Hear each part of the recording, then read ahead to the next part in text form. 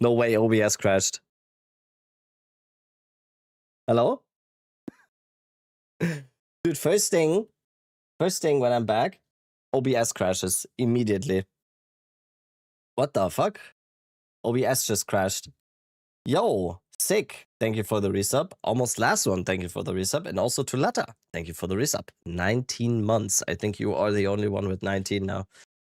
That's insane. Terminator, also with the 11 months. Okay, first things first, I am sick. I'm very sick. I don't know. Every time we go closer to a release of anything in PoE2, I just get sick for some reason. Always sick? Yeah, because I usually don't go outside. And we went, we were on a holiday. And we went to Poland, and there were people everywhere because Poland has summer holiday. And I got sick immediately. What time is the reveal? I actually don't know. When PoE 2 1.0 releases, Rabbit is going to die. Oh, it's 20:30? Or it's like 8:30? I don't know if I'm gonna stream until then. It's 8 p.m. 7:30? Okay, you're all saying different stuff. Nice one, mate. This PoE destroys your health. What the doctor says about that? I mean, I would need to go to a doctor to know. So this says 6 p.m. UTC. This is Pacific, right? So it's 9 hours after this one. So 8 p.m. 7 and 30 minutes. Okay.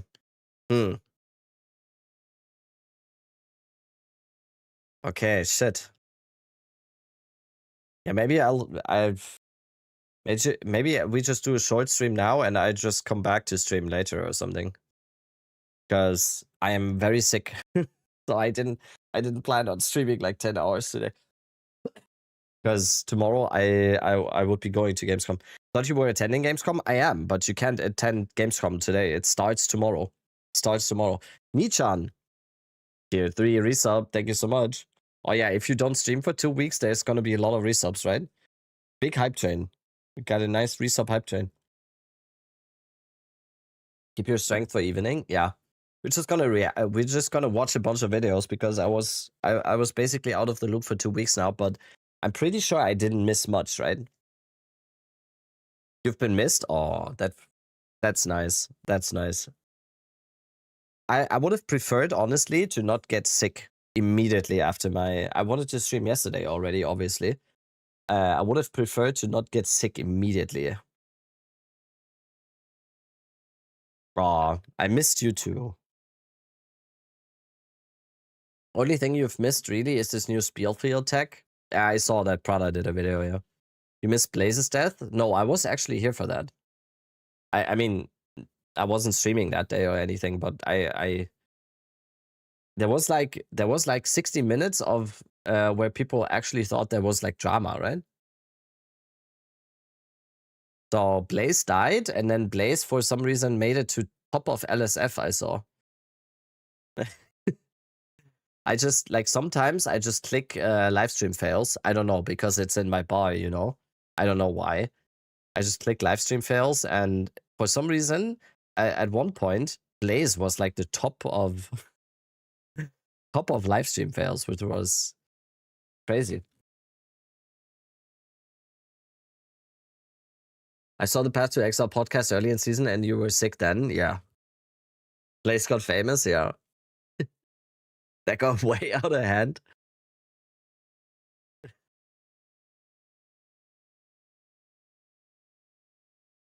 Thank you for introducing me to THC. Since then, all my characters are 500 plus death.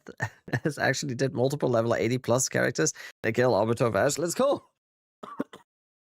Broken glass? Yo, no one noticed until now. You're the first one to notice.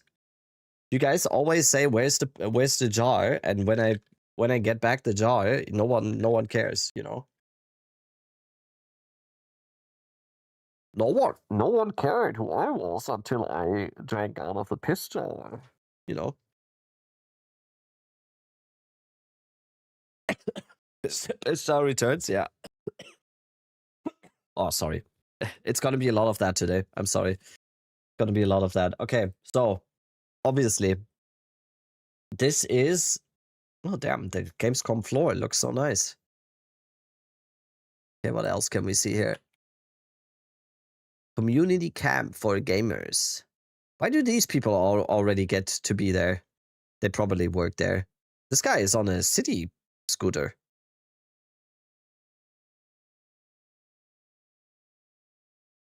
I will send more pictures in Discord. Okay. Press day? No, press day is tomorrow, actually. This must have been like someone that works there.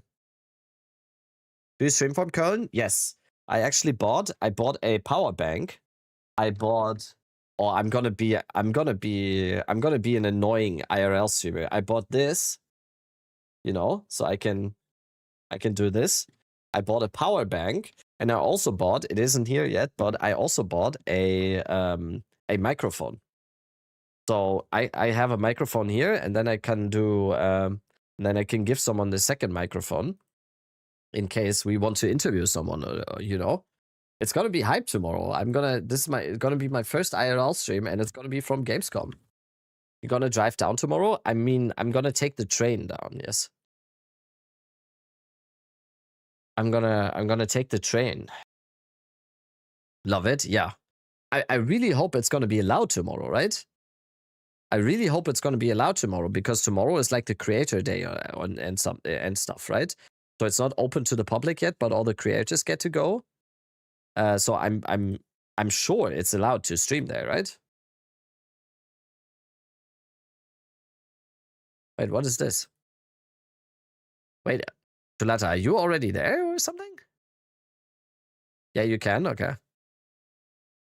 You're gonna start your journey with the Endboss Deutsche Bahn? Yeah, I don't have a choice, unfortunately, because I don't have a driver's license.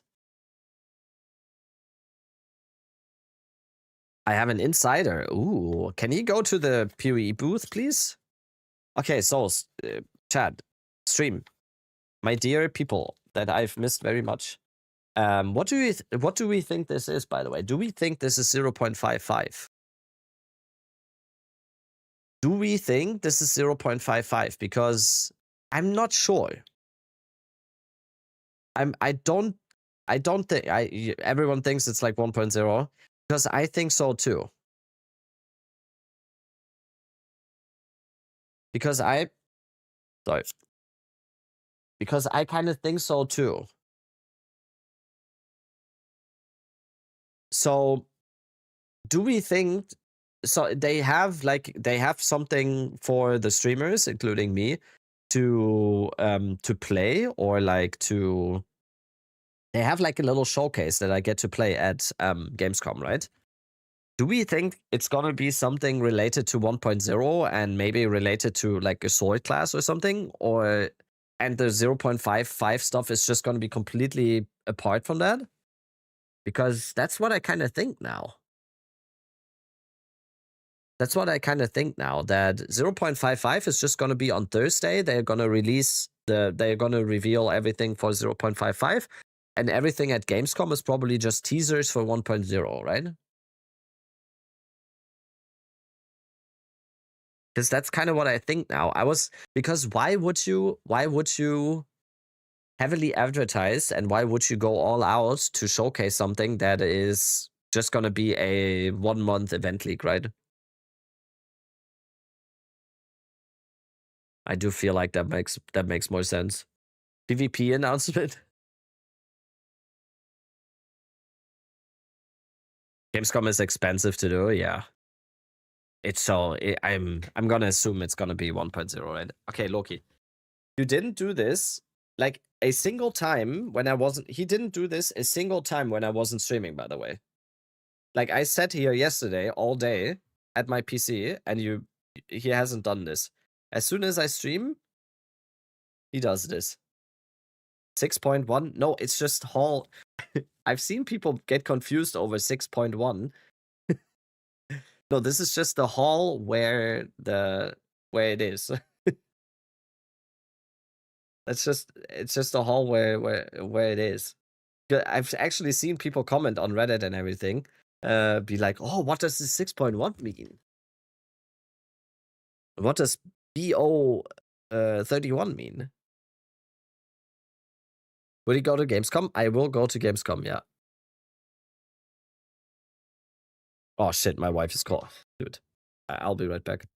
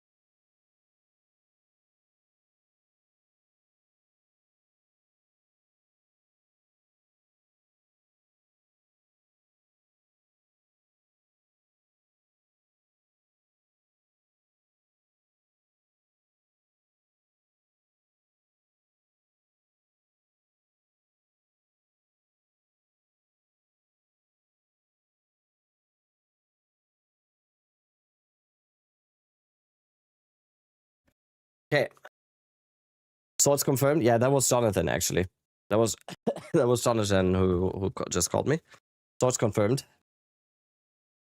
Okay, just a simple touch and it sets you free. You don't have to rush when you're alone with me. I feel it coming. Hit the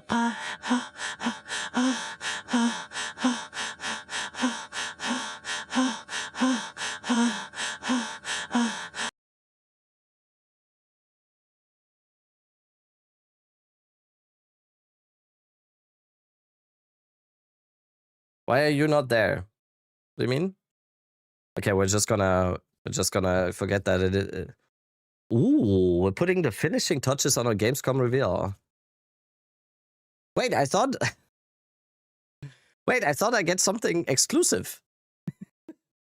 Wait, I thought our streamers are special and we get something exclusive. This doesn't look exclusive at all. Why did I need to sign up for something?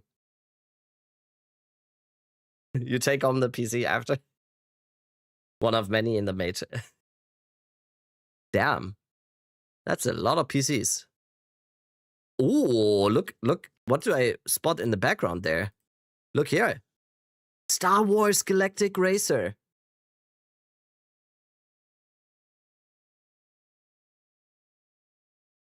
Hello? They put that mat on the floor for Karn when he wets himself from playing Duelist. Oh yeah, is Karn going? I read that somewhere yesterday. Fabi, thank you so much for the prime. Is Karn is going? Oh my god, he's gonna... Oh my god, Karn is gonna go crazy. Oh no. I need to ask him when his time is when he gets to play, because I wanna see his Craigasm attack. Yo, but can I just mention again, Star Wars Galactic Racer? I'm gonna play that. I'm gonna play that too. Do an interview with Karn about the Eat Karn emote? I will. What is the Eat Karn emote? We have What are the those best PCs? swords in the world. Our Alienware. swords are cutting everything, and we will use our swords to cut everything into the best pieces you have seen. We will have the best cutted pieces in the world by our swords. Mark my swords. Okay. It's Alienware. Let's hope we really get to play. Let's hope we actually get to play.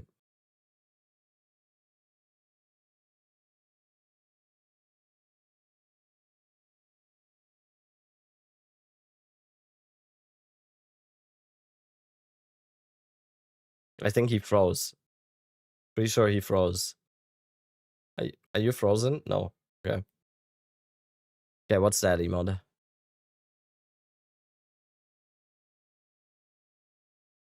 Okay, that's amazing. That's amazing. We're gonna absolutely use that. Just a simple touch and it will set you free. You don't have to rush when you're alone with me. Did you guys save up the I points feel to it coming. do this when I come back or something? Yodel by hee haw, yodel a the hit a haw, yodel a the hit a haw, yodel.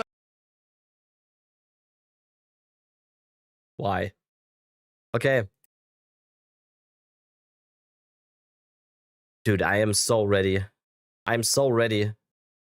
Well, I've got news for Miso. you. You're mine now. Already? You belong to me. That's what he that's what he hears sometimes. You're not gonna have your mommy slam behind you anymore and wipe your Oh no, little you have tushies. to have sex with Oh her. no, it's time now to turn this mush into muscles. Thank you. Thank you for the raid. Miso died, everyone. Miso died on his character. He died in HCSSF, yeah. Oliver Rashta, imagine. Imagine that. I don't know why I'm being mean. And everyone cheered? What? No. No. We all like Miso X Shiro in here. Will you go there? Yes, I will go to Gamescom tomorrow. My train is leaving. Let me check my train details. Thank you for the years of entertainment. Years? Whenever I come back to Twitch, I make sure to use my sub on your channel because yours is always about enjoying games to the fullest. Your channel got me into Encirca Minimer, and while it may have raised my blood pressure a bit, also raised my standard of games. You deserve all the success and love that comes your way. That's not a paid chatter, I swear. Also, you know what the funniest thing is? You're not even subbed. You are not even subbed. Look. You made him mad. You're a great streamer. Thank you. Like your chatter? Yeah.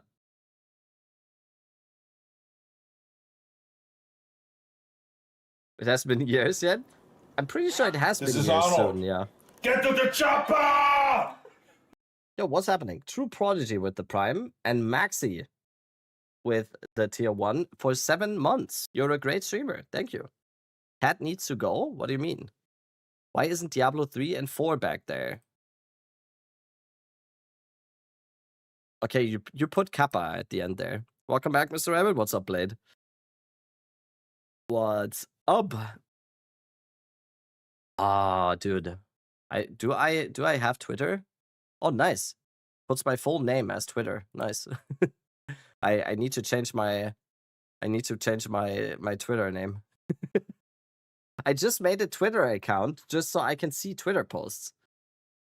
Okay. Which days will you be there? Tomorrow and Thursday. So my plan is Mr. Docs, yeah. You mean X account, yeah. So my plan is for Gamescom. I will go tomorrow. My train tomorrow goes at... I will be there around 12 tomorrow. I think... when do they open? Gamescom 2026. When do they... Oh, 6 hours, 45 minutes. We can maybe do that. 6 hours? I mean, I'm sick, but I can take some medicine. I think I can do that. Because we want to see that, right? 100% we want to see that. Item out, Rabbit, have a good stream. Yo. 07. Do not push it, man. Yeah. I need to be healthy tomorrow. Rabbit patient 0. I'm at the end, like I'm at the end of the Erkältung. Nothing worse than being sick in public at a huge event. Exactly. I'm 100%, even if I feel better tomorrow, I will 100% bring a mask. 100%. I just went to the pharmacy just now, and like I already wore a mask there. Like, Gamescom flu will hit after, yeah. Are you traveling with the train? I am. What's up, Cal? I will use a mask, see my shadow cosplay. Cool, huh? Yeah. Oh wait, yeah. Maybe I can. You know. I just means feels to be. Yeah. No, it's fine. I got sick. We came back on Saturday, and I already felt very sick on Saturday when we came back after the plane. It hit me kind of when we got out of the plane. Then it is when it hit me, and then it was worse on Sunday. Then yesterday was already much better, and today is already much better. So I assume tomorrow I'm gonna be fine. So it's gonna be fine. Do we get the PoE announcement today or tomorrow? We get something in 6 hours and 43 minutes. I don't know what it is. We don't know what it is. Is it gonna be 1.0 related? Is it gonna be 0.55 related? We don't know. Wait, you're gonna be in my close proximity? That sounds like a threat. Yes. Yes, I will be at Gamescom tomorrow. And I hope I see a lot of other streamers tomorrow. Let's hope we can stream snipe some other streamers. I don't know. Anyone famous gonna be there at Gamescom tomorrow that I can get an autograph from? Ludwig. Like the Zizaran? I did talk to Zizaran. I'm gonna see Zizaran tomorrow, yeah. I think. I don't want to act like he's my friend or something. He isn't. I just talked quickly to him. I know that he's going. Karn will be there. Yeah, Karn will be there. I'm excited. I'm excited to maybe I might want to message him. Maybe he wants to like meet up or something. I really want to meet Karn because it's still kind of crazy to me. I watched Karn and followed his builds in PoE1 like so many times. Gazzy's not there. He has no time. I know Gazzy canceled kinda, right? Damn, bro's looking hella fresh. Thank you.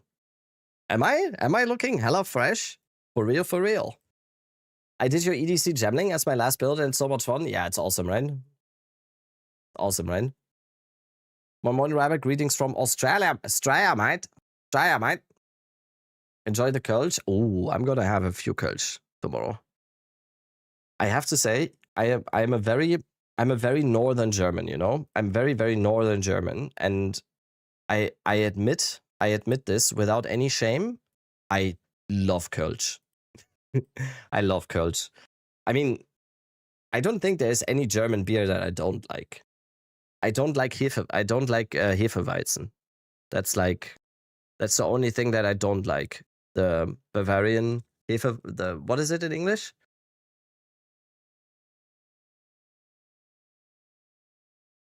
What? Lol? Hefeweizen. Kölsch is the best? Ooh, don't get someone from Düsseldorf in here saying alt. The thing is, I have a very diplomatic opinion here. I like both. I like alt and I like Kölsch. So, I don't care. Okay. 6 hours and 40 minutes. Okay, we can watch a few videos until then. Oh my god, this is an Asmongold stream now. I'm just gonna scroll Twitter today. Oh my god, look at these immigrants. That's what an Asmongold stream is, right? But it looks like we're fine. Yeast wheat beer is Hefeweizen. Ooh, okay, see, that already sounds bad. I was at an event in Germany like 14 years ago. They had a brewery at the event area, something with a big lion. Löwenbräu, I'm gonna assume. He's terrible? Yes. You wanna see something? Oh wait, he's banned, right? Where's his Twitch channel?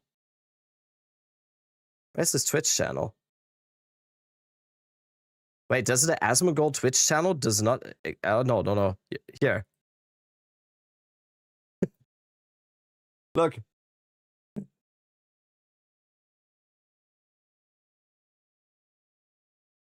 How did that happen? Whoops. How did that happen? Magic, yeah. Maybe I disagreed at some point. What did you do? I don't even remember. I think I don't even think this was like years ago. I think that was before his whole politics grifting arc. I think it was even World of Warcraft related. I might have typed something like "You're bad at World of Warcraft." I don't know. So that was before his whole. I'm a cool person. Okay, I disliked Asmongold before it was cool. Okay. I already disliked him because he absolutely sucks at the game he supposedly played for 20 years. So he's pro-China now that he's new GF. Oh, damn.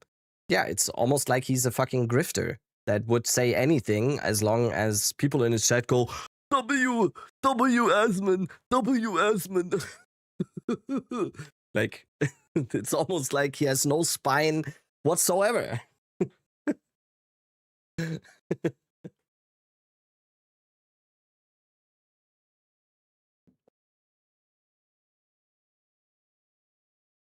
Okay,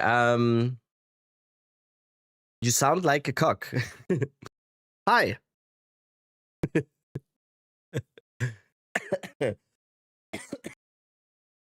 What does that mean? Can you elaborate? Is a PoE revealed today? What did they say again? So tomorrow? Well, there goes the potential Starforge sponsorship. Oh no. Oh no. How will I live? Are you streaming through Gamescom? I was thinking no, because I'm sick. And I was only gonna do like a short stream. But it's only 6 hours and 37 minutes, so I might. Twitch was so better when it was only gaming. Yes. I mean, that is objectively true. That is objectively true. I do think that political discourse, especially on a platform like Twitch, just destroys our brains. I get it. Like, I get being political. I think the people going like, oh, I don't care at all about like social issues and everything. I like, that's also fine, I guess, but I don't know. Forcing political discourse with people that have no idea what they're even talking about is just cringe.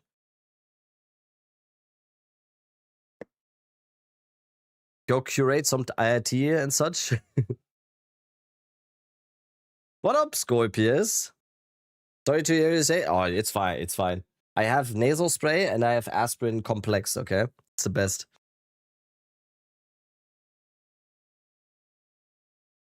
Okay, so this is the. We don't know when it will be, right? We don't know when the PoE part of this is Gamescom ONL. That's like the thing, opening night live, right? That's what it is. Ooh, Thornhill. Ooh, someone with a very good music taste.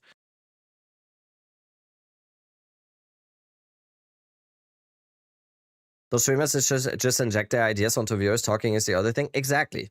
It's not even discourse. Like, there isn't even any healthy political discourse going on this platform. It's just two different echo chambers, and there's no discourse. If there's any discourse between those two echo chambers, it's just yelling and screaming without anything. So it has no use. And I'd rather be nihilistic than I'd rather just be like, you both suck.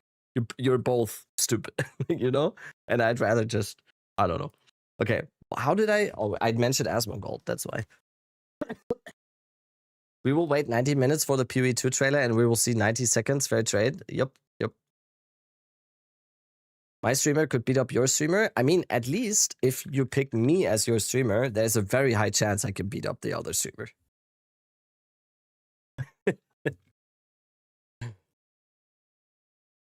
Are you gonna play Classic Plus with me? Dude, wanna be on me? Oh no. I mean, Guy, you're going to XLCon now. Yes, let's go. Let's go. What is, as long as it's not PoE2 speedrunning related, anything else, I think I can beat you. I don't know, basketball. Wait, how tall are you? You don't sound tall. Is that a fair assessment? Are Australians tall, guys? Are Australians tall? I think I'm like average. You hear that, Chad? You hear that? So he's short.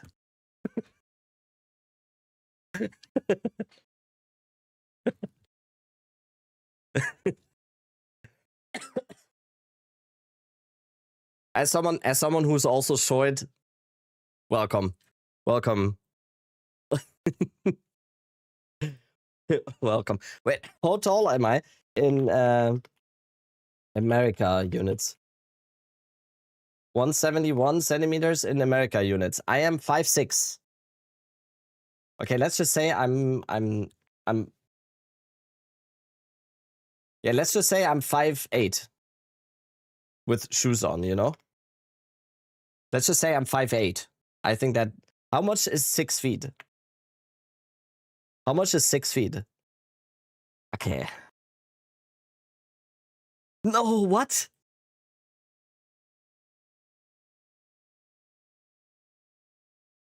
Okay, I can't say I'm 6 feet.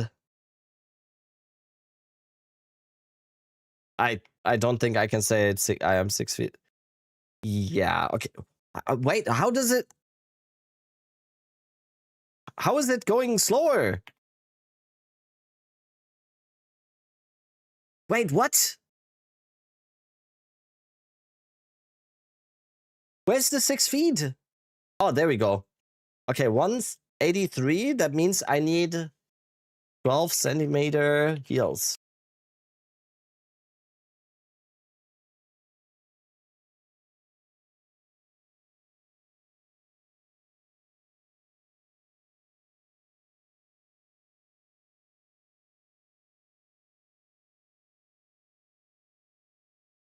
Okay, which one, chat? Which ones? Ooh, the red? These ones? Or these ones. Oh, fast ausverkauft. Fast ausverkauft. 22.99. And they're called D's. D's Damen High Heels. These nuts, you know? That's fine. That's bargain, buy two, yeah. Okay. So I'm 6 feet. Just so you know. It has been decided. I'm officially 6 feet now.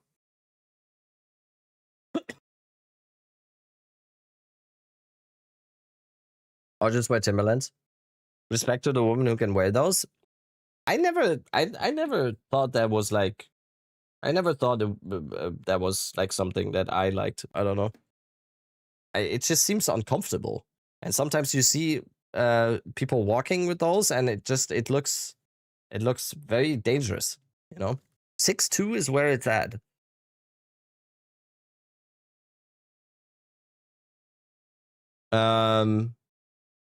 So this is when the opening night light starts, and apparently, did they say something?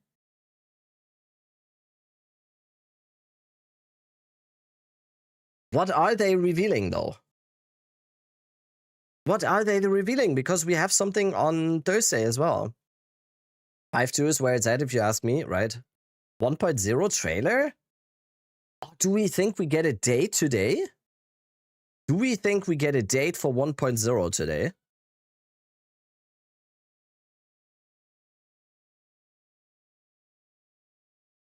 I got more info about Gamescom, but it's not PoE related. Apparently, it's going to be really big. Friesenplatz or whatever it is, close for concert. Ooh.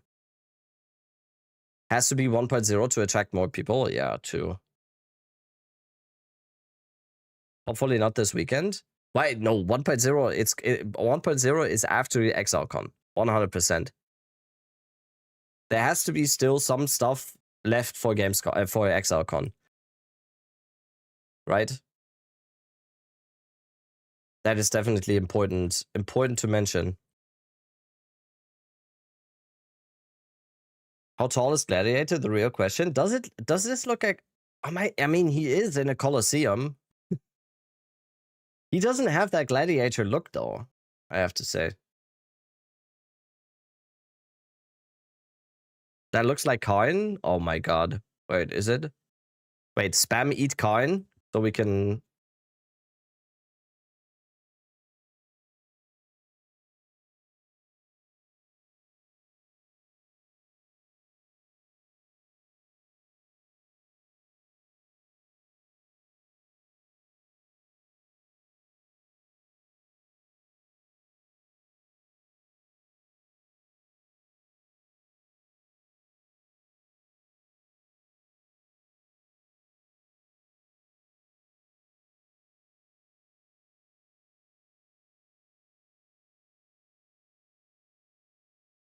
I can't.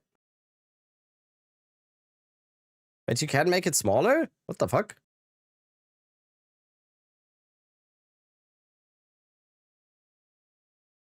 Same picture? Yeah.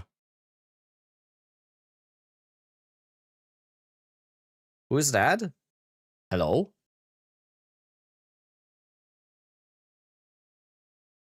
Oh my god, Coin is gonna lose his mind if we actually get to play Duelist at Gamescom. If the Duelist has the same spelling like Coin, every fifth word is understandable. What do you mean? What? He's just French. What do you mean?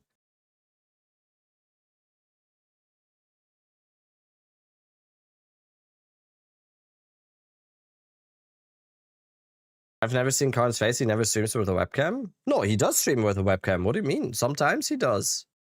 Sometimes he does. All right. What else do we have? This is gonna be a little bit of a React stream today. Swords in my PoE too?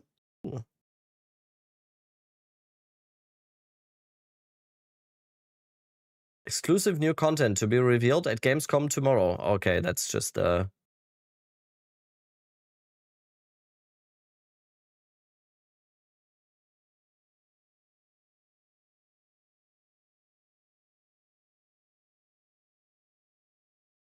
Oh no, we lost someone to Headhunter.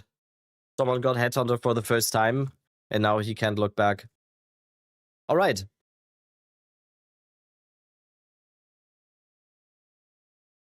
Going to be live for the announcement at Gamescom? I think I am, yes. I think I am. I didn't realize it's only 6 hours and 26 minutes. I wanted to do some Albion as well today, so we'll see. We'll see. We probably have to. How long is this? Oh no, is Jeff Keighley doing this? Is this Jeff Keighley guy? I thought you were at Gamescom. Gamescom is tomorrow. I will be at Gamescom tomorrow. Today you can't attend Gamescom today yet. It's tomorrow. Yes, with shocks. Ah, okay. That's 1 minus and 1 plus.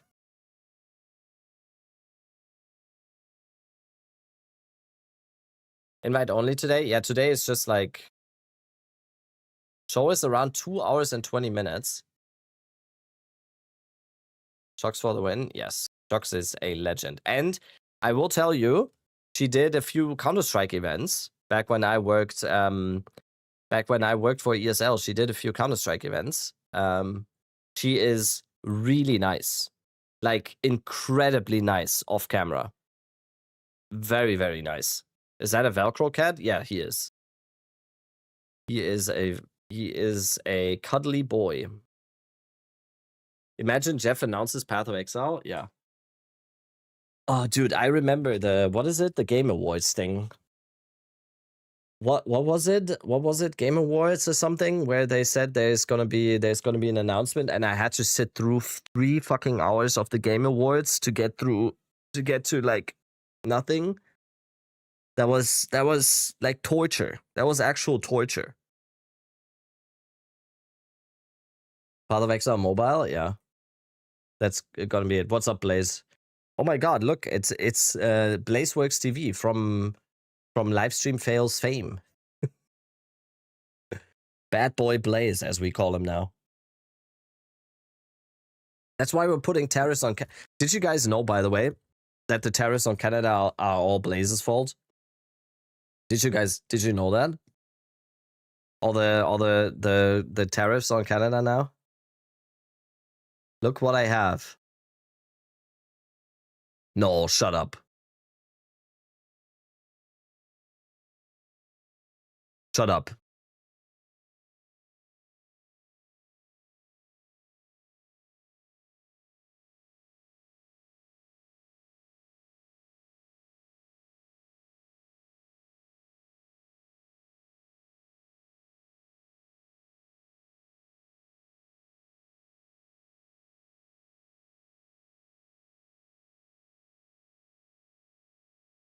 He's baiting. He killed Arbiter with it? What?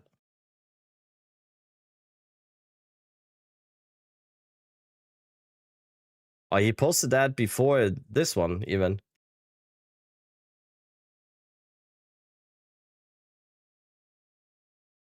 These goddamn trolls, man. These goddamn trolls. Oh, sorry. What is your professional background? What does that mean? Oh, because I said I worked at DSL. I studied communication sciences. Very, very exciting. How was vacation? Vacation was awesome. Vacation was awesome. We went to Gdansk, and it was beautiful. Beautiful. Don't worry, guys. Once I get more info, I won't tell you. Oh?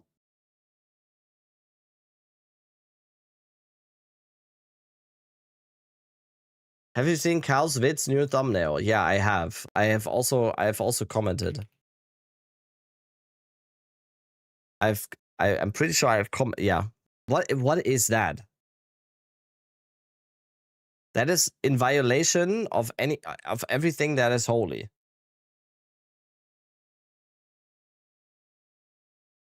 What did you comment? And I mean, I guess that's probably the main. What did I comment? The thumbnails have to stop. That's what I said.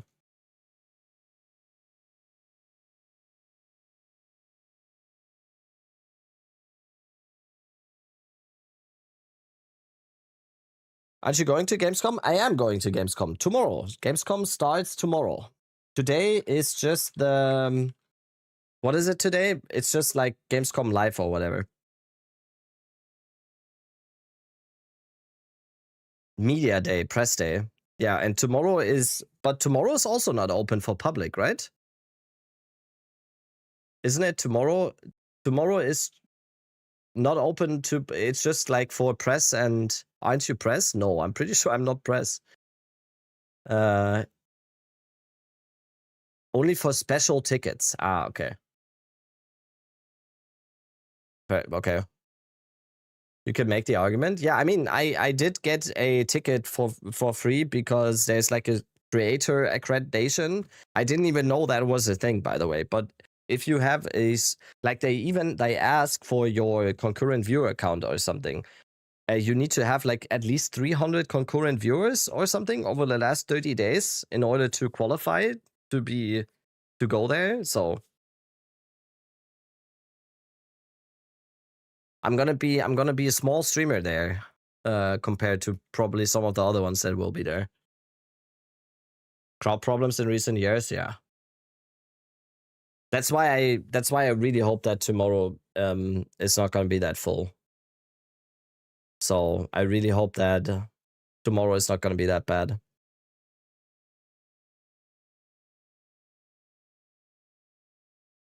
Loki, what's up with you? I don't know what's up with him right now. I'm pretty sure he knows when I'm streaming, so yeah. What's up? Oh yeah, on Thursday, by the way. So my plan is, just so you guys know, I need to test. I also need to test the IRL stream on my phone. My plan is, we're gonna do a little bit of stream today, Probably until the opening night live. But if I would have seen this earlier and I've known about this, I would have probably just started streaming a little bit later. But I'm probably gonna stream until then. Then tomorrow I will stream from Gamescom, and then on Thursday I will first stream from Gamescom, and then go back home as quick as I can to be back for the reveal stream on Thursday. That's the plan. That's the plan. Grocery run IRL test stream. Yeah, I'll test the IRL thing a little bit later today. Until what time are you going to be at Gamescom? Let me check. Let me check. My train back is going at 3:35. So like 3, I'd say. Probably like 3 p.m.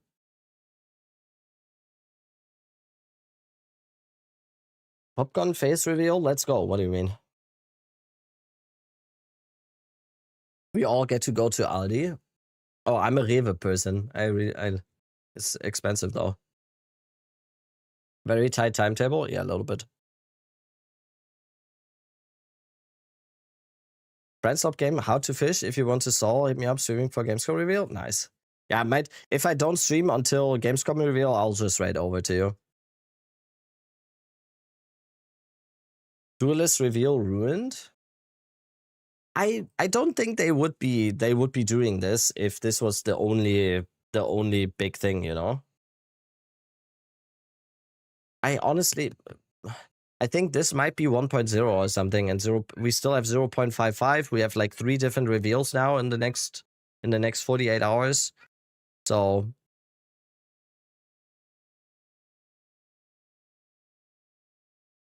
that's ExileCon? Ah, okay. Why would that be a face reveal though? He doesn't have to show himself anywhere. Look at the 2024 trailer at ONL. Okay, that's a good idea. Gamescom 2024 Path of Exile.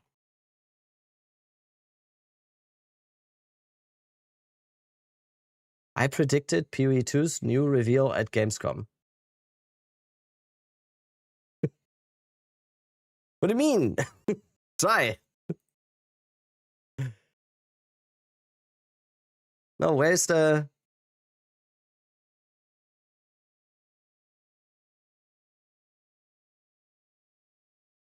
crowd reaction to Path of Exile 2 reveal, Ed? Is that it? Play release tonight. Next up, Path of Exile 2 from Grind Gear Games. It is nearing release. And tonight, yes, we do have news on the early access date. Check this out. Nani? You just hear, Nani?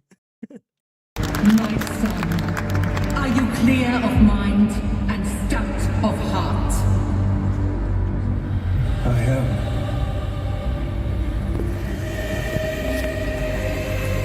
Are you ready to sacrifice? Sacrifice everything to become the savior? I will.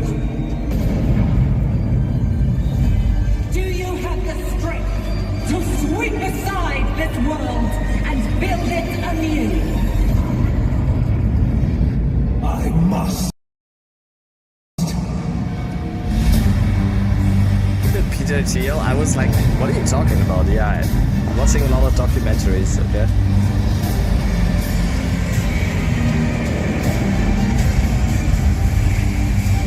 I don't even remember this.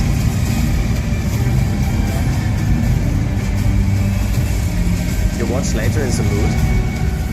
No, that's not my watch later, that's just my recommended, right? Now, are you ready to fulfill your destiny?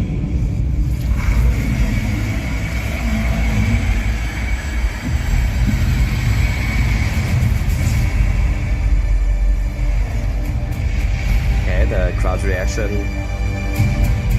So we're just gonna see something like that today, right? Okay. Okay, what's my watch later?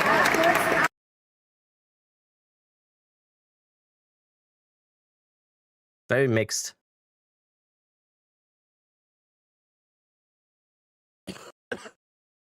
PoE2 confirmed. Holy shit. Holy shit.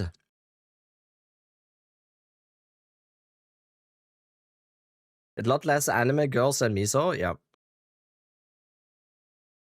Do you know when the PoE2? Why is that the PoE2 emote? Wait, what the fuck? He's drinking pickle juice? Yes. So, with ice cubes. Is there a problem? Are you not? Are you not drinking pickle? Smart man. There you go. The jar is back. Yeah. Okay, let's watch what people are saying.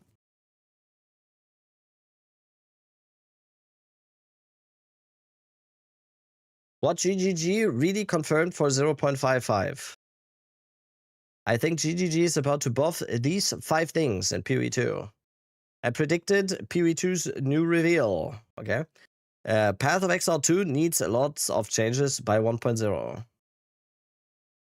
Miso has a video. Ooh. I like this Miso X Shiro guy.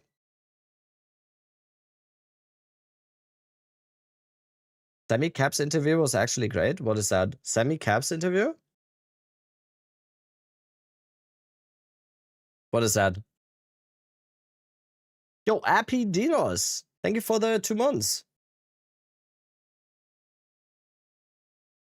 With try. Sammy Cap. Who's Sammy Caps? Am I missing something? Got these typical YouTube thumbnails everywhere.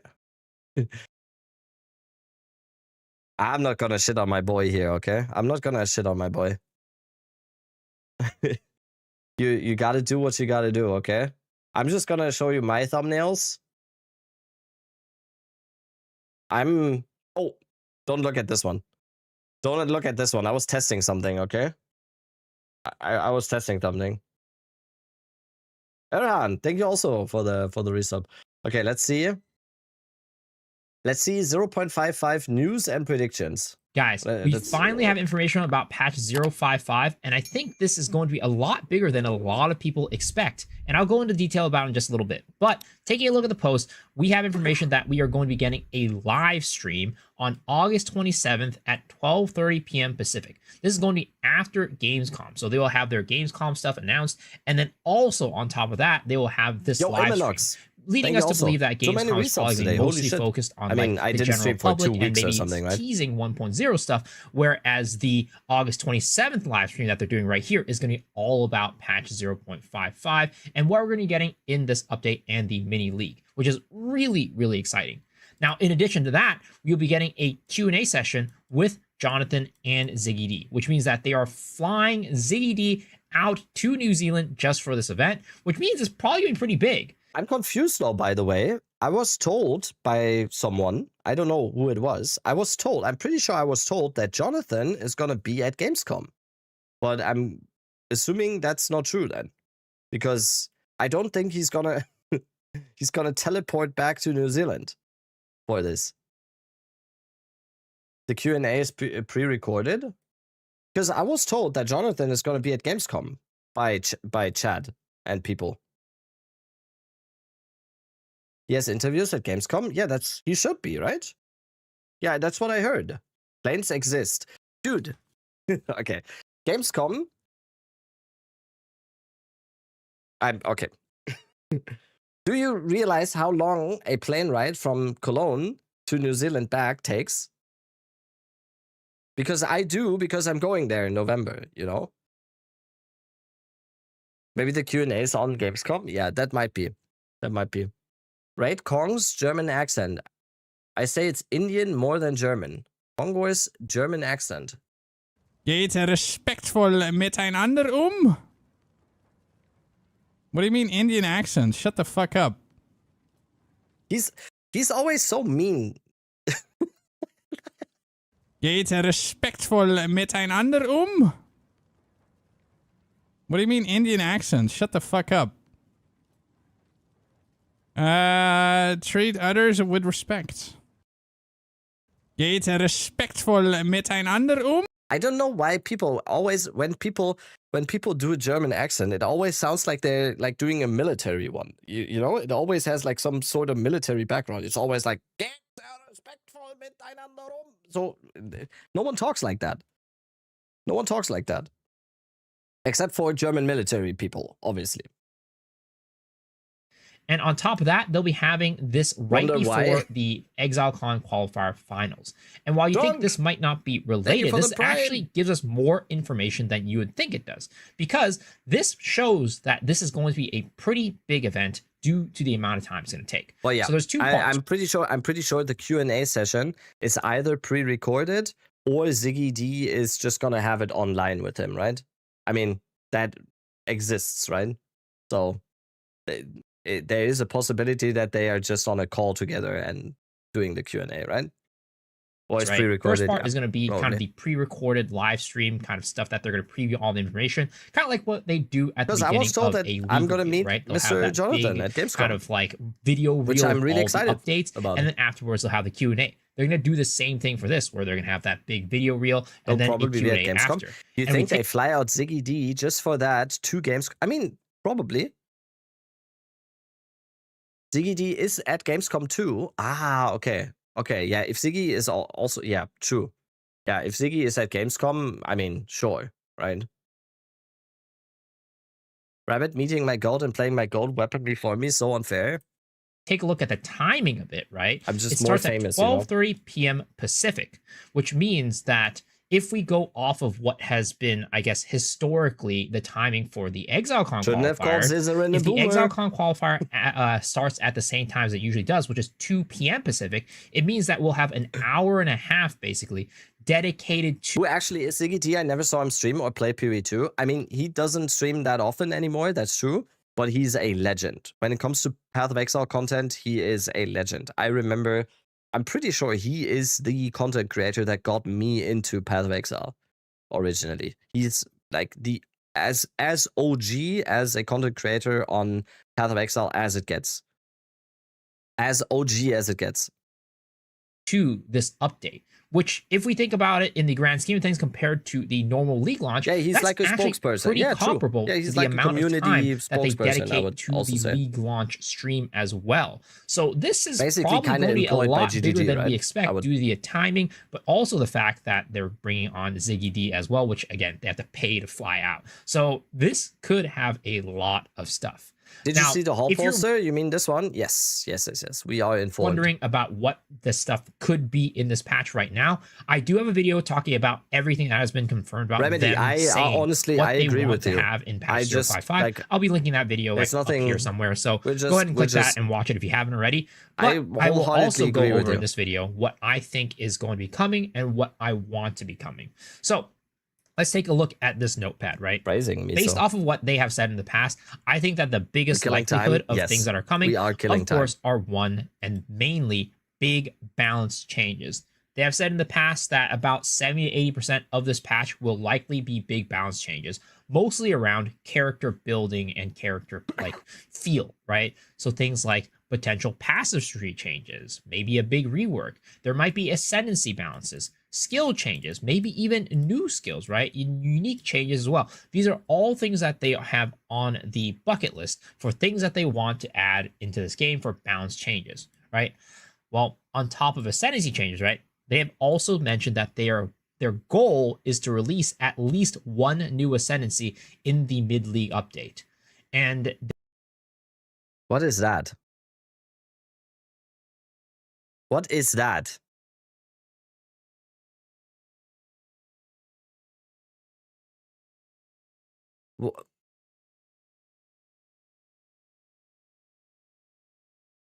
they have even mentioned as far as like they've gone as far as to say there might do be you a ban chance that emotes? every single ascendancy for the current classes in the game will be released by 1.0. So I think given that, there is a highly likelihood there is going to be one new ascendancy, at least if not two, the Arcane Archer and the Last Druid ascendancy, right?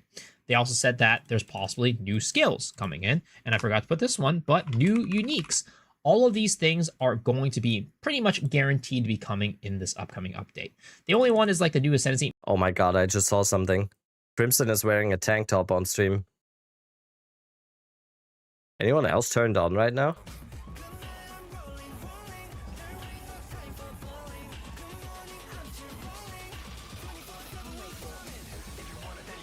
Dude, this is how you win speedrunning. Pretty sure that's the maybe it might not come, but they have mentioned that this is speedrunning being aroused right now. So this is stuff that we should all be looking forward to with this update. Now, these are the things that I think are definitely going to be coming. What things do I think are kind of like okay, sorry, I didn't pay mainly- attention. So, I don't think I paid Let's attention. take a look at this notepad, right? So passive Based tree, off of what they have ascendancy, said in skill the changes, past, unique I think that changes. the biggest likelihood of things that are coming, of course, are one and mainly big balance changes. They have said in the past that about 70 to 80% of this patch will likely be big balance changes, mostly around character building and character like feel, right? So things like potential. Koga, thank you for the 11 months. I thought you were going to Gamescom. I am. I am going tomorrow. I am going tomorrow. For the normal people like me, Gamescom starts tomorrow. Today is only press. So, yeah. For the normal people, Gamescom starts tomorrow. Potential passive I will be changes, there. I will be maybe a streaming big there. I rework. bought There might be this. ascendancy balances, skill changes, maybe even new skills. I'm gonna be an IRL streamer. You see? Look.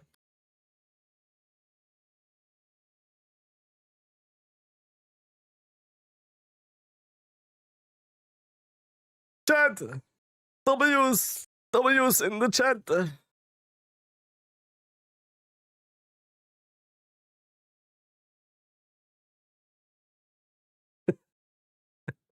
Skills, right? Unique changes as well. These are all things that they have on Did you buy the portable bucket charges list too? for things that they want to add into this game for balance Yes. changes, right?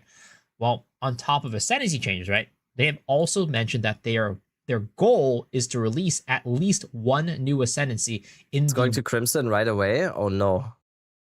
I just saw something. Crimson is wearing a tank top on stream. Anyone else turned on right now? Oh no! I see. Did you post it already? Okay, you need me to send me the reaction. mid-league update. And then my reaction they have to even his mentioned reaction. as far as like they've gone as far as to say there might be a chance that every single ascendancy for the current classes in the game will be released by 1.0. So I think given that, there is a highly likelihood there is going to be one new ascendancy at least, if not two, the Arcane Archer and the Last Druid ascendancy, right? They also said that there's possibly new skills coming in, and I forgot to put this one, but new uniques. No, thank you. All of these things are going to be pretty much guaranteed to be coming in this upcoming update. The only one is like the new ascendancy. Maybe it might not come, but they have mentioned that this is a goal of theirs. So this is stuff that we should all be looking forward to with this update. Now, these are the things that I think are definitely going to be coming. What things do I think are kind of like not super confirmed, but I think pretty much are going to be coming, right?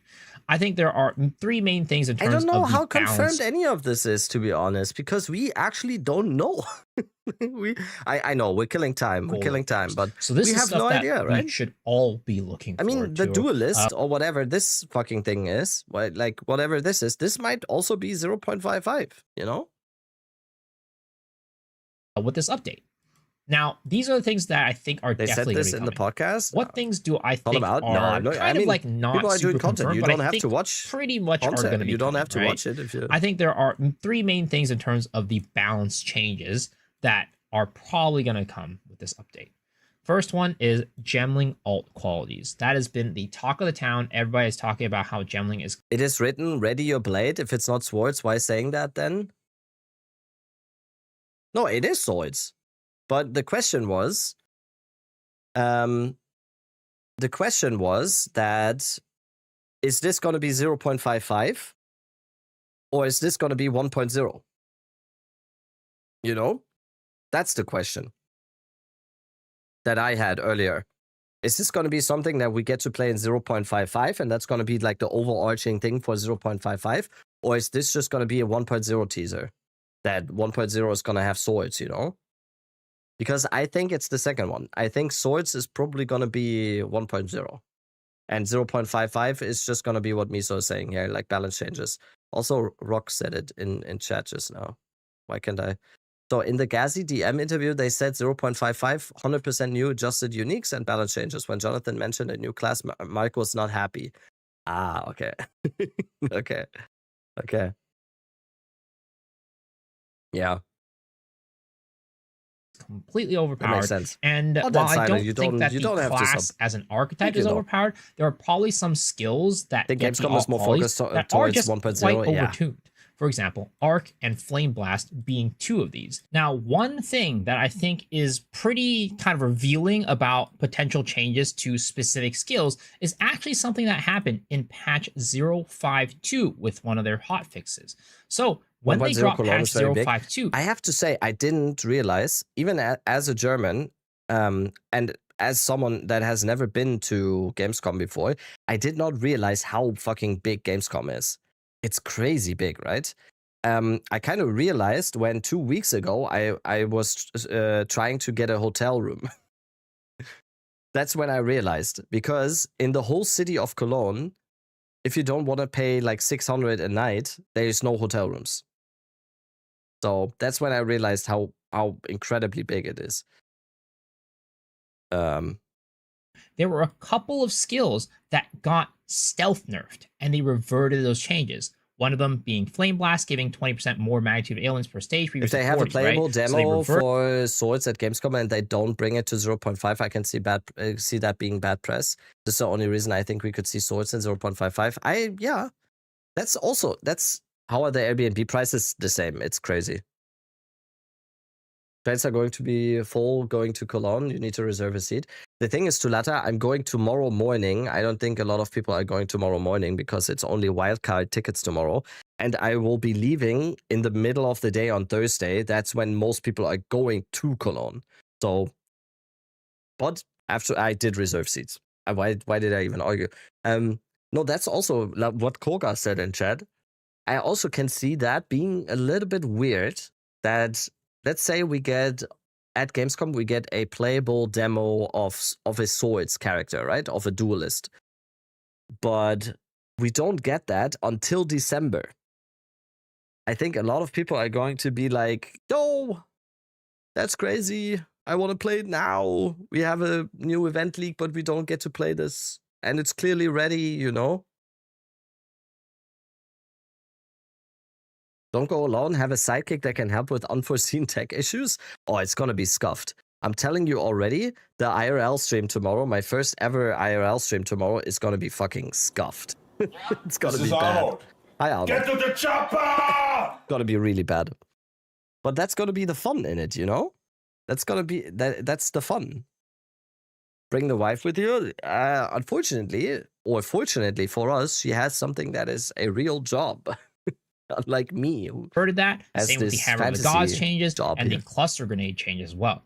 These are potentially, like, the reason why these kind of snuck in stealthily was probably because they had plans to nerf these, but they didn't want to do like a mid-league nerf, right? They wanted to keep this for later, but they actually rolled it out a little bit early, and that's why they had to kind of walk it back. So this is kind of like proof that they're probably looking at Gemling, but they just didn't have the opportunity or didn't want to do like a mid-league nerf on some of these. So that's why I think that Gemling is definitely at the top of the list for some of the things that are changing. Blues. Thank you for the T1. Jewels. 5 modded jewels. I think there is a big problem with 5 modded jewels right now where you can just chaos spam and not change hookers a prefix or suffix after depending on Gamescom. the 3 mods. That is probably a no big hookers, bug. please. If anything, like that will get nerfed, right? That will get fixed. They might nerf it even further, but I think at the very minimum, they're going to be nerfing the ability to just chaos things and not change one of the prefixes or suffixes. Do we know what time the trailer's dropping or just sometime today? We know it is coming within the Gamescom opening night live. That's the only thing we know. Thing that and the I think opening night live is like 2 hours long. Is going to be cities. So cities with 4 tablets, right? I wanted to do Albion today a little bit, but back basically kind of like the triple tower meta from we might just go until Gamescom, and nobody is happy about it. Of course, people like the drops. Yeah, we right? might And just people go are until like, Gamescom. let's get 4 tablets everywhere. But personally, I like if you think about it this way, right? We survived the entire 0304 with 3 tablets. Nobody complained about it. Why do we need a 4th tablet?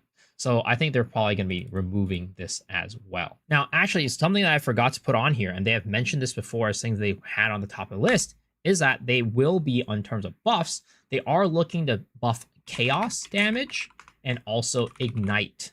So those 2 things I think potentially could be at the top of the list for things that they buff. I know what I'll So these play are things if that they're going to happens. nerf, and these are the things that I think is very likely going to get buffed. So we can No, we don't probably know the expect exact these time, things official. get changed in the upcoming. The exact time, we do not now, know. here are the things that I personally want Deviline. them to change for this update. Thank you. This is not necessarily like a, oh, this is like the top of the list, things that need to be changed for sure. This is just like a personal list. So the first one is going to be Atlas. The Atlas passive tree, I think that there was a big improvement in this Atlas passive tree over the last one, but there's still some major problems. First of which is, of course, mentioned before, cities, right? Cities for tablets. I think that also, needs to go. thank you. They also Damn, have it so that the amount of cities resources today. themselves have Holy. extra power. Like they add more power to the tablets themselves too, on top of letting you have 4 tablets. So those all need to be changed. I think that cities right now are in just a really, really bad now. place. This is his wish list now, right? This is wish list? Okay. Changed. The second one is not gating drops behind the Atlas. Right now in the Atlas, you have certain nodes that prevent you from getting certain drops. For example, if we take a look at the Atlas right now, we have hidden scars. Cleansed monsters have a chance to drop fracturing orbs. You know what feels kind of bad? When you're going through your Atlas and you, let's say, start the Doriani questline, right? And then you do your first corrupted area and you go in there and then you're just like, well, I can't do these maps right now because I don't have this node yet. I need to go and progress further into my Atlas. I need to go and kill, and this area is only opened up after you kill Arbiter, right? I need to go and kill Arbiter before I can even start attempting these cleansed areas. Or you could be a new player and not know about this, and you just go clear all these cleansed areas and you're losing out on a lot of loot. Things like this, I think, are a little bit toxic for the game. It doesn't make any sense. These are base drops, base items. You shouldn't be locking them behind the Atlas themselves. Same with things like the irradiated tablets, right? Not being able to find these on the ground. That's so weird to me. Because this is something that you have to go first. Right? Not getting irradiated tablets until you get this is that's so annoying. Is really annoying. I never got that. I didn't even know this was a thing until I played THC, and I was like, why am I not getting irradiated tablets? Because I didn't even know that was a thing. Because it doesn't make sense.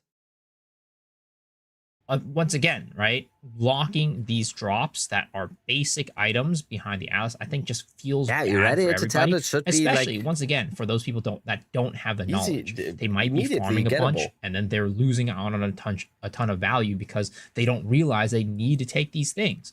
So I think overall, just removing these gating things inside of this Atlas is kind of the key. The Atlas should be used as a way to boost your ability to farm rather than letting you actually farm a certain thing. Like it shouldn't be where if you don't have an Atlas point, you actually just can't farm that thing. I think that's a big mistake. So I'd love to see that gone. I'd also love to be able to toggle or respec nodes. Right now, there are nodes on the tree that you just don't want. For example, one of the things that a lot of people talk about is the ancient emotions, right? So a lot of people take the ancient emotions drop, like the little node, and they're like, wait, this is worse than before. I don't want this. I want to toggle it off. Or maybe it's some of the stuff in hardcore that make the content a lot harder and you don't want to challenge that, right? Being able to respec or toggle it off is going to be an area that I think is required. I know that Jonathan has said that, oh, it just means that the tree isn't designed well enough. Well, it's kind of like there's always going to be situations where somebody doesn't want to do something, whether it be a preference or it be like a difficulty thing. So I think that you're never going to be getting to a point where everybody wants every single node on the tree. Yeah, this guy's making some really good points. Do you have a podcast or something? In every single situation. So that is going to be an area that I'd like them to improve on. And then also essences. Essences, I think, is a big thing right now. Well, it's not a big thing. It's actually a very small thing because everybody has essences on their Atlas. And because of that, at some point the essence drops that you get are so worthless that the essence, like the little thing on the screen, right? The monsters on the screen that you have to click, they become more of a hindrance and a blocker and an obstacle in the map than something like a feature or something you want to do. Because if you click on them, you're wasting time on getting stuff that doesn't give you any value. And if you don't click on it, they're just big obstacles. And that is caused mainly because everybody has access to essences now, whereas before you had to spec into it to actually get good essences. Of course, essences always did end up losing value near the end, but typically things like Essence of Hysteria, Delirium, like the Vault essence, still retain pretty decent value, whereas this league, they're just not. None of the essences are worth anything. So I'd love to see them have a way to tackle this. Those are the issues I have with the Atlas. I'm sure there's quite more. The next thing I want to do is talk about is Deli Fog. I think Delirium Fog needs to go. The Grand Mirror Delirium Fogs, right? I think that that concept is a very harmful one and a very similar kind of feeling and theme as the cities. Because it's the same thing with the cities. You go to a city and you get a ton of loot and there's no opportunity cost, right? It's just about finding it. Well, when it comes to Deli Fog, it is once again the same thing. There is no opportunity cost to Deli Fog. If you can run it, you just run it. It's just more loot on top of everything. It kind of reminds me, it's a little bit going back to the system of instilling the map with Delirium, right? Because everyone was doing it, because why wouldn't you? Why wouldn't you instill every single map that you have with Delirium? And it's kind of the same now. Why wouldn't you go for a Grand Mirror and go 200% Delirium, right? And it's just, in the optimal case, you just have every single map with that. It basically gives you an extra tablet if you think about it, right? If you usually want to put Deli on something, you're going to want to use a Deli tablet. But guess what? You don't need a Deli tablet to use Deli Fog. That's exactly what I mean. Because you just look for a Grand Mirror, boom, pop it, and now you have an area. area That he's playing, is this reverse chill? Is he playing some reverse chill stuff here? A bunch of extra loot. So it just adds a, like, this is like very non-Path of Exile. The fact that you have something that is almost like mandatory in a way to run because there is no opportunity cost and it just improves your farm, I think is not a very good design. Having a way to make it so that there is a opportunity cost is at the very best, like, or at the very least, the first step. I think like maybe making it so that Grand Mirrors are tied to like an orb or something. Let's say you get to a Grand Mirror map, you can decide if you want to drop the Deli Fog or you can drop an orb that you can sell to another player. Then that adds a little bit of an opportunity cost, right? Because if I run it, that means I'll need to get my value out of that versus I can sell it if I don't think I will. So that's at the very least something I would like player, though, because he died, right? But in general, I don't know. I feel like the mechanic itself, Delirium, needs to get another look at. Next one, I think, is the Ritual Quest location. This is a more of a minor change, but if you look at this, and I don't know if you guys remember your time going through the Atlas for the first time, I've recently done it again in Hardcore Soul Self-Found, but I feel like Delirium is very easy to access, Breach is very easy to access, the Abyss is very easy to access, the Vault Temple, it's all very close, right? All these are very close. Even I'd say the Expedition is fairly close. Ralph, thank you. Ritual is kind of really far away from. That's what I thought, but if you do this tower first, then it's super close, right? From everything else. That's what I thought first as well, but if you do this tower, then you're there immediately, right? And I feel like there should be like a situation where you get into the end game and you can actually Pretty sure I did this tower first to get to Ritual immediately. Choose which one do I want to go do first? Not because one is close to the other, but it's like, this is the one that I want to do. If I want to do Ritual, I have to use a lot more time and effort to be able to get to Ritual before I can he is right, though. Like Breach, right? He is right, though, because completing, you need to kill Arbiter of Divinity one time to complete this all and get to the tower immediately, or you just go to the tower.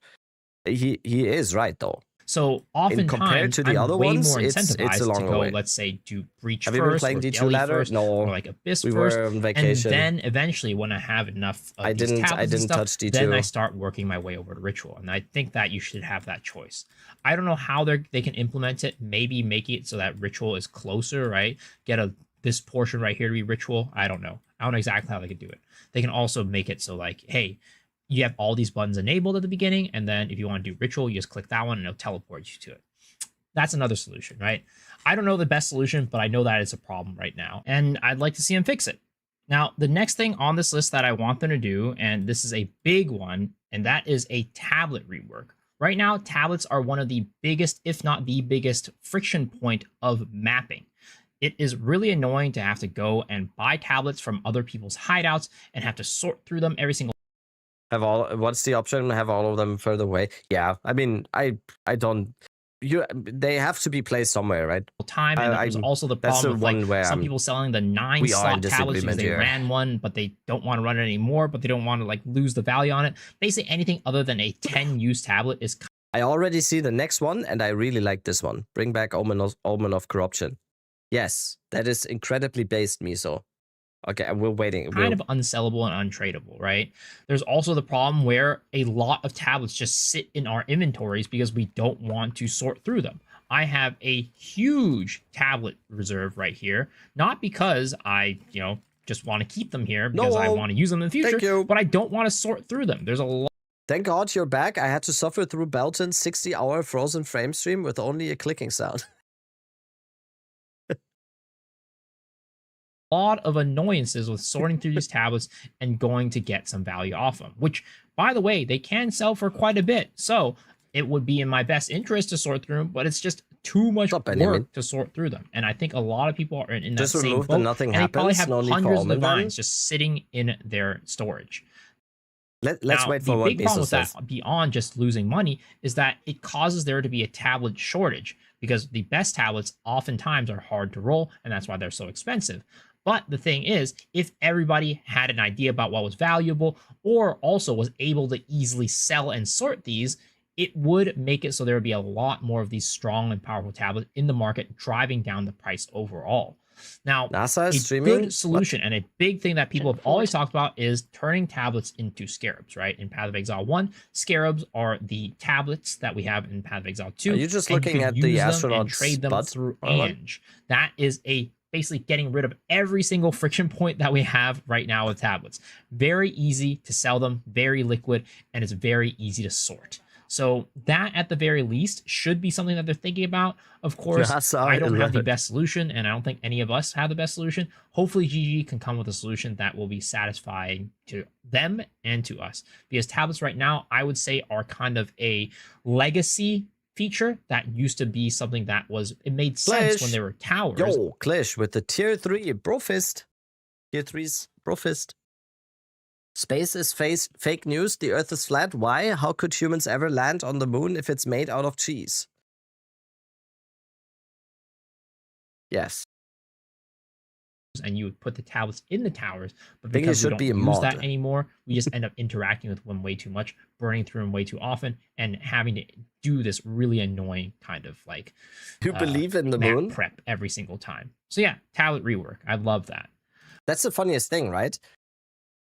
I will say, I don't think all conspiracy theories are bullshit. I'm like a little bit of a closet conspiracy theorist myself, a little bit. But I think the crazy ones, it's always so funny because a lot of people can't decide on what it is, The flat earthers have like infighting and Omens of Corruption. They got rid of Omens of Corruption in patch 0.5. I personally really liked Omen. I really like balling stuff. Sneezy games. We're 5 gifted. Thank you so much. Let's go. Welcome back. You're welcome back. Thank you. Thank you. And having a Vol hit an item and do nothing is honestly, in my opinion, worse than having it just brick the item. Like, sure, it sucks when it bricks, but at least it does. What? Miso, what? No. Worse than having it just brick the item. Like, sure. No, nothing happening is worse than bricking the item?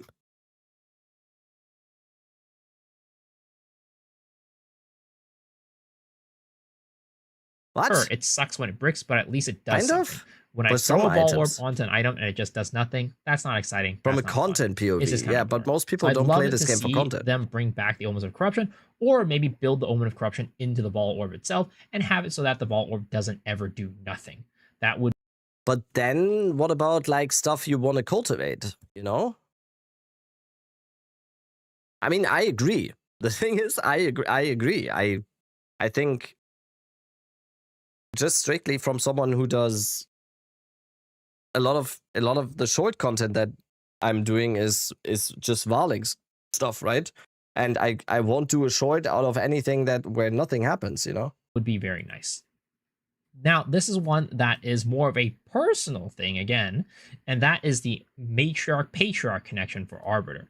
So again, in my recent Hardcore Souls Self-Found adventures, I had to redo the Atlas. And as a result, I went up and did the matriarch-patriarch for the Arbiter of Divinity. Well, when I was heading up to the patriarch halls, I was like, all right, well, the matriarch halls is just a stone's throw away. A couple maps and I'll be there. No, that is not true because there's no connection here. They are just split. He's back. I have to go through, let's see right here. Here's the split point, right? 1, 2, 3, 4, 5, 6, 7, 8, 9, 10 maps to get to the matriarch halls after finishing the patriarch halls. I think that is just artificial padding of gameplay and game time, right? They could have just added a connection here. Stick for tomorrow. And if I can challenge the matriarch halls, they should just let me do it instead of having make me go through all of this. Oh, it was beautiful. Again, I think it's just we didn't want to go back. Artificially extending the playtime. Just connect it. It's a much better experience. And then the Abyss Snakes, the Lightless Morays. It is terrible. Everybody hates it. They go invulnerable and you can't hit them, and they're invulnerable the entire time. And if you have Blasphemy with Temp Chains, they take 10 years. I'm writing if there's no swords. Are you in? I mean, there is gonna be swords. The question just is. The question just is when is swords? You know? That's the question.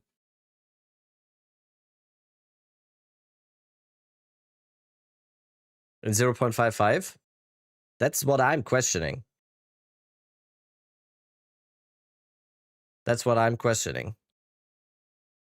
Years to do their little animation and they're invulnerable the entire time. Like, it is just a terrible experience. It's not fun and it's not challenging, right? The thing is, when you add these monsters into the game, you want to make them challenging and not frustrating. I think a lot of times companies and these game developers misconstrue frustration with challenge. And this is just frustration. It's not challenge. And then you add the Omnibus Void on top of that, and now you're just getting a loop of invulnerability. Just get rid of it. These guys got added to Path of Exile 2 this update, and they do not have the invulnerability phase. Just do the same thing for Path of Exile. Did I say Path of Exile 2? These guys got added Path of Exile 1 this update. They don't have an invulnerability. Just do the same for Path of Exile 2. That'd be great. And then lastly, I'm saying not 0.55 mainly because I will likely miss launch for a wedding. Oathrunes and Expedition are really annoying. That's tough. They take forever to kill, and also there are certain builds that just really suck against them. That's tough. Oathrunes, just again, it's not really adding much challenge. It's just making it really annoying. Please, just get rid of it. I already don't like doing Expedition enough. I mean, it just needs to be less buggy, I would say, right? It just needs to be less buggy. I think the challenge is nice, but it just seems buggy from time to time, you know? Get rid of the Oathrunes, and maybe I'll like it just a little bit more. Probably won't, but still. For the people who do like Expedition, I'm sure it will make the experience a lot better. But those are the things that I really want to be added. Again, here are the things that I think will get added. Like, they've basically confirmed are going to be coming. These are the things that I think are very likely to come, not really confirmed, but very likely. And then these are the things that I want to come personally. Let me know down in the comment section below what you guys want to come in patch 0.55. Just one wave with as well as, while you're down there, hit the sub button. It is the best way. I honestly think a lot of this stuff is probably going to come for 0.55, right? Like a lot of these smaller improvements, because in general, with 0.5, we've gotten most of the stuff that we've gotten is like the first go at it, right? Like the very first go at it. And did we get a patch after 0.5? Did we get a patch? Did we get like a 0.51 or something? We got multiple, right? But like anything major? 4? Okay. Ah, yeah, true. No, but I try to remember like how major it was, you know? So, and are people having maybe too big of expectations for 0.55? I mean, we should probably have big expectations, right? 0.54 even had a video, yeah.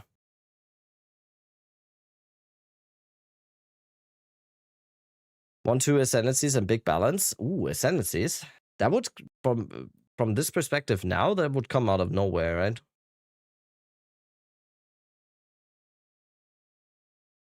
Okay. No duelist. No Path of Exile. Let's do this. Oh wait, Miso has another video, right? Okay, let me go to the bathroom real quick, Guys, while we watch this one. I'll be right back. Hasn't even started yet, and we already have a massive leak. So this picture popped up on the subreddit today, and I would assume that this is from the Gamescom hall from one of the press members who is there for press day. And you can see right here at the top is a big advertisement for Path of Exile 2. Zooming in, you can see that at Hall 6.1 B031, it says ready your blade, and we have a person here with a sword. So this is probably going to be gladiator and slash duelist, I guess. And that means swords are coming, boys. Now, this isn't a kind of AI generated image or whatever. Well, at least I would assume it's not, because Hall 6.1 B031, you can see that at the actual Path of Exile website, it also says Hall 6.1 and B031. So it is official that swords are going to be coming. Now, when is it going to be coming? That I am not sure about. Now, some people are speculating, hey, this means 055 swords is coming. But for me, I actually think that this does not mean 055. I do think that this still means 1.0 for swords. So hear me out real quick, right? This is the reason why I think that 055 is not going to have this new class and this new weapon. If you think about it this way, Gamescom is an event that is for the general public. Path of Exile is not the only event there, so they're going to be... I mean, it does. I have to say, it's called Duelist, right? Or people said in PoE 2 it's going to be Gladiator. That does not look like a Gladiator to me.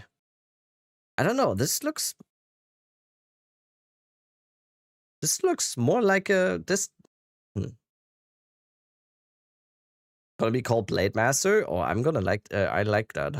I hated Blade Master in Warcraft 3, okay? Taste my blade. I am here and obey. You know? Looks like an older duelist. You mean Ankh duelist, you mean? That's clearly an arcane archer. He's in the Colosseum. Of course, he's a gladiator. Yeah. I just mean, like, doesn't... I mean, my gladiator perspective might be skewed from the movie Gladiator, you know? It just looks like Russell Crowe. He's literally in a Colosseum. Advertising. Yeah. Okay.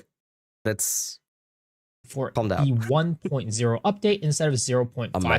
Because 0.55, if we understand correctly, is going to be about 70-80% rework slash buff slash rebalances and things like that. So not like new content, which isn't going to be attracting many new players. It really is just for existing players.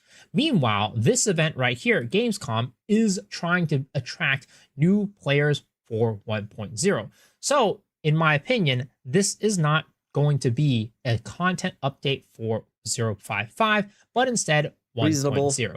They will probably have a big kind of reveal on the stream tomorrow. Let's just say a big teaser during Gamescom. And then on the show floor, you will be able to play a demo of the sword class, which is gladiator or duelist, whatever we call it. That is my hypothesis. Now, at tomorrow, they have announced that they're going to be on August 25 at 11 a.m. Pacific, going to be having a reveal 5 hours, 30 minutes. The Gamescom ONL. I think that's going to be the big presentation that's going to be live streamed on their official Twitch page. And on there, I would assume they're going to have like a, probably like a 1 minute teaser. Here's a clue, guys. The left shoulder pad, go look up gladiators. The left shoulder pad. Yeah, okay. I get it. I was expecting the person to be more naked.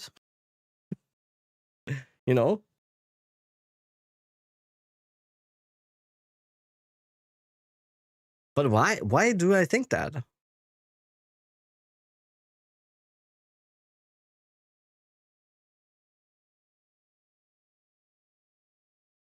Picture of an actual gladiator. I know there weren't cameras back there. Ooh, see, this is kind of what I meant. This is kind of what I meant. You know.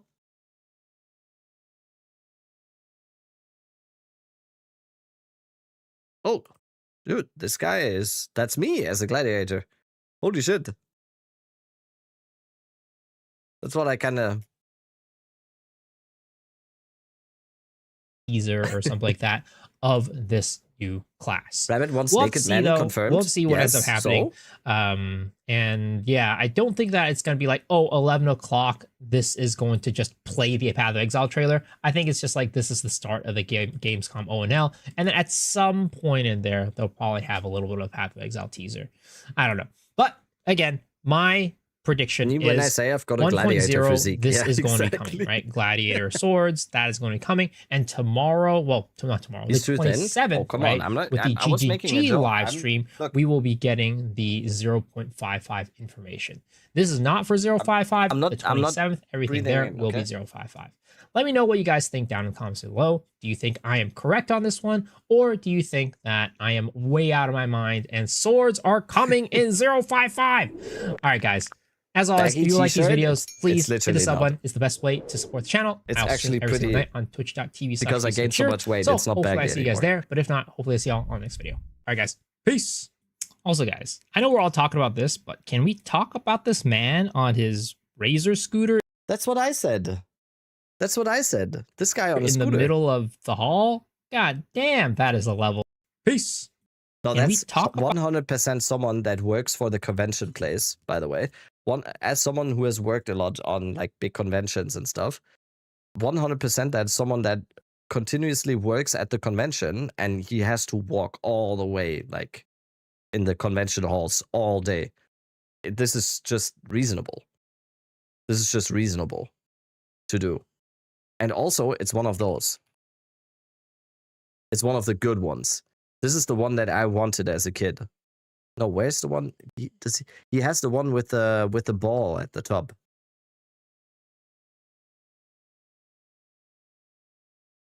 He has the one with the ball at the top. Where's that? Kickboard. Oh, it was called kickboard. Yes. That's what he has.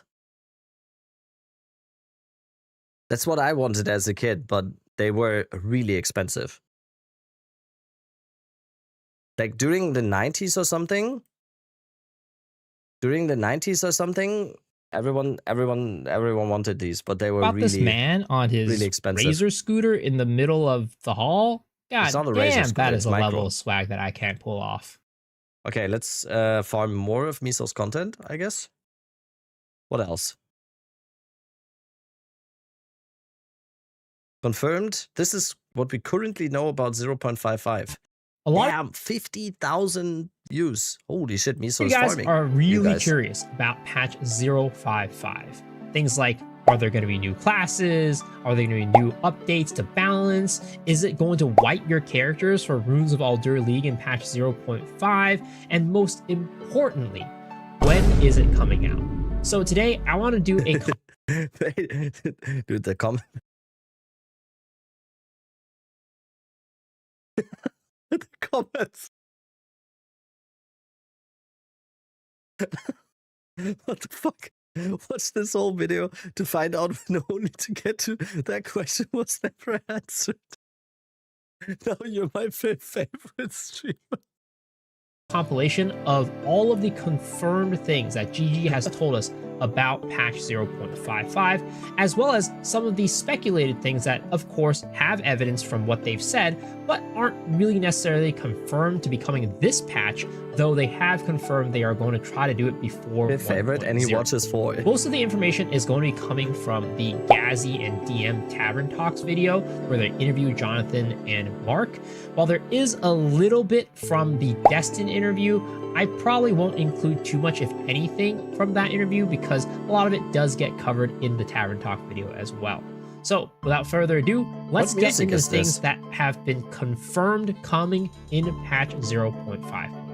The first bit of information we got was in the 0.54 patch preview video, where they confirmed that the new league is going to be a 1 month long event league with a new economy. Now this will also be our last major patch for a little while, for 055, which will be alongside a 1 month event with a new economy. We hope you enjoy 054 and see you in Rayclast. This means that this league will not affect the Runes of Aldur League at all. The music is too loud, Miso. You will be able to keep your characters in the Runes of Aldur League and continue playing it during this 1 month event league. FF7? No, if it was FF7, I would know. I know every single song from Final Fantasy VII. But I would highly expect that there is going to be some exclusive content to this league that won't be. It does sound like a little bit like that, though. In addition to this, they also confirmed in the Tavern Talk that there will be major balance changes in this update. It'll actually be the majority of the update, which will add a lot of changes to skills, potentially adding new ones, and also maybe even adding new uniques. This is expected to be 2/3 of the update, and it is going to be... Yeah, I know this one, but that's not the song. Affecting everything about your character, how to build it, and even down to the things like character feel, animations, and effects. What are the things you want to prioritize in the updates? I used to listen to the Final Fantasy during this time frame. 7 soundtrack just so on my unique off time. items, as Mark said, very big one. Any like a lot of skill balance, a lot of just like character balance, adding some skills to existing classes where necessary, and or changing functionality of how they work. Balance. A lot of just. I feel like this is not as clickbait as people make it out to be. He's just going over. Okay, now I don't get the comment because he is going over what we currently know about 0.55. It's the title, but animations. You changed the title. What are the things you want to prioritize in the updates between now and end of the year during this time frame? So unique items. It was as Mark said, very big one. Unique items? Like a lot of skill balance, a lot of just like character balance, adding some skills to existing classes where necessary, and or changing functionality of how they work for just like where we're going back and just making sure that everything that we already released in the in 010 is like in a better place, like just like all of that sort of stuff. Like that's big. Passive tree reworks, just like improvements there is like another big one. Chaos damage, getting that to be better, and thus acolyte. Right. Ignite builds, burn, damage over time in general. Right. Just all these things that we've been, and honestly, it's come up in a few expansions, and it's just like, well, we just haven't got there yet. And between 0.5 and 1.0, will they also include character power balance and meta shakeups? Lots. Okay. That's one of the big focuses. It's like 2/3 of what it will contain is that. That's the goal, right? It is 90% of the goal is, and because uniques ultimately about this is just how characters are built. Most of it is going to be more oriented around character builds, character powers, etc. But and even to the degree of like, okay, there are some skills that don't feel good to use. So we don't get the duelist for 0.55, right?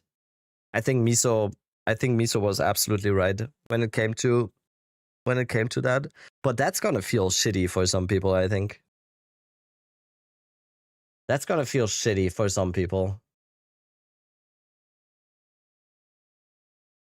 The stream needs more tank tops. I do not own a single tank top. That's the problem. But you're wearing it kind of good, so. So it's not just power; it's also feel. How these things feel to play? Are they rewarding to play? When I do A, B, C, D, and do my combo piece, does it land, or is it just like meh? So going back and revisiting even some of the effects and some of the audio, a whole bunch of new uniques, I'm hoping, with a bunch of uniques being rebalanced. Can I predict already then that a lot of people are going to be mad that we have to wait for Swords or Duelist if they have a playable version of it at Gamescom tomorrow? People are going to be mad, right? I want it now, That's kind of... balanced, Now that is everything that has been confirmed to be coming. The next section is going to talk about things that are potentially coming that they have talked brave, about Rabbit. as Nice things take. that they want to I'm very be in the brave game always. before 1.0, but never really said for sure that it will be coming in patch 0.55. The first one being changes to Act 4. That's 100% a thing, right? So like, is that like Act 4 didn't get a huge amount of changes in this patch, and I suspect part of the reason for that is because we haven't had the time, like there hasn't been a like resurgence of people saying I hate things in Act 4 because people haven't necessarily replayed it that much. So like I'm sure there'll be things in Act 4 that after this patch people will be like, oh, this is the horrible thing in Act 4 that I don't like. They also talked about potential new ascendancies, either a third ascendancy for the Ranger class or a third ascendancy for the Druid class. Either way, they said they would like to have every single ascendancy for the current characters in the game released before 1.0. I'm not sure if they'll come sooner or later, but I'd like to do sooner. I'd like to, when we have our like next economy reset between, that we have either the third Ranger or the third Druid ascendancies. That might be something for 0.55 then. What is going to be funny though, if they do a new ascendancy or new ascendancies for 0.55, that event league is just going to be those two ascendancies, right? I mean, it's an event league, so who cares, right? It would be the same thing if they released Duelist for 0.55. So it would literally only be people playing Duelist. And lonely old me on Infernalist. Come in, like it'd be nice for all existing classes to have all ascendancies before the full release. Now, aside from the guaranteed balance patches, Jonathan also mentioned that there's a likely chance that we might get a Pharesia-like league, which is something that has happened in Path of Exile 1 in the past, where they have taken old ideas or maybe unique ideas that are never going core, just as a way to spice up the game for us for that specific league only. I mean, the thing we've referenced before is like Legacy or Phyrexia type of stuff, right? Where you just take some existing stuff, you jumble it around, you like come up with a few things. Like, hell, maybe you frickin' add an Atlas Master or do the jumble and Atlas Master stuff, like Mark was saying earlier, like as a league, and just little stuff like that you can do that doesn't take too long to make it sort of worth playing again. But really, the main reason we want people to be playing again is so that they can test all the new balance and changes to kind of core systems that we're changing. Now, those are the things that they have officially confirmed will be coming with patch 0.55, in addition to the things that they want to come out before the 1.0 release. But the big question was never answered about when 0.55 is actually going to be coming out. And while we don't have any confirmed evidence, that is what we some probably speculation know that today or we can tomorrow, specifically because of Gamescom. That is a big event that is happening at the end of August, starting on August 26th and ends on August 30th, where Path of Exile 2 GGG will be. Oh, wait. I just realized. Do you think they will do the thing where they say 0.55 and you can play it right now? No, right? They don't do that usually. They don't do that Blizzard thing, right? Not on a Tuesday? Yeah. No chance? Yeah. Sure. They have never veered off the Friday release, right? Never. That be Thursday's announcement? Yeah, true. Yeah, probably. Barry. I think Barry is right. Thursday they announce for next day, maybe. Immediately. What do you think about that?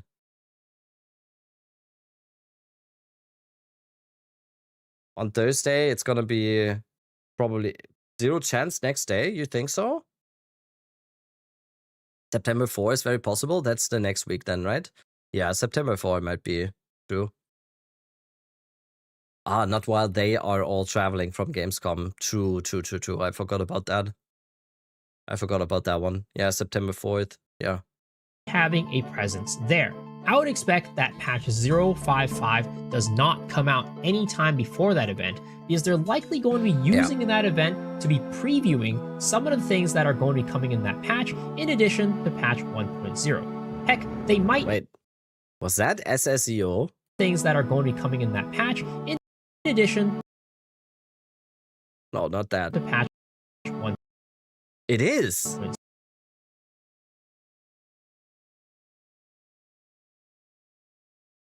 What the fuck? He's at Gamescom?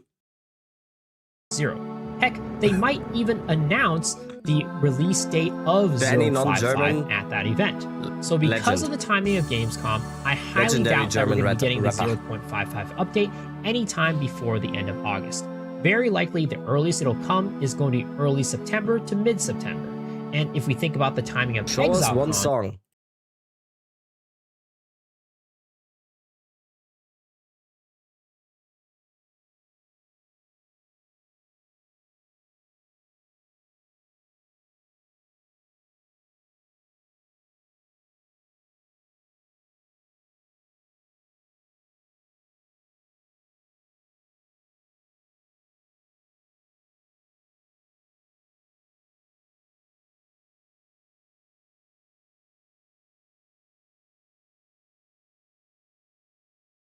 it might come even later because they might want the event to end right around ExileCon and make a big announcement for 1.0 at that event for likely Is he December. performing at So Gamescom? we'll I have mean, to see, they but showed that is going to be my probably something prediction. from last year, Earliest but in September, if he is, I'm with gonna go there. potentially even October as a potential possibility for the patch 055 update. Let me know down in the comment section below whether or not you think my predictions are accurate, as well as your thoughts about what's going to be potentially coming in 055.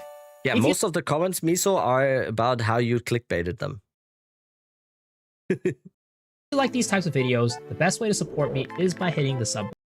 Speaking of, Exile 2's next major update is almost here, and somehow, despite the fact that Grinding Gear Games hasn't actually given us the full 055 reveal yet, there are already a ton of things being talked about as if they're confirmed. New Ascendancy classes, brand new skills, huge balance changes, unique reworks, maybe even brand new weapon classes and other significant content. But here is the big issue with all of this. A lot of that isn't actually confirmed for patch 0.5.5. Maybe he got Some of it comes directly from things Grinding Gear Games has said they want to do before Path of Exile 2 reaches 1. Hey guys, what's up, Exiles? I used to work for Blizzard. I'm actually the first second-generation Blizzard employee, guys. Oh, I'm out. 1.0 and other bits of it. Hey brother, I had a quick new question for PV2. Do you know what determines dropping a low-tier yellow versus a high-tier blue? Stronger affixes. I'm kind of confused by rarity. More rarity, higher tier. Whether it is... But also, more rarity means less blue items. That's actually a good question. That would be like a game developer question, I think. You forgot to say that you did it on your own? Yeah, I did it on my own. Also, I didn't have mana, okay? Look at my bar. Look at my bar. It are just educated bits of speculation. And some of it is just the community taking one statement from Jonathan Rogers and turning it into an entirely different statement, which I used to do all the time. I used to dig deep into his Reddit posts and draw way too much blood from the stone. So today, I want to go through everything Grinding Gear Games has publicly told us about the period leading into patch 055, what they've actually confirmed, what they've hinted at, and what we're still completely guessing about. This stuff we don't know might be even more interesting, and that's why it's the focus of everybody's speculation. So first, what's actually in 055? That's a good question. Well, Grinding Gear Games has made it pretty clear this is not another 0.5, even a 0.4 or 0.3. Return of the Ancients was an absolutely massive update. We got enormous changes to the end game, new content, new systems, new progression, and basically one of the biggest updates Path of Exile 2 has received during early access, if not the absolute biggest. And Grinding Gear Games has said that they're not looking to repeat that process immediately. Instead, the period between 0.5 and 1.0 is supposed to be much more focused on polishing, balancing, and improving the game that already exists. That's very important, you guys, because if you're expecting 055 to suddenly be another gigantic expansion with a mountain of new content, that's probably not what Grinding Gear Games is planning. 1.0 is where we're supposed to get the largest content update of all time. The brand new Acts 5 and 6, more class content, and the larger features that GGG is holding for the actual launch that we have no clue of what they are. So 055 exists in a very different role. It's essentially, all right, we built this gigantic game. Now let's finally do some polishing with this this ultimate patch before early access ends.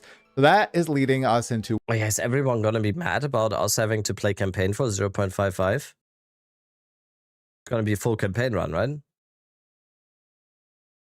One of the largest things that Grinding Gear Games has actually confirmed. 055 is going to be accompanied by... I'm excited. I'm excited. I love fresh leaks. It's the most exciting part always. 1 month event with a fresh economy. $50 This campaign is probably the single most concrete piece of info we have about yes. 055.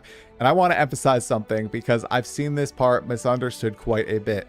This does not mean GGG is wiping Runes of Eldur. I've seen this in my comment sections. I've seen this on Reddit, in my Discord. Your existing Runes of Eldur characters and economy aren't simply getting deleted. Instead, GGG is creating a separate environment with a fresh economy. So if you want to keep playing your current characters, you can. But What if are you want usable that chaos damage skills? Essence Drain, Contagion.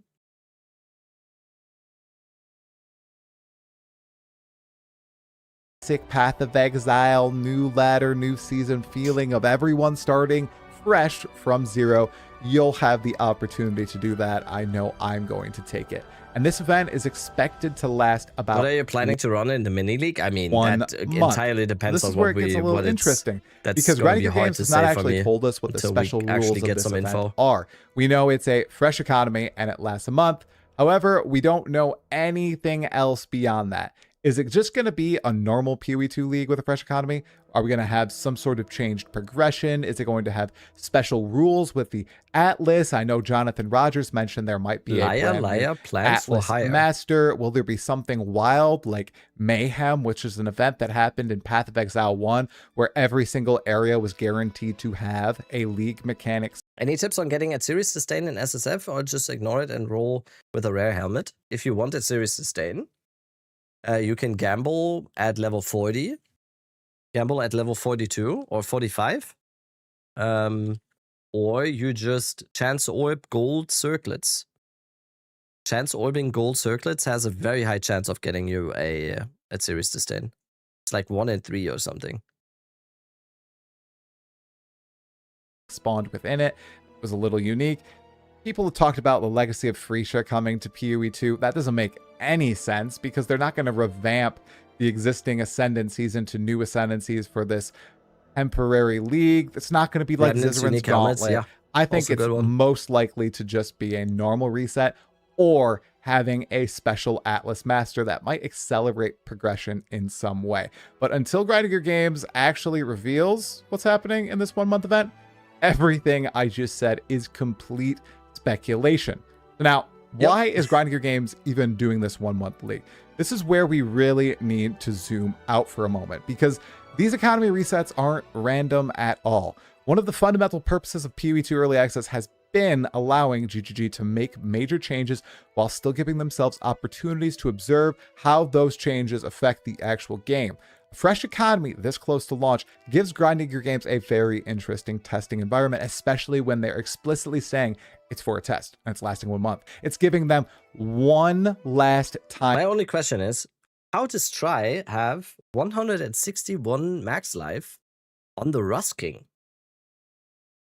To make extremely aggressive changes right before 1.0. Now, this is what a lot of you are likely most excited about. One of the biggest themes Grinding Gear Games has repeatedly talked about for 0.55 is balance, and as we've talked about, this makes complete sense.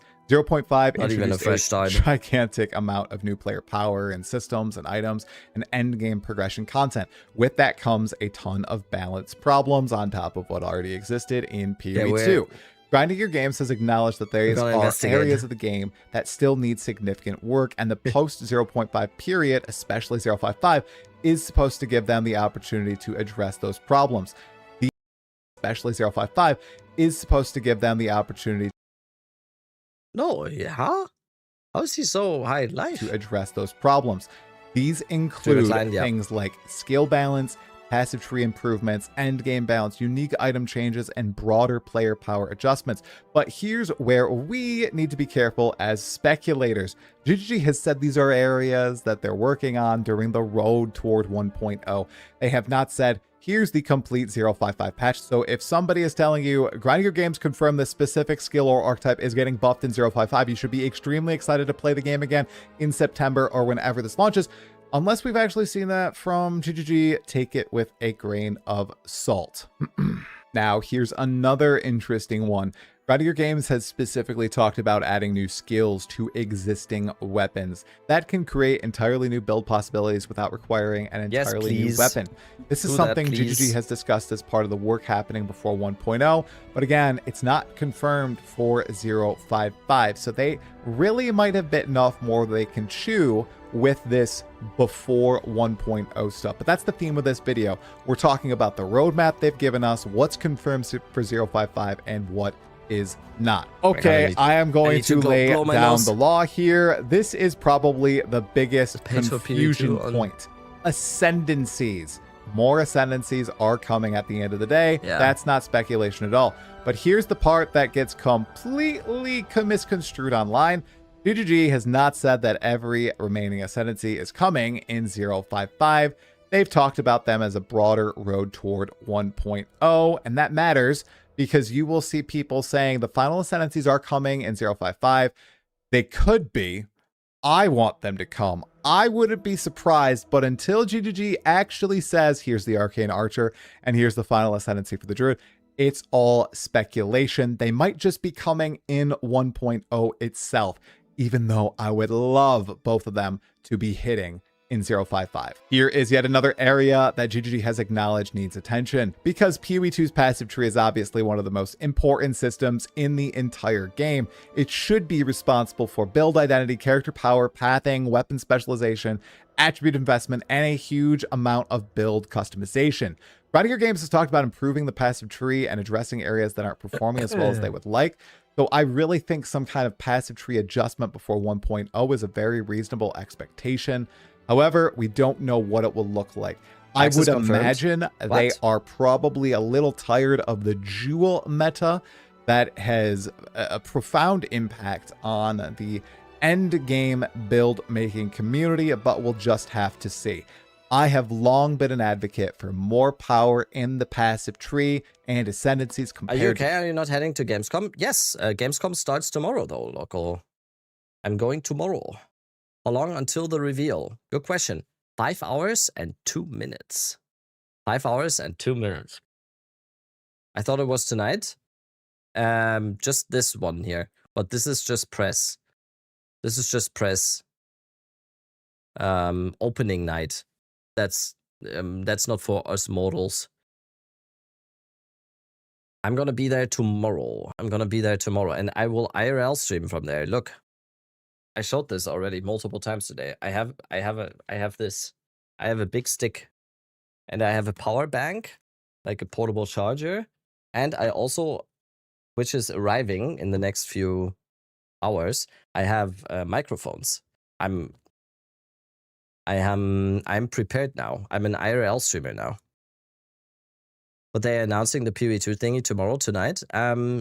Tonight, we are probably just getting like a small teaser. 1.0, or maybe they really enjoyed the jackpot feeling that you get when you find that key item that just like massively increases your character power. Lots of talk in the community about this one. Unique items still need help. Grinding Your Games has been pretty open about the fact that PoE 2's unique item pool has issues. There are uniques that are pretty freaking exciting. Excuse me? Is it that bad? Exciting and cool. They are uniques that enable entire builds. I mean, it looks really good. They just make your character explicitly better, like Mage Blood and Headhunter in most scenarios. And then there are uniques that you literally pick up, identify with Doriani or the hooded one or whatever, and then you don't even look at them. You just immediately vendor it for a chance shard. Grinding Your Games has talked about this. They've discussed adding more uniques, especially filling the gaps in the lower and mid-level range. I believe it's level 40 to 60, if I'm remembering the interview correctly. An old And they've dating also strategy. talked about revisiting existing uniques and making them more powerful, more All the interesting. monks at a church near me have that haircut. That must be a really cool church then. Wait, are monks at churches? Just better overall. And they've actually done this in the 0.5 subsequent patches where they went and they ensured that skills on unique items could scale with character level, and you could use Now you made me self-conscious. jeweler's Should I orbs go to the on barber the today? unique item skills. But So that- this is that means absolutely I- great. I I would don't really stream this expect to thing. see some of these changes happen before 1.0. New uniques aren't confirmed as a 0.55 feature yet, but balance on existing uniques, that's confirmed. So what isn't confirmed? Let's just completely clear the table. As of right now, I would not call the following confirmed 055 features. New weapon types, like swords. No duelist, no marauder, no templar, no shadow, no Axe 5 and 6, you guys. No new major endgame systems, no league mechanics, no specific ascendancy buffs, no specific skill buffs, no specific unique reworks, no Freesia style event, no trial of the ancestors. None of these should be presented as facts until GGG actually announces them. And really, I think this is where PoE2 discussion gets a little messy, because Grinding Gear Games has actually given us a pretty clear understanding of what is coming. If we're talking only about what Grinding Gear Games has told us, I'd expect 055 to be completely centered around balance changes, existing system improvements, minor endgame adjustments, skill changes, the changes to the feeling of skills, slight animation tweaks, numbers changes, potential passive tree adjustments, unique improvements, and possibly some of the other things that Grinding Gear Games has already discussed as part of the road to 1.0, like new ascendancies, like new unique items, but none of that is confirmed. And then we got to remember, the only thing that is confirmed for 055 really is a 1 month fresh economy event. That's the part we know. Is a 1 month fresh. The only thing that is confirmed for 055 really is a 1 month fresh economy event. That's the part we know. Everything beyond that is more interesting, but it also veers into realms of speculation. GGG is sitting on a lot of the things they've already told us they want to do, and they might wait for 1.0 to finally release them. So it's really a question of what's coming in 055 and what's coming in 1.0. At the end of the day, Exiles, I think the biggest mistake that we can make when we're thinking about 055 is assuming this is really patch 0.6. It's not. It's probably just going to be, let's get PoE2 into a better state before we release the game to millions of players and turn it into a free-to-play experience. And honestly, I think that's what PoE2 needs right now. They want to pack all the juiciest cool stuff into 1.0, and this patch shouldn't be focusing on adding a bunch of new. It should be fixing the existing and the old. I am Talkative Try, and that was one of the first scripted videos that I've written in quite some time. I hope you guys enjoyed it. Make sure, if you want all the PoE2 news, details, stuff like that, subscribe to the channel, like the video, share it with your friends. That's the best thing you can do to help the channel grow. Have a wonderful evening. Good night. Path of Exile 2 Exiles. is... This got recommended to me. PoE 2 in 2026. Better than Diablo 4? This got recommended to me. It's 30 minutes. Path of Exile 2 is a game I absolutely loved when it first came to Steam Early Access at the end of 2024. Oh, wait, I know this voice. Oh, yeah, wait. The guy makes, like, MMO content, right?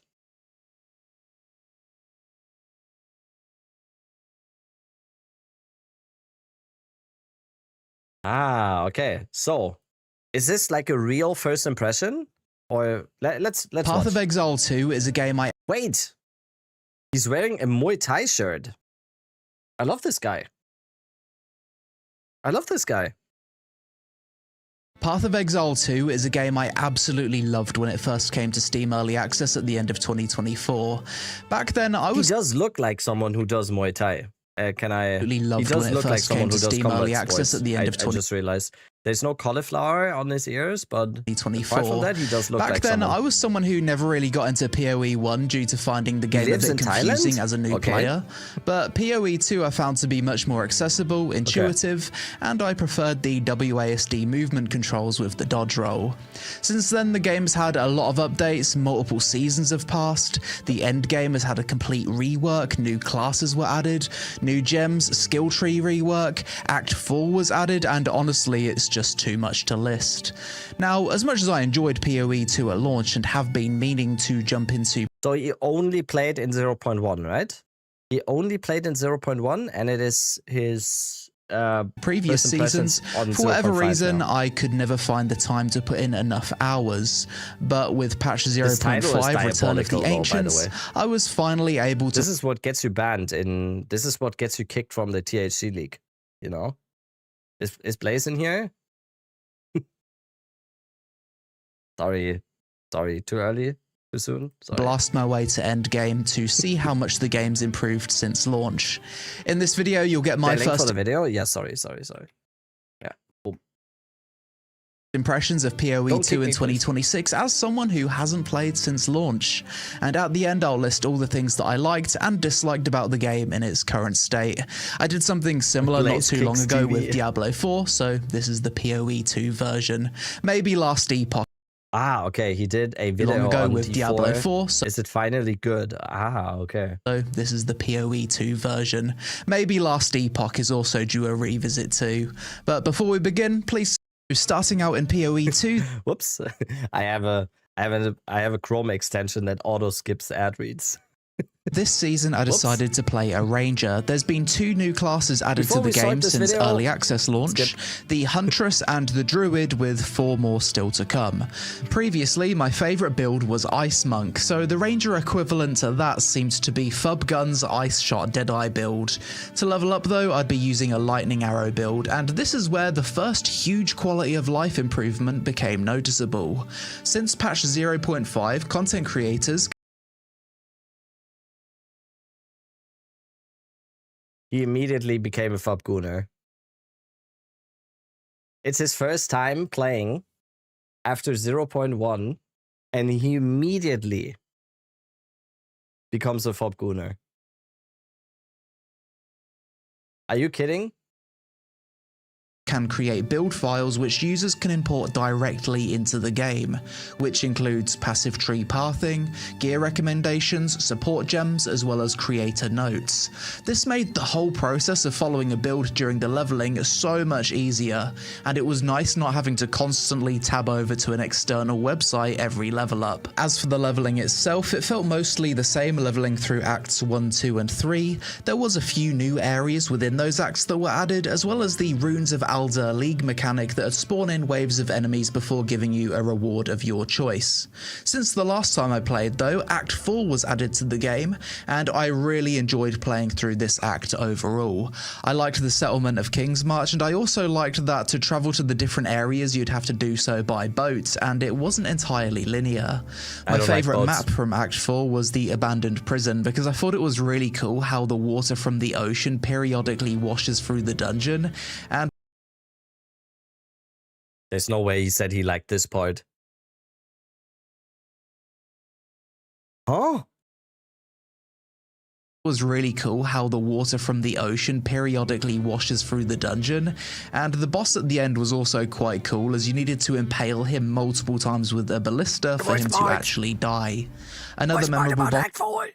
That's the worst part.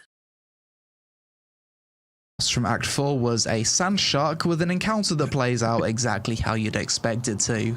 Upon completing Act 4, you then need to play through a temporary placeholder interlude section, which will have you around level 60 to 65 by the time it's complete, and then you're ready to begin your journey into endgame maps.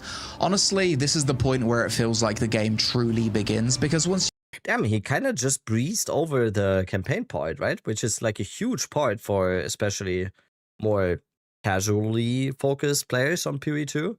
That's the comments that I always get, that I completely forget about campaign, because apparently a lot of people wonder why. Why? You've leveled through the campaign enough times, you just want to get it over with as quickly as possible. When it comes to endgame maps, this is the part of PoE 2 which seems to have undergone because he got a headhunter early. What? With a ballista for him to actually die. Another is you'd have to do so by boat, and it wasn't entirely linear. My favourite map from Act 4 was the abandoned prison, because I thought it was really cool. The end was also quite cool, as you needed to impale him multiple times with a ballista for him to actually die. Blaster, yeah. Another memorable boss from Act 4 Read was his pinned comment. Download Raid Shadow Legends. This one?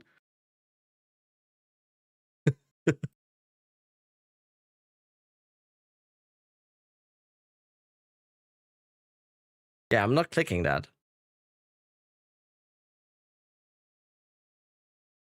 A headhunter out of nowhere playing a bow build. Sounds familiar. Wait, did he really just get a headhunter out of nowhere?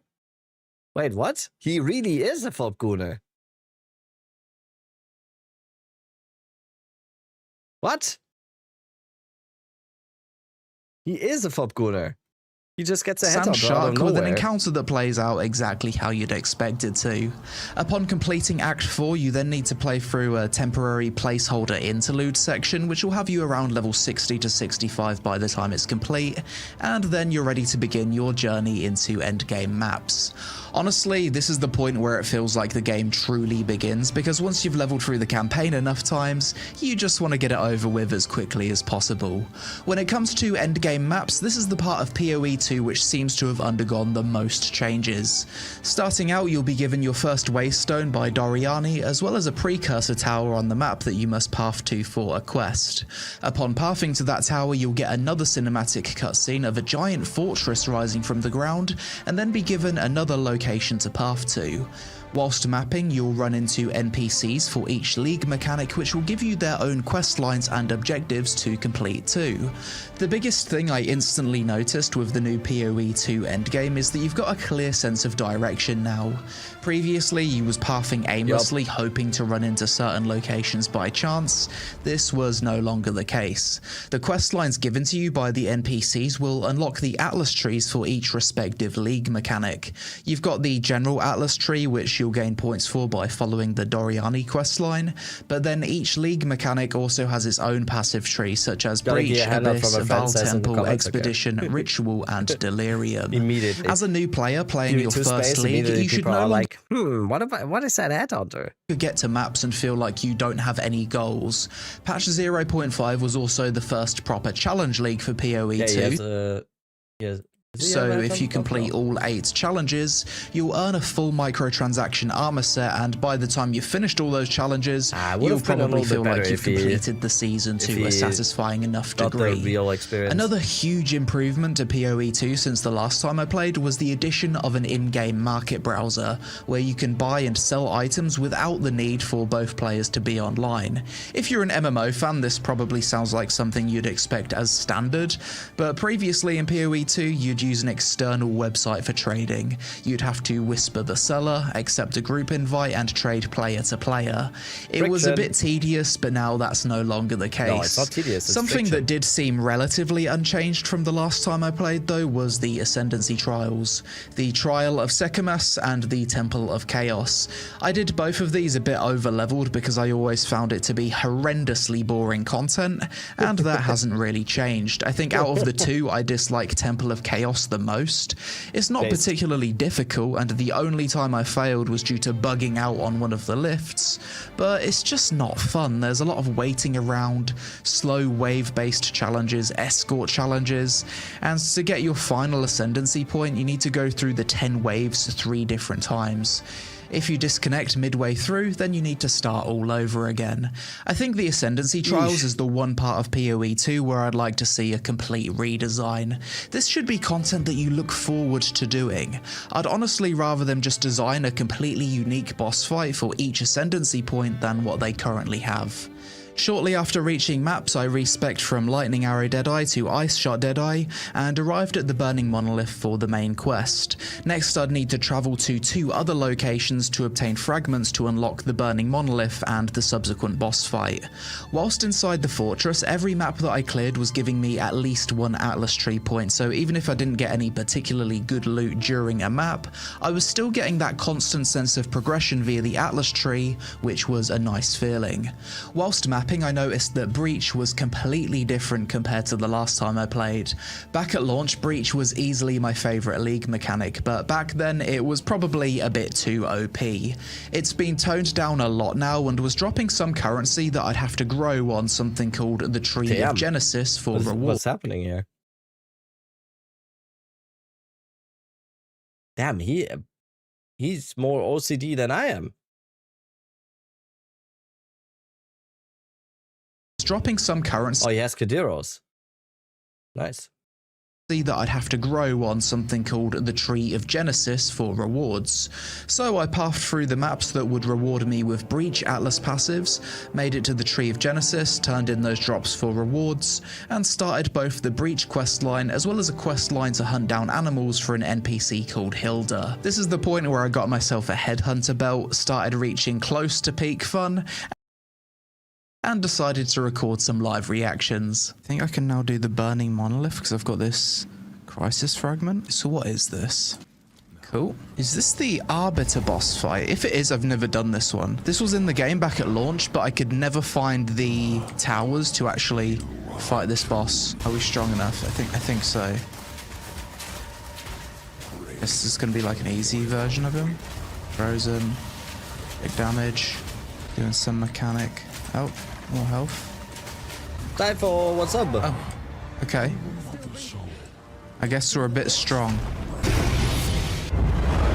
Bloody flying mount. That was the guy that we freed earlier. It says ascend the elevator. Travel to the origin tower.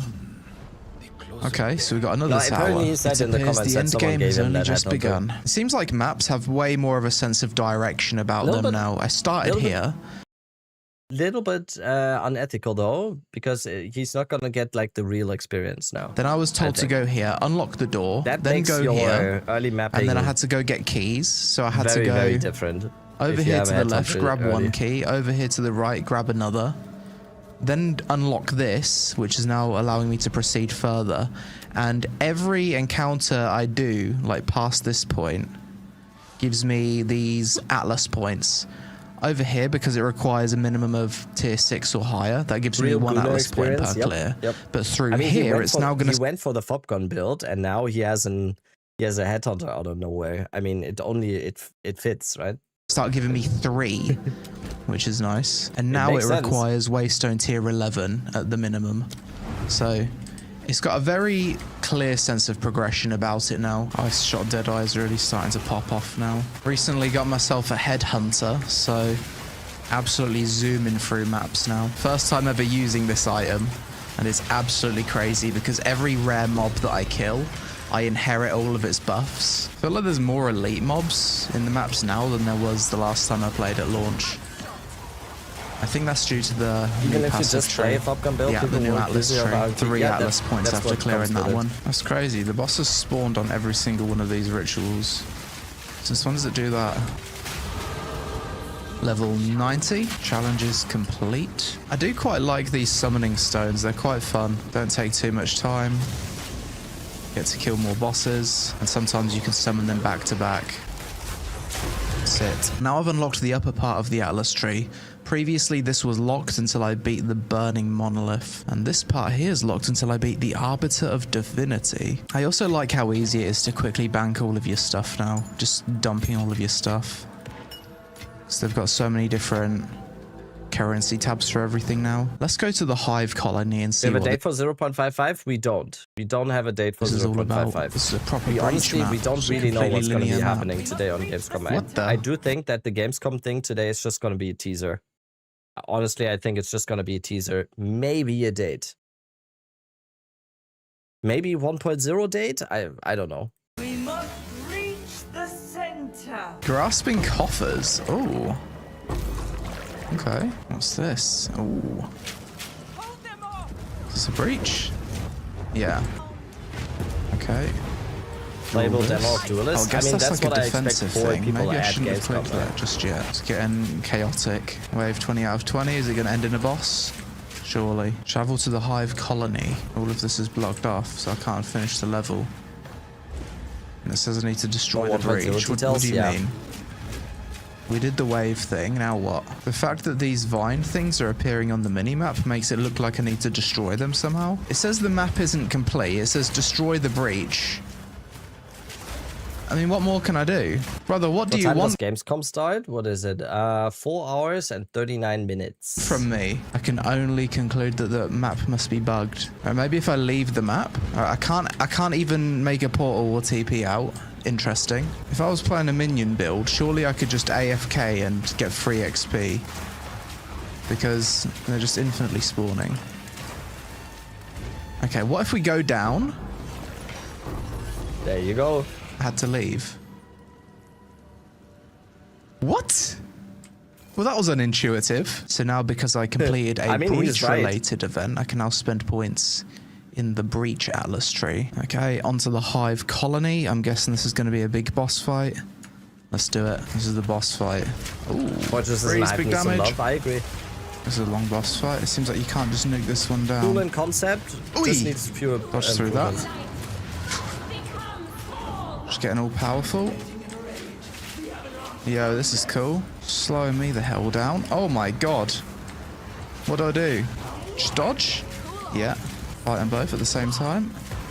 Just keep spamming dodge. There it is. Breach Lord sack.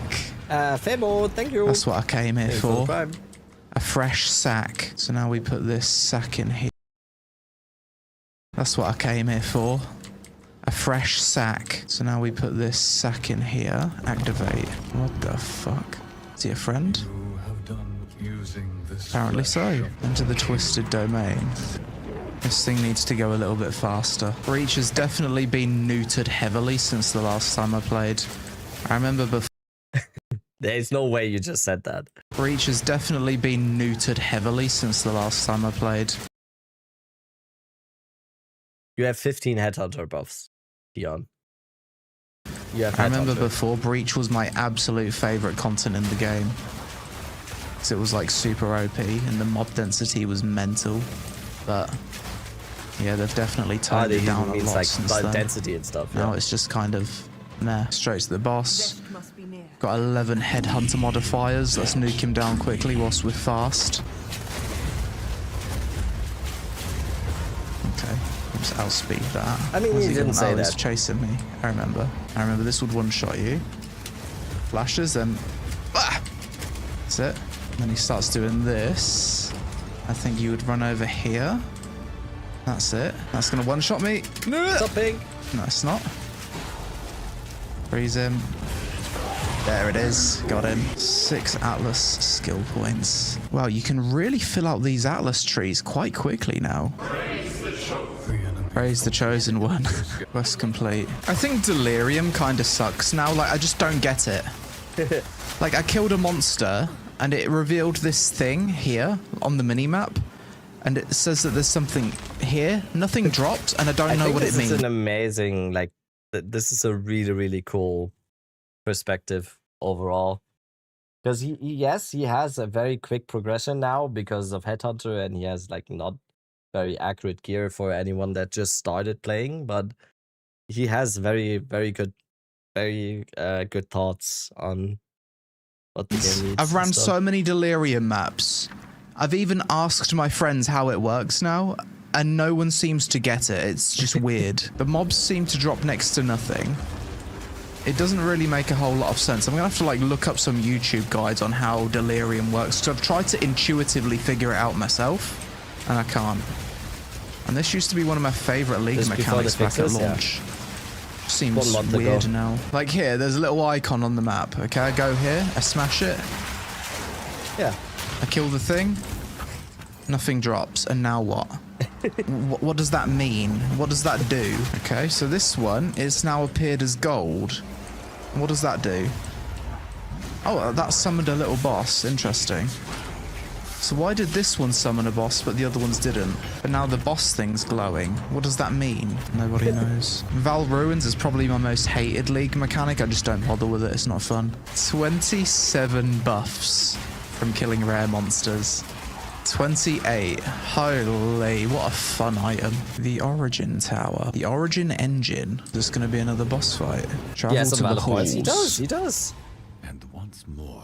Interesting. So I guess this is where the next boss fight would be. But first, I'm going to need to make my way over here and clear each of these. Each of these give 7 Atlas points. Very nice. Holy, this map has some mob density.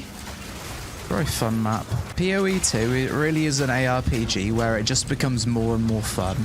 Like the deeper you get into the game. It's very different to Diablo 4. How would you even know to hate the temple? Wait!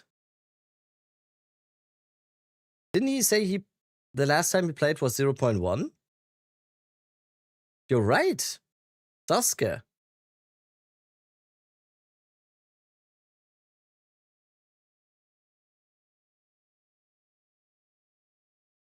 Feels like for Diablo 4 you kind of hit peak fun quite quickly, like maybe around level 80 or something.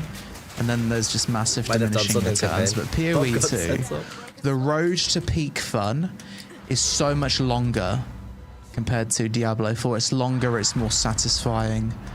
And it just feels like things just get way more ridiculous in this game compared to Diablo 4. I like both games, but PoE 2 is definitely my favorite out of the two. Well, this has been a fun map. It's had like every League mechanic you could want. Crazy mob density. Absolutely loving it. This is pretty close to peak fun right here though. And I love that when I interact with this, it like pauses the game and lets me choose my choice. So I don't have to like risk dying or anything. Annoying ass boss. Sit. There's such a satisfying combo at the end. You like freeze the monster and then you charge up a big snipe. And then, whoop, dead. I wish you could assign these stash. Okay,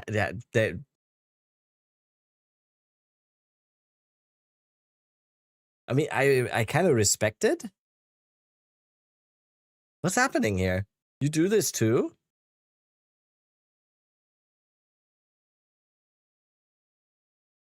Tabs What so are that these? Are these just white I can like faces, right click or? this and set it to ring. So then I can just press control click and it instantly just deposits to the correct stash tab. Everything? I think that would be really nice. I think Abyss is probably my favorite League mechanic this season. Just feels really good. The rewards are great. The mob density is good. Lots of elite mobs. Based again, Abyss, best League mechanic. Based once again. Treasure. Just feels fun. I really do like Abyss. Not only do you get to kill lots of mobs, you also get to open these chests, which sometimes have good stuff. Who's this person? It's Lazy Peon, a very big YouTuber who mainly does MMO content. And he hasn't played PoE 1 since 0.1 and played it again for the first time in 0.5 now. And he has a diabolical title, to be honest. Better than Diablo 4? Question mark. Diabolical title. And then sometimes you can dive into the abyssal depths as well and get even more rewards. I don't know if it's considered good or not, but it's certainly fun. And that's the whole point of playing, isn't it? This is the Ashes of Creation? What? Wait, did he shill for Ashes of Creation? Or I haven't watched this video in quite some time. Did he say... What? Did he say, like... As I have some thoughts. That's his last video. I even watched that. Like most? Yeah, honestly, I saw so many people saying like Ashes of Creation is going to be the best thing of all time. I cannot see what's going on right now. The less I can see, the more I'm probably having fun. Such is the way of ARPGs. People just want a good MMO. I don't play Divine Orb, we like that. Yeah. Ooh, Abyssal Depths, we like those. Abyssal Depths is like the only map within a map that I ever bother doing. You'll never beat Raid Shadow Legends, pretty good. Demon of Death with all these here, monster modifiers I've got. Next map we've got a boss requires Waystone tier 15 or above. I mean, he is getting paid. He has a YouTube channel with 700k subscribers. He gets very, very good views on every single video. I cannot imagine. He does a Raid Shadow Legends ad on every single video. Holy shit, he's getting paid. Good for him. What is that? Yo. Is that leading me to where the boss is? Oi, he runs me over. Okay, interesting. Ouch. Oh. Still dislike his voice? He has a very nice voice. What do you mean? If you can endure my voice, his voice is like Motherfucker. Oh, we're not gonna fight that thing that was running me over. I'm assuming these balls are gonna require me to do something. Probably stand here. Makes sense. Summoning balls. Just stand here and chill, I suppose. Interesting boss. Oh, he's dead. Activate this. Origin Spark. Thank you very much. Like 7 British. Atlas points. You mean me, bruv? You mean me, bruv? Yeah, I am British, bruv. Bottle of water. No, Oi. that doesn't connect. Oi, bruv. I'm gonna have to go this way. Oh, love it. Just put Abyss on every map. Just worth it. It's Tuesday. Pays for man. itself. Oh, it's Even if the map Tuesday. turns out to not be that great, it's really nice getting one of these Atlas points at the end of every one. It just gives you that constant sense of progression. Oh, so many things are spawning. Beautiful. Absolute chaos. Okay, he is. Okay. Absolutely beautiful. Tremendous. Spot on, mate. Spot on. Good. That's level 91. Obviously cannot leave the map without doing Abyss. Oh, yes, and that's why. Oh, love it. Oh my god, that's like freezing my game. Love it. Thank you very much. Getting tanks. 5 Holy, random the currency. Let's go Kaduros. for 5 mirrors or 5 divines. Imagine if I got 5 mirrors though. That's a range. 5 chaos swords, we take that. Another expedition. The loot for these are usually pretty good. I just can't be bothered to set them up half the time. Expedition logbook. I feel like we are getting some very valid takes The there. first one of those I've had, and an overseer tablet. Nice. I think every future build I'm ever going to have is going to involve a headhunter belt. It's going to be so hard, like going from using this to not having it, because it just makes the game so much more fun. Sometimes I forget to do this. Sometimes I'll kill the boss and I'll forget to interact with the precursor relay, which completes the map. I mean, sometimes it's just hidden by the loot. So much mobs, so much going on. My frames are in the bin. Oh my god. What is going on? This is a good map. Invested in some better tablets, so hopefully we can get some more loot now. Oh shit. Oi! No, thank you. Back we go. Last time I played this game, sprinting wasn't even a thing, and it's not even a thing in most ARPGs. You want sector? It's going to be difficult to now go play an ARPG without sprinting. I just love the way PoE 2 controls. Ooh, a legendary strongbox. These are kind of rare. Why is this text orange and this one's yellow? What does orange mean? I've never seen that before. If someone in the comments can tell me why sometimes the loot is orange and sometimes it's yellow, please let me know. I'd be fascinated to find out the reason. Oh, what's this? All right. What the hell? The microphone. Am I even fighting? I don't know. It's dead though. Ooh, thank you. Wireless microphone. Ooh. On to the next boss. Same boss again. Ooh, we're frozen. That's not good. Okay, we didn't die though. GG. Beautiful. 7 more Atlas points. Ooh, our first tier 16 Waystone. Nice. Return to Doriani. I think I would have enjoyed his perspective more, I think, if he didn't get the hand-me-down gear. I get it. It's totally fine, but it's like a very, very, very different view probably on your early progression in the game if you actually have to progress through the game. I would have enjoyed the perspective a lot more if it wasn't What is going on? Because especially as someone who hasn't played since 0.1, I think the experience would have been way different. It would have been way different. He made it immediately to T15 maps, you know? And that I don't think that happens on someone that isn't. This is a good map. Though, invested in some better tablets. So didn't want to hopefully we struggle can get some more loot. I don't now. even think he streams. Oh shit. Oi! No, thank you. Back we go. Last time I played this game, sprinting wasn't even a thing, and it's not even a thing in most ARPGs.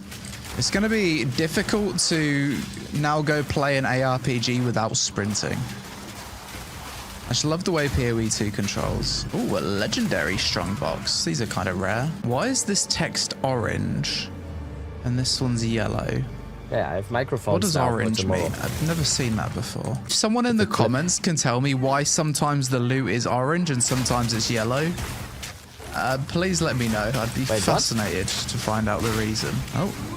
Wait, what? Someone in the comments. Yellow.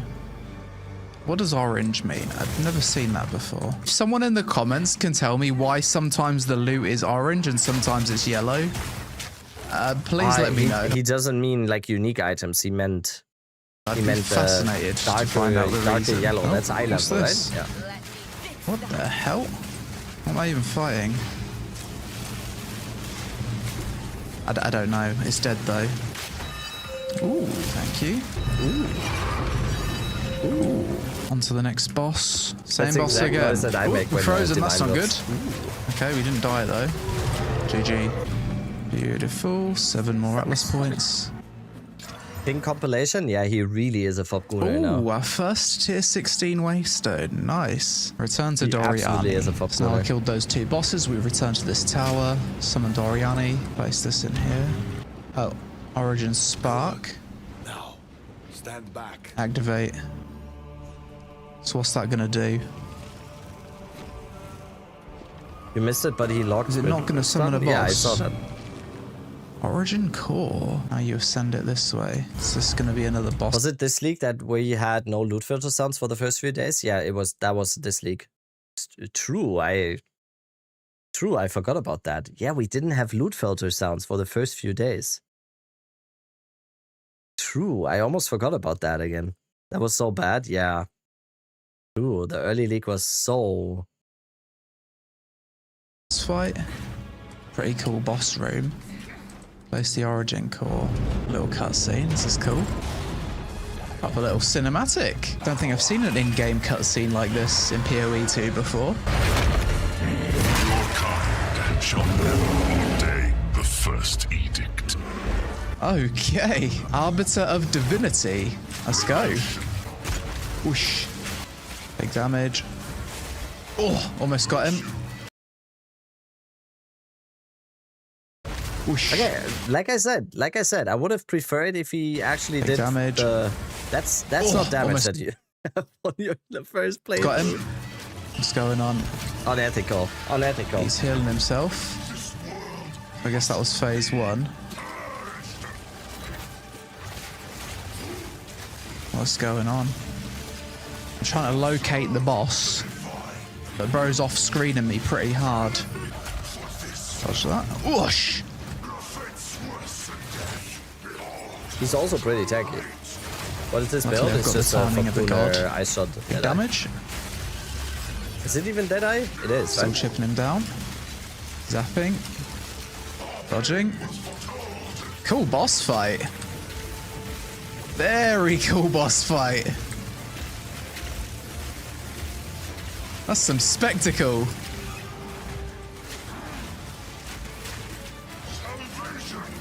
Oh, that doesn't look good.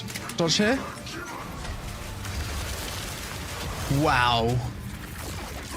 Okay, I enjoyed Reaction that streamer? one. Very cool Yes. boss. We are a Activate the reaction ancient streamer mechanism. today. Need to stall, okay? We're stalling until the reveal thing. There's more. Activate tower relay. I'll be right back. Oh? I need What's a new that done? Aspen. That's given me 50 passive Atlas points. What? So I guess I can now go here. They've made some massive improvements to the structure of this end game since the last time I played. And the dopamine of getting 50 Atlas points to spend at once, that feels good. And now all of this is unlocked as well. Irradiated precursor tablets may now be found. That's why I never got them before. How many have I spent? 153. So you can just get all skill points if you want. And that seems to be the end of the standard quest line. So now I've got 2 precursor towers to clear. And then that's going to unlock something else. So let's go do that. This game's just so damn fun. It's just the best ARPG. What are these precursor bosses like? Displacer, mechanics to dodge. No, it's not too difficult. 4 more points. So after clearing that precursor tower, I can now venture over here. But these do not give me Atlas points. These are just probably random, infinite, endless maps. So for me, you just say this, this is the best ARPG? Did I hear that right? More Atlas points structure of this end at once. That feels good. And crypto now all of also this is unlocked as well. Irradiated precursor tablets may now be found. That's why I never got them before. How many have I spent? 153.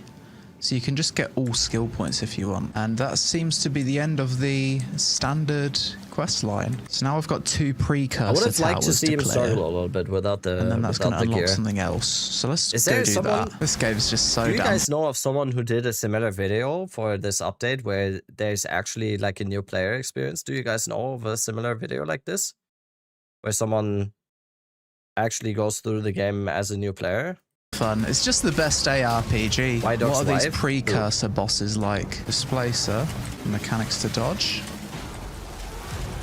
No, it's not too difficult. 4 more points. So after clearing that precursor tower, I can now venture over here. Yeah. But these do not give me He did your Atlas build? points. I know, These are just he did. probably random, infinite, endless maps. So for me to get all of my Atlas points, I'm going to first want to clear everything in here. Didn't do like a new because video, these right? give 1 each. Yeah. He just streamed it, right? He just, so I just double streamed the divine game drop. and Don't mind played if I do. like the Another irradiated build that I tablet. got. Thank you. Another 4 points. I got a quest here for Hilda, so let's go do this map. These maps are getting bloody crazy. And I haven't even unlocked all of the Atlas tree yet. Oh, 3 divine. Beautiful. GG. Complete the quest. What His is editor this? is lazy as fuck. Hilda's hunting. I feel like it'd be cool if they added some kind of bonus for you completing all of the map content.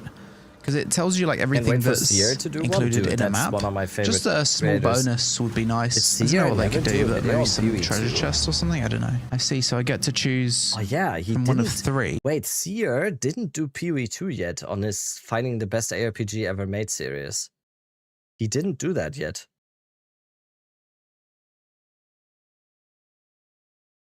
He has live streamed though.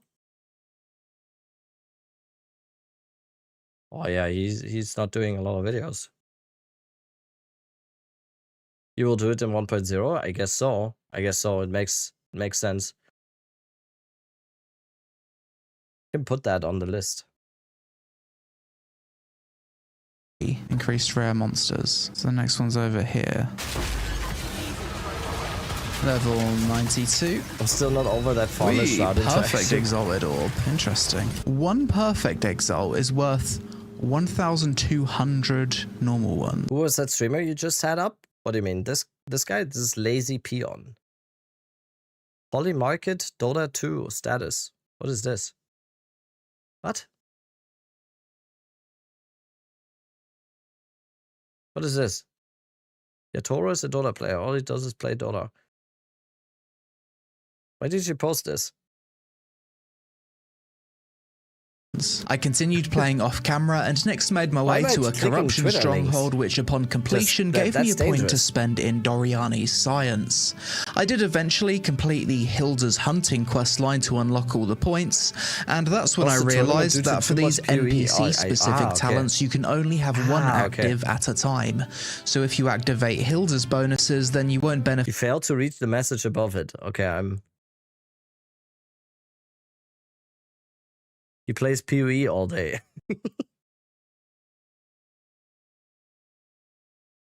But didn't Yatoro win Dota? Didn't Yatoro on Pure? Ah, okay. Ah, okay. Benefit from the points that you've earned with Yeah, total Doriani. one. After that, I decided to right? complete the Abyss questline, since this was by far my Toro favorite and League Collapse mechanic both have this 3 season. TI wins The now, questline right? had me venture deep into the Abyss Holy area, shit. then close the north, south, and eastern abyssal scars on the map. Then I was Crazy. able to return to the Well of Souls, jump inside, then take on a boss fight, of which I had the choice to take my loot early or fight the boss at full power. I chose the latter, defeated the boss, dinged level 94, and that's the point where I stopped recording for this video. So after revisiting Path of Exile 2 in 2026 as someone who hasn't played since the early access launch, my thoughts on the game so far are as follows. Things I liked. I thought the endgame overhaul is definitely a big improvement. I enjoyed having a clear sense of direction, and the frequent Atlas tree passives gave me a constant sense of progression. I like that every currency has its own stash tab now, so you can dump your inventory really quickly and it remains organized. This is something you'll have to pay for though. Despite the Atlas tree passives eventually allowing you to fill it out entirely, I like that there's still decisions within these trees that allow you to target farm specific drops. I enjoyed this season's League mechanics with the runestones. I like that they added an in-game market browser. I really love that you can import build guides into your game, which is incredibly nice for quality of life. I enjoyed Act 4 and it's probably my favourite one so far. I like that crafting seems way more deterministic than back at launch. In the future I do plan on doing an SSF run, so this will definitely make things smoother. I love that they added sprinting into the game back in patch 0.3. I also think the knockdown risk was a good way of balancing it. As for League mechanics, I absolutely love Abyss. It's my favourite League mechanic by far. I like what the devs did with waystones and tablets. I think it makes sense that the more modifiers that are on your waystones, it allows you to add more tablets to the map. As someone who likes Abyss, I can make sure that every map I run has my favourite League mechanics, whereas the last time I played it was much more random. And finally, I like that you can earn microtransaction cosmetics through completing all of the League's challenges, and this also gives you a good endpoint to aim for and consider yourself finished for the season. Things I disliked. I was honestly surprised that the Trial of Sechamus and Trial of Chaos are pretty much the same as early access launch. This is by far the absolute worst content in the game in my opinion, with the main challenge being staying awake until it's completed. In fact, recently I've been struggling with a bit of insomnia, so maybe I'll try running this content before bed as a potential sleep aid. Damn. Damn. There was a few League mechanics that I thought felt really bad. Val Temple in particular is by far the most boring one to do. It's a map within a map and it's annoying to set up. Apparently the rewards can be good, but after doing around 10 of them whilst playing, I hated how low the mob density was and all of the running around. Absolute trash content. Aside from that, Delirium seems less enjoyable than it was back at launch. I'm not a huge fan of Expedition because it takes you out of the grinding flow, and both Breach and Rich will feel okay but not amazing. I guess I'm trying to say that the League mechanics should be better balanced in terms of fun and reward. Val Temple is the most boring League mechanic by far. I don't get it, because this is the one that I don't get from his video, because didn't he say he played in 0.1 the last time? And then in this video, he just skipped it. How During would my he time know? playing, I encountered... Because I think that's unreasonable. I don't think... Why would Temple be the most boring? No, I don't get that. Stability issues on multiple different days. At one point, it was so bad that I had to stop playing. I wish you had the option... Oh, wait.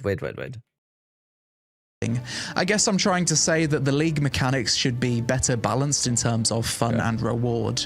During my time playing... He said he did 10 temples, just not on screen. Okay. I encountered server stability issues on multiple different days. At one point it was so bad that I had to stop playing.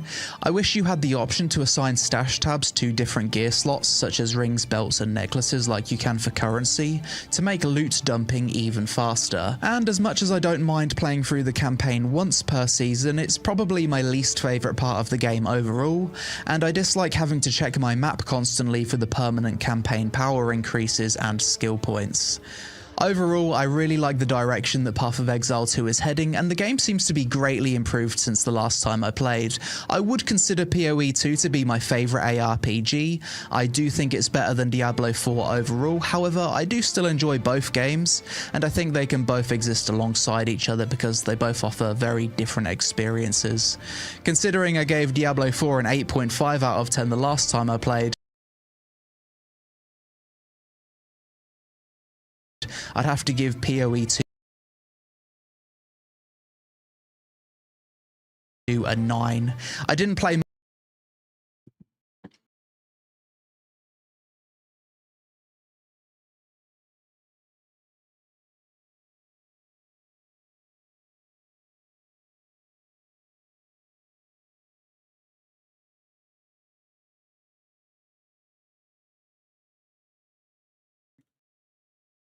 much PoE 1, so I can't comment on that one too much, but I absolutely love the dodge roll, sprint and WASD movement of PoE 2, so not having that would feel like a downgrade at this point. I'm really looking forward to the eventual 1.0 release, and I'll probably do a PoE 2 in 2027 video when that eventually arrives. But that's it for this video. As always, let me know your thoughts on PoE 2 in the comments below, and is there anything I forgot to mention that you would add to my pros and cons list? Shout out to Raid for sponsoring today's video, and click the link to support my channel and get some amazing rewards. Help us out with a like if you enjoyed the vid and want to see more ARPG content on the channel. Social media on screen. Thanks for watching, and I'll see you in the next one. I played Path of Exile 2 for 200 hours. I get it now. Is notorious for being... I always loved ARPGs. Some of my earliest memories were watching my older brother play Diablo 2, frightened of the little pixel demons jittering around on screen, and that love continued. A decade later, I found myself playing Diablo 3 on release with him, bouncing between Torchlight, Victor Vron, Chronocon, Grim Dawn, and more. Years later, I eagerly anticipated Diablo 4 and enjoyed Last Epoch. Today, well, it's complicated.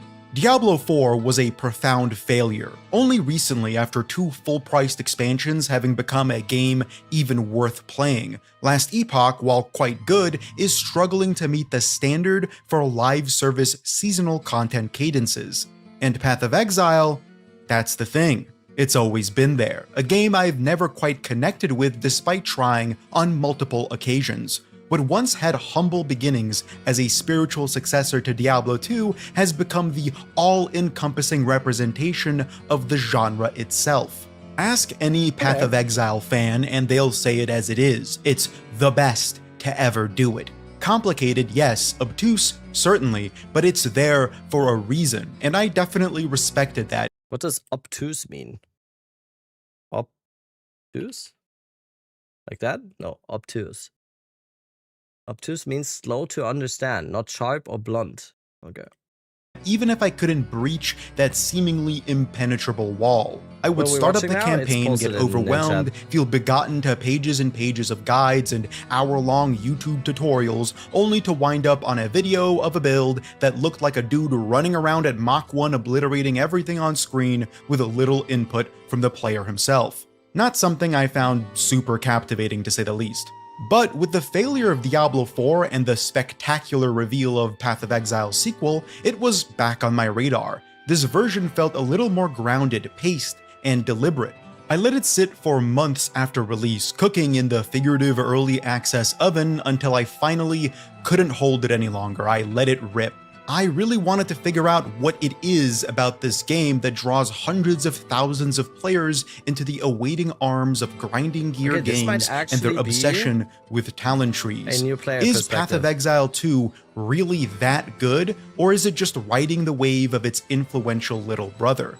And can someone who has never properly played a Path of Exile game even understand what the hell is going on? We'll talk about all of that. Path of Exile 2 was having a free weekend, so it was the perfect what was the sponsor? time to dabble a bit. You know, play for a couple hours on the first day of the season and feel things out. Let's put a pin in that. Starting off, we're introduced to a very similar splash screen to the first game, all the potential classes to choose between, being prepared to hang. The one you choose is also the one sole survivor of the hanging. I went with the monk because from the few videos I watched prior to the season release, it seemed really cool. The fantasy of banging bells and sending out waves of aftershocks was the very same thing I enjoyed back in my Diablo 3 days. So here we go, into the world of Path of Exile 2, and it crashed.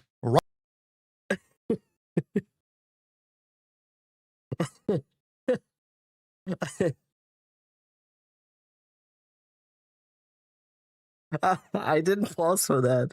I wanted to pause to say, why does every new player feel so damn connected to playing Monk? Everyone, all the new players I always see, everyone feels so like enticed by playing Monk.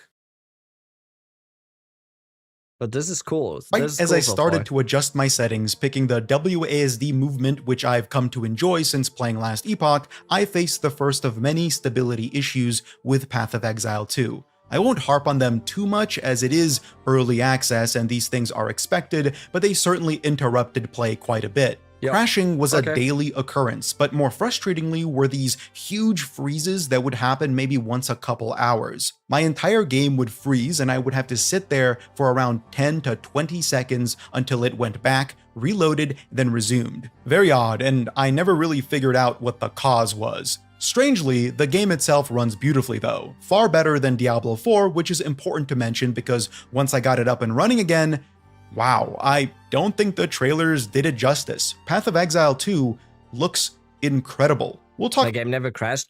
This is something, overall, this is something that is different for anyone. Like the game stability and the game performance overall heavily depends or heavily relies on what your setup is and everything. But I feel like we can objectively agree a little bit, all of us, that there is definitely some improvements to be made for the future for the general stability of the game, and we already got that. Like the most recent, the Nvidia thing or whatever that they did, that's already like a good step, right? More about the graphics later, but there's I have to say, overall, when I heard from other people how their crashes have been and how their performance, I could never relate because my performance and my crashing and everything has been pretty good overall. I'm using an AMD CPU and an AMD GPU, and overall, I have never really had like massive crashes all the time or whatever.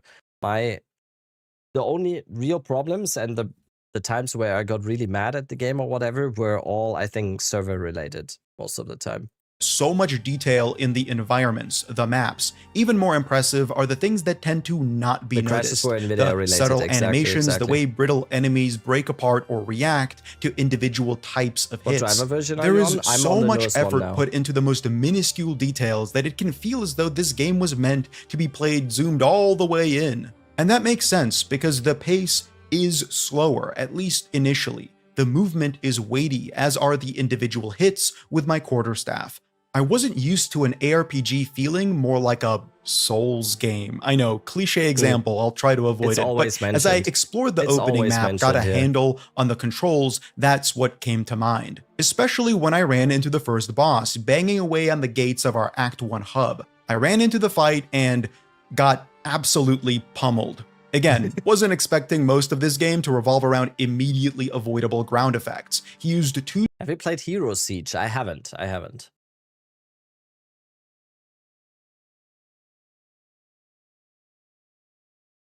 simple abilities as well as a raise dead effect, and getting hit by them will either kill you or get damn close. It made me reconsider just about everything I felt like I understood about an ARPG in its opening hours. Slow down, theory-wise. Slow down. Moments earlier, the game tutorialized its skill gem system, changed rather drastically from its predecessor, Path of Exile 1. I was somewhat familiar with that system from the few times I dabbled with that game, and it was actually one of my pain points with it. It always felt a little frustrating that my armor was relying so heavily on its gems to facilitate my build, and while I'm sure there are crafting systems... This is an actual new player perspective here, as compared to the last video that we watched. This is really cool. This is within very crafting systems to get the best setups in the end game, I never quite reached that point and explored those options. It was just frustrating from the get-go. This system, frankly, feels a lot better to me. I immediately got it in a way that I haven't with most PoE mechanics. You have 3 types of uncut gems, each one cutting into their counterpart. A skill gem, a support gem, or Damn, is this on the actual release? Because Clearfell is full. This seems a like he skill played gem, on the a actual support gem, release, or right? a spirit gem, and then you can slot those in and build synergies. This It's an seems exciting like system to consider 0.5 because as release, you explore the decloms, yeah. intricacies of this UI, you start noticing synergies that felt totally impossible moments the before. whole crashing and performance aspect is a little bit grain of salt because I think a lot of people had problems during the free weekend, right? Oh, he said the free weekend. Ah, okay. Yeah, makes sense. After being Makes introduced sense. to the new I was honestly kind of surprised that we didn't have more problems on the free weekend. I think overall the game held out pretty good for the amount of people that pummeled the servers. Today is a Gamescom teaser. Yes. What will they announce before? Are there any information? Nope. We just know that there is gonna be something. That's it. What it skill is, system, we do not I know. felt a bit more confident with blazing my own trail, building out my character in the way I saw fit. I entered the hub area with confidence, picked up a bunch of quests, ogled at the graphics a little bit more, and began my journey into the bleak atmosphere of Act 1.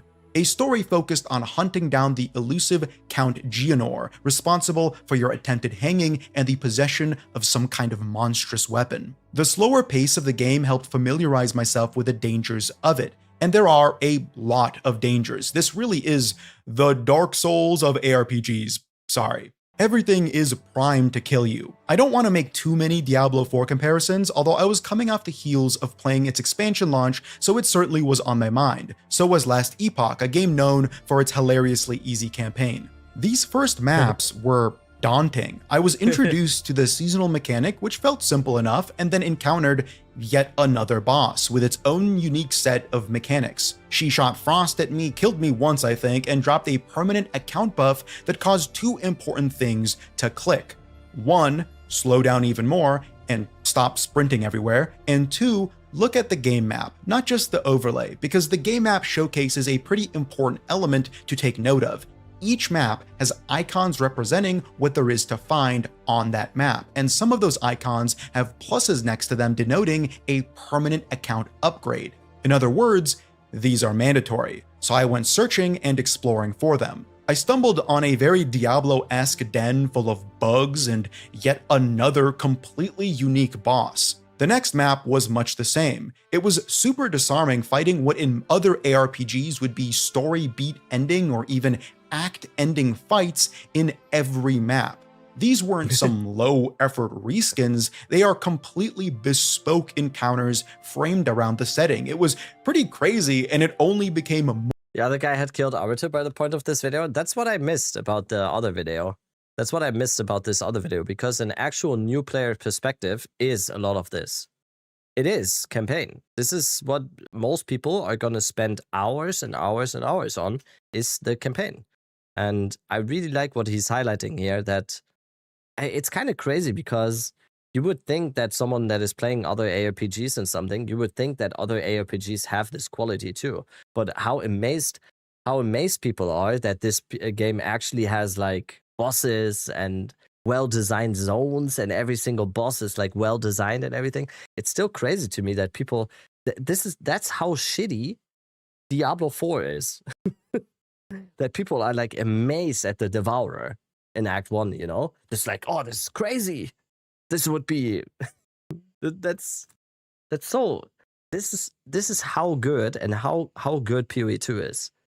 This is how good PoE 2 is. More so the deeper I went. But before we get there, let's talk loot, because frankly, what's an ARPG without a compelling looting system, right? Path of Exile 2 still has that spiritual successor to D2 vibes, all kinds of little currency items that you loot and keep in your inventory or stash, which I ended up buying a bunch of tabs for. As expected, Scrolls of Wisdom were also in the game, items you use on unrevealed weapons and armor to see how they rolled. It's a bit frustrating at first lugging them around, but moments later in Act 1, you actually unlock an NPC that does it for you for free, I guess, making the entire system feel pointless. I guess the real benefit of having it is it's easier to vacuum up a lot of loot and then see what you got, rather than having to stop at every drop to examine the dictionary's worth of affixes on it. These items come in the expected tiers: common, magic, rare, and of course, unique or legendary items, as I call them for my Diablo 3 days. Legendaries are always the most exciting to get, at least in theory, although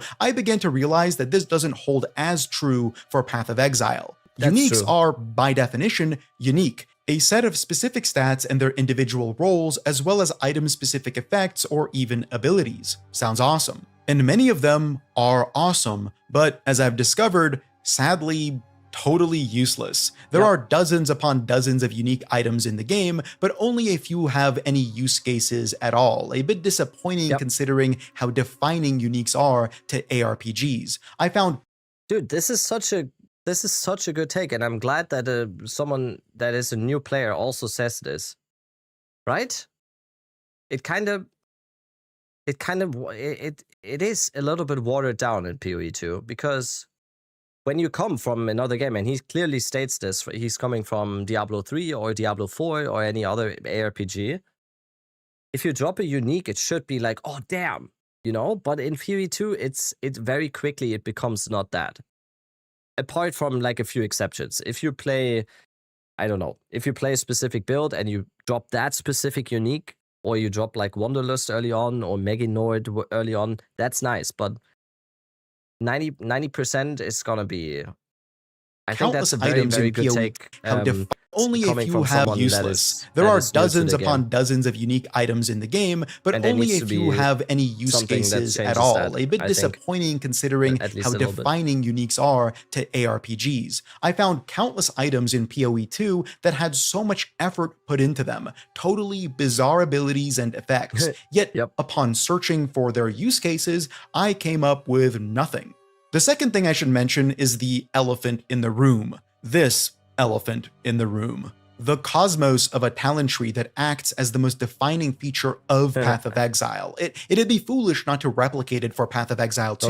Intimidating, but also kind of a paper tiger. As I started to examine all the surrounding nodes and... I was on vacation when the new Diablo 2 ladder dropped. I was on vacation and I only got back basically yesterday. And now, tomorrow I'm gonna go to Gamescom, and then we're also gonna do some Albion to kill some time. We're gonna do some Albion very soon. Accustom myself to how they work, I realized that you're only really going down a single section of diverging paths because your class starts pointing in the direction that you ought go down. You're still making choices, and as we'll discover later on, those choices can and will make for some horrible builds, but by and large, this talent tree feels like marketing to me. You could cut off 2/3 of it, and not much would change for most players, at least early on. But knowing what I know now, there are ways to branch out into all sections of the talent tree, regardless of the class that you play. But that's a topic for another time, because I started chucking points into the minor nodes and building up to the first cool-sounding major one. Here's the thing about Path of Exile that I think it does better than any other ARPG. The ability to work on multiple elements at the same time and be excited about multiple points of progression. You're excited to level up and consider the path taken down the talent tree, as well as getting new gem drops that could unlock a new tier of skills, upgrade existing ones, or add supports that drastically transform what those skills can do. Funnily enough, this support gem system reminded me of a far deeper version of Diablo 3's talent node system. One of my buddies also chucked me a loot filter I downloaded to help highlight some of the most important drops, which in Path of Exile are the currency, not just the weapons and armor. Anyway, with that tangent aside, I continued on, map after map, slowly figuring out the first iteration of my monk's build. I was using this lightning slam that was empowered by power charges I earned by culling enemies, drastically altering the ability's appearance and damage profile. It was dope. Seeing the first empowered hit. What are we betting will be revealed today? 20 euro on Jonathan revealing himself to be an actual demon person. What the fuck? No, what do you mean? Jonathan is an angel. He's awesome. Like, he's a demon in terms of coding, probably. He's probably, like, very good at what he does. 3 hours, 50 minutes. Today's the announcement of the announcement. Okay, what do we think will be the announcement of the announcement today? I just think we get a teaser trailer. I just think we get a teaser trailer for maybe 1.0. Just like a trailer, you know? I don't think it will be much more. You think date? Do we think, guys, do we actually think date for the 1.0?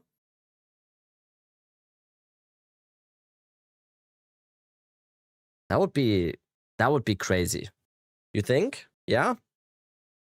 What do they reveal at ExileCon then? I mean, there's got to be plenty. 1.0 is going to be so huge. There's going to be plenty to reveal still at ExileCon, so. Date is very possible. Yeah. Yeah. Let's hope so.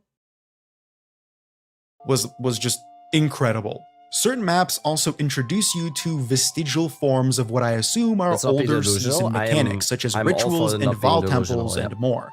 It's a nice thematic introduction, especially alongside the new season's mechanic, which see you hunting down ancient ruins.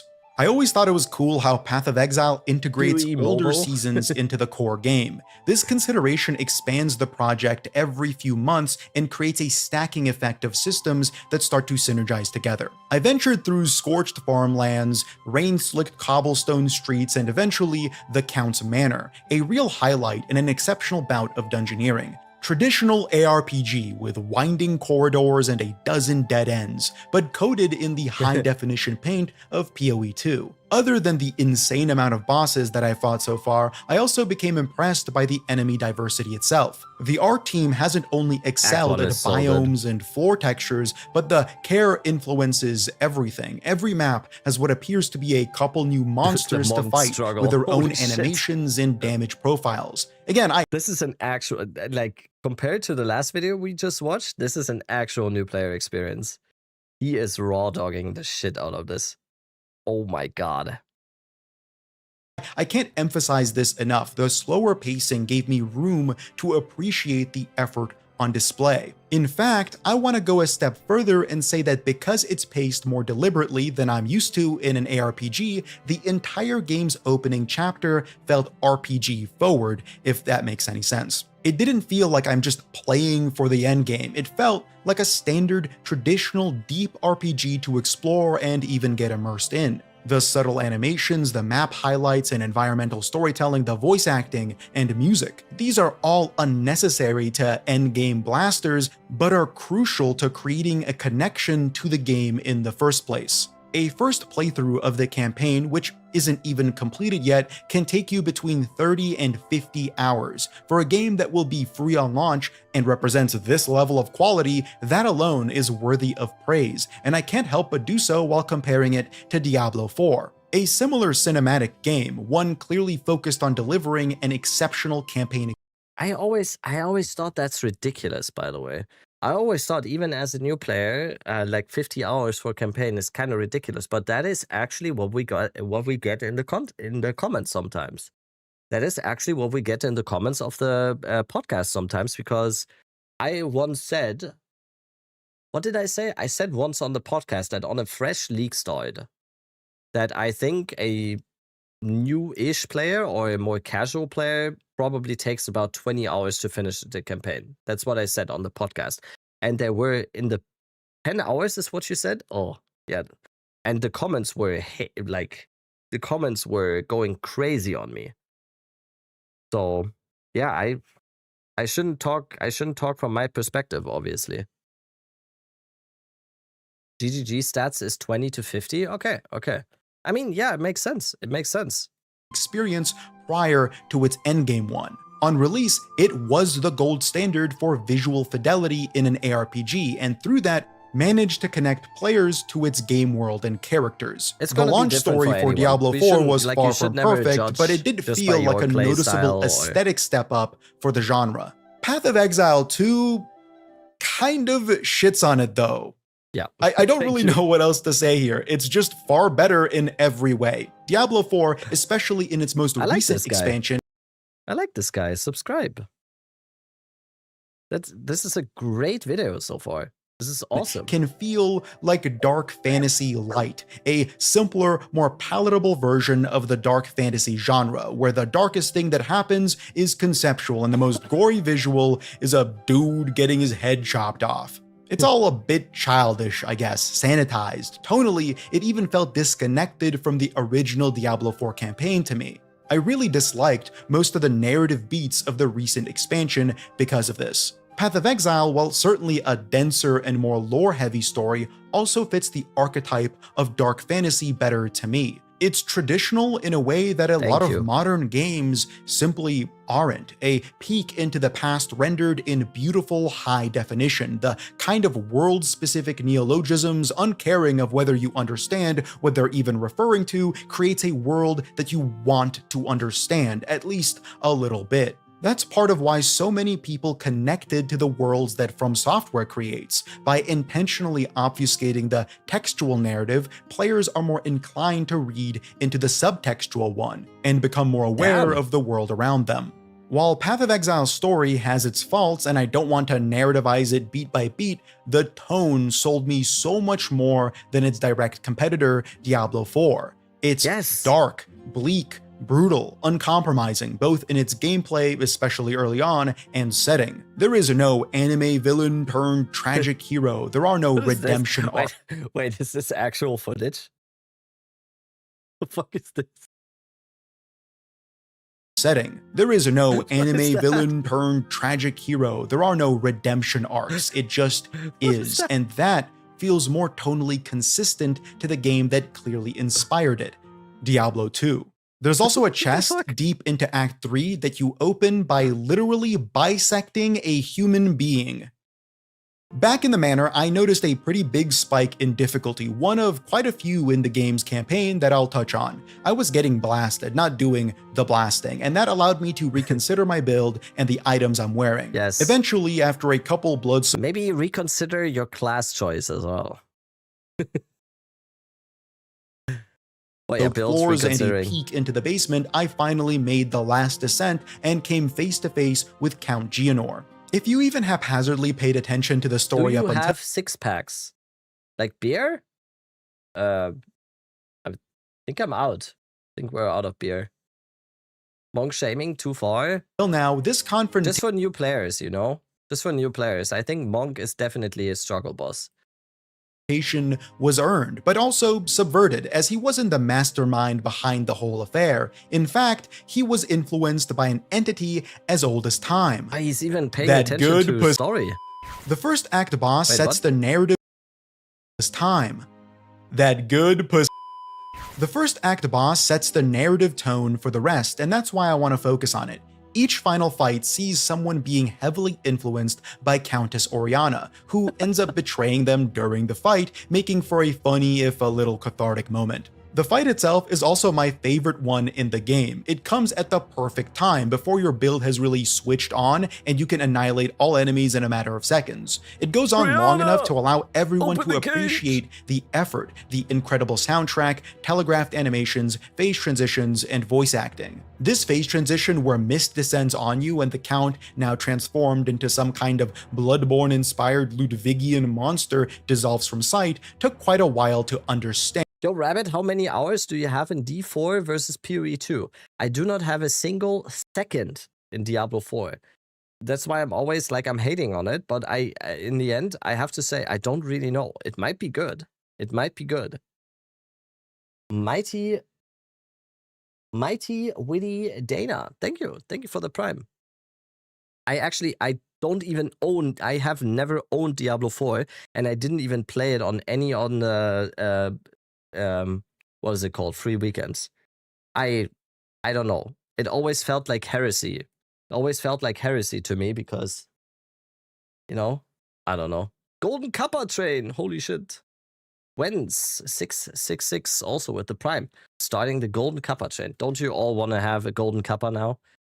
What do you need to do? Like, and because what these about ads Diablo would Immortal? pester you, Oh, yeah. yes, but the count would charge from the mist, doing loads of damage and stunning you. It was kind of impossible to react in time. In PoE2 hours, I have.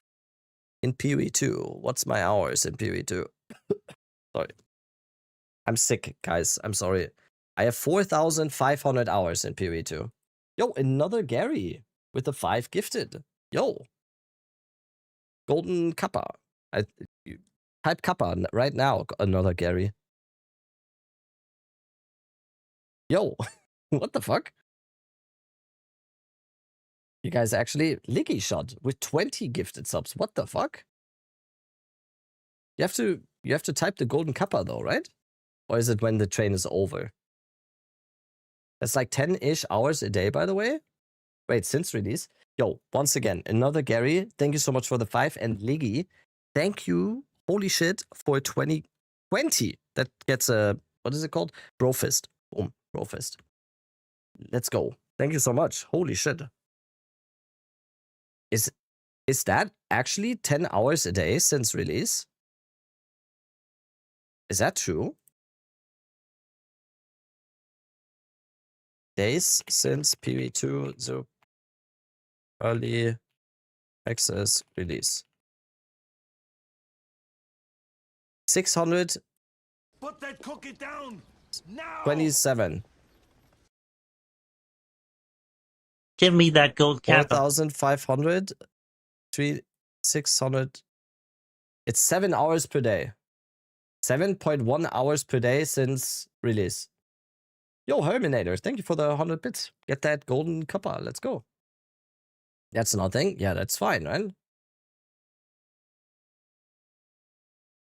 That's fine, right? Till I Seeing how this realized is my that he's job. reciting a poem during this phase, and you can predict his charge by waiting for a beat after each line. I don't 7 have hours per day is a bit crazy. You have to consider this is my job. You have to consider that this is my job. You know? much of an analysis to say here. It's just cool as fuck. It's fucking sick. Like, what else is there to even say? Anyway, after a few attempts, I finally got him, and like a rabid dog, saw him be put out of his misery by our black-robed friend, only to be quickly ushered into the... I have 4.5k hours in CS since I started playing in 2016, but 4.5k is crazy. Such a short time, bro. Okay, do I need to mention again that this is my full-time job? 5k for almost 2 years is mad. Okay, maybe I do have a little bit too much. Okay, we need to go back a little bit. Cats, they're even referring to creates a world that you want to understand, at least a little bit. That's part of why so many people connected to the worlds that From Software creates. By intentionally obfuscating the textual narrative, players are more inclined to read. Streaming became my full-time job like this year. I think. Redemption arcs. It just is, and true, that feels more tonally consistent to the game that clearly inspired it. Diablo 2. There's also a chest deep into Act 3 that you open by literally bisecting a human being. Back in the manor, I noticed a pretty big spike in... With 0.4 release, it became apparent that I could do this as a main job, yeah.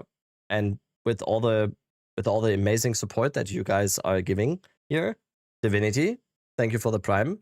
It has been absolutely possible now to do this as a full-time job, so thank you all. Haphazardly paid attention to the story up until now, this confrontation was earned, but also subverted, as he wasn't the mastermind behind the whole affair. In fact, he was influenced by an entity as old as time. That good pussy. The first act boss sets the narrative tone for the rest, and that's why I want to focus on it. Each final fight sees someone being heavily influenced by Countess Oriana, who ends up betraying them during the fight, making for a funny if a little cathartic moment. The fight itself is also my favorite one in the game. It comes at the perfect time before your build has really switched on and you can annihilate all enemies in a matter of seconds. It goes on long enough to allow everyone to appreciate the effort, the incredible soundtrack, telegraphed animations, phase transitions, and voice acting. This phase transition where mist descends on you and the Count, now transformed into some kind of Bloodborne-inspired Ludvigian monster, dissolves from sight, took quite a while to understand because these ads would pester you, yes, but the Count would charge from the mist, doing loads of damage and stunning you. It was kind of impossible to react in time until I realized that he's reciting a poem during this phase, and you can predict his charge by waiting for a beat after each line. I don't have much of an analysis to say here, it's just cool as fuck. It's fucking sick. Like, what else is there to even say? Anyway, after a few attempts, I finally got him, and like a rabid dog, saw him be put out of his misery by our black-robed friend, only to be quickly ushered into the... I won't give a beat-by-beat play of each act because that would make this video like 4 hours long, but the second act is your traditional ARPG second act, Desert Zone. One I kind of saw coming, but was excited to see how it really unfolded with the kind of artistic talent the GGG team has. How do you diversify such a one-note biome? I explored a small precursor zone that led up to unlocking the new hub area, and oh my god, what an area. This has to be one of the most inspired visuals in the game, a gigantic caravan pulled by hundreds of slaves bound by golden hooks dug into their backs. It's such a tone setter and once more gets the dark fantasy vibe across. Dude, I think this video is amazing just because he really concentrates. The video that we just watched was just like some guy blasting through the game and just like, oh yeah, this feels nice. But this is actually someone appreciating the game for what it is. That's so cool. Perfectly. You are morally aligned with slavers here, and that's just the way the cookie crumbles in Rayclast. The game has never felt more 70s pulp fantasy than right here, especially with characters like Asala, who feels ripped straight from the unreleased drawings of Frank Frazetta. Not to spend too much of this video glazing the art of Path of Exile, but these splashes are amazing and full of so much personality. It would have been easy to default to the classic digital gloss of other high-budget, high-fidelity games. The personality here is not only in the kinds of characters rendered, but in the way they are rendered. Act 2 also had a second realization. Path of Exile doesn't have damage text, which personally, I kind of hate. Path of Exile is notorious for being the most complex and deep ARPG. Damage text is... No, I disagree. Let's see what he says here, but I personally disagree. I hate damage text. It's the most useless thing in RPGs ever. Like, it is so useless. When have you ever been like, oh damn, I dealt 50 million damage? You know? It doesn't matter. Fearless, thank you so much for the resub. Like, did you... Here. What is damage text? Those ugly numbers? Yeah, D3 Greater Rift. I don't know. Like, let's see someone play Diablo 3.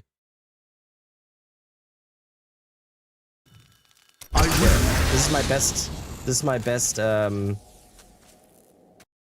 example of damage text. Like, who needs them?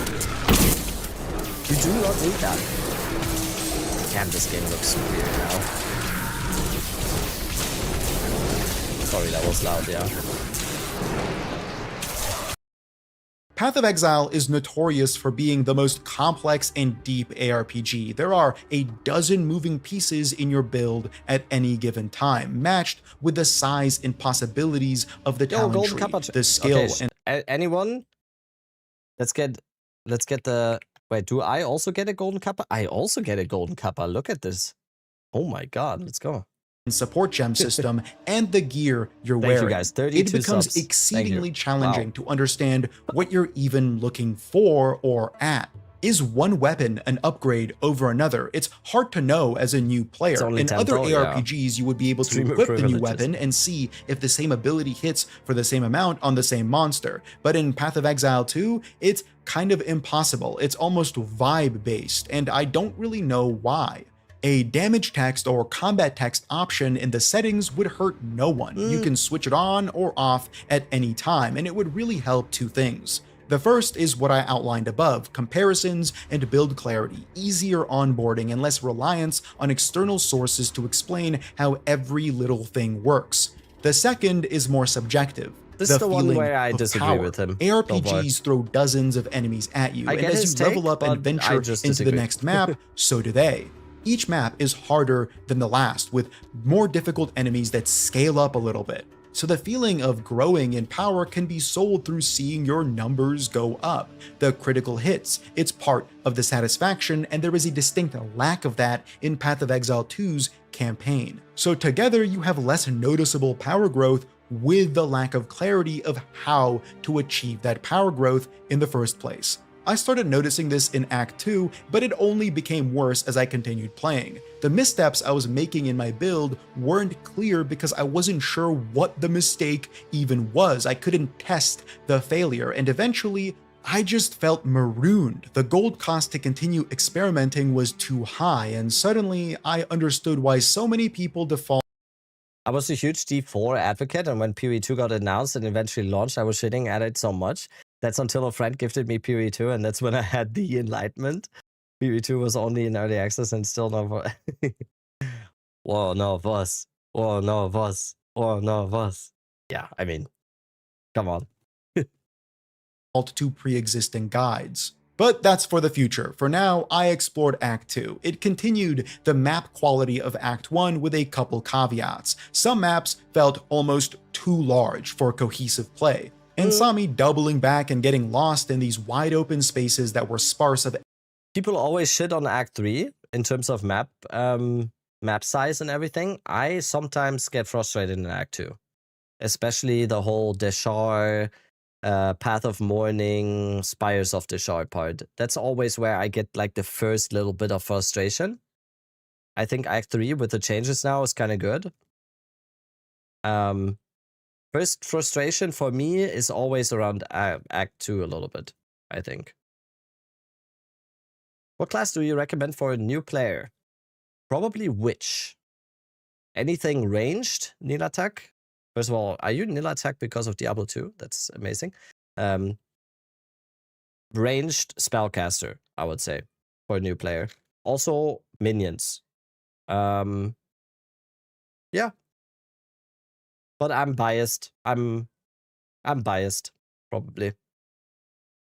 Enemies to fight. There were also a couple issues with the Golden Path, and quests themselves were a bit less intuitive as you could choose the direction you go in, but the preceding step in that direction wasn't always clear. Nevertheless, the vibes were peak, as the kids say. Some of these map bosses were even more arresting than Act 1, like a stone construct in an ancient cavern that challenges your perception of scale as he walks up to your small platform. After hours of exploring, I found myself at the final boss of Act 2, and he kicked my ass for a bit. He also had one of the coolest phase transitions in recent memory, as he cut his caravan in half after, of course, being betrayed by Oriana, and eventually being decapitated by our Act 2 companion Asala. As quickly as when I played PoE2 for the actual first time in 0.1, when I wasn't even streaming or when I wasn't doing content for PoE2 or whatever, I also played Monk in my first playthrough, and I got stuck at Jamandra. It took me like easily an hour, probably more than an hour to get through Jamandra. Like, that was nasty. That was nasty. As I entered Act 2, I was taken to Act 3, and Jesus Christ, I've been playing for the past 20 hours. About it. Yep. This was all one single day of game. Favorite boss? On my first playthrough, my favorite boss.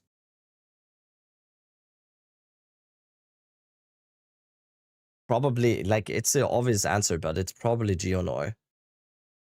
I still remember that I was just, the game hooked me once I got to Geonor. that is when the game got its hooks into me, when I did Geonoi. I had my problems at first on Geonor as well, but then I realized that he does cold damage and I could just go back into a zone and get some more gear and everything. I like probably had 6-7 tries or something. That wasn't on purpose. That was not on purpose. It took me a few tries to kill Geonor, but once I killed him and everything, I got hooked like crazy. I got hooked like crazy after Geonor.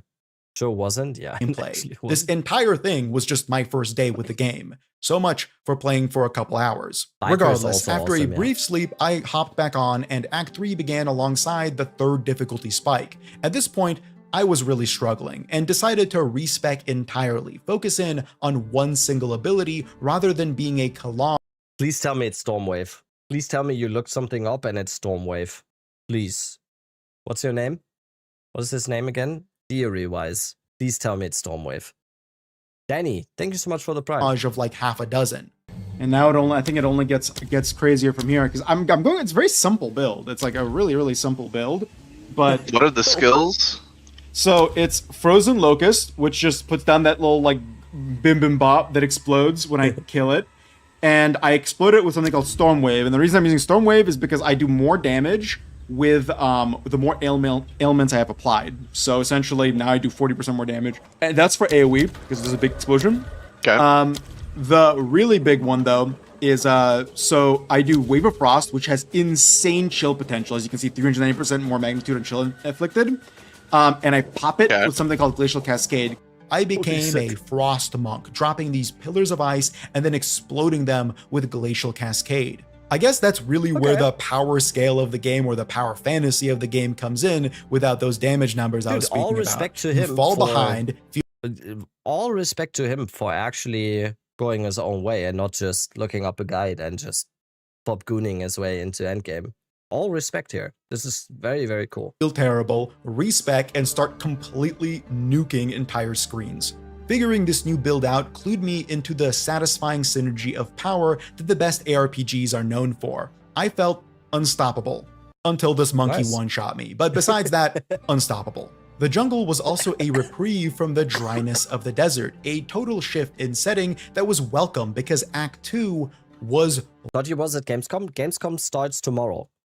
Even though the live stream for Gamescom is tonight, Gamescom real start for people to be able to go into Gamescom is gonna be tomorrow. So you can expect a stream tomorrow and me being at Gamescom. That's gonna be tomorrow. Long. Act 3 will be too, but for different reasons. I met a host of new characters and my companion for the act as well, Alva. The mixture of overgrown ancient ruins and martial... How many hours till the stream? 3 hours and 23 minutes. 3 hours and 23 minutes. We can stall that swamps long, right? really spoke to me, and the progression of visuals in this act were the best in the game thus far. Yep. Although it...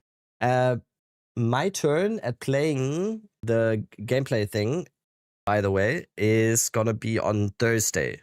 So I have a set date on Thursday where I am 100% certain to play the gameplay thing. I will try to also get there tomorrow though, so I can give you guys a early view. I'll probably not be the first one, but yeah. First thing tomorrow, I'll run to the GGG booth and go for the thing. Certainly Are you gonna was be streaming pretty it? damn Yes, long and still had that Act 2 issue of extremely large barren maps. Each individual map was still unique, I will stream but one might be everything like that I'm 4 times allowed the to. size of another. Something I neglected to mention was earning my ascendancy through the Trial of Sekimas in Act 2. I don't want to dwell too deeply on either ascendancy trial because we'll talk about them later, but I ended up choosing the newest monk ascendancy, the Martial Artist, as it had all kinds of bell-themed nodes I was interested in, and I continued specializing deeper with the Trial of Chaos. While the visuals of Act 2 and 3 were quite different, the general beats of these acts were similar enough. At this point, exploring the maps was mainly an incentive to find all the crazy, cool, unique boss fights GGG just kind of randomly adds for some reason. Not that I'm complaining, like a witch doctor in the literal sense who rides her broom in circles around you, or as I went deeper into the act, all this Mayan-themed technology manifesting as like robots themed after skeletons. It was wild. The Vol technology that became more and more apparent set the stage for the big Act 3 twist. I navigated a still breathing temple beneath the hub, one harboring a miniature sun. Crazy. And then activated a device that, I shit you not, took me back in time. Stepping through it with our companion was a pretty fucking insane moment in the campaign, almost a shark jumping one, as we're greeted with denizens of the still thriving city in the past. And much like the British are known for, we proceed to loot and kill them in an effort to liberate them from themselves, I guess. Point is, we have an ARPG to play, and if that means mowing through hundreds of tribesmen to locate their pain amphitheater where they torture each other as a form of energy, then god damn it, that is what I will do. And I do. This might be the coolest set of maps so far, as the beautifully colored city floor begins to dull and rust under the dried blood of their architecture's perverse origins. This is where the video seems like a very. I know he's also critiquing stuff and he's giving his takes and everything, but overall, this just seems like a love letter to how amazing PV2 is. I love this because I feel like as someone with, as we discussed already, as we've seen before, that as someone that already has almost 5,000 hours in this game, it feels good to hear someone else be appreciative of all of this that we have already taken for granted a long time ago now. That's section awesome. Chest exists. I really want to once again say there's a chest in the also game. Articulates somewhat easier to appreciate. Yeah. Like, I love this video. That you open by bisecting a human being. We end up meeting and fighting PV2 isn't worth an essay, lol. I mean, I don't think so. I think it's always awesome to appreciate stuff like this, because I feel like you get used to this kind of stuff very easily, and feels good to sometimes just take a step back and just appreciate something. But if you're like, I don't hate you for not having that opinion. This is where totally, the bisection totally chest exists. I really want to once again say there's a chest in the game that you open by Okay, Calterac, you're not allowed to use that word. We are allowed to use it, okay? You don't have the tourist pass, okay? Even though the emote is you careful, okay? Bisecting a human being. We end up meeting and fighting Doriani, who becomes like a guide for us later in the game. We convince him of our righteous slaughtering, and he ends up joining our team to save the world. But what are you hoping to see tonight from GGG? What are you hoping to see? Okay, 2 times. I don't think for the trailer tonight, for the teaser trailer that we get tonight during the Gamescom Online Live or whatever it's called, I don't think our hopes should be as high. I think we are gonna get a trailer. That's what it's gonna be. Just a trailer.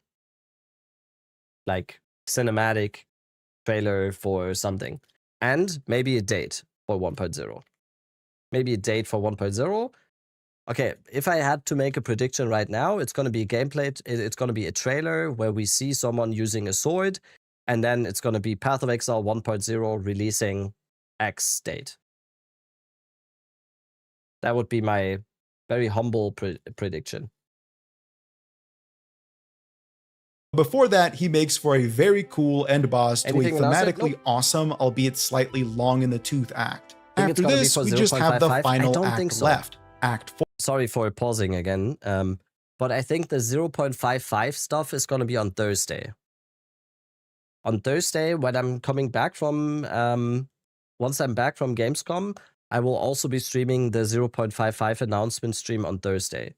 So I think that's going to be, I think everything that is on at Gamescom is going to be pretty heavily related to 1.0. Just my, but like I said, just my, for a very cool end boss to a thematically awesome, wrong, albeit slightly long in the tooth act. After this, we just have the final act left, Act 4. Whatever feelings I was having before melted away because this became easily my favorite act in the game. Our new area is a port town where we can use a boat to explore a variety of different islands, each one a unique biome. It's so cool and a lot less narratively confusing than Act 2. A particular highlight is this flooded prison that might just be the coolest map I've ever seen in an ARPG. The rushing water. Wait, what? Everyone, that's what the guy says as well on the other video. Everyone likes the fucking abandoned prison. That might just be using the guy on the other video said A too. particular highlight is this flooded prison that might just be the coolest map I've ever seen in an ARPG. The rushing water that slows your character, making for an environmental hazard as well as an evocative set piece is just incredible. It's such a vibe. Each map I get it from his perspective, but like from the sweaty blaster weird cringe perspective, it's just like it's just a nuisance, you know. map though has its moments. We even meet a tribe that we don't I slaughter get it though. at first. I journeyed through these islands, finding pieces of a map that took me to an island full of treasure we have to excavate through the use of powerful explosives, which ended up being one of those seasonal mechanic introductions I mentioned earlier. I fought a land shark and a topless mermaid, got betrayed by the most inconspicuous cult known to man, and eventually crafted a weapon to kill that growing monster Oriana has control over. It felt like a fitting climax of a Learning campaign about the lore that of hadn't PoE2 yet in this completed. video, which is kind of But cool. it wasn't over. Have never There were followed the 3 lore. more areas to go to after, flashbang. kind of like in between chapters that I assume exist solely to fill the level gaps that the final 2 acts would otherwise. I was half expecting these to be reusing old assets, yet once again, the art team at GGG blew me completely away. I revisited the past 3 chapters and caught up with the characters within them. I'm assuming this is all building up to some Avengers level team up in the final acts. Back in the desert, I ended up catching up with Asala and navigating what might be the single largest map I've ever seen in an ARPG. I also really loved the darkness-infested journey back through Act 1, as well as the climb to the peaks of a snowy mountain, only to descend back into the Val architecture for a 3rd time, and finally completing what there is of the campaign. Overall, this was a journey and a half. It took me about 45 hours alone. It's an incredible experience, and the developers should be Okay, crazy. 45 hours. Damn. proud of what they've created, because with a smaller team and what is surely Damn, a that is a lot of work for this video. Holy shit. smaller budget, they managed to create something more cinematic and compelling than Blizzard had. The issues I pointed out. Flawless gamer? No, definitely not. Like, we should never, we should always remember that even from a casual perspective of people watching the stream or whatever, it doesn't mean the same thing. There is a lot of people that are playing the game in a very different way, and it's not the wrong way. Some of the Not the wrong way. largest maps, the confusing directions are solved through small iterations. I not get it, reworks. especially For if you're doing your own thing. You're not following a build guide. You're just vibing. You're just playing the campaign. I get it. early access title, it's exceptional. And Yeah, true new player. He didn't even care about the diff drop earlier. just the Yup. beginning. But before we get into that, I want to Yeah, you relay a full concern clear- I have yeah, over such an 100%. expansive campaign. This is an if actual every new player season we must experience. replay it, would it not become a bit unwieldy? Especially with 2 additional acts being added to release later this year. I'm unsure what the solution is, but it is a concern that I have because I ended up playing the campaign twice, once on my monk and once on a warrior, and yeah, it was certainly long, to the point where creating alts seemed a bit tedious as a prospect. Whatever the Oh no, solution not is, this I'm again. confident GGG will figure it out since they've demonstrated an uncanny ability to adjust things on the fly. Like with all great ARPGs, the Another endgame div. is the true test. Yet, even if it's going to be terrible, I'll still have an overall positive impression he of seems PoE2 excited about the because of div. how enjoyable and full the campaign was. But truthfully, I was excited to start blasting. You've likely watched me play my monk in around 3 or 4 different ways during the campaign. I was constantly switching and adjusting builds to keep up with the game's difficulty curve and because I have ADHD. As soon as I entered the endgame hub and saw the enormous talent tree-esque atlas to explore, I had the compulsive need to adjust my build to facilitate whatever difficulty spike awaits me. I loved flying around with my frozen palm, but it's time to get real. It's time to lock in. I respect my passives. I learned how the marketplace functioned. I tried to learn how item crafting worked, and I promptly failed at that. And finally, after spending all my hard-earned gold and exalted orbs, I created a build that I couldn't wait to start blasting with, and it's terrible. Like, really shit. It's total shit. Okay, so I can't really respec again. I don't have the currency to buy new stuff. I might have bricked my entire character. I sat there in my customized hideout, just kind of thinking for hours. What do I do? Do I go back to the campaign zones to farm out gold? Is that something I even want to do? My compulsive approach to buildcraft as well as the obtuse nature of the game's systems collided in the most unexpected and frustrating way. I couldn't progress further. I felt isolated. This moment is the quintessential example of why I wish there was more information available in-game, particularly with, for example, damage text that would relay whether what you're equipping is tangibly improving your character's output. You can look at the skill gem menu and observe whether the overall DPS of a certain ability increases, but this itself is an easily misconstrued benefit as you aren't only looking to increase the general DPS of every ability. This bricking was frustrating. It's also only one piece of the puzzle. I still needed to cap my resistances. Do I build for evasion, armor, or energy shield? I don't know, because the game doesn't give you the tools to know. It's a skill issue, yes, but also an issue of informational sparsity. Together, they lead you into a brick wall. Thankfully, one of my friends traded me a pair of unique gauntlets that reinvigorated everything. These random, seemingly innocuous gloves are anything but. You see, the monk ascendancy I chose has a node that alters the properties of the gloves you are wearing in all kinds of convoluted and arcane ways. Unique gloves are given unique properties only available through this single node. Essentially, GGG has designed entirely new effects just for this one ascendancy's one node. What the hell? How do you even have time for this? Do you have like one developer who is the glove guy now and just spends the rest of his life making unique gloves for unique gloves? I don't know, but I'm grateful they did because it gave me an idea. The hollow form ability that my chosen ascendancy, the martial artist, can access puts me in a meditation and creates spirit versions of my character that cast the ability that is socketed into hollow form. And because these gloves allow me to generate power charges endlessly, I can expend them on my hollow form's ability to cause it to generate even more spirit me's that are all casting this one ability. My aura farming build came online instantly, and my lack of damage became an overwhelming amount of damage. I, simply put, spawned into a map and just channeled hollow form until everything on screen went away. Like that one Act 3 chest, I bisected my opponent through sheer will and the help of these stupid, unique gloves. So without further ado, let's get blasting. Well, Act 4? Much like the rest of this game's systems, the endgame video acts. Okay, I was like, oh.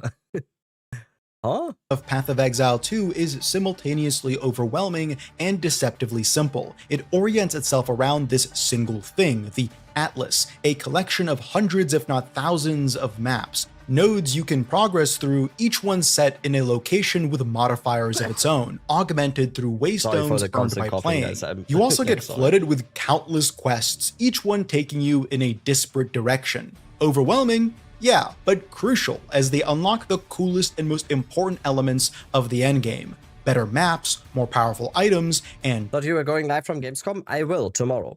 Today is not Gamescom. Gamescom is tomorrow.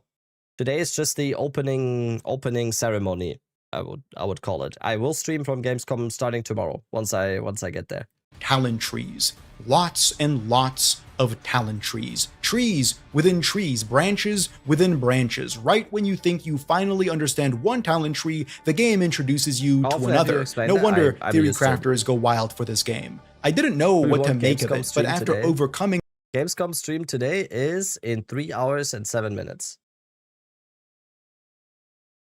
The great breaking of my character, I honestly was just happy to play again. I decided to take things one step at a time, one quest line at a time, and occasionally dip into this erected city that you were quickly introduced to at the beginning of the endgame. Cool this city sees you progress a quest and unlock points for your Atlas tree that enhances individual maps you clear, eventually juicing them in some heinous ways. The secondary facet of the endgame is the market itself. I didn't quite understand the crafting system, so the market was my saving grace, as it allowed me to purchase items with the currency I've been looting from mapping. The game, as many know, is chock full of unique currencies, each one with specific use cases for crafting. The gold standard is the Exalted Orb, a drop that becomes more common as you play, and one that splits into just about every other currency. If I get a drop I see as valuable, I always check how many exalts it is worth. I also learned the value of divines. These are like rare jewels, an expensive treat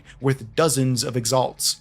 These are the two currencies that you need to understand when engaging in the marketplace. I was interested in this because it didn't operate like most ARPGs, where the loot that drops is the loot that defines your character. What is he looking for here? Oh, he's looking for, like...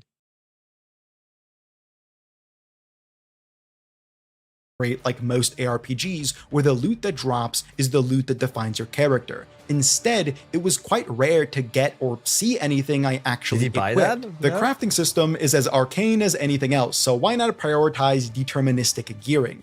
The crafting system is not as readily understandable as the simple processes seen in like the Herodric Cube in Diablo 4, which to its credit is actually a pretty fun, albeit simple method of crafting gear in the newest expansion. Nor is it as self-explanatory and inventive as Last Epoch's wonderful system. Later, after countless guides, I certainly understand PoE2's crafting system better, but I can't say I'm excited by it. In an odd way, it has one... But it also makes sense why he said that his gold standard for how much an item is worth is exalts, because that is true.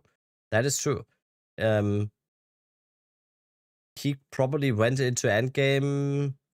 What did he say? 40 hours it took him to go into endgame, so I'm assuming it took him like a week or maybe like 10 days or something to get into endgame.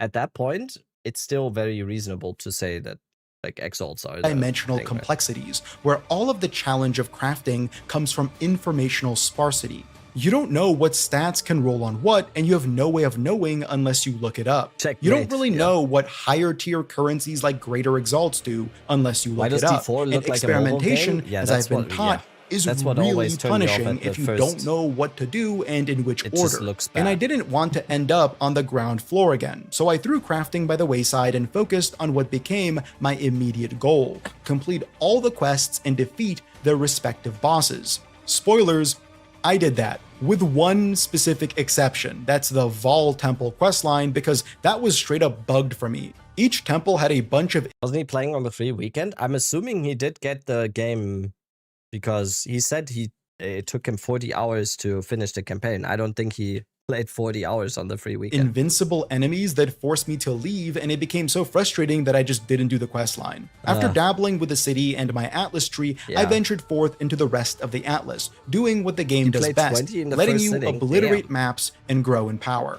One of my biggest general frustrations with the genre is how flat a lot of the endgame tends to be. There's a point where the only thing you're really getting is chances at slightly better drops, and that's the point where I usually quit. Whether it be after killing Aberoth in Last Epoch or completing my build in Diablo 4, these are immediate endpoints that come around the 40 to 50 hour range of any individual season. I don't have the brains or motivation to grind for minuscule upgrades of identical items. Path of Exile 2 has a lot more to its endgame than I expected. All those random talent trees serve a singular purpose: progression, not just in the items that drop, but in the meta sense. Everything you do builds out one of a dozen facets that start to connect to each other. Getting a new passive in your Atlas tree or a new League-specific one was equivalent to unlocking an impactful node in your class tree, which you're still building out until level 100. I think the most satisfying progression in a live service game is overlapping progression, doing multiple things at once. It's satisfying multitasking, and why games like old school RuneScape captured me for over 7,000 hours. Path of Exile 2 does that better than any ARPG I have ever played by a mile. In it's not OSRS numbers, that's probably rookie numbers, right? Do we have any OSRS players in here? Probably like 20k or something, right? Close. I sunk 100 hours into the endgame, and I know for a fact that I wasn't done. The best part was this meta progression in the endgame that was facilitated by actual storytelling. It felt like an extension of the campaign in a way that not even the epilogue chapters of the campaign did. Uncovering the breaches, traversing the islands of the expedition, and my favorite, the depths of the abyss. All these points of progression and narratives fit together cohesively. They made exploring the Atlas more than just senselessly connected maps. 10k in Dota 2? How good is your Russian? At this point. Your Russian must be pretty good by now, right?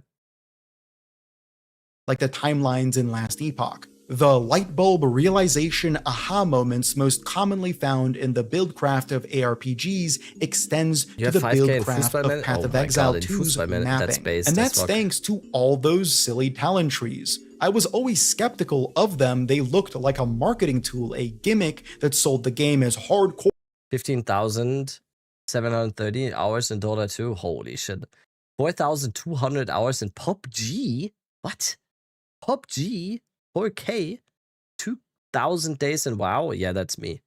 2,000 days in WoW is probably me as well. 18k on Warzone? What the fuck? What?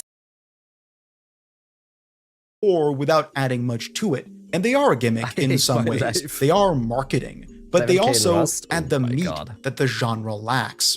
I mapped through the Ritual campaign as I really enjoyed the tone of its narrative. I was greeted with a visually immense fight that was sadly horrifically bugged. You see, at this point, I was using some online tools to help perfect my build, and I noticed just how many people were loving the hollow form synergy I employed. I never fully switched to the perfect meta build, but I did steal a talisman synergy I saw. Through the use of the druid's talisman weapon, I could switch to a dragon form and heavily buff my attacks. I thought this was really cool, even if it made me have to learn how to navigate the splitting talent tree system in the game based on the weapon you have equipped. You can kind of go into separate directions based on which weapon you're currently wearing. It's very unintuitive, or at least kind of buggy, as I ran into a situation where I, for whatever reason, couldn't actually specialize properly, or it wasn't saving my specialization. God. This tree is very new player coded. I just realized. Kind of on which weapon you're currently wearing. It's very unintuitive, or at least kind of buggy, as I ran into a situation where I, for whatever reason, couldn't actually specialize properly, or it wasn't saving my specialization regardless of the weapon I chose, even though I picked two different paths. Whatever it was, I had to respec entirely to get it to work.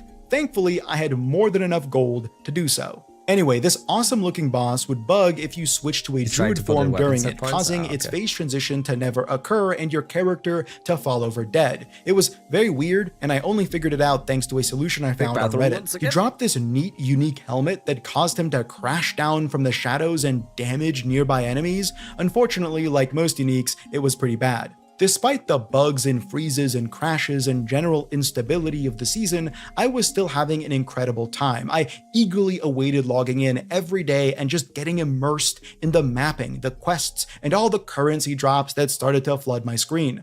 Eventually, I started to receive items that act as one-time use keys to access more challenging variants of the Ascendancy trials I did during the campaign. These would reward more Ascendancy points for a total of 8. There's not much to say about these other than I think they might be the worst content in the game. The Trial of Chaos is just a gauntlet of 10 rooms that progressively become more difficult with each preceding one thanks to a selection of negative affixes. This one is certainly the most palatable, but requires like half a dozen completions to even unlock the ability to get your Ascendancy points.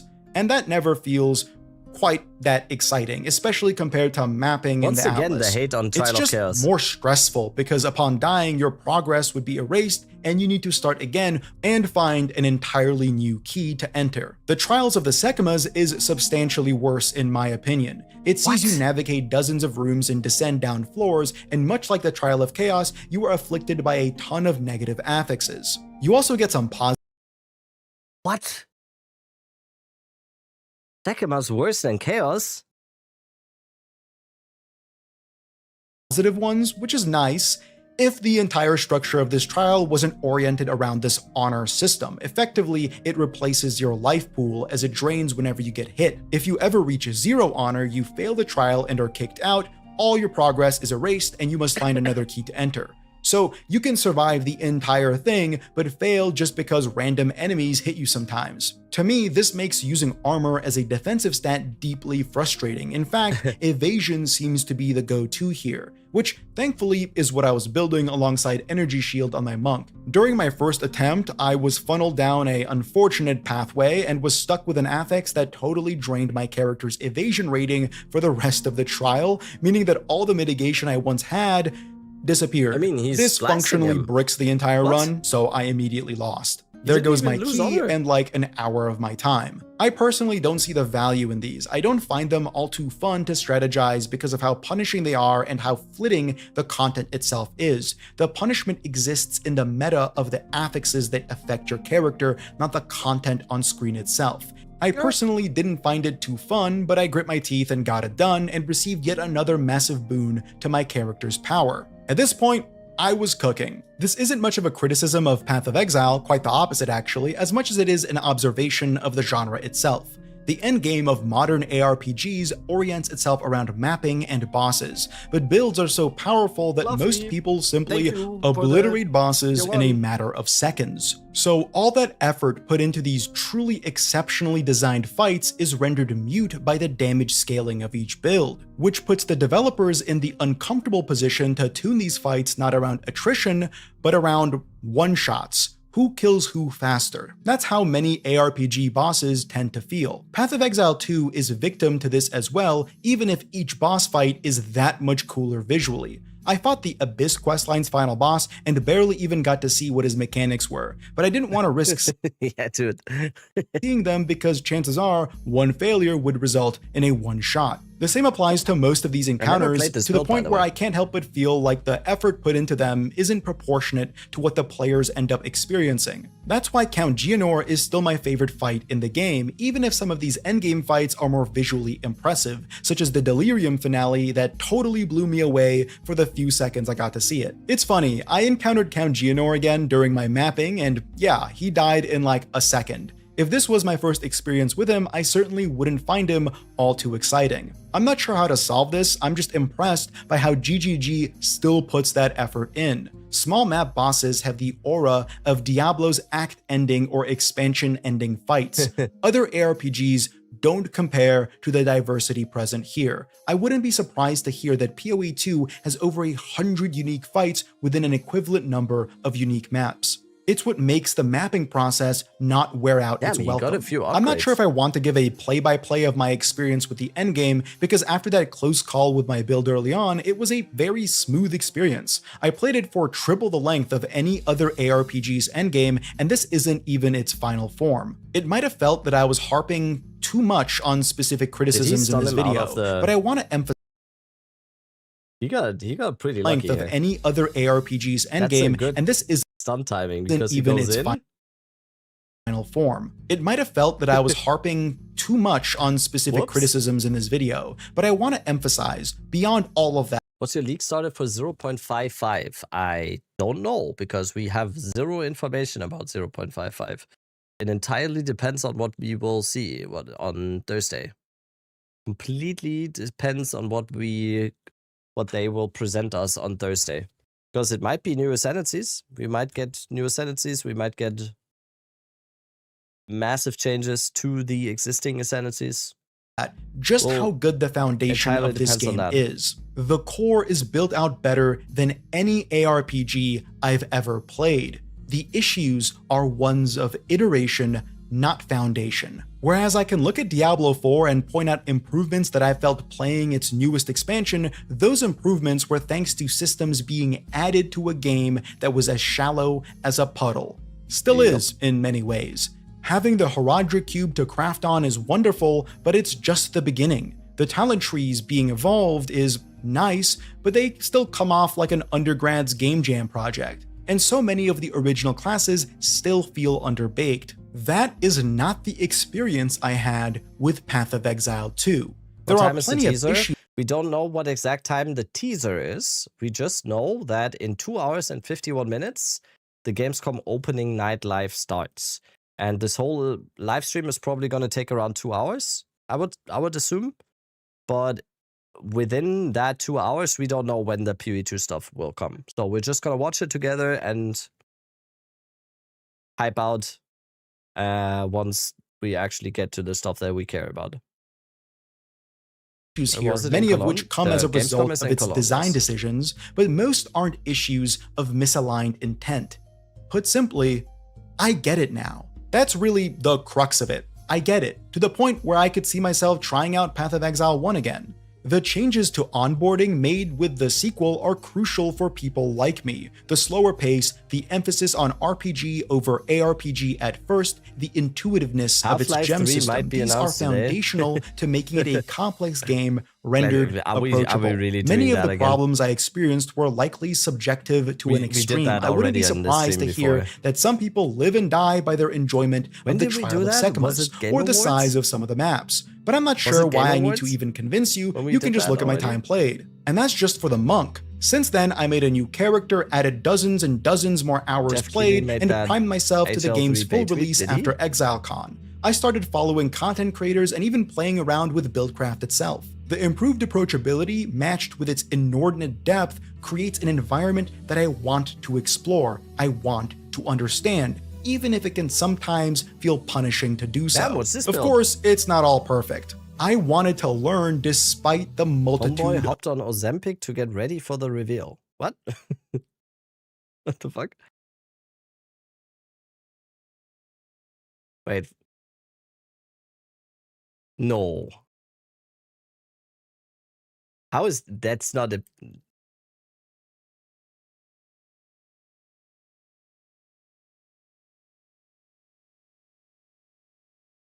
No.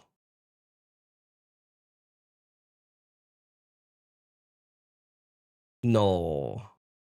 Damn, this guy has 4 million followers. Holy shit.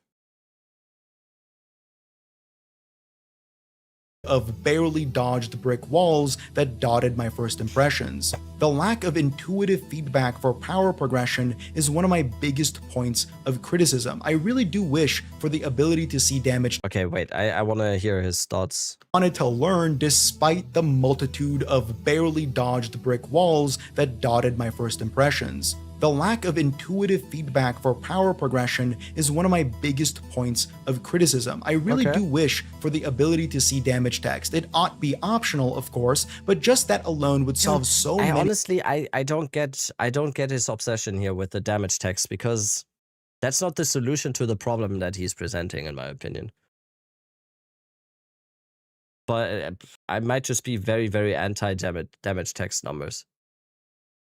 Of my most glaring criticisms. All of this is without mentioning the aesthetics. Genuinely, I get his point, though. I get his points that he wants more clear pointers to how the progression functions and how his character progresses. But I think damage numbers would not be the solution to that. I think that's what it is. That's what I mean.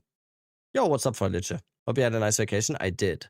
We went to Poland and it was amazing. We had perfect weather. Transcendental to the genre, on an entirely different level to anything else, even if it's most immediately comparable to Diablo 4. Except everything about it feels and looks better. The movement, the sound effects, the animations, and most importantly, the moment-to-moment gameplay. The art team made something truly special here, and while I know... What do you think? What do you think? Hello? Yes, we ate pierogi multiple times. most players are eager to just start blasting, I implore new players to take a breath and just take in the details in the minutiae. Why is it so common to go on vacation in third world countries? What the fuck did you just say? I really hope that is like very bad rage bait. Holy shit. What? Where are you from? Ja, pierdole, yeah. This'll sound like a non sequitur, but a few years ago, I quit World of Warcraft and got addicted to old school. Okay.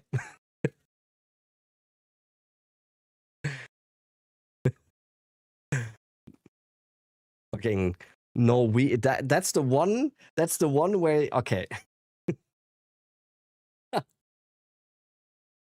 Okay, compared to Norway, yeah. That's still a little bit far. What the fuck do you mean?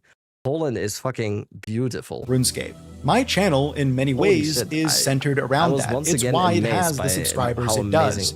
And during my first months exploring RuneScape, I tuned into a philosophy of fucking Norwegians, man. They think they're so much better than us, right?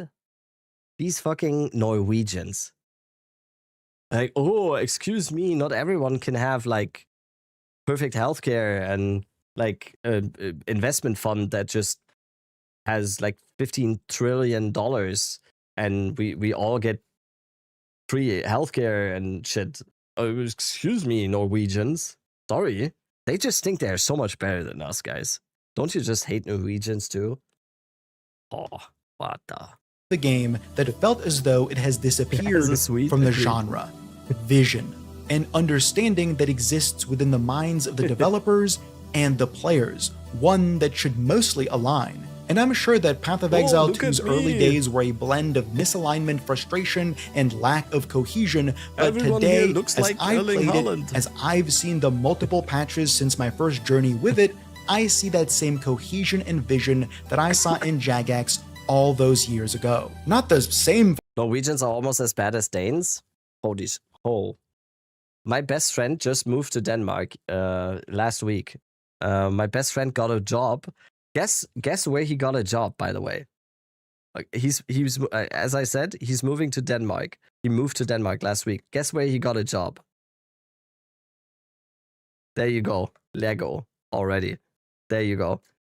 And yeah, he moved there like a few days ago. He already thinks he's a better person.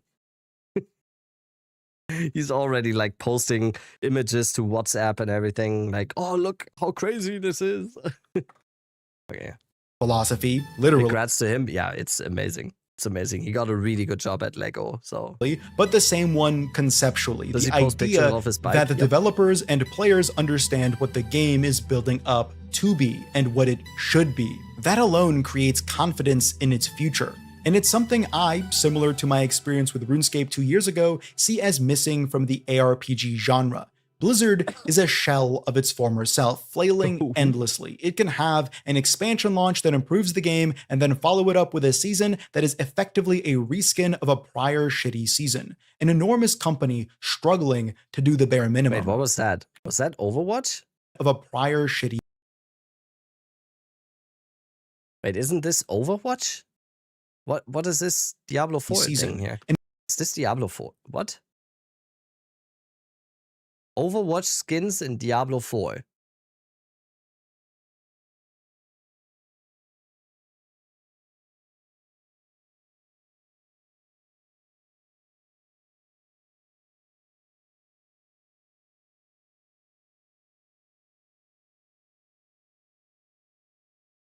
The stream didn't freeze. I had to process that. An enormous company struggling to do the bare minimum. On the opposite end, Last Epoch has a wonderful foundation but struggles to use its resources well, overshadowed by marketing and competition. As it was back when I first heard of Path of Exile, the ever-turning machine, the ever-grinding gears of GGG have managed to remain consistent despite the flux of their competition. Playing through Path of Exile 2 was an eye-opening experience, one filled with suffering, fear, and isolation, yet one that was eventually distilled into something far greater. That was terrible. It was a good game. That's what I mean. Path of Exile 2, that was awesome. Good game. It was a good. Thanks for watching. channel members for supporting my passion. I hope to see you in the next one. That was an amazing video. That was an awesome video.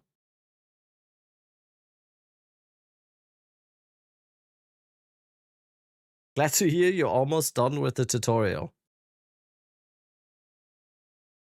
Yeah, and deservedly so. He got a lot of views on it. That's really good numbers for such a video. Yo, posting the video in chat. That was awesome. That was awesome. Was a was a very different perspective than the Lazy Peon video before that. Very different perspective, because it felt like Lazy Peon really got the Fabgooner experience, you know? Yeah, we watched the Lazy Peon video. Okay, we have next video. All right, so what have I missed in my absence? We have I know there was some cool videos. 0.55 predictions by this streamer. What is this guy called? Who's this? Gahazi. I don't know. I've never... Wait, I'm not subscribed. Wait, what? Gahazi Tifa. Gahazi Tifa. I think he's from Norway. The biggest information we've seen, which was... No, I'm pretty sure I'm subscribed to... Doesn't he have 2 channels?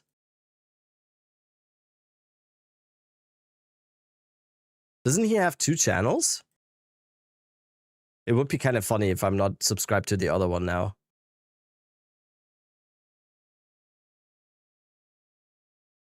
Yes, yes. Wait. Wait, why wasn't I subscribed? Subscribed to everyone. Cassie Radio. Okay. Wait. Exile again? Okay. Nah, let's see. A few days ago. Let's see what Gahazi has to Basically, they're say. talking about Gamescom. In 2 weeks, Path of Exile 2's latest reveal. Tune in to Gamescom on August 25th at 11 a.m. PST. 11 a.m. PST to CST. 8 p.m. CST. I need another aspirin, I think. So basically, they invite us to Gamescom. My head hurts. I'm unable to go. I wish I could. It's on August 25. They're making an announcement stating that they're going to be on the Gamescom stream. And they have a live booth. Now, last time, or the last few times they've been at Gamescom or events like this, Are you drinking pickle juice? Yes. So? Either a playable new class, playable new content, or and boss kill event, which was the last one, I think. A fun little fact is that Druid was a playable class long before it was launched. I'm not sure if people remember sure this. It's pronounced Gahazi, by the way. He's a Norwegian streamer. Yep. The Druid in PoE 2 was actually it's the a best playable or play testable class at Gamescom. He's Swedish. I think long that time guy was ago, joking. Before it launched in the game. And then he is indeed from Sweden. He is from the Sweden. Long before it was launched. I'm not sure if people remember this. The Druid in PoE 2 was actually a playable or play testable class at Gamescom a long time ago, before it launched in the game.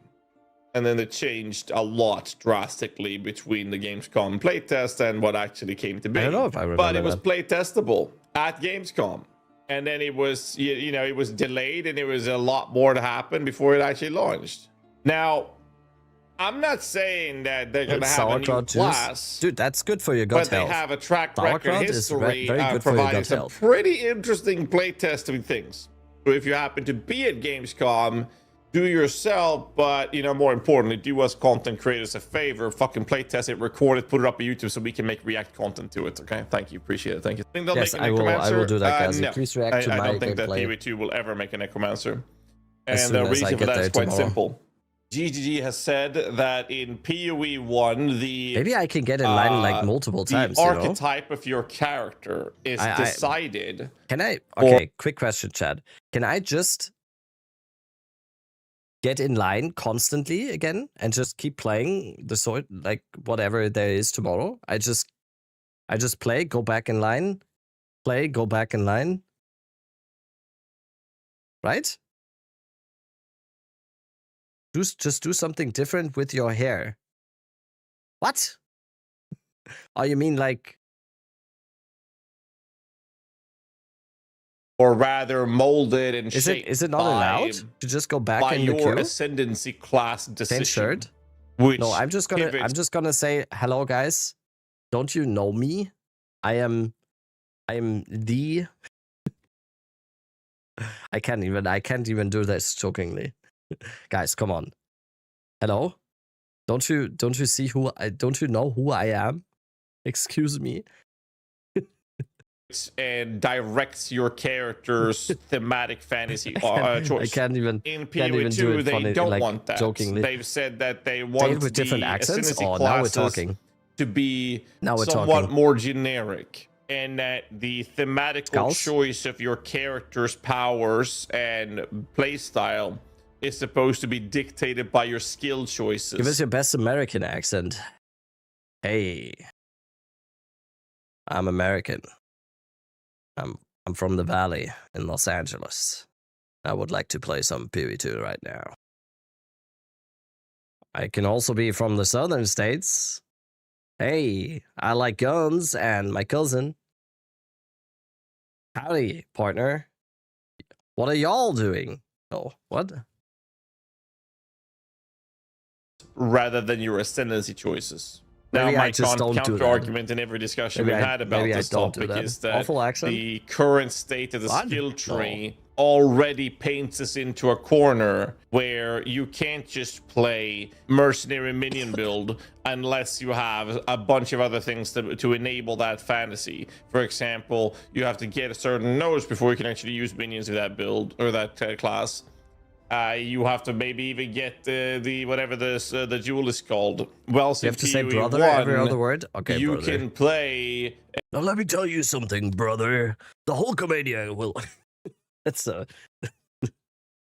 champion minion build very early on, because of the simple fact that it's easier I need to learn the Macho Man Randy Savage traverse to thing. the opposite side of the freaking universe. Whereas in PoE 2, wherever you start, it's a lot of work to get to the other side of the skill tree, because everything goes from the middle and you can't cross through the circle, right? Okay, so are we gonna have a I class, don't think that they will ever release a Necromancer class, but I think it's a split personality that I'm thinking about. That might be the name He's of it. back. What's up, Work? So it's like, I think, generally What's up? speaking, I think that they've made some improvements to alleviate this. He's but back, and instead he's of sick. allowing it to be naturally created by characters' progression, it's gated behind, hey, you can do this, but you're gonna have to have this unique item that you're unlikely to drop. You're gonna have to buy it, and then you can enable that fantasy, which is not inherently a bad thing. I think it's pretty cool. Soon we have the 2 years already. Yeah, I need to see if there's like. I will say this when it comes to Gamescom. I don't believe we're gonna see anything about the new acts, and the reason for that is everything I've been hearing is that I need to blow my nose again. Is supposed to be a pretty big act, and I've also been told and been hearing that Act 6 is supposed to be a shorter one. And I think that they're going to load up as much as they can in terms of ROI and marketing for the sake of ROI for the 1.0 launch, which to me sounds like they don't want to spoil. Yeah, new acts don't make sense, because right? of the mass Germany has some of the best population kebab. of the player base that Don't they're we going for. universally to agree on that? Well, We the have the whole best bulk kebab? of the player base, which connects and translates over Six to Act will revenue be and all last, those yes. things. 5 and Constant 6. casual play. And apparently, judging by what was said so far, Act 6 will be the longest? Or 5 the longest? Like, we have 5 and 6 remaining. One of them is going to be very short, and one of them is going to be very long. That's what I understood. Act 6 is the shortest, okay. Hey, what's going on, you guys? Your boy Young Players, casual players that 6 would be basically really might short. not Okay. care too much about the end game. I don't know The more anything they about short stuff. I'm quote unquote 6, I'm 6 spoil too. For the act playthrough does have a negative impact of minimizing the value to a lot of people that are very, very casual. And I think that 0.5 did a great job with the end game introduction. Do you suggest to fresh start now or wait for the announcement? Honestly, if you want to play the game now, just go for it. There's nothing to lose. There's nothing to lose. If you wanna go into the game now and play it for the first time, go for it. Go for it. It doesn't really matter. Once 0.55 is here and we know more, you can fresh start there again. And use all your experiences that if you want to play the game now, go for it. You also have to keep in mind that most of us creators and many veteran players kind of agree 6.2 in freedom that units. Yep, the 0.5 was very overwhelming. And there's so much freaking like that, content that most casual players will never be able to finish Just all go of for it, right? I'm a casual player, and honestly, beyond level 90, it becomes too Dragon, boring. thank you for the 18 months. The different levels I of didn't see casual that. players. Sorry. Thank you. But yes, so I think that is going to have an impact. But either way, so I don't think that there's going to be any act playthrough at Gamescom. I don't think so. It would make a lot more sense to me that they release or play test or showcase a new class. And if there's a new class, my hopes is that it's going to be a Templar. I doubt it's a Templar. Dude, me and Gazi are like this, you know? Me and Gazi, music-wise, tattoo-wise, class-loving-wise, in terms of PoE2, we are just, like, we should be best friends, honestly. We should be best friends, because yes, I'm waiting. I want the Templar too. From one of the tidbits, let me see. This is a prime example that was shown in the last reveal as well. That's why you sub, exactly. Items, but there's several of them here. Shadow we have better than Templar.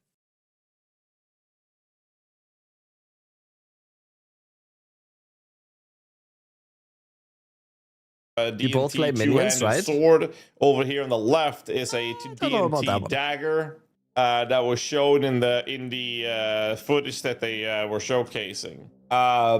Can't wait for my pantless boy it would make a lot more sense that they would release. You look like a minion player, okay. Or play test something like a duelist or something.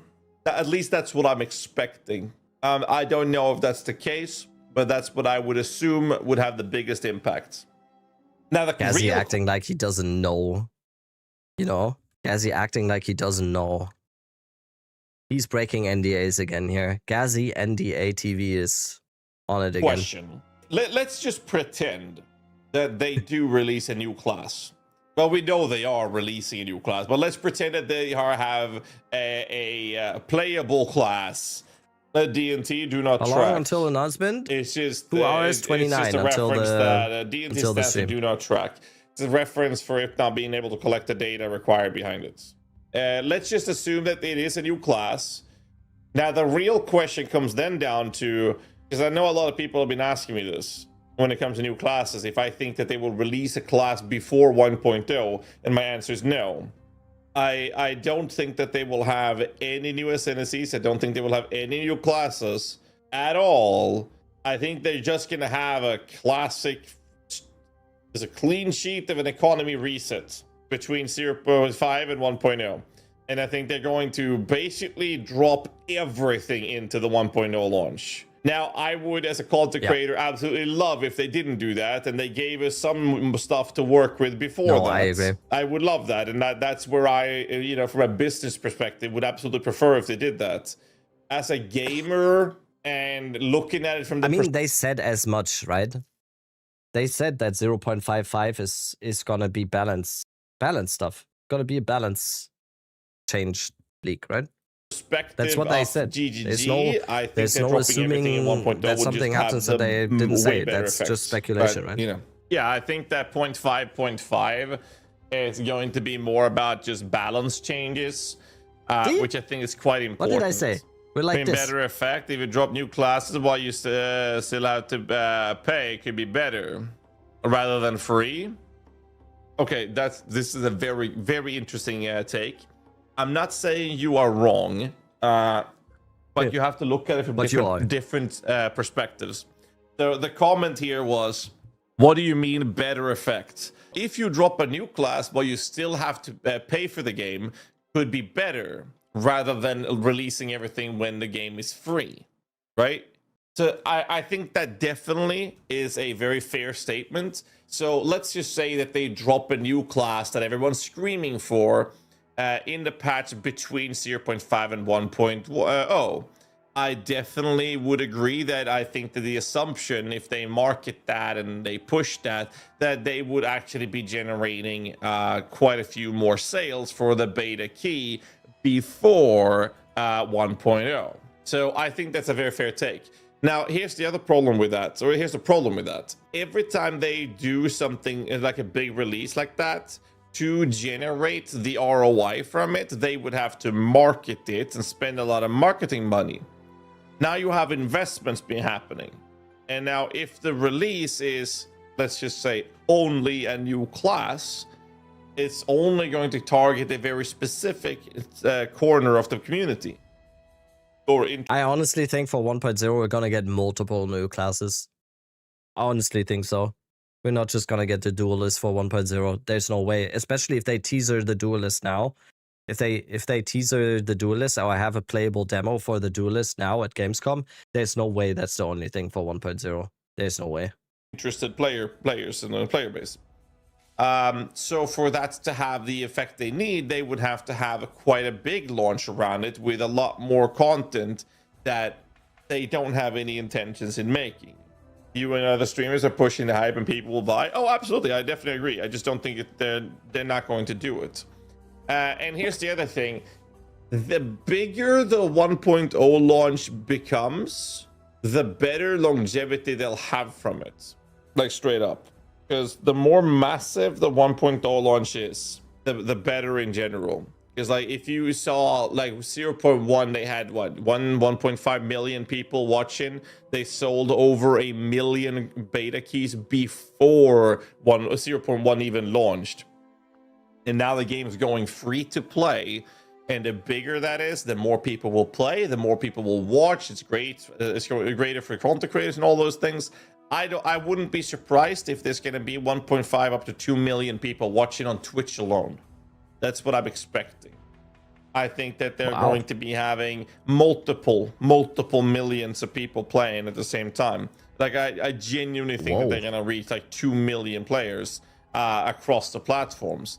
I think that they might actually break how much did we have on 0.1 release? That was this the highest ever, right?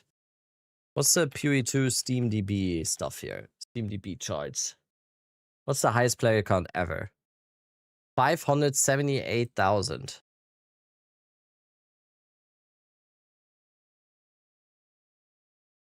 I think 1 million is possible.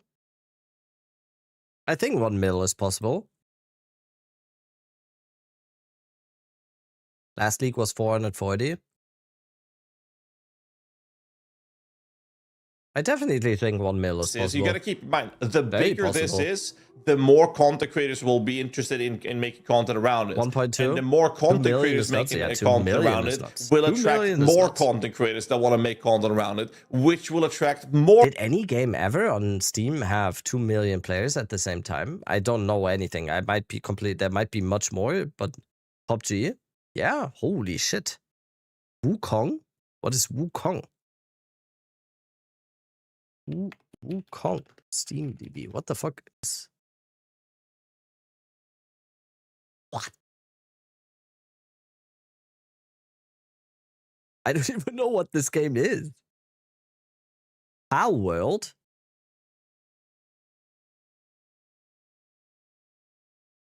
What the fuck?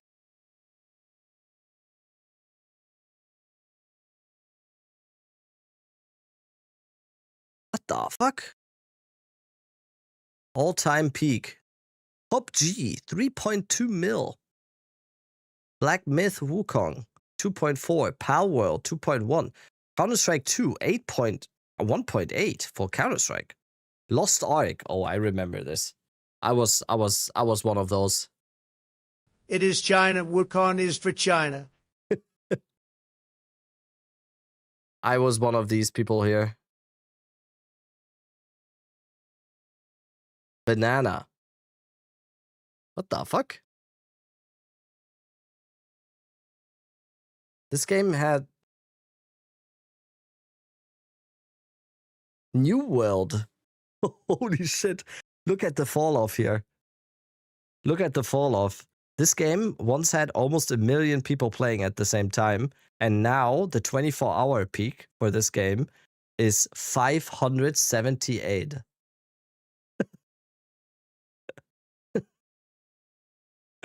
That's quite the steep fall off.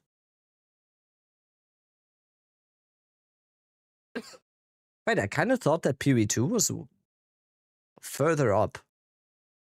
Yeah, okay, come on. PoE2, we need to get into the top 10 with the release. We need to get 1 million, 100%. Right?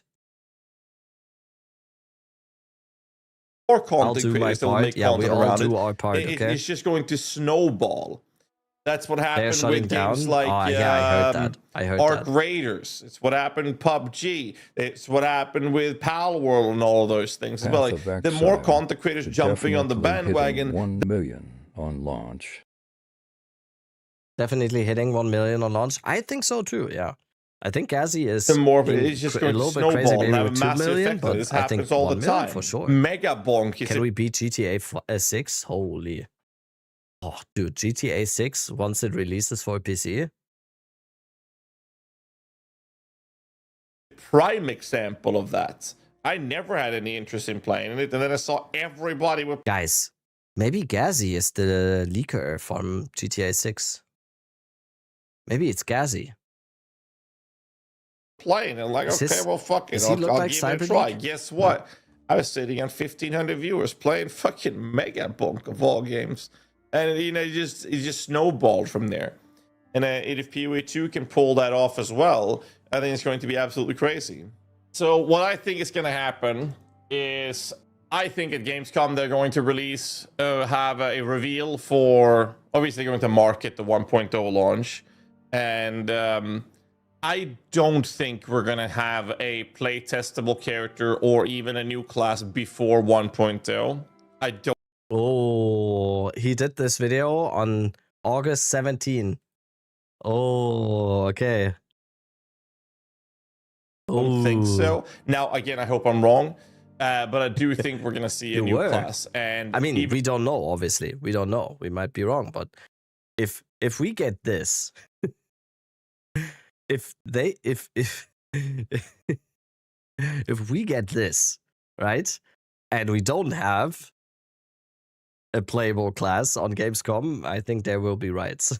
I'm pretty sure there will be riots in Cologne.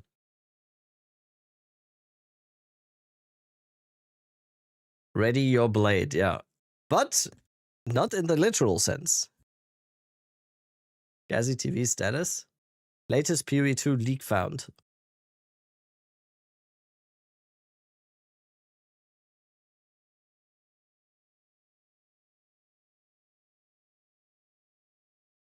Okay. All right. How much more time until Gamescom? 2 hours, 18 minutes. I didn't even want to stream this long today, but I didn't realize that the Gamescom thing is today. So we're gonna watch another video. And the next video we're gonna watch is by our boy, friend of the show, friend of the stream, Young Wydog. And his video is, I finally took Path of Exile 2's endgame seriously. Which is from this league.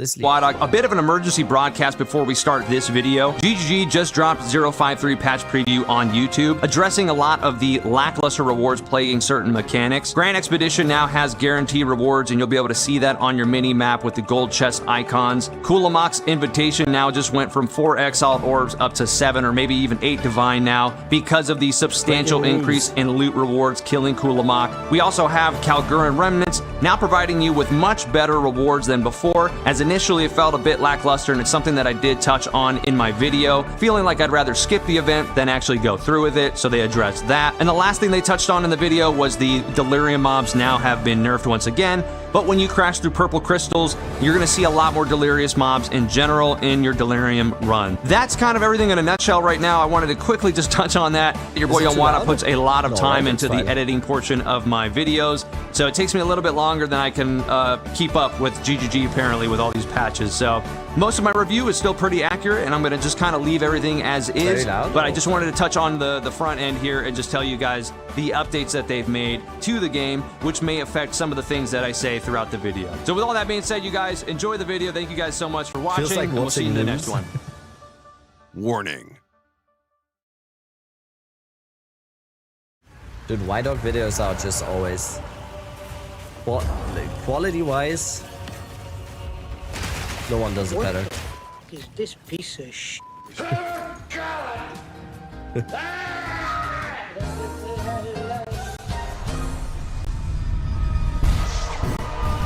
Have you seen the clip of Miso said if the duelist or swords is out on 0.55, he go bald? No. Do you have the clip? Because posting the clip here could be a good way to make him accountable for that. Please send it so we can save it. He said something about remote. It's in exiled again? Is it?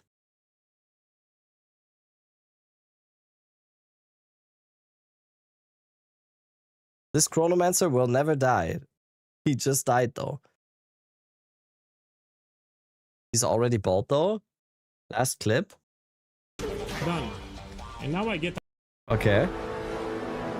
Can I have my own foot? I will put my ass on the line. I've said this before. If they release Duelist in 055, I will shove a remote up my ass. I will shove a remote up my ass on stream if they release Duelist in 055. Unlubed, raw dog. The thing is, he promised this before. He did say that before, and he didn't do it. What was the other thing where he said he's gonna shove a remote up his ass, and he didn't do it? There was something else.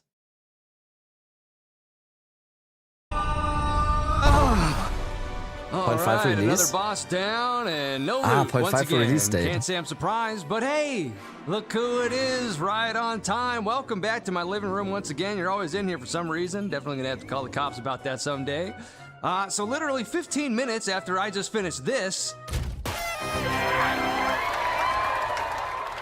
GGG goes and drops this. Hi, I'm Path of Exile 2, game director on Jonathan Rogers. Damage reduction everywhere. Well, thanks GGG, I guess I completed Endgame the harder way. Ladies and gentlemen, welcome back to another ARPG episode. I'm your host, Young Wydock, and for today's episode, we're going to finally give a full review of Path of Exile 2's 0.5 Return of the Ancients, and more importantly, how it felt taking Endgame seriously as a casual player for the very first time. I've managed to make it through the campaign, into Endgame, and clear T15 maps for every league, but that was always where my story ended. Aimlessly wandering maps after reaching the Atlas never quite felt like I don't know why, but White Dog's videos just seem so much like, why is his quality so good? Oh, it's 4K? What the fuck? Rounded experience for me. But we don't have to worry his about that quality anymore. is just so much With better than 0.5 others. being announced as a complete endgame rework, I decided it was finally time to take a deeper dive into Rayclast. And deep dive we did. Day one, I set out with a plan. I was gonna be the best, the very best. No one ever was. I didn't go the Pokemon build, but in retrospect, I probably should have. Yeah, it looks very strong. I was gonna be the best Path of Exile 2 endgame Andy Rayclast I'd ever seen. It didn't matter that I'd never experienced a single pinnacle boss. It didn't matter that I'd never learned how to craft. It didn't matter that I never sold a single thing on the market. Hell, I didn't even own a merchant's tab. All I knew is that somehow, miraculously, I was going to keep up with the pros. And as I was coming up on day 2 in the interludes, I was going to finally be able to show everybody that I had what it took to be the best Path of Exile 2 player the world had Alright, ever... I am level 92. I have cooked up a build that is the most fun build that I've ever come up with and played. I have completed every quest line in the game. I have completed the new Arbiter. Yo, Kata, thanks so much for the 18. Go. I've got that one down. I've got the normal burning monolith arbiter down. I have completed the breach and killed the new breach bosses. I've killed the new delirium boss. I have killed all of the expedition bosses. I've killed, of course, Kulamak and done the abyss. I have spent 2 days, 3 hours in the game. It's 51 hours of game time. No, that's great. No, that's cool. Yeah, yeah. Played this quite a Sick. bit, and I've slept a total. I'm very happy for you. Son of a... Well, shit, I guess I am a filthy casual, as they say. Hey, what are you gonna do, huh? That is the video that popped up on my algorithm just as I was arriving to endgame. Incredible. I mean, at the time of this video recording, which is 10 days into League launch, I have 6 days, 7 hours played.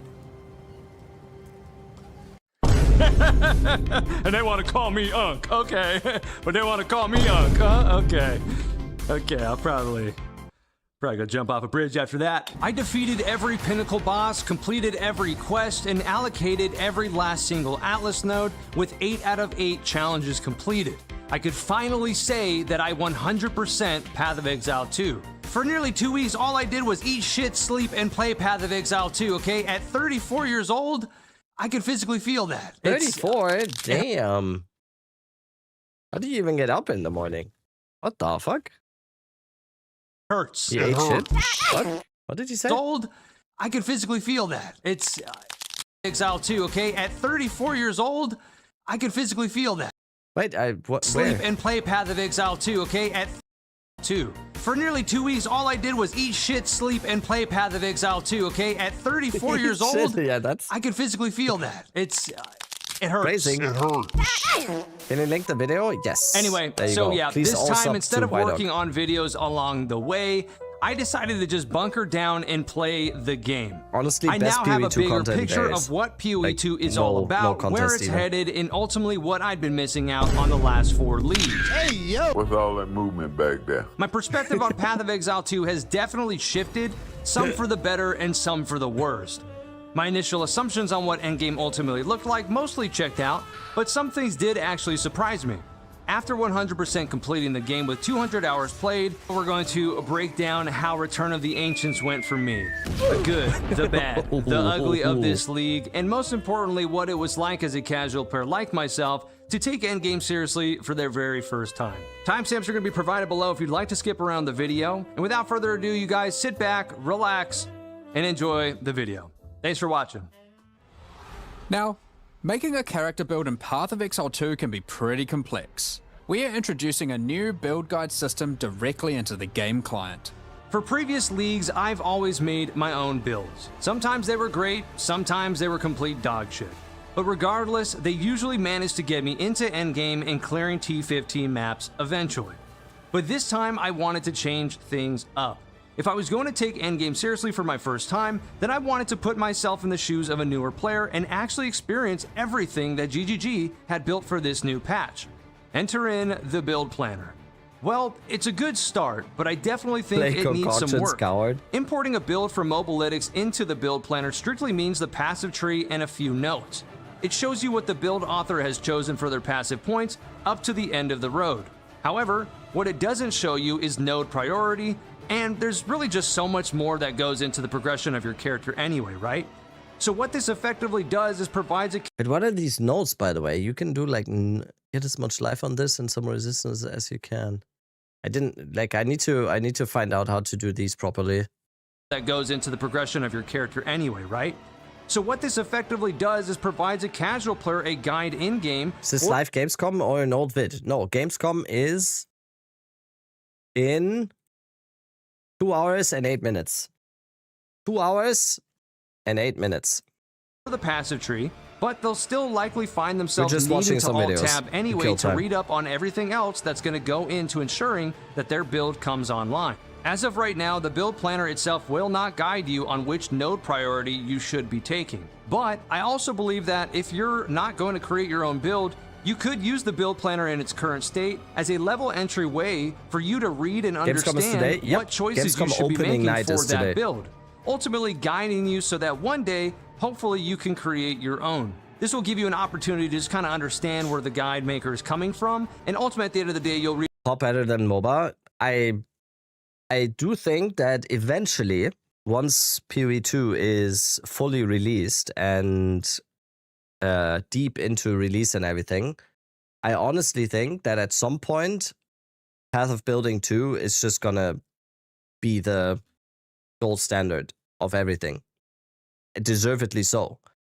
The only reason why sites like Mobalytics, Maxroll, and everything are heavily used now is because Path of Building 2 is just not there yet. But I think eventually, let's say in 2 years, for example, in 2 years, I do think that Path of Building 2 is gonna be like the thing, deservedly so. Reach all the nodes that you're supposed to fulfill for that guide, but this will Like give it you is some for discernment PoE1, to right? make decisions The only reason and not it make isn't too yet many mistakes. is because now it's I just definitely not, think there's more. I think the Pop 2 guys are just, they don't bother updating everything every single patch because they know it's an early access game and it might be completely different next update. So why would you waste your hard effort and time into something that might be like as soon as the game is released and we have an actual it's gonna be Path of Building for UI sure. or interface adjustments that GGG could add to streamline this experience even further for those casual players that simply want to follow a build instead of making one as someone on who their makes own. money from now, even though patch Mobalytics, 0.5 has only been out for a few weeks, I really hope that Jonathan it and the still team have been stays hard at relevant, work right? refining everything Path of Exile 2, and the build planner is no exception to that rule. Take a look and see for yourself. Until now, using the build planner has required downloading files and putting them on your PC, but we always wanted to add a simpler way. Now, build guide creators can add a Why is no one talking about the search function not working in the Infinite Atlas? That's true. That's true. The search function in the Infinite Atlas is only working on parts that are already revealed, right? Which is a big problem. If it didn't render, if you didn't make your way there specifically before and reveal it, the search function doesn't work, right? Is that what you mean? Because yes, I agree. That needs to be fixed.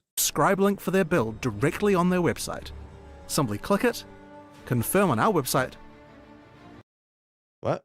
What was the 0.6 stuff here? Rogue chance we get a surprise 0.6 announcement rather than 0.55 today? 0%. 0%. And the build will automatically appear directly in your game client. This means that players on consoles can use build guides too. I need to take another It aspirin. also means that build creators can update and improve their build guides, and you will automatically get any updates when you log in. If you want to upload your own builds, simply go to this location on the website and upload a build file. With all that being said, for me personally, this will be the last time that I use a build guide, as I just didn't find it as fun and enjoyable as previous iterations of the game doing my own thing. But by all means, if you're into just copying build guides, go for it. No judgment here. Now that we got that out of the way, let's go ahead and get into endgame. Well, let's get it out of the way. 0.5 Return of the Ancients is the most fun I've ever had in a Path of Exile 2 patch to date. The endgame is fantastic, hands down. Hardcore solo self-found, for example, in 0.4 was a blast, and getting my Oracle Druid to level 90 was one of my favorite experiences and accomplishments that I've had in the game so far. But 0.5's endgame added an entirely new layer to Path of Exile 2 that I simply hadn't experienced before. Hell, I even bought a supporter pack, which is something I never do in any game. Don't tell Ms. Whitehawk. But seriously, the first thing that I have to say about endgame, and just this patch in general, is that it is definitely the best iteration of Path of Exile 2 that GGG has put out thus far, and is definitely a massive dub in terms of just content provided for all players. Having something to focus on and accomplish rather than aimlessly and endlessly roaming the Infinite Atlas with maps has been a breath of fresh air to say the least. We knew this was what GGG was offering during the reveal, but actually experiencing it confirms how much of a difference it makes for both casual and hardcore players alike. Take my case, for example. I would have definitely rerolled a character by now in previous patches. Running maps over and over with no real sense of direction eventually became boring and repetitive for me. But now, instead of burning out after 100 maps or so, I'm genuinely engaged and curious about what's going to happen next. And this feeling transcends through every single league mechanic. I actually feel like I'm progressing towards something meaningful. I also really enjoyed the way the campaign and interludes segued into the endgame, which feels much better than before. The game continues seamlessly into your next objective while simultaneously introducing you to the Atlas, which then takes you on a choose your first destination adventure by giving you the choice of going in any direction that suits your personal interests. You could start off by exploring the mysterious Delirium fog to the west, surrounding the gnarled and withered willow, where you'll reunite with a vaguely familiar face.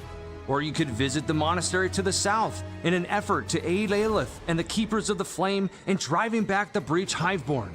Want to dive into the abyss and take on hordes of necromantic lightless and their ruler Kulamak? You can do that.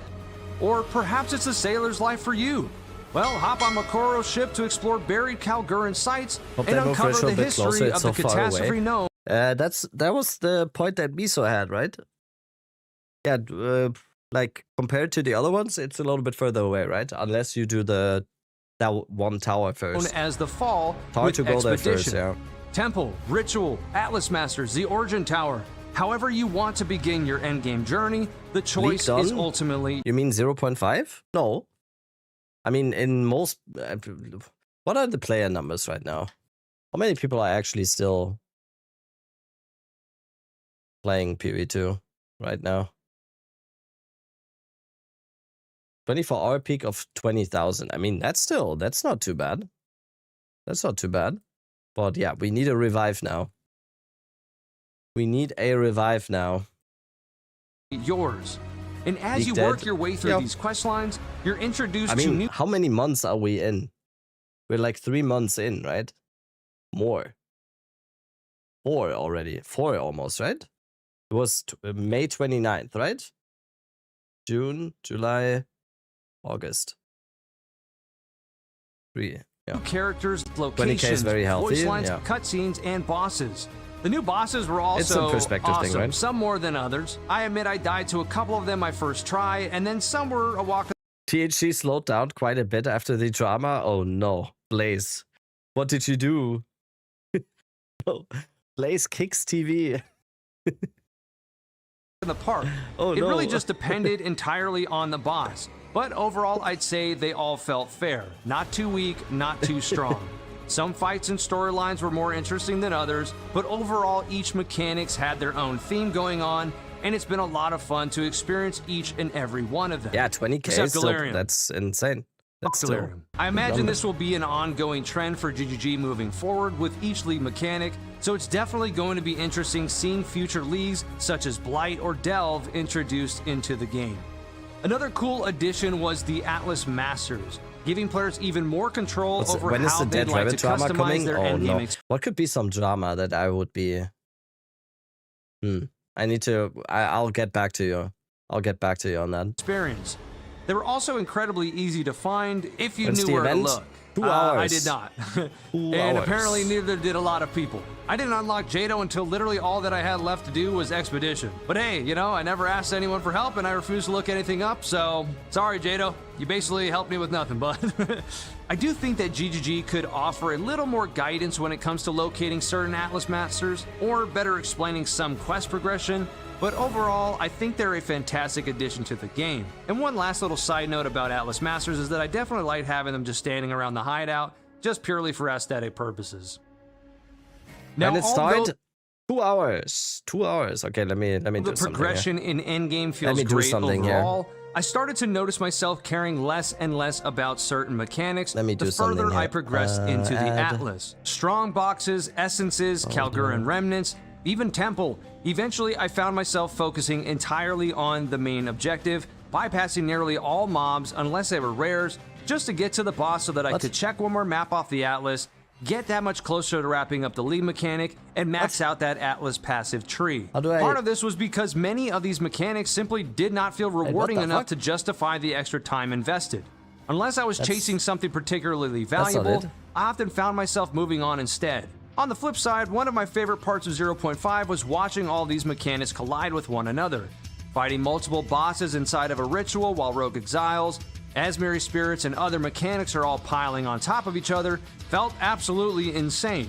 At times, it felt like I was playing some modded version of Path of Exile 2 that was never intended to exist, and all that chaos was definitely one of my favorite aspects of 0.5.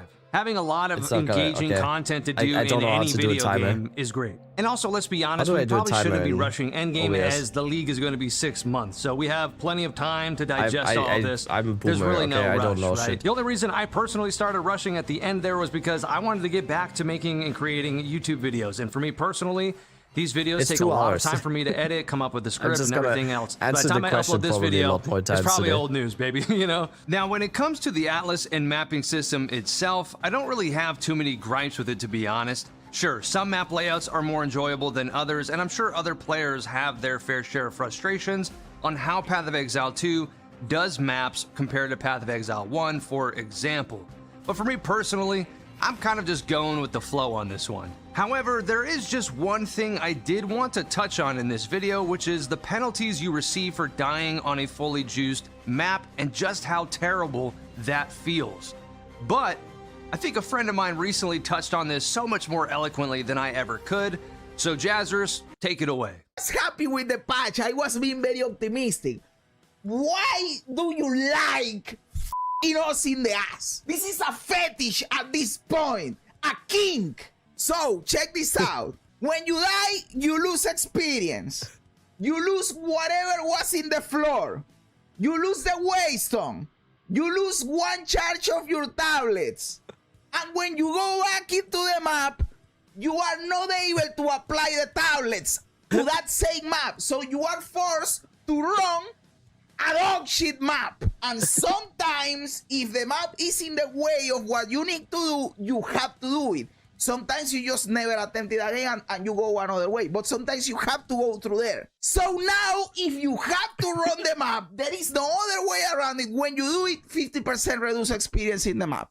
So you are even more incentivized to just get a tier 1 waystone, blast through that motherfucker in 5 seconds and never think again about it. I've been asking them to reduce the penalties, and they are increasing the penalties. Motherfucker. Couldn't have said it better myself. The game's great, what can I say, okay? But with all that being said, there are definitely some issues or problems with Path of Exile 2, and I don't know if other people are talking about it or not. Maybe I just haven't noticed. But we're going to bring those things up in the video at the end, okay? In the meantime, let's go ahead and start breaking down each league mechanic and pinnacle boss first, before we dive into what I believe is the biggest issue that has been haunting GGG since 0.1. Rune shapes. Inscriptions. These are my life's work. The more I studied, the more I began to see similar shapes in the stars above. So first up, let's talk about the new league mechanic, Runes of Aldor Remnants. Engaging with this mechanic through the campaign specifically is a great experience overall. You're provided experience points, useful runes, and currency, which helps you flow through the campaign and gives you access to crafting much more often. While some players have reported that this league had felt a little less abundant with currency during the campaign, I personally experienced the opposite, and that's greatly due to the Rune of Aldor league mechanic. For me, this mechanic felt like it made leveling much smoother and overall much more enjoyable. However, there are a few minor tweaks I would suggest that may make the mechanic more enjoyable once you've completed the campaign. See, in endgame, remnants start to fall off hard. Many of the rewards feel flat out ignorable after early progression. You start to pass up these remnants because there's simply nothing worthwhile to be had anymore. Finding the occasional ×3 divine orbs as an option amongst the list is super exciting and definitely gets the dopamine receptors going, but beyond that... Do we think that we're gonna keep those? Or is it just, it's just gonna go core, right? Force, Petri Force, thank you for the prime. It's just gonna go core, right? So we only get expedition once we put it onto the map, right? I mean, yes, what am I talking about? Of course. How many people are you think are gonna do expedition? It probably, there's so many changes coming to expedition, right? I mean, Temple It's got the gutted same old armor this scrap, league, arcane so etchers, and materials that after the everyone nerf, else no way. is That's what already I'm stocked thinking. up on. Now, I don't expect them to hand out divine. Yeah, Cal, we all know how much you hate Expedition. Okay, guys, if you didn't know, if you haven't watched the podcast at all ever, Cal Turek really hates Expedition. Every time I come across a I remnant, love right? That would be Temple. ridiculous. Wait, your But there's name is something Tinder about app. clicking on them That's- again and is that again the each real- map is that and the seeing actual nothing worthwhile official that starts Tinder to account? compound over time, leaving you feeling I like love you Temple don't even too. I want to like click on them Temple. anymore. I Furthermore, really hope that we get Temple back a little bit, because I always like the whole build up your own temple type of aspect. I like Atsiri rushing for obvious reasons. I like Temple. I honestly think that Temple is awesome. Especially the whole specialization point where you learn how to connect the rooms and then which rooms to get and everything. I like Temple. clicking on them again I and hope they again nuke each Temple map. even more. Wait, is that Mark? Is that Mark on his alt account? That's Mark right there. I didn't like Expedition before the Aldur leak, but I still just don't like the Grand Expedition setting them up. I get it. Yeah. I think if it's much more, if the setup is much more fluent and everything, I think it would change a lot about the. What I really didn't like about Grand Expeditions overall. Let's go. Runes of Aldur. What do I have here? Let's go on the Merc. What I really don't like about Expedition is this part. Load.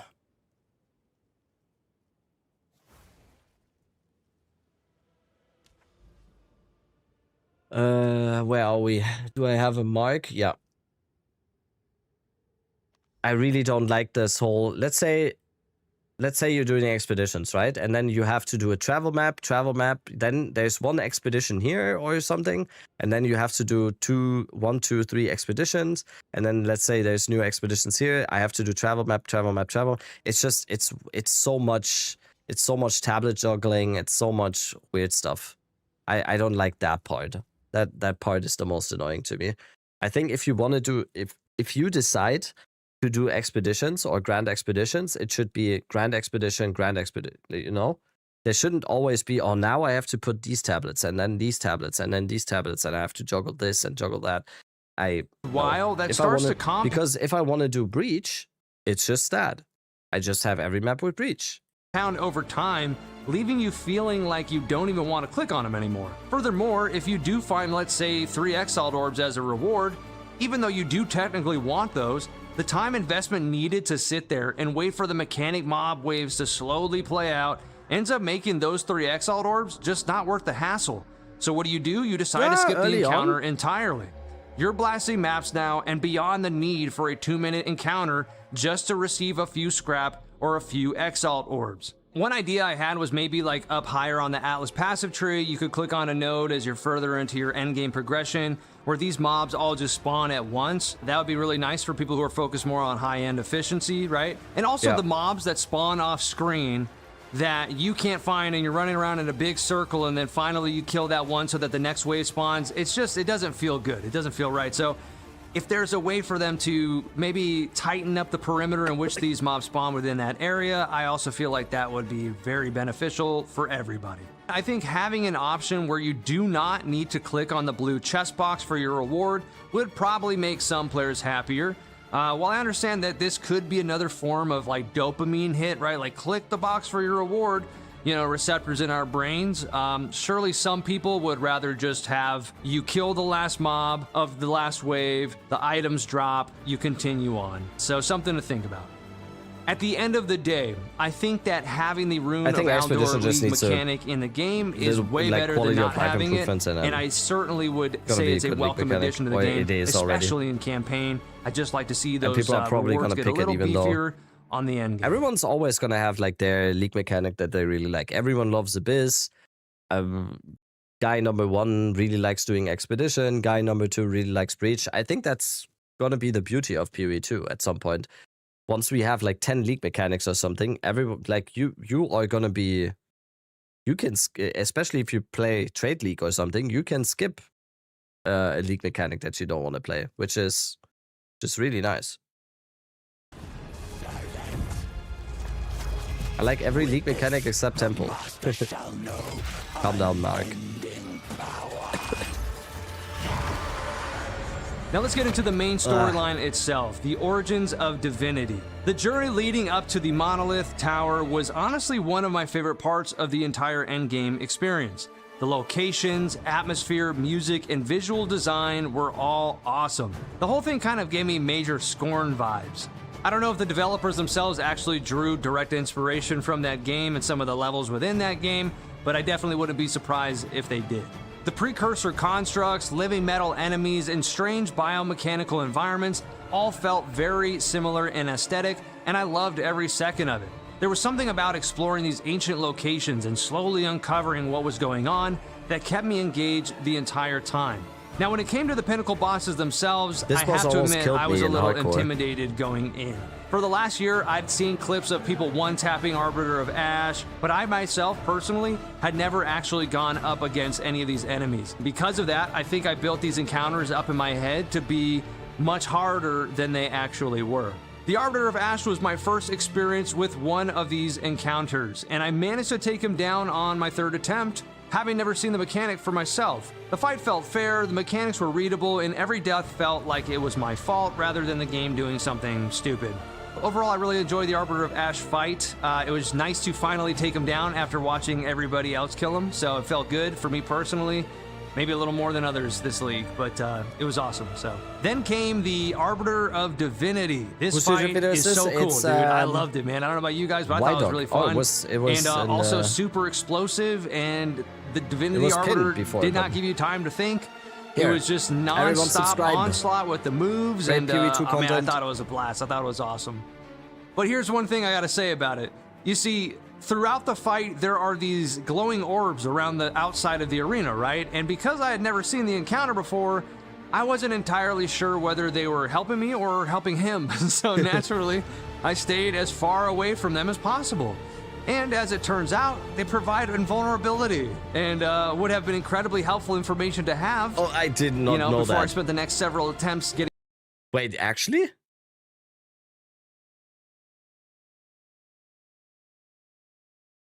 him. So naturally, I stayed as far away from them as possible.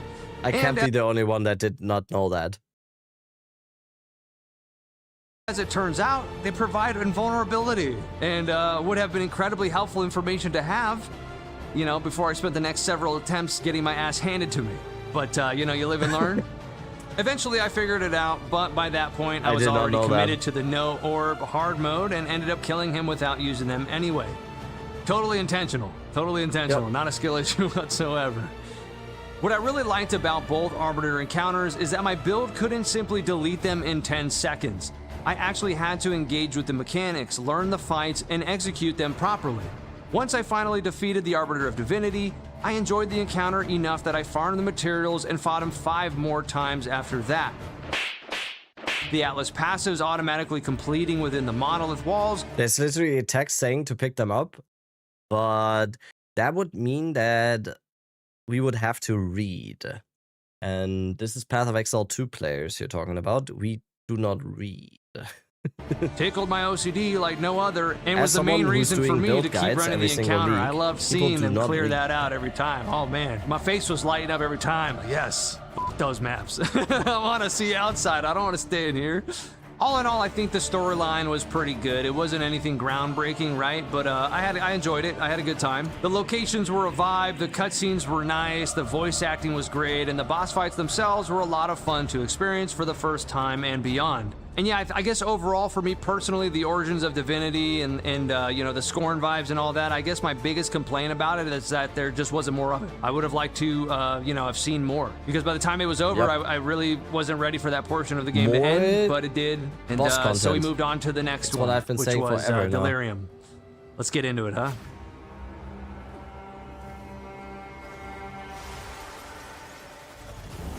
There was an Arbiter of Divinity, and you killed it. Why would you do that? Are you trying to destroy the world? Need more rewarding Delirium. reverse, I think we all have a love-hate relationship with Delirium, don't we? Or maybe it's just hate. On one hand, the new additions with the Pinnacle boss voiceovers speaking to you throughout the map telling you to give up or that you have no mana, I thought was a really cool, immersive addition to the game. The pinnacle boss, Raven Trickster, was thematically a really cool fight as well. It was a long fight, but pretty easy. The boss moves were telegraphed well and easy to spot, but overall the aesthetics, the theme, and the voiceover were all really well done, and I personally love that kind of stuff, so good job there. Now, the concept of the delirium mechanic, right, of your mind being infiltrated telepathically as you race against the fog in this delirious daze, right? It's an interesting concept, but on the other hand, there's a lot wrong with delirium still.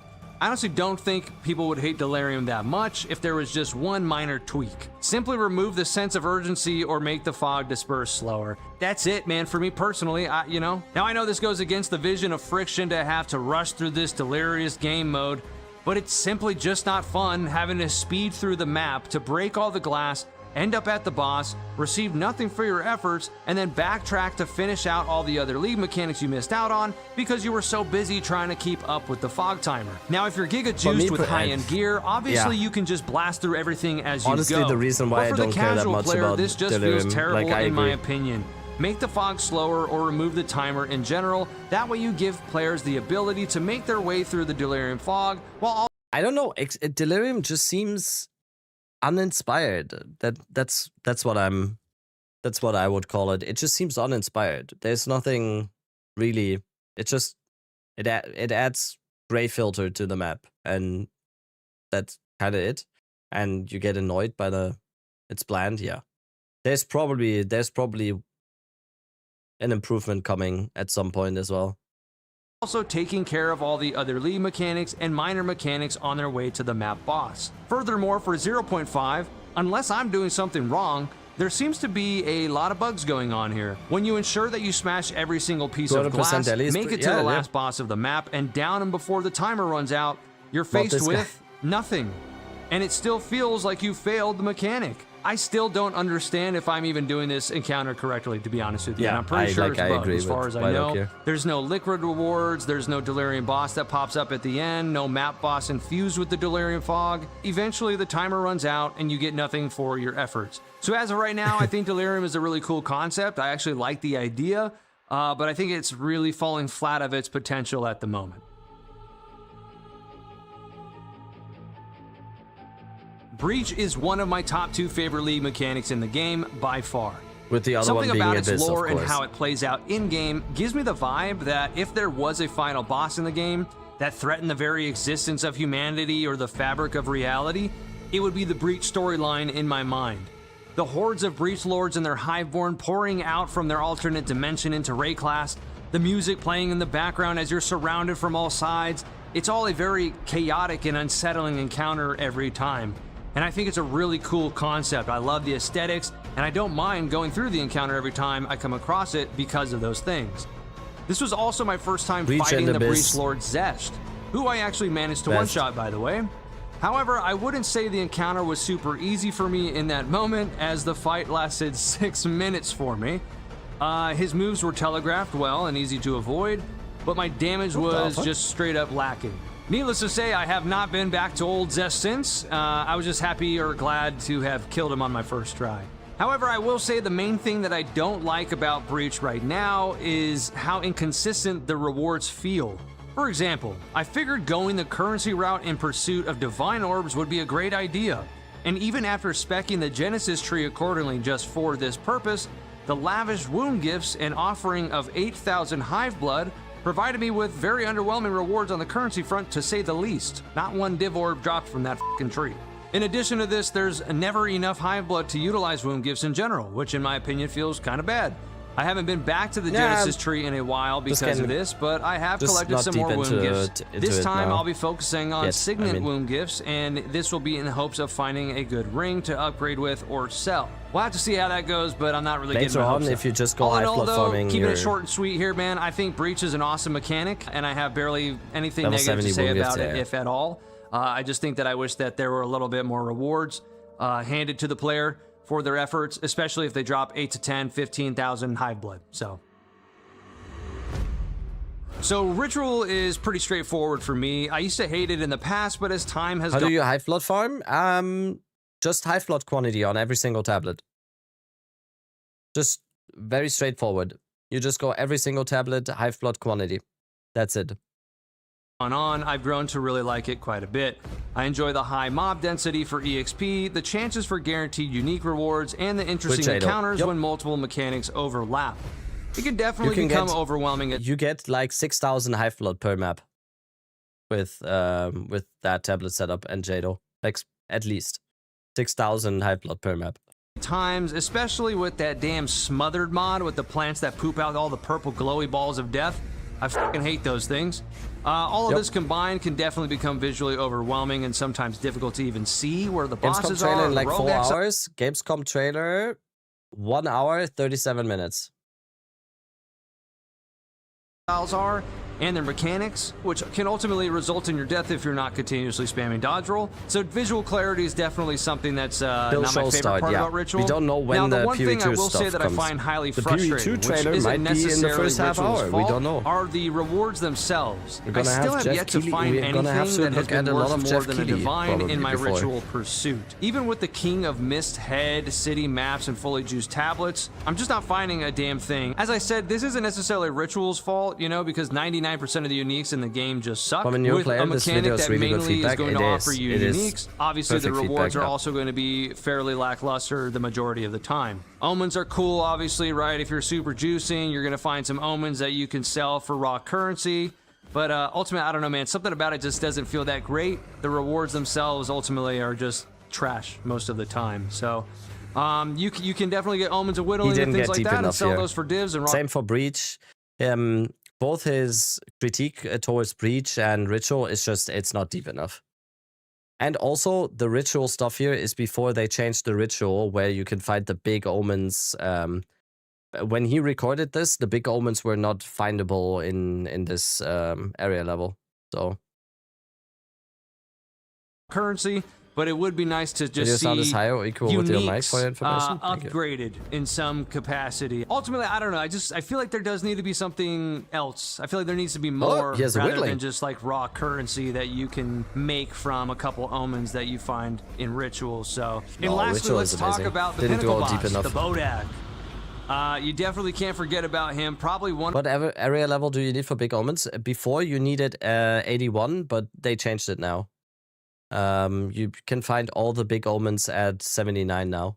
So that was something that they finally changed. One of the coolest fights in the game thematically. Some would say cinema, and I would definitely agree with that. He also legitimately scared the fuck out of me the first time I fought him. I don't think anybody expected that, but you know, it was actually hilarious, and kudos to GGG for that fight. It was a lot of fun. Ultimately, I would say Ritual is probably my top 3 in the league mechanics. And let's go ahead and get into one of my least favorite mechanics. Legends of the Hidden Temple. Wait, is he gonna say temple? Whoa. Hot take. I thought he was going for this. That's right, man, temple. A lot of people don't like it. For me personally, I avoided it in 0.4 as soon as I learned that I had botched my snake. Ziri just would not entertain my snake. It just left a bad taste in my mouth. Well, this time I was actually able to defeat Ziri not once, but twice. The first time I killed her, she also killed me. I went in blind and had no idea what I was getting into. The second time I killed her, it was a success. I picked up the key, opened the vault, and hey, what do you know? Would you look at that? It was my very first valuable drop in the game, Ziri's Communion. This support gem coincidentally is something I was going to have to farm hours for to get because it almost specifically seemed to be made for my build. But alas, we saved the countless hours of pain and misery by getting it on our very first official kill. Rabbit, if you're watching, my condolences, sir. Where'd you get it? You did get it, though. Please tell me Perseverance gets rewarded here. 4 days. 63 at series. We're clicking. Yes!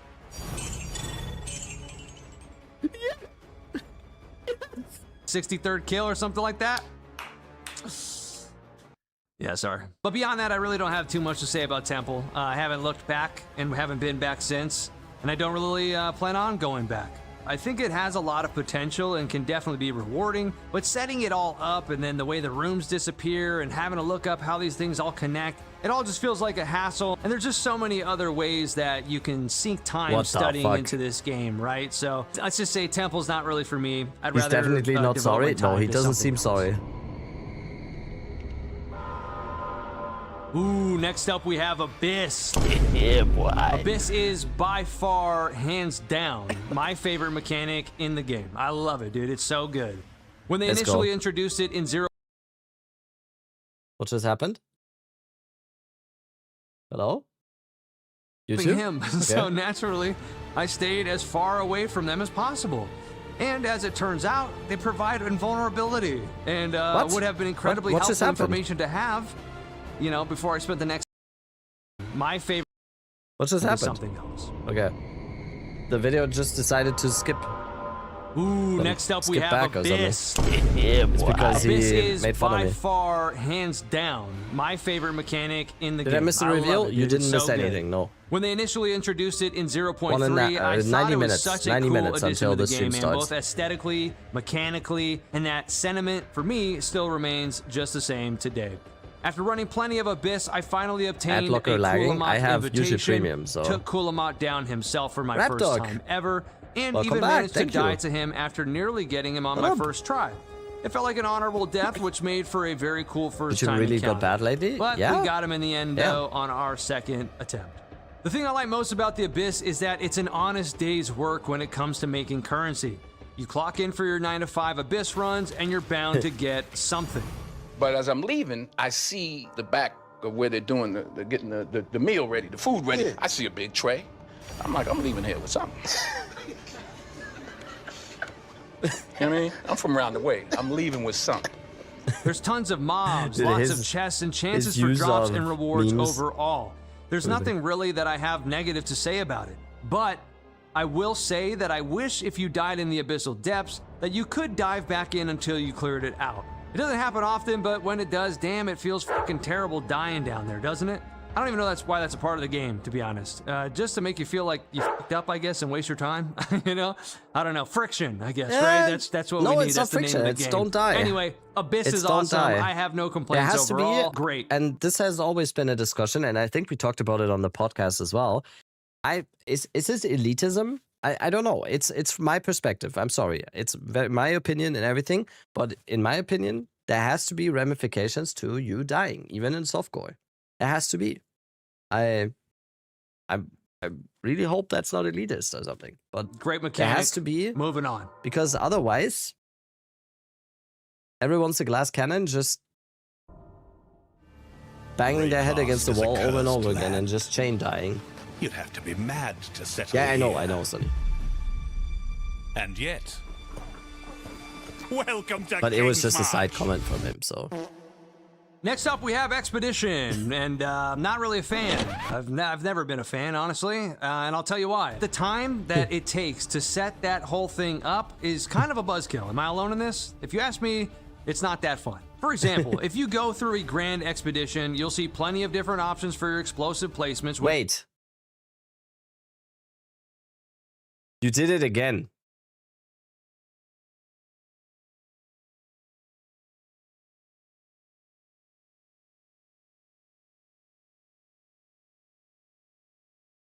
You did it again. Is that from today? No, my hair is shorter. Where do you get where do you get my face?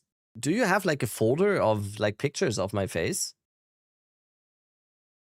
to use for your thumbnails? Is there a folder on your PC with my face? Ooh, that's a great watch. Oh, that's a nice watch.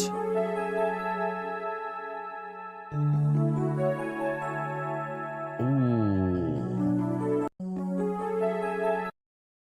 More like a shrine. What did I want to look for? I wanted to look for something. Oh yeah, the short of me going over expedition. This is how I explain expedition on the stream. Where is it?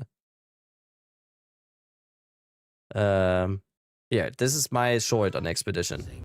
On my thoughts. Wait, what? There. It's just way too much not playing the game. It's just way too much not playing the game.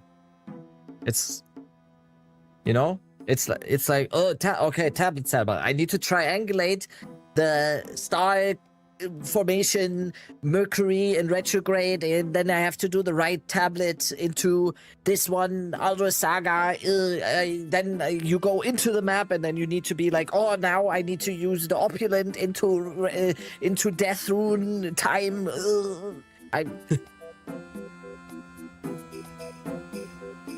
Right? Misha, hello. I still feel that way. I think it can be improved massively by just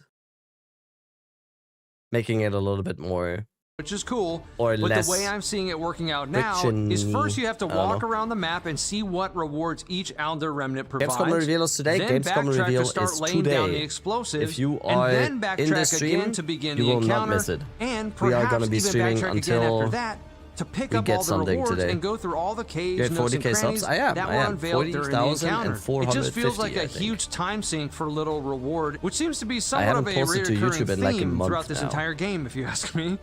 Now, something positive I will mention about Expedition is more so association with the Ruins of King's March storyline. I thought it was actually really awesome to see and hear all the crew come together around the campfire as they tried to make sense of what to do next with the ancient Kalguran Empire, Olroth, and the Fallen Star. Speaking of the Fallen Star, that final boss, the Pinnacle boss, definitely shook my ass the first time.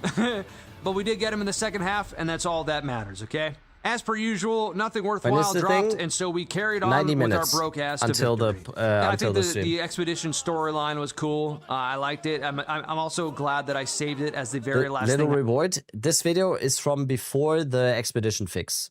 Very important to mention. This video is from before the buff to Expedition. I did for Endgame in my journey, but as for Expedition as the league mechanic itself, it's not my cup of tea. And mentioning all of these mechanics wouldn't feel right with at least acknowledging the minor supplemental mechanics like shrines, strong boxes, essences, Asmiri spirits, rogue exiles, and summoning circles. Just to make this short and sweet, I think all of them are awesome additions to the game, ultimately bringing just more variety and things to do within the maps. I think essences being more abundant this patch has been really awesome. Minutes. Strong boxes seem to be kind of... Right? Yeah, 1 hour, 25 minutes.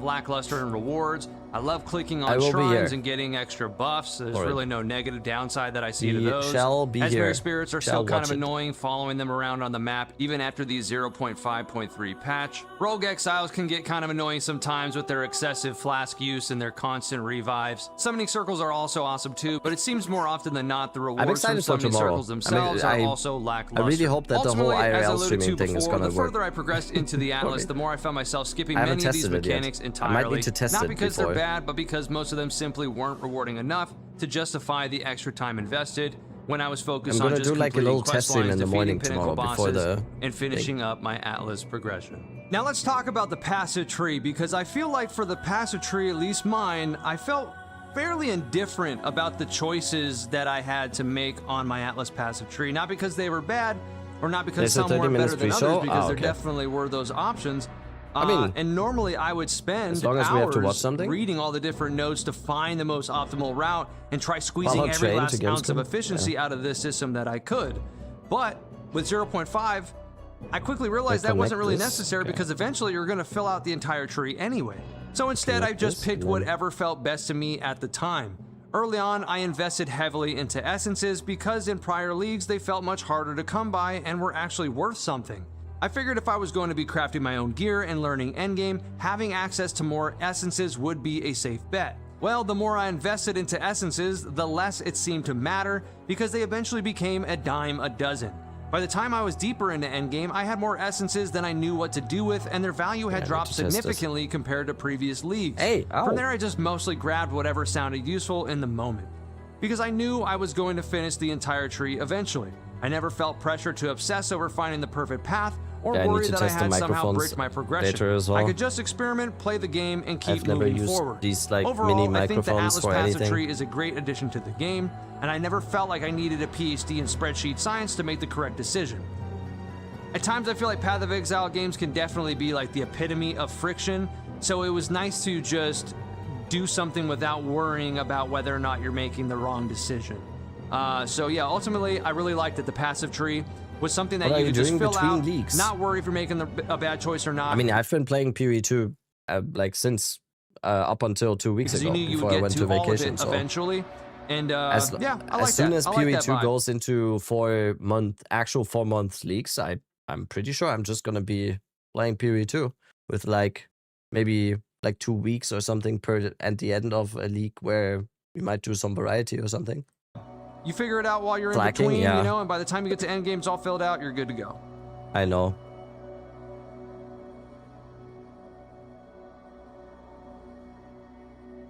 Okay, itemization and crafting. I feel like this is probably the most important topic that I'm going to cover on this video. And I am absolutely down to try Diablo 4 at one point.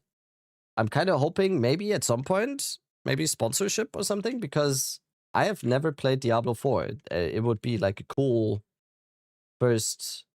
It would be like a cool first impression, actual first impression, I think. On sub, maybe slightly controversial to some people, but it is what it is. It would be kind of funny if they sponsored me to play Diablo 4 and I shit all over the game if I think it's bad. Can only speak for my experience on this, right? As a casual player, taking endgame seriously for the first time. So hear me out here, okay? I have 200 hours played. If there's someone from Blizzard watching, I wouldn't. By the way, I wouldn't. If you want to sponsor me, I will give my honest opinion.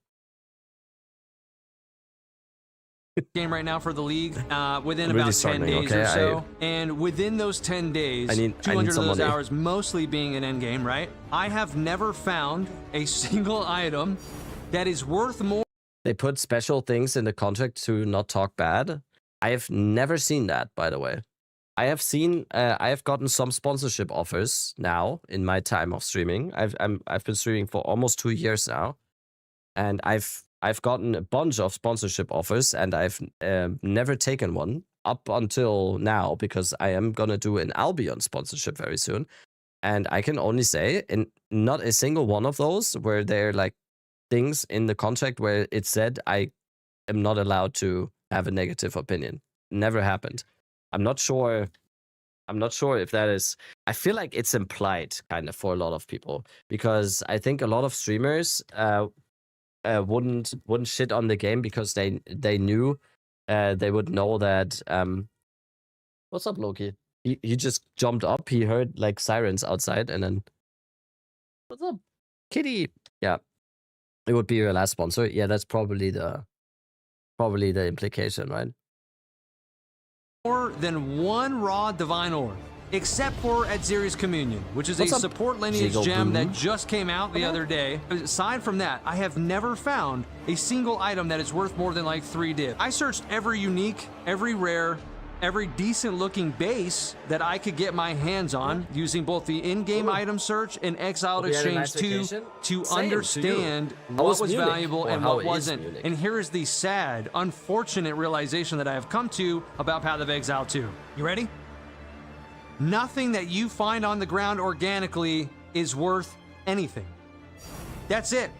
Nothing that you come across, find raw on the ground is an upgrade. Nothing that you find organically on the ground is applicable to your build. And I'm sorry, but that just feels fucking terrible, dude. I'm not expecting everything to be handed to me on a silver platter or for everything that I find to be worth a ton of currency, okay? But after 200 hours, I expect to leave with something. I'm leaving here with something. Something, man. Come on, dude. Yet, nothing. Pinnacle bosses, trash. T16 juice maps, trash. Fully juiced rogue exile inside of a boss room, inside of a smothered ritual, and all the other mechanics stacked on top. What do you get for your efforts if you even survive that fucking scenario nightmare? Trash. Nothing, dude. Here's a few exiled ores for your trouble. Thanks for playing, right? That's all you get for that. Listen, dude, this is an ARPG, right? Loot is literally what drives players to keep pushing, to go for one more map, to kill one more boss. The chase, the itemization, the item hunt chase is what keeps people playing ARPGs on the back end, chasing that next upgrade. Yet 99% of the game feels unrewarding to invest in unless you understand how to craft. Welcome to Craft of Exile, ladies and gentlemen. We love it, huh? Whether you agree or not, crafting creates a massive disparity between two groups of players. On one side, you have players who have spent the last year learning every crafting system, every omen interaction, fracturing, every little crafting trick that the game has to offer. On the other hand, you have players experiencing endgame for their first time. The difference between those two players is enormous. The experienced player knows how to take a white base and turn it into something valuable. The newer player sees the exact same item and leaves it on the ground or just sells it to the vendor, having no idea of its potential, or even if they did, no idea how to even turn it into what they've seen others turn their bases into.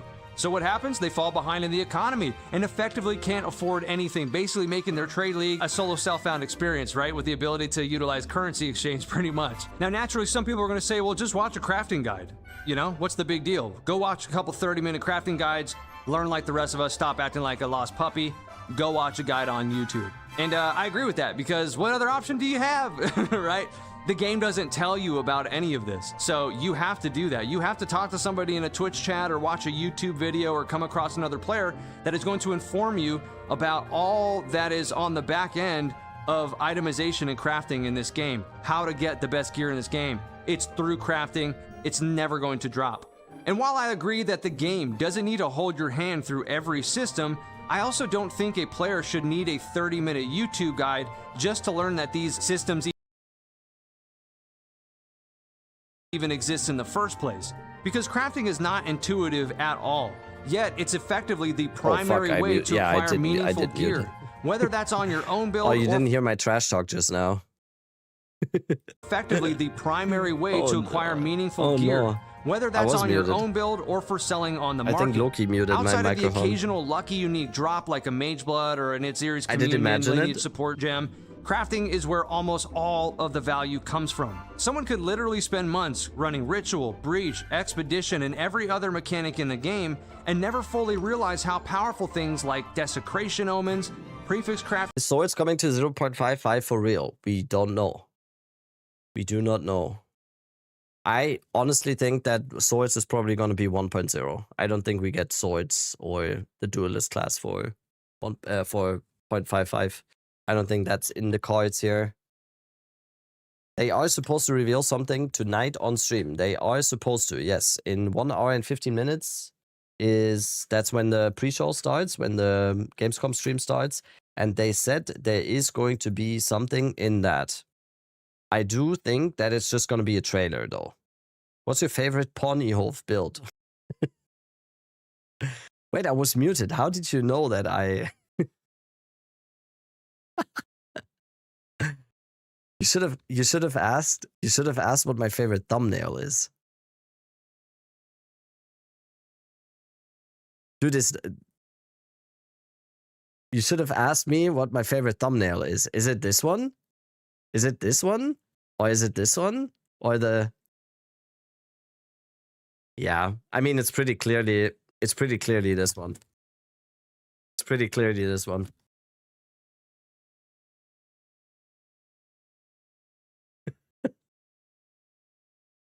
Crafting or suffix crafting actually are, simply because they were punished for focusing on the wrong places when told to choose their own adventure. If valuable gear is going to be locked behind these systems, then informing players that these systems exist and how to at the very least get started with them should be a priority in my opinion. From there, it's up to the player whether they want to learn them or not, but at least let them know that they're there. And I just don't think it's intuitive or good game design to not show somebody the best and only proper way to actually get the best items in the game. But what is crafting now? Like mid, because he's talking about like mid tier, like early tier, mid tier. That's essence crafting. That's very easy and intuitive, in my opinion. Right? Blue base, slam essence, slam desecration, slam 2 more times. That's crafting. That is most of the crafting that I did in THC. Everything else afterwards, I do feel like there's a good learning curve. There's a good learning curve, I think. That's early crafting, yeah. That's what I said. That's gambling.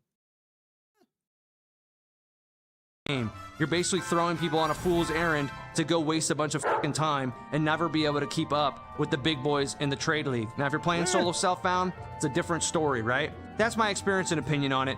If you've been playing Path of Exile for years, it's not just crafting though that makes people that describe themselves as more casual be having a hard time keeping up with the big boys, as he's saying, right?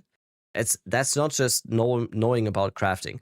I'm not going into I'm not a crafter at all. Loki, can you please not press buttons, please, on my keyboard? I'm not a crafter at all. Like, I barely crafted this league, and I just play 16 hours a day, you know? I just play 16 hours a day without ever leaving, without ever being in my hideout. Did make a mirror staff. What? All second nature to you, and you don't even think about it, right? And I might sound even a little dramatic to you right now as I'm speaking on it. But you also have to remember that there's a much broader audience of players who can absolutely learn these systems. They just shouldn't need a year of experience before they even know where to start. And I think 1.0 will surely bring in some new faces who are thoroughly confused by all of it, amongst dozens of other things that they're going to need to wrap their brains around in Path of Exile 2. This game has so much friction, I feel like you should let people know that crafting is what they should focus on if that's going to be the only way that they get good items in the game. So, that's my take on it, man. Now that we have trade market searching built into the in-game client, we have added the ability to price check items you can find more easily. Now, earlier I mentioned the in-game item search. First of all, I want to give GGG credit for even putting it in the game, because it's absolutely a step in the right direction. However, almost everyone I know still uses Exiled Exchange 2 exclusively. Thankfully, Exiled Exchange integrates seamlessly with the game and saves you from constantly alt-tabbing to websites, but I still think GGG should continue improving the in-game search until it can compete with the raw functionality of Exiled Exchange 2. The less external tools players need, the better, in my opinion. Now, speaking of external tools, Exiled Exchange isn't the only one. You've got crafting websites, market trackers, path of building, build guides, filter blade. The list goes on and on. Now, to be clear, I don't think that these tools are a problem. Every game has community-made resources, and I think they all serve a purpose. Take Filter Blade, for example. NeverSync has built an incredible tool. I think it's overall, it's just good for the games if we have systems where you have to invest some time to learn it, because the alternative is Diablo 4, right? That's the alternative. Tool for the community, and at this point it's practically a staple for Path of Exile 2. These tools even existing is fantastic. That's not the issue, okay? What I'm kind of concerned about, I suppose, is that brand new players may not even know that they exist. And I feel like that's kind of shitty, right? Sucks for those guys. They're not playing the optimal experience that Path of Exile 2 can offer once all these tools come online. Unless they watch YouTube videos, browse Reddit, they're in their favorite streamers' Twitch chat, right? The name of the marketplace add-on, it's called Exiled Exchange 2, and everyone should use it. Actively engaging with the community, they may never even discover many of these resources that veteran players have been taking advantage of every single day for the last 2 years now. So I'm going to leave all of these tools in the video description below that I think are going to be the most useful for you guys. I think they're genuinely going to be very helpful, especially for new players if you're not aware of them. So by all means, please go check out the video description, and I hope that these tools will help you guys out.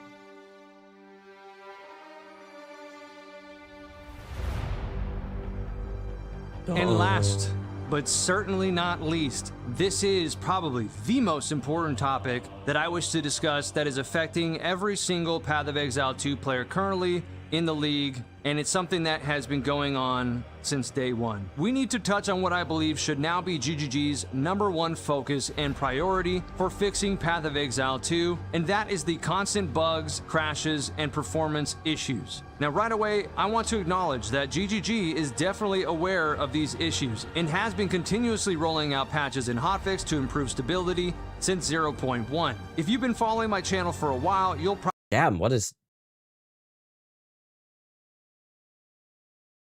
remember that back in 0.1, I actually started my YouTube channel creating crash fix videos for Path of Exile 2 because a friend of mine couldn't play the game. After spending hours researching community fixes, I eventually compiled everything into a video, and even to this day, I still have people stop by the stream telling me how it helped them in some way to get the game up and running. If you're having issues running the game yourself, I highly recommend checking that video out. I will put a link in the video description below to hopefully help you out with that in whatever way it can. The good news is that GGG has made meaningful progress. For example, when the game crashes now, you can often reconnect and continue where you left off if you're patient. Back in the early days, you'd frequently just have to restart the entire client and hope for the best, right? But for many players, crashes aren't even the biggest issue. Long load times due to shader compilation plague many players. Logging in, transitioning into a new zone, porting back to town. All of these things trigger a shader compile that leaves players waiting up to 2, 5, even 10, 15 minutes at a time. Furthermore, a lot of people are experiencing these crashes for the first time ever this league, whereas before they'd never just dealt get a with 5090 and you won't crash. How much is a 5090? GeForce, is it like GTX something? How much is that price?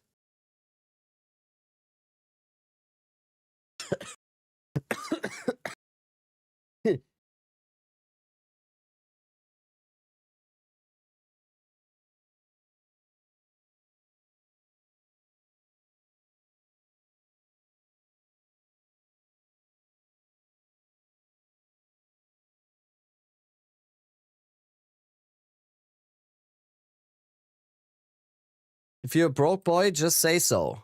Okay, Pokimane. The video we're watching is here. Okay, Pokimane. Sorry.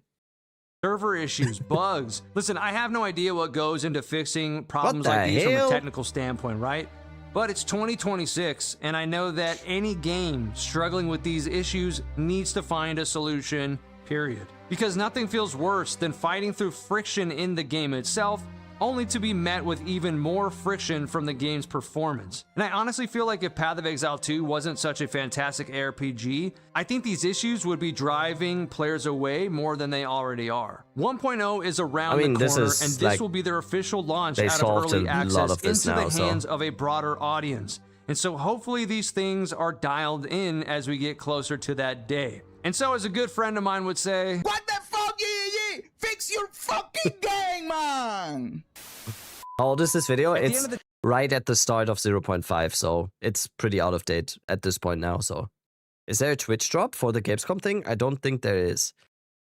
Is there drops for right? I believe GGG has built something pretty for special the here. Gamescom thing? I don't think so. Path of Exile 2 is not a perfect game. There's gonna be drops tomorrow though. If you watch my stream tomorrow, when I will be IRL streaming from Gamescom, there will be drops. I don't know. That's a lie. There won't be drops. There will be very cool drops of me IRL streaming for the first time. And you will see the exclusive content that Puri 2 has to show on Gamescom tomorrow on this stream. All day tomorrow. Dropping your phone? Yeah, that might happen. A lot of things I really that hope they that all this have to selfie stick that I continuously bought iterate can on, hold my evolve, phone. and dial in over time. It may take another couple of years before they get it just right. What time are you but starting? the majority When of Gamescom players starts, give it when I'm that there. overwhelming positive Say hi to review. Shocks for me? At the Okay. same time, I think Path of I Exile will. games target a very specific audience.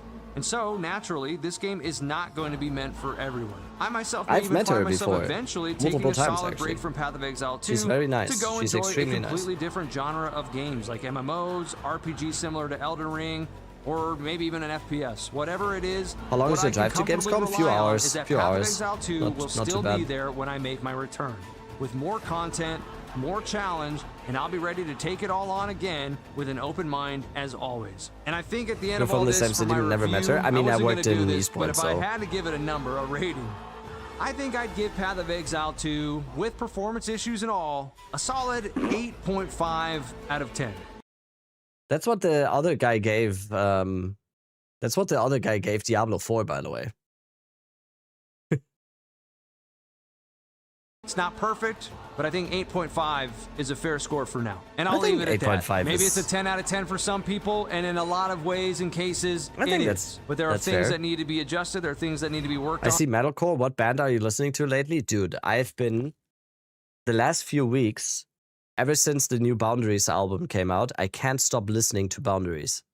Dude, Boundaries is so fucking good. I can't stop listening. I discovered a new band the other day, like a week ago or something, called Midwinter. Also very nice. Also very good. What else am I listening to? I'm excited for the new 156 Silence album. Yeah. And I think with 1.0, hopefully they can dial all these I've been things in. chain listening to that Boundaries. future iterations of the game will continue to build upon it, and maybe in 2 or 3 years, I've we're been listening see... to Bring Me the Horizon, the new album. Yeah. Do you like Sepultura? I used to. Yeah. Straight I up mean, a I still do. masterpiece, But right? Because they're I literally don't on their way to making that possible. listen to So, hardcore, little GGG. god?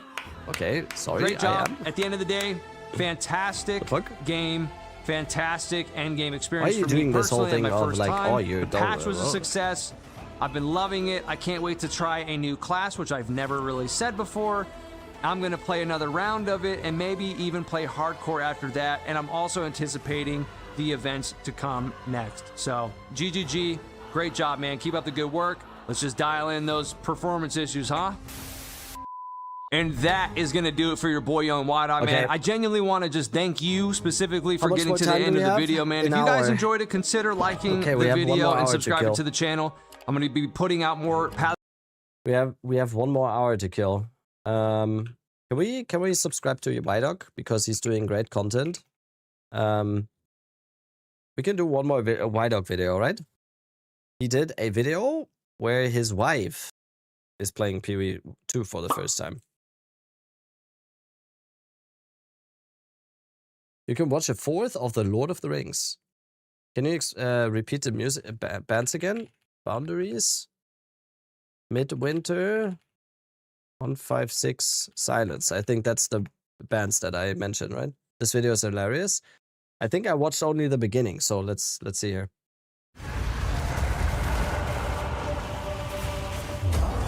We have an hour until the live stream.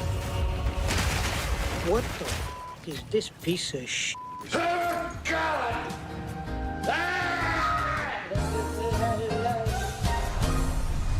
Was that the concert in Wait, which one? Oh, you were at a more recent Bring Me the Horizon concert? Did they play a lot of the new album? I want that. I want that too. Oh, man. Well, another boss down and no loot once again. And hey, look who it is, right on time. Ladies and gentlemen, welcome back to another ARPG episode. Who the hell's coming through my portal? Honey? Hi, baby. Hey, the hell are you doing here? I leave here.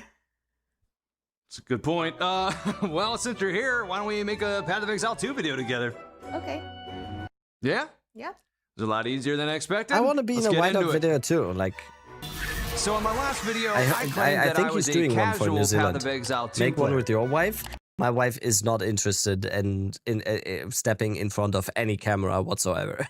She doesn't even want to, like, she hates it. She hates it that I stream with a camera now because she's always like, is the camera on? And she goes like all the way around. she hates Honey? it. There you are. She doesn't I understand. want to make sure you're with me on this which one. So she's in my hiding, last yeah. video, I claimed Schultz. that I was a casual Path of Exile 2 player. And compared to the elite players casually crafting mirror tier gear on a Wednesday afternoon, I definitely say I am. But then she I playing received PoE2 comments too? like No. this, She's and playing it really Assassin's started Creed to at make the me moment. wonder, what actually really likes is Assassin's considered a Creed. casual player? Is it how many hours you play, how good you are at the game, or what game you even choose to play? Maybe it's all You just of gotta these marry things. White Dog? Yep. Personally, I'd say I am a casual. I don't mean, I'm suck. Sometimes I put a lot of hours into the game. Sometimes I don't. But I also don't care enough to spend every waking hour researching spreadsheets or turning Path of Exile 2. She's still not done with Assassin's Creed 2. No, she's done with Assassin's Creed 2. She's playing, I think, Brotherhood now. Not sure which one is that, but into a second full-time job. So yeah, I definitely... Sorry for asking, but how can you start the skill tree on the top for your kind of new? I explained it in the video. It's called Split Personality. It's a unique jewel that allows you to start from a different point. I explained it in the video in detail. Call myself a bit of a casual. I guess you could perhaps put me into a tier category and call me an S-tier casual. You follow me, honey? No. Okay. Which got me thinking, if I'm an S-tier casual, just how low can this tier list actually go? That's where my wife comes in. Ladies and gentlemen, give it up for Miss Whiteock. Miss Whiteock has never played Path of Exile. She hasn't played Diablo. She hasn't played an ARPG. Hell, she never even played a PC game, period. And if I had to take a wild guess, I'd say that the keyboard is probably the hardest boss that she'll be facing. So naturally, I thought it'd be a fantastic idea to throw her into one of the most complicated ARPGs ever made and see just how far she can make it in just 1 hour. No practice, no walkthroughs, no YouTube guides, just her, the game, and complete chaos. ¿Qué? I died. Tonight, on an all-new ARPG episode, Miss Wydock is How did she taking on agree Path to of this? Exile 2 for the very first time. Just how far can she make it? Will she make it to Clearfell? Or will she be trapped forever? There needs to be like a Spanish emote version of the Ohne Pixel Vas. It's like, ¿qué? Tutorial. Place your bets in the comment section below. But before we begin, let's go ahead and lay down some ground rules. Rule number 1, she gets 1 hour exactly. A timer will be counting down as she plays to see exactly how far she can make it. Rule number 2, I am not allowed to help out in any way. I can commentate, I can laugh, I can panic, but I cannot tell her where to go, what to click, or what to do. Rule number 3, every 5 minutes, she may ask me exactly one question, but I can only answer with yes or no. That is it.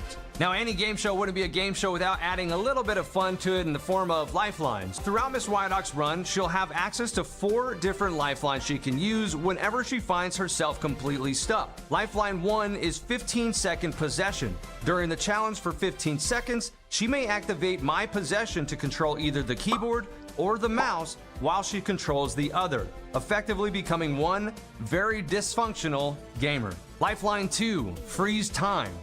For 30 seconds, Miss Wydock can freeze the clock and ask me unlimited questions, but she is not allowed to touch the mouse or keyboard during this time. Lifeline 3, phone a husband. Miss Wydock may call me on my cell phone, however, I have to leave the room before answering. Once I answer, she has exactly 30 seconds to ask me anything. She's a good sport. And Yeah, after the call obviously she ends, is. I may not return to the room for 5 minutes. And last lifeline, lifeline 4, which is going to be 1 hint. It's exactly as it sounds. I can give her exactly 1 hint to any question or anything on her Damn, mind. there's so that her many heart rules. desires. He And lost me those already. are the ground rules. And so, ladies and gentlemen, without further ado, Miss Wydock, are you ready to play? Oh, she. No.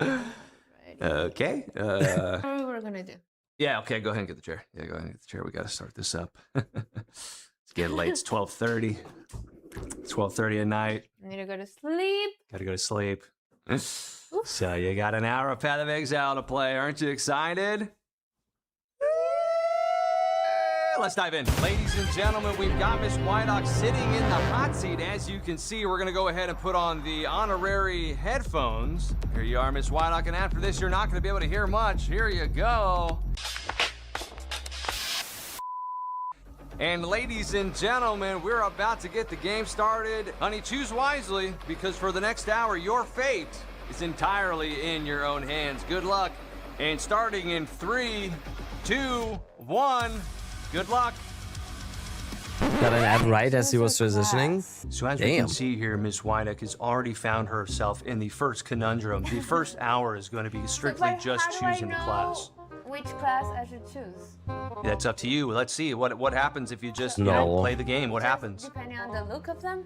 Could be. Oh no, you know, and I then don't you know. have this guy just sitting next to you, fucking shit talking you the whole time. That's.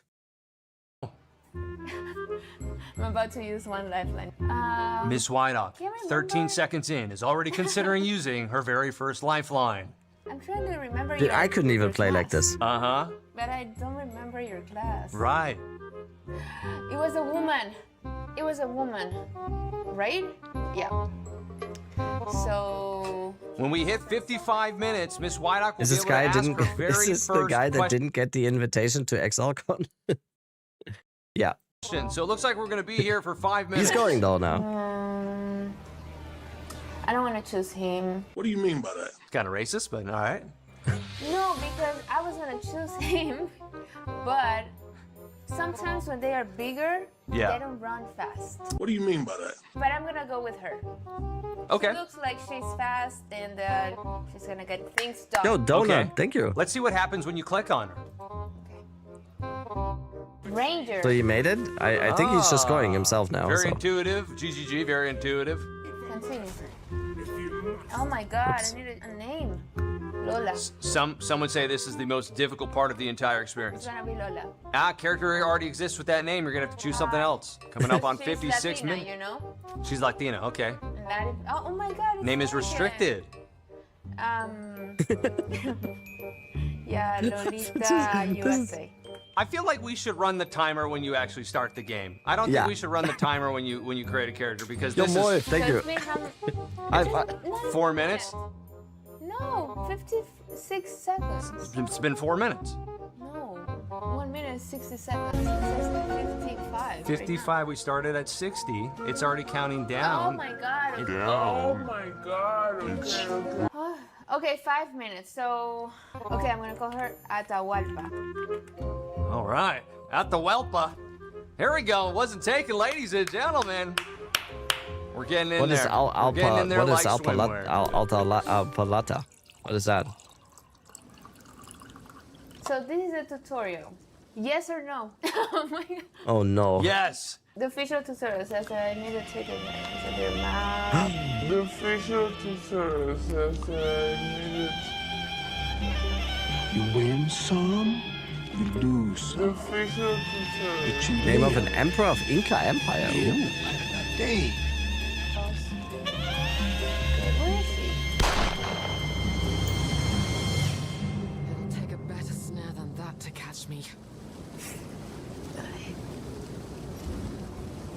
I mean, how would she know? How would she know? Okay. Ladies and gentlemen, we're off to a very unexpected turn and twist within the game. Let's continue. Wounded. Now I would appreciate it. Okay, classic, very common. Skip it all. We don't want to hear none of that. Dude, this is actually like, what? She's not allowed to get any tips?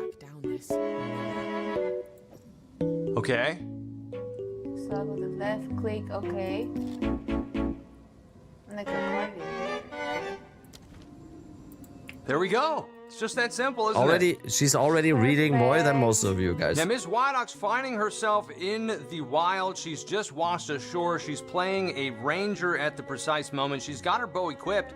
Things are looking pretty good. We're about 7 minutes in, and here she goes off to the races. But nobody told This hurts my brain. How? Like he explained, she never played any video game.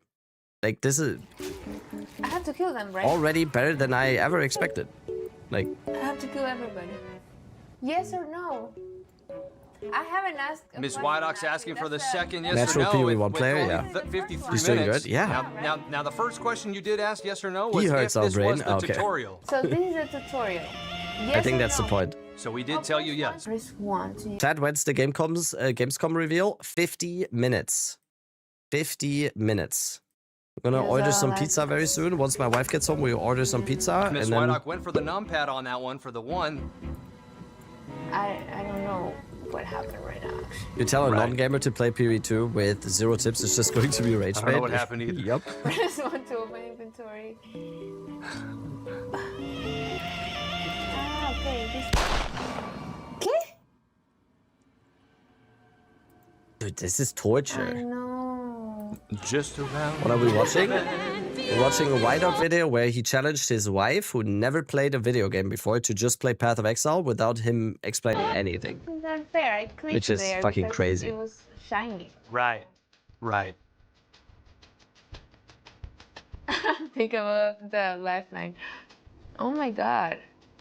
It isn't like that when you play, you know? You're just like fighting. It's not telling me what to do. Okay. I think I need help here. I don't understand. What am I supposed to do here?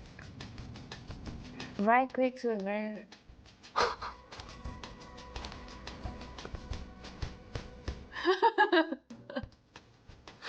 You got this. You got this, Miss Wydock. Come on.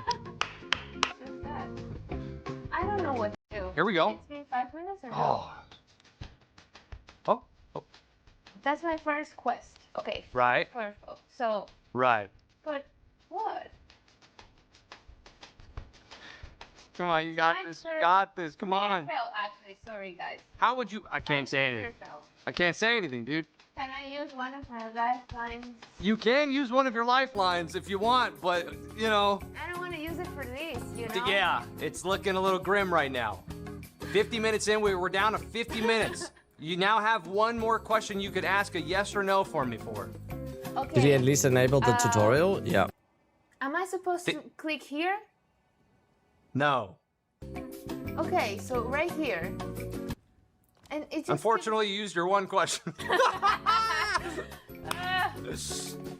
No, I need the live chat, you know? I need a live chat. I need you guys to help me. Remember when I told you, oh, we should just do 45 minutes? I'm glad you said 60 minutes because I'm already 15 minutes in, right? You're in 10 minutes right now. We got 10 minutes, 50 minutes on the clock. Fine, clear fail. Okay, but... Okay. Is there a drop today? No Okay, drop you got today. This. You got this. You just gotta... The wounded man No drop today. We just get a... Probably like a... This is the story. Track nice down little the Malarian teaser trailer, I would say. Uh-huh. What? Okay. Well... clicking it. All right, but what else? Like, what else? I can't say anything. Oh my god. Town. Right. Is this the tutorial, dude? They're not telling me I can't say anything. I'm clicking everywhere. I mean... GGG. Looks like we gotta work on the UI a little bit there, but... People so pumped for swords. Okay. It's something that the community kind of agrees on that they want the most, I think. Has been for quite some time Don't give now. up with 48 minutes left in the game. We've got this. Are you serious? People Thank God. really want swords. Holy shit. Ladies and gentlemen, we are now back in business. You guys. She did Today use the teaser, lifeline. full She trailer. did use the lifeline. No, on Thursday we are gonna get the 0.55 stuff. I think the trailer today might be 1.0 related. That's just a guess though. I don't think we get anything for 0.55 until Thursday. But I might be wrong. I might be wrong. I think everything on Gamescom is gonna be 1.0 related. Yeah! Yes. That's what I'm talking about, baby. Bien. Hell yeah, dude. Rabbit is potty pooping? So No. many things I want to say. But I'm you not Jennifer. can comment, right? You can just give me comments. Hey, and- how does your wife not have a problem when you play 16 hours a day? You mean on league starts? Kind of my job. So we do want to eat things. feedback. Also, You know, she's the very thing is, I supportive was thinking about of that, me. right? I almost have to remain silent in a way. She's because very anything supportive I of me. say, as I thought about it more, I'm giving it away. She works long right? days too. Yup. She Where works am I as much, supposed if to go? not Where more, is the than I map? do on league starts. Right. So Where is the map? Yeah, mira. Okay, it's here we go. almost We got a 7 large p.m. and chest, she's the not lightning home yet, arrow and she left the drops. house What at could 6 that a.m. mean? this Skill morning. gem So press. just so you know. Okay. Oh. Okay, very intuitive. Oh, now what? Left click to bind a skill. Uh-oh. Where's that arrow pointing? Okay. I think what he meant to say, how come you accept your 16 hours gaming there? I mean, I only stream 16 hours a day for the first 2 weeks of a league start. Then I just do. After that, I calm down. Okay? So. Now what? And you're watching Let's videos have a all look day, huh? around here Yeah, as today Miss we were Wynock watching tries to videos. determine where she should put that on the screen when she right-clicks that. Okay, didn't work when she did it there. Right here. Oh, but it worked when she did it right there. Okay. Press right-click to use a new skill, and React here, Andy, she's yeah, got we're it down, ladies 100% and React Andy gentlemen. today. Perfect, yeah. So I'm leaving this. Can I have a dark chocolate? You want a dark chocolate? Yes, please. Okay, well, we don't have any of those on our show, but we'd love to get you in contact with our agency to see if we can get you some dark chocolate for next time. Please. So as we can see here, Miss Wynock is searching high and low within the wilderness, trying to find an escape route of some sort to maybe find the next point of interest. She's got her bow equipped, she's got her quiver equipped, and she's got that lightning arrow equipped on that right click, as she's discovered on her own. 20 minutes nearly into the game. She does have one yes or no question available, and she's coming up on her second available question that she will be having in about 3 minutes. So let's see how she does. I want to see the Miller. Can I ask you a question or no? In 3 minutes? Yes, but now you just used one of your questions. You now have to wait 3 minutes. Oh, look who it is. Look who it is. What was this guy's name again? Gehazi. Gehazi TV. Okay, can we spam some eat coin? Eat coin. Look who it is. 5 minutes, then I'm ready. Okay. Okay, we have shared chat, guys. Can we all spam eat coin, please? To flex on Gazi's chat, how much more active we are. Right now, we're focused on trying to get you out of the tutorial of Dude, Path of this is Exile. Eat the that rabbit worst emote. tutorial ever. There you go. Someone said. GGG, take notes. Okay, we see you exploring. I know that I've been here. I'm trying to jump. Dude, the eat coin is Right. just so Well, good. you know, no. I mean, it's well. I kind of answered that. I'll give you that as a freebie. Thanks. Okay, what you got over here? Anything over here? Okay, we're gonna waste some more time with There are Mr. some Gazi in a guys little here. bit. I see Once them, Gazi's but here, I we're don't know how to gonna get yap a little Oh bit. my god. Oh my God! See what would our you look at expectations that? are. And ladies and Okay, gentlemen, does he when make you it to open your Mirror? eyes, you find Miller? yourself a good old-fashioned surprise. It's called a bridge.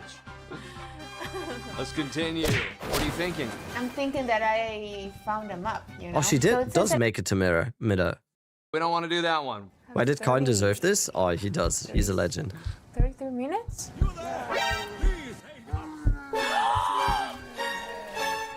DM is playing with swords? What?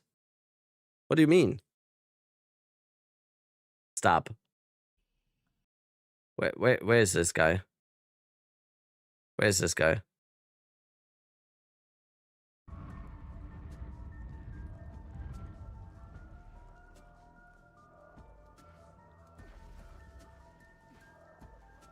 He has the incomplete item, yeah. I forgot about this. I forgot that this was a thing. Incoming seems good. Thank God. I forgot that this was a thing. Okay, newsflash, swords suck. He actually does damage. No joke though. Go Dutch, thanks This for is 5. kind of good damage.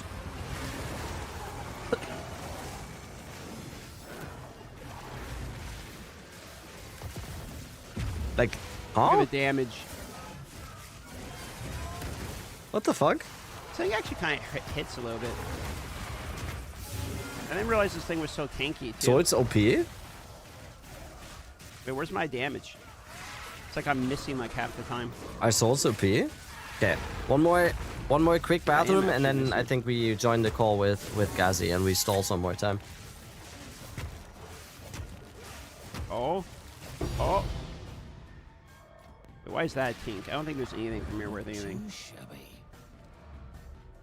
Emergent protection. Helmets gain 1 endurance charge on low life. Banners grant 2% of life regenerated. When stopping sprint, you gain guard equal to 4% maximum life per second spin, spraying up to maximum of 20%. I've never seen that one.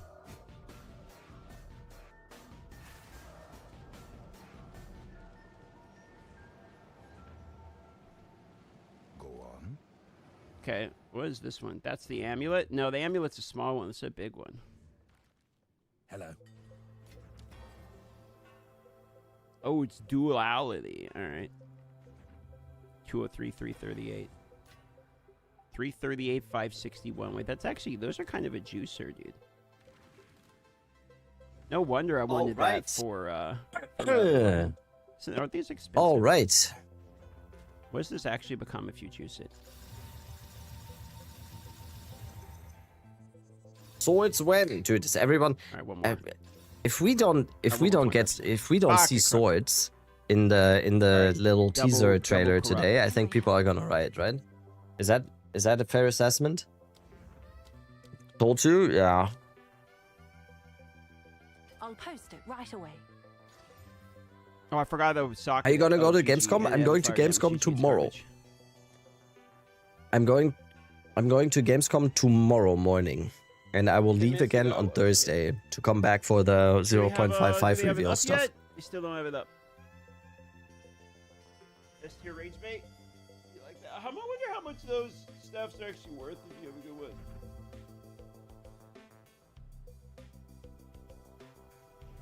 Dude. Can we also get a sword or something? I should have done this earlier. Oh my god, what did we sell? Right. What the fuck? Any bingo Okay, I box didn't on log in for like 2 reveals? weeks. Well, We it's sold just a bunch of swords, right? stuff. Like, I Holy mean, shit. are we all really asking this? Like, it's... Holy. Like, they're just going to reveal swords. It's the 0.5.5 reveal debate. No, that's the 27th. Damn, we sold a I bunch bet of the stuff. pre-show is clips from the concoction race.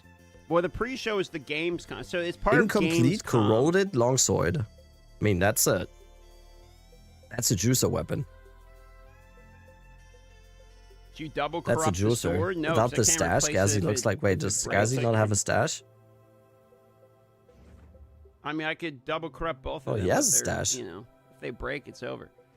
Yeah, we need the eat card. Oh, my wife is back.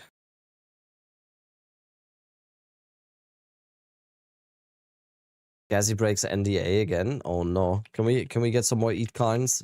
There we go. What did he break again? Wait, it's a clip of Something mine. like a duelist or something. What? At Why are least you that's posting what I'm this? expecting. I don't know if that's the case, You know, but that Gazi acting like he doesn't know. He's breaking NDAs again here. Gazi NDA TV is on it again. Why are you snitching? brother, okay. I thought it was something like that. I actually broke an NDA. Like, I don't break NDAs, boy. I don't break NDAs. Let's give it a call. Why are we snitching?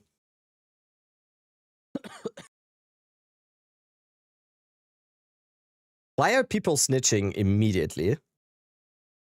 Brother, what do you mean breaking NDA again?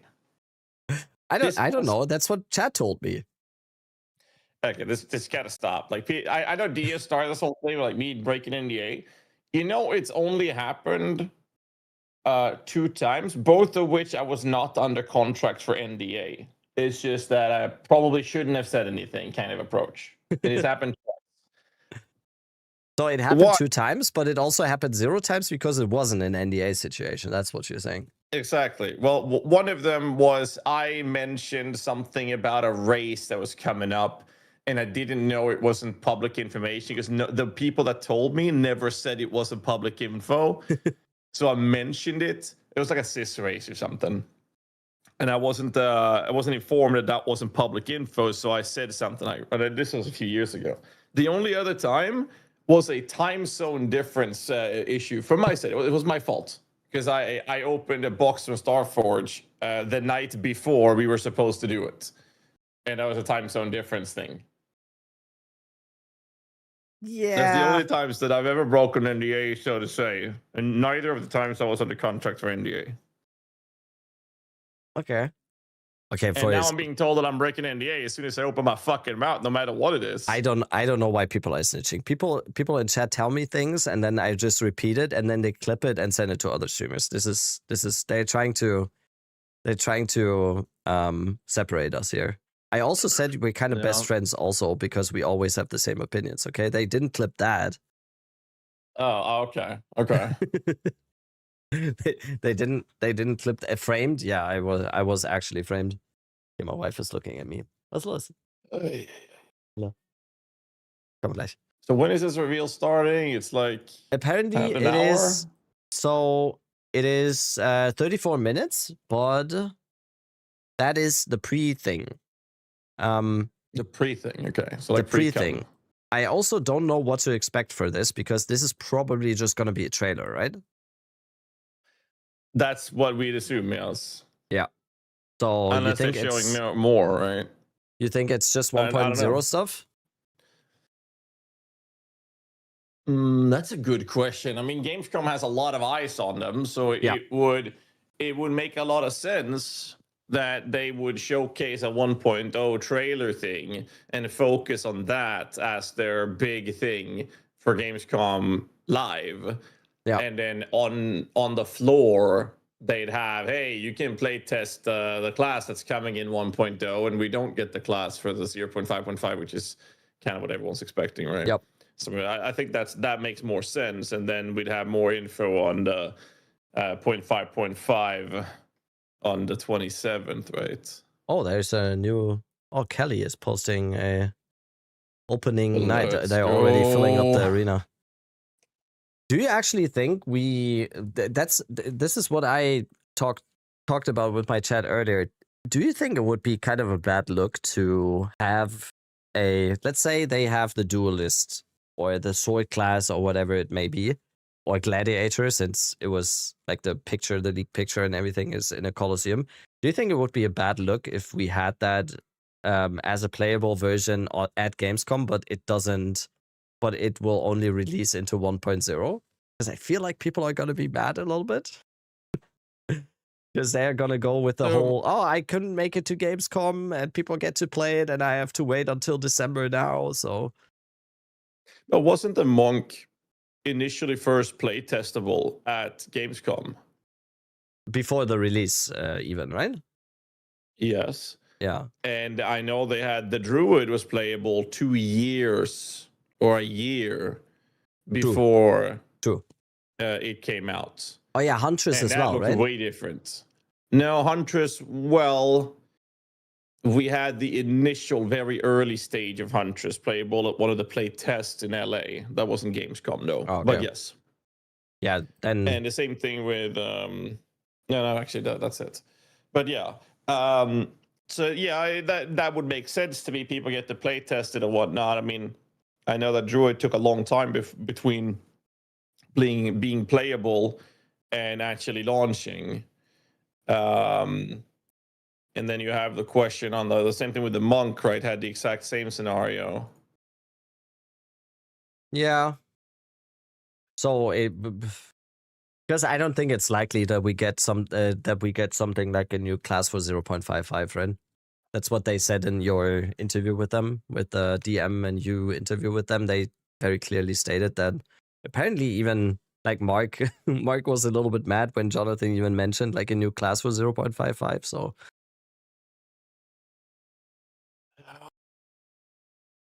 doesn't really make sense, right?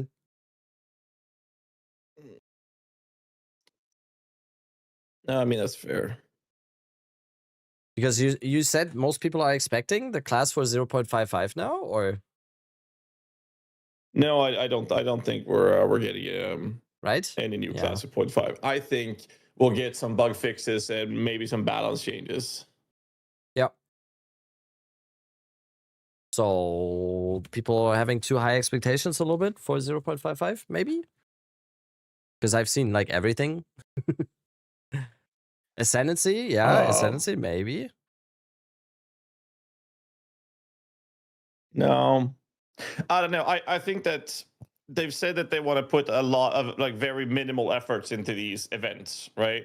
Yeah. But they've also said that they are going to be mini events. Now the question is, are we getting anything other than just an economy reset and some balance changes and some bug fixes? Like, are we getting, you know, whatever event we've had in PV1? Maybe not Frisia, but we've had other mini events, right? Yeah.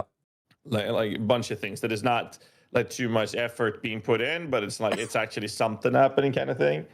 But I don't think we're gonna see much. I think that there's a handful of reasons behind that.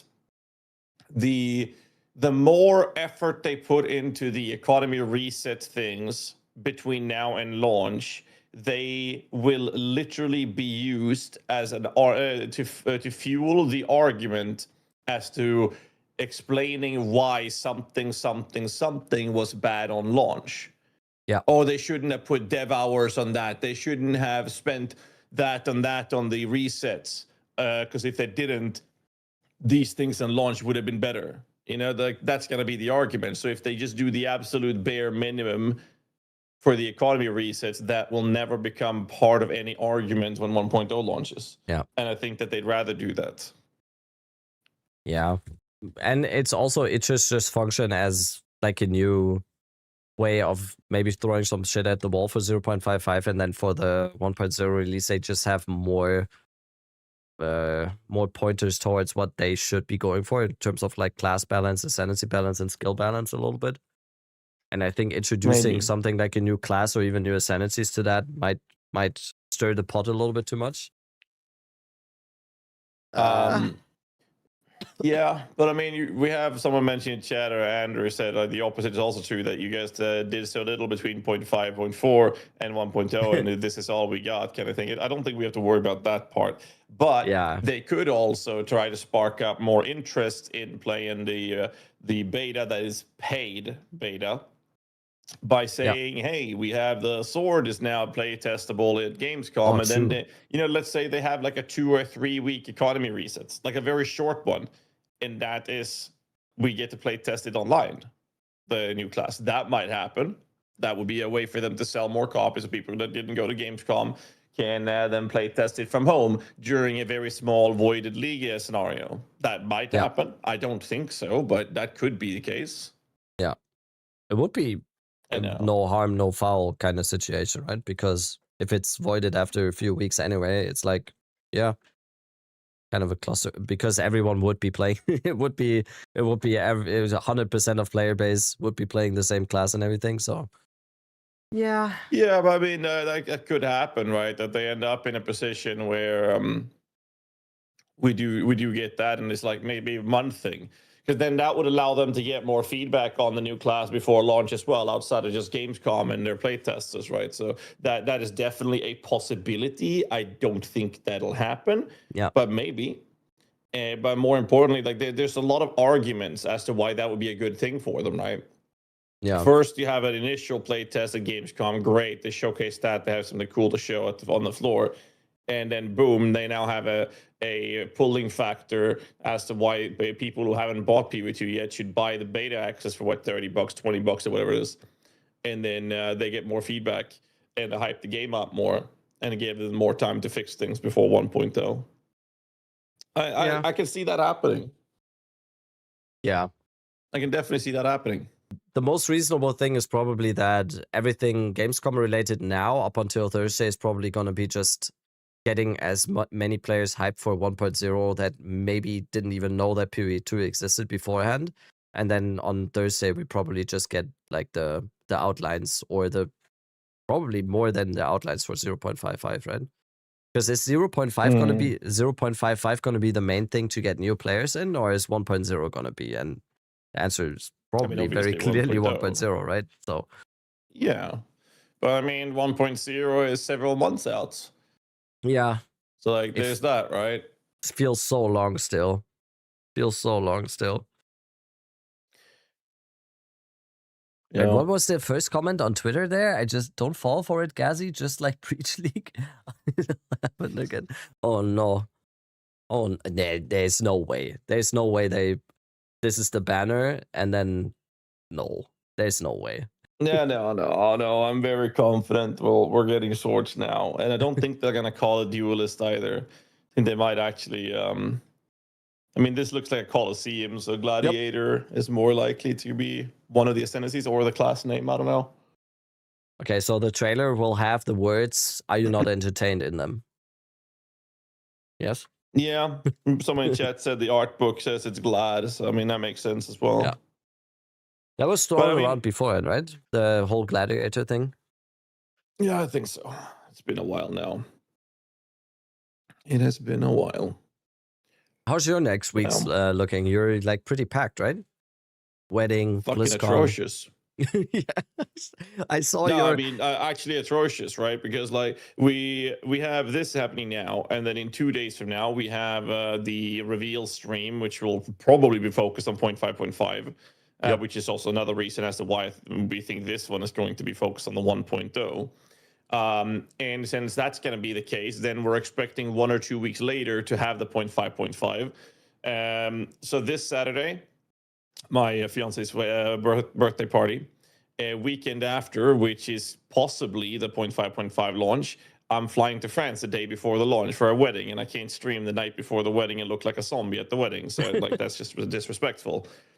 So then if that's happening, then I missed that. Then it might be the weekend after, but the weekend after, on the Thursday, I'm flying to the US for BlizzCon.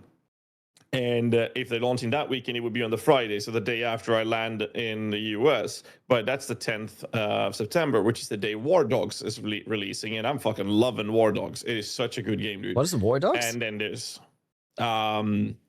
It's like people say it's like Squad or Arma. I haven't played any of those games. I've played Battlefield, and to me, it was like a considerably less arcadey Battlefield with way more pressure on strategic gameplay approach, and it was just so fucking good, dude. So I'm definitely gonna want to play that, which makes me hope that they release 0.5.5 when I'm going to France. I'm missing the launch no matter what happens here, so I can play War Dogs. But when War Dogs releases, I'm flying to BlizzCon, so I'm probably gonna play it on my laptop at the hotel. Damn. Guys, can we pour one out for Gazi here? How hard of a life he is, marrying the love of his life, having too many games to play. That's crazy. That's crazy. It's not my wedding. Oh, what? I thought it's your wedding. No, it's another. It was some friends I raided with last Classic, like 2-3 years ago. They met there. I was raiding with Soviet, Sony, Shroud, and the guys, and there's two people there that met, and a lot of their early days in their relationship that was spent raiding with the boys. So they just invited the entire guild to come to France for a wedding. Damn. So I'm like, okay, well, I mean, that doesn't happen every day, so I gotta go, you know. I thought it was actually your wedding coming up now. Wasn't that No. planned for some time? Oh, no. Right? Okay. Then not yet. She's my fiance is studying for another 3 years without any income. There's no money for no goddamn wedding. Yeah, we had the same issues. Okay, I mean, then they maybe understand if you look a little bit like a zombie at the wedding. If you, I don't know about that. If it's just WoW players, but no, nah, that's too rough. I mean, they would definitely understand it. I just think it's highly disrespectful. It is. So I'm not going to do it for that reason. Either way. So that's happening. That's my next couple of weeks. It's just that sounds. Yeah, you're like your calendar is filled until ExileCon. It seems like. Well, yeah, pretty much. At least in the next couple of weeks. But like, I hope that they release it after BlizzCon, but I don't think that's going to happen. They have a reveal stream in 2 days, and that would be like 3 weeks later. I don't think that'll happen. So the release will very likely collide with one of those weekends, and I'm fucked either way. Yep. What did we agree on? What the 0.55 thing is? Probably September 4th, right? And which one is that? Or the week after. Or the week after, right? Yeah. Yeah, like 10th. Like it's one of those 2 days, I believe. Yeah. I hope it's a week later, and at the same time, I hope it's not a week later, because everybody wants it right now. But for me, it would be better. But I don't think that's gonna happen. It'll be the 4th of the week after that. Yeah, and that's BlizzCon for you, right? Or something? Sorry, is that BlizzCon? BlizzCon? BlizzCon is like BlizzCon. The 12th or something. Ah, okay.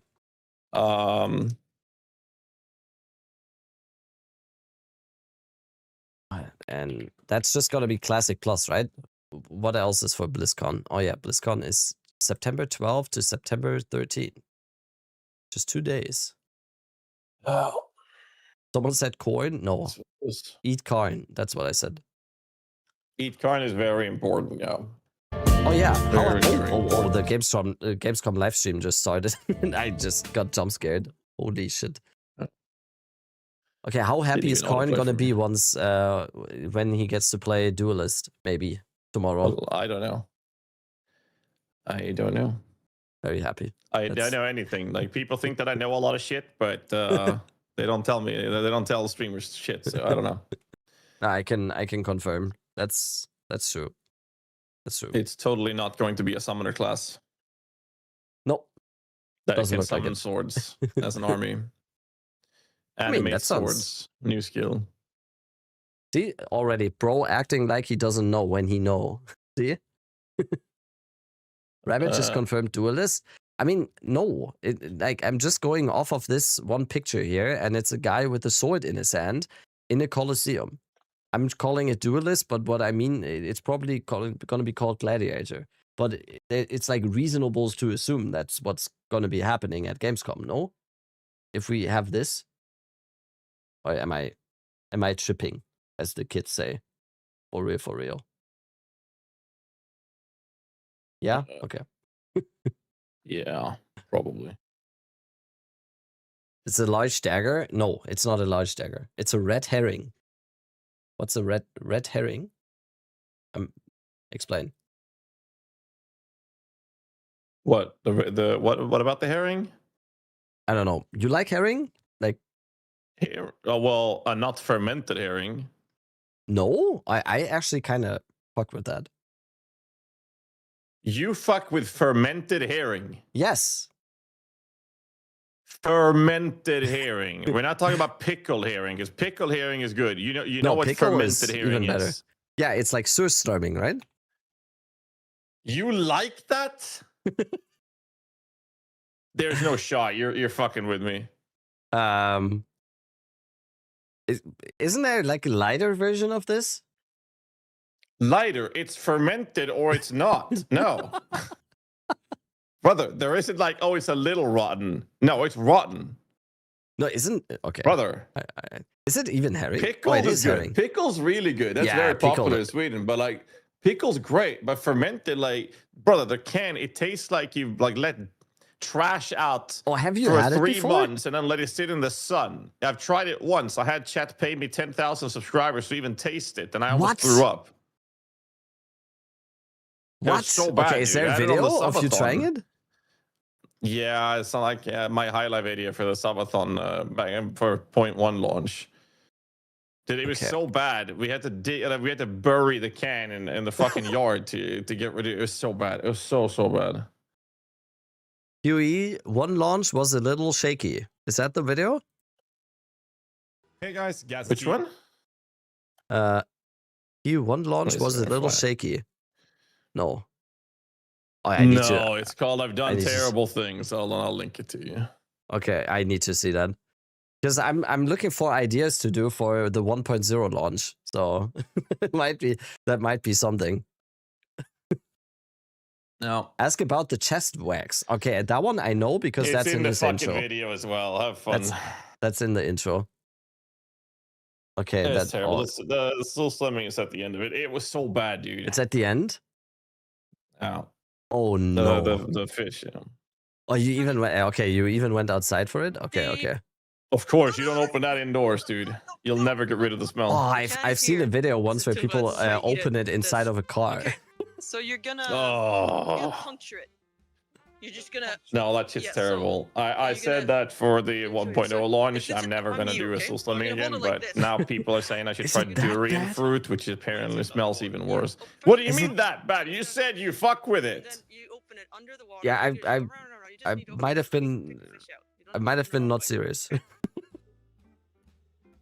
Okay, well, you know what kind of sub goal you'll have for the launch. Okay, he's dying. We have neighbors. Yeah. Guessing these two never. How many subs did you say for that? Well, so I had my sister down to help me, right? So we were talking about sub goals, and we jokingly said, well, let's just put fermented herring at 10,000 subs because we'll never reach 10,000 subs. And then within 30 hours, we had 10,000 subs, and then we were like looking at each other. It's like, we're gonna have to do this now. You get that, right?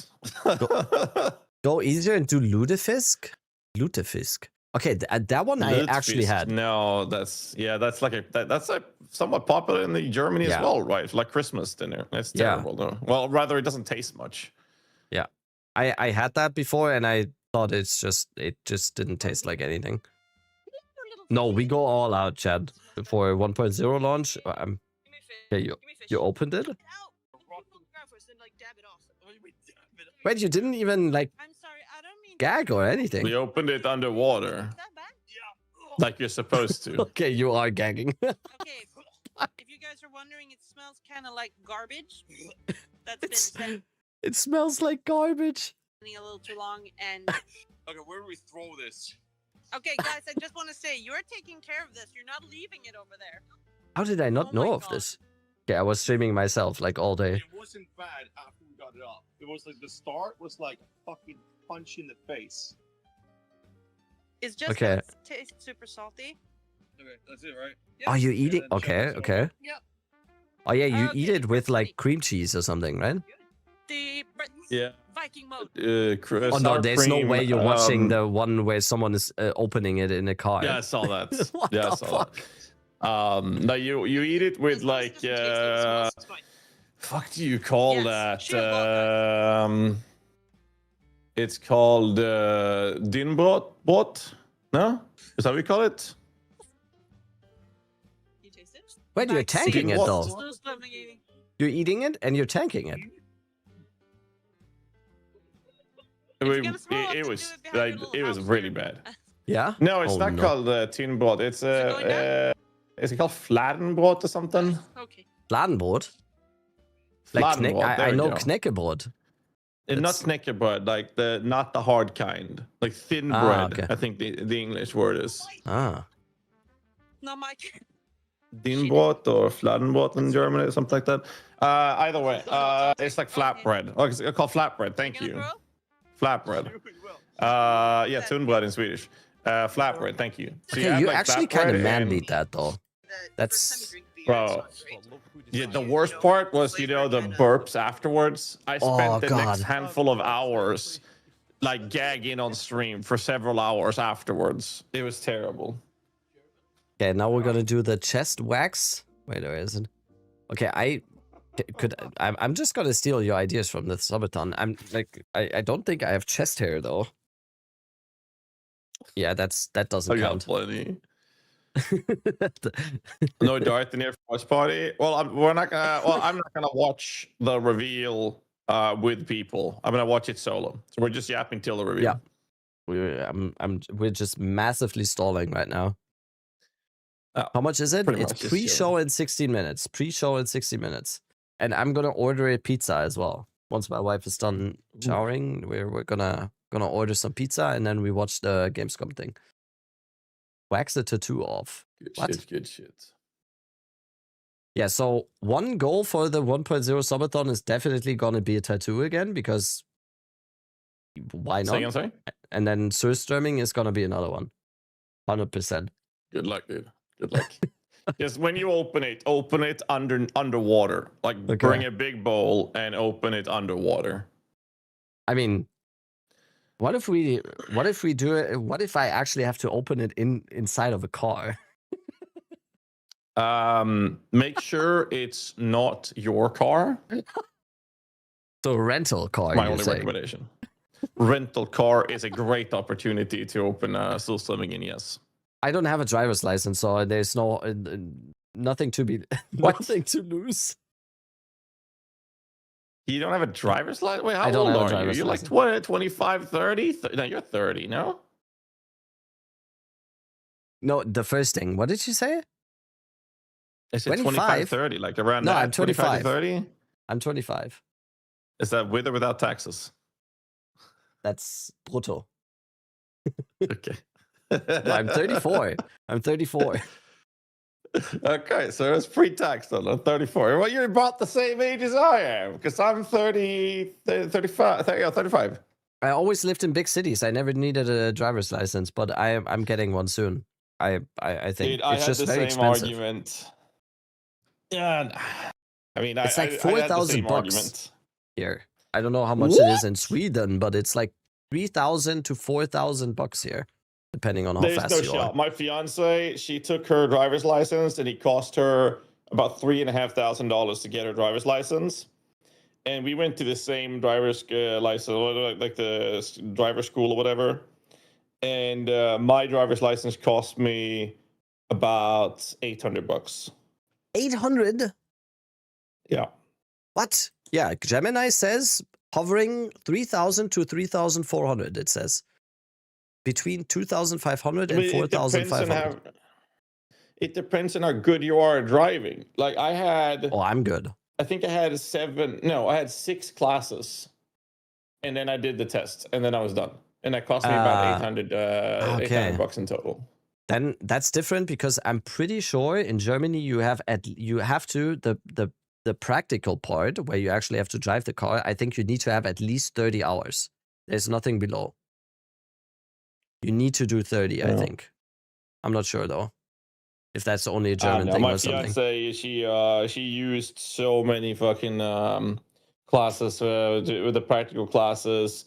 Then she comes home like, oh, no, I don't know if I'm ready to do the test yet. I need to practice more. Then she bought another batch of classes, and I'm like, honey, I'm not made of fucking money. Just how hard can it be? I took 6 classes and I did the test and I was done. Come on. Oh, now And I now feel she under has the pressure. audacity to say that she's a better driver than me.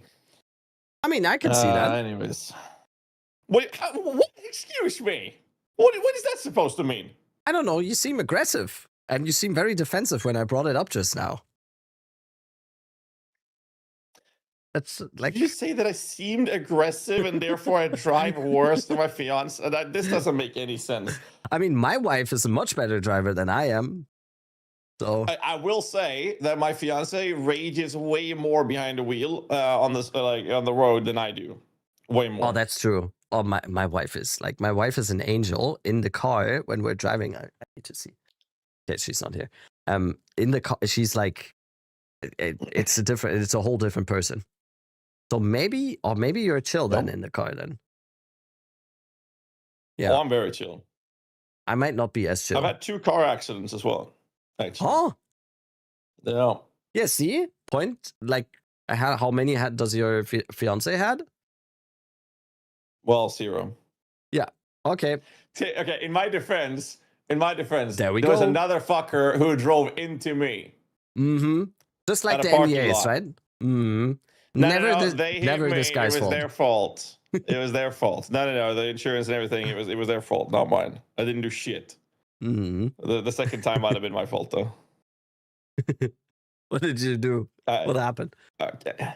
It was a day before Christmas, and kid in the back, Hannah is like stressing out. We're trying to talk and going through what the fuck we're gonna do. Everything is super stressful. I'm like, honey, calm the fuck down. I gotta drive. And then I look to the left at a T crossing, and I was like, okay, there's no car. The car in front of me started, accelerating. So, okay, I looked to the left, there's no car. Okay, I start accelerating. When I look forward, the guy in front of me stopped accelerating and hit the brakes for some fucking reason. So I drove into him. Wasn't like bad, but it was my fault either way because I should have stopped. That could have happened to me too. I get distracted very easily, so yeah, it was my fault. I had to pay for it. That sucked though. Yeah. I remember that when my sister is about 4 years older than me, and I remember by the time she was 19, she already had 2 car accidents, and then my parents didn't want to get her a new car. That was something. Maybe that's why I don't have a driver's license. Maybe it runs in the family. Okay, how much time do we have here? 5 minutes 45. For the pre-show. By the way, play your ads. Play your ads. So you don't have ads interrupting the show. Oh, that's a good call. Yeah. Ads coming. That's a good call. 3-minute ad break. There we go. I can't believe you haven't ordered pizza yet. Wait, Germany is the exact same time zone as me. It's Yes. 7:30, right? Yes. Yeah. So I woke up and then I said, fuck this, I'm going back to bed. And that was like 4 hours ago. And then I told my fiance to wake me up when food was ready. And I had some food with the family and went live. Better driver, better cook, everything. This guy. Oh, no. I am not a better cook. I'm better with a grill. Like barbecue, that's my jam. I'm way better at steaks and stuff like that. But my fiance cooks way better than I do. Oh. Chickies have had my steak. There you go. That steak was bomba. There you go. Ooh, backing up in chat. Holy shit. Yeah. I would have said we can have like a steak in New Zealand, but that's probably like 200 New Zealand or something. I looked at some of the prices of stuff in New Zealand. Holy shit, I'm gonna come back broke. But are they flying you out? Yes. Yes. So if they end up on the same hotel they've had the last few times, there is this amazing Asian restaurant right next door to the hotel entrance. If it's the same hotel. It is phenomenal. And last time I went, I did make sure that I had a little bit of splurge money last time. It was a couple of years back now. They had Wagyu sushi, and it is phenomenal. Like absolutely incredible how good that place is. So I can wholeheartedly recommend actually having some extra money spare to spend on that. Yeah, that's yeah, but hopefully there's gonna be some, but yeah, gonna be nice. Beef sushi? Yeah, that was my question. Wagyu is overrated. I don't think I ever had one. Had Wagyu. It's just a very fatty Yeah, it was a little Japanese meat, right? It's insanely good Wagyu in general, but I never thought it would go well on a sushi, but it was really good. That's fantastic. Is the stream here up? Gamescom stream. Yes. Okay. Yeah, nice. yeah. I'm gonna turn into an IRL streamer tomorrow. I bought a selfie stick. I bought microphones, and I bought what is it called? Like a portable charger. I'm gonna be an IRL streamer tomorrow. I'm gonna be that annoying guy with a selfie stick running around the city. That's gonna be nice. No. Okay, how much? Now, why does this say the pre-show is in 6 minutes? Is this stream delayed or something? I don't know. Yeah. You might have started a little late. Reminder, Rabbit, interview Karn about Eat Karn. Okay, I will. Yes. Oh yeah, Eat Karn is very important. Yeah. I'm gonna I don't interview. know who made that emote, but it's like the best emote on Twitch, so it's becoming a thing. Yeah. Wait, where's the other one? That's my favorite. Oh, did you delete Gazzy White? No. Gazzy White? Oh, What? there we go. This one. Oh, wide. I was like, when you said white, I thought you said white as in the color white, like a Walter White, like some sort of Breaking Bad reference or something. Oh, that could be it. That could be something. Jesse, I am we need to Heisen make a Gazzy. minion build. What? I say not Gazzy 11? Yeah. We just need Ang 11. Speaking of, Angormis better qualify tomorrow. It's the last one tomorrow, right? It's the last one tomorrow, yeah. Right after the 0.55 stuff. It's the last race tomorrow. So yeah. Better be qualifying. Who won last time, Chad, when I was on vacation? Who won the last one? Is it tomorrow or in 2 days? Oh, it's 2 days. 2 days. 2 days. I wonder how many people are going to get disappointed with this reveal, thinking it's for 0.5 or, getting that anything for 0.5, and then it's just going to be yapping about 1.0 and swords or daggers or flails, probably swords, right? As we've seen, but there's going to be people that will be disappointed.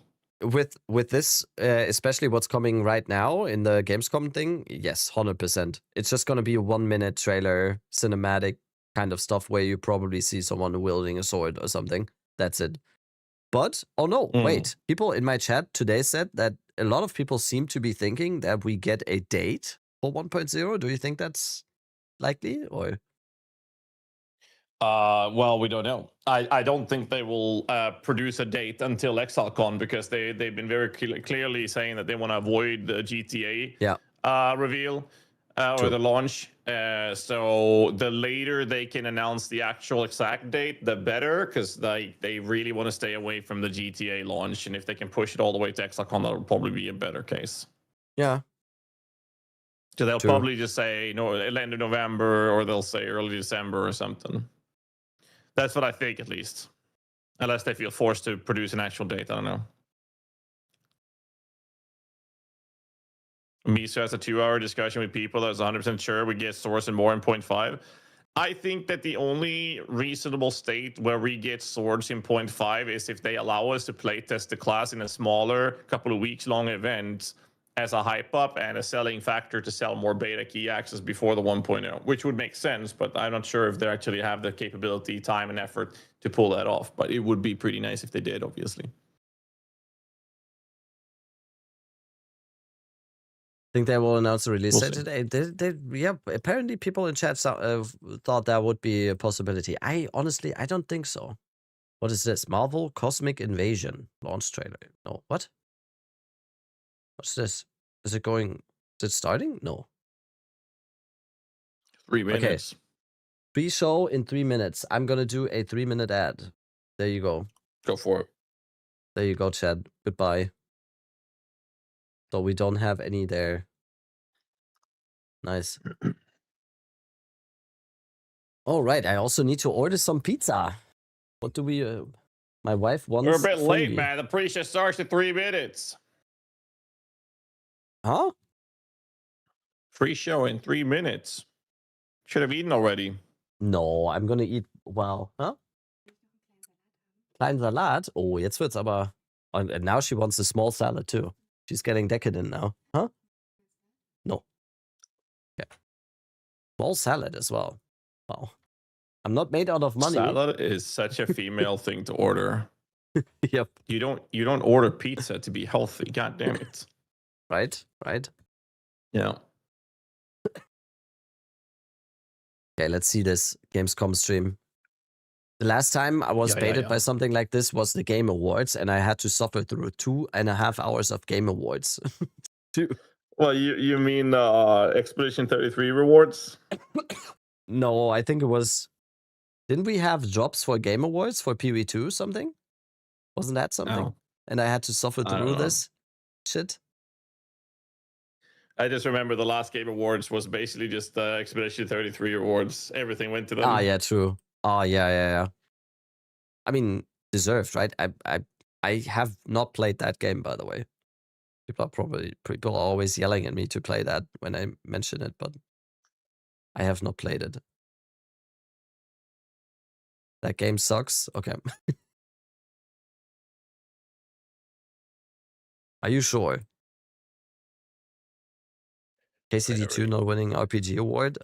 KCD or Kingdom Come Deliverance. Okay, see, I know stuff. I only played a little bit of it. I never really got hooked in it. I started it and I was like, yeah, this feels okay. And then I slaughtered an entire village, and then I was like, okay, I'm kind of done with this game now. I mean, that sounds like a game.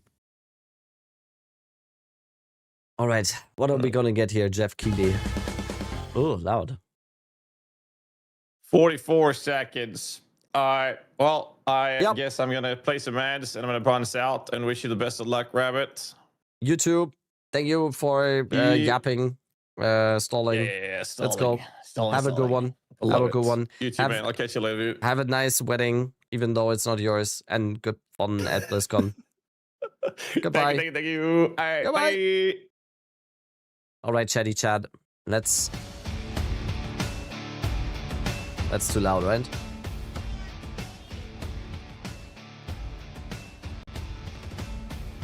Let's see this.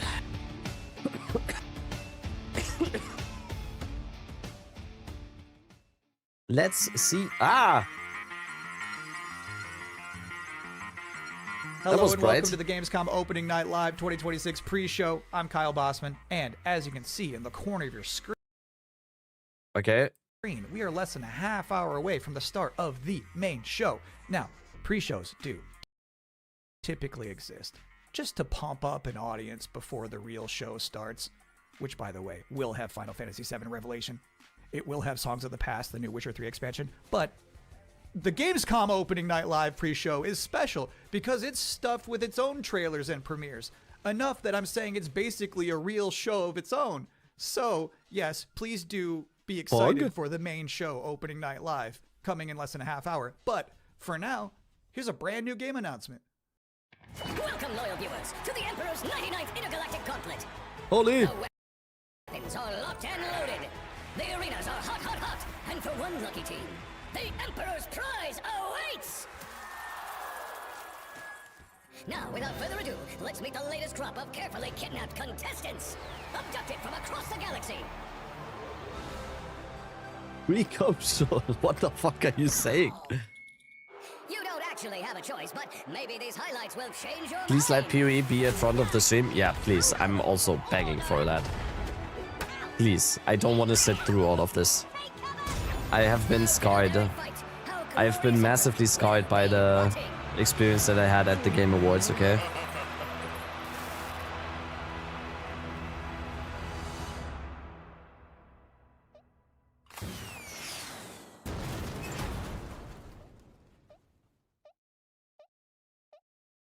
Welcome back to the Gamescom opening night live pre-show, where somehow they snuck 2 Worms announcements into one trailer.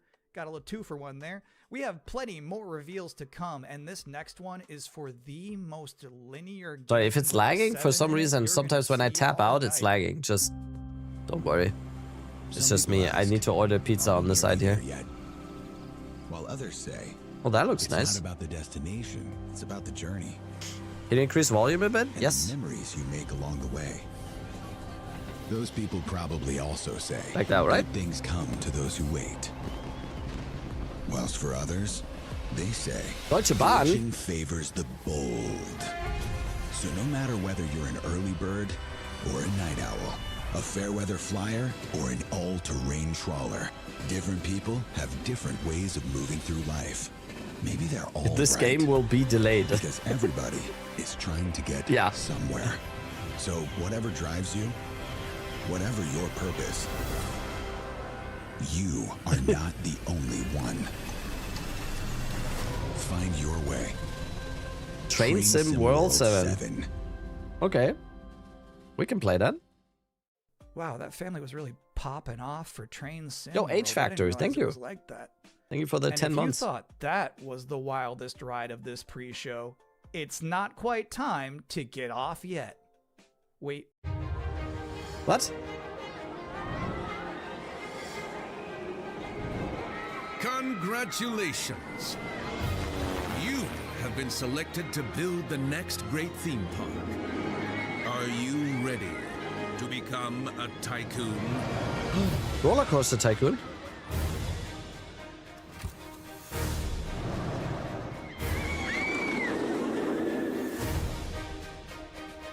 That's one of my favorite games of my childhood. A lot of ingenuity. You have the Roller Coaster privilege of Tycoon. transforming these That's not. mundane No, what is patches this? of dirt into unforgettable thrills. Theme Park World? Ah, Customize okay. every setting. Hike up every price. And charm a whole new generation of guests. Just remember to keep the park running in tip-top shape, will you?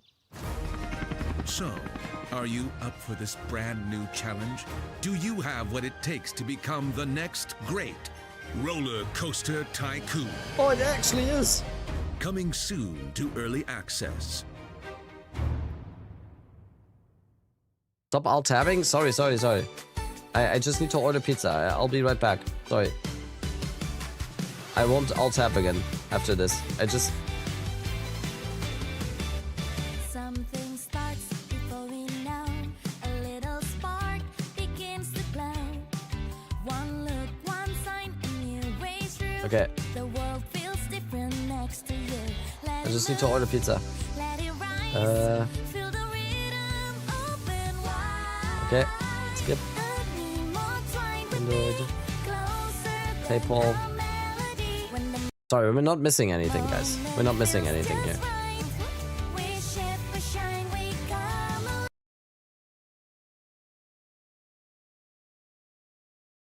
What? What? Okay. Okay, the stream broke now. Okay. Guys, this is not scuffed at all, okay?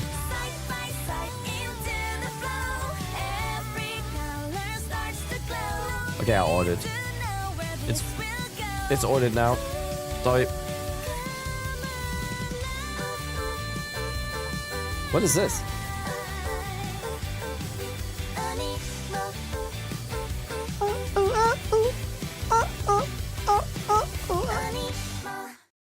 Animo. Okay. This world is sick.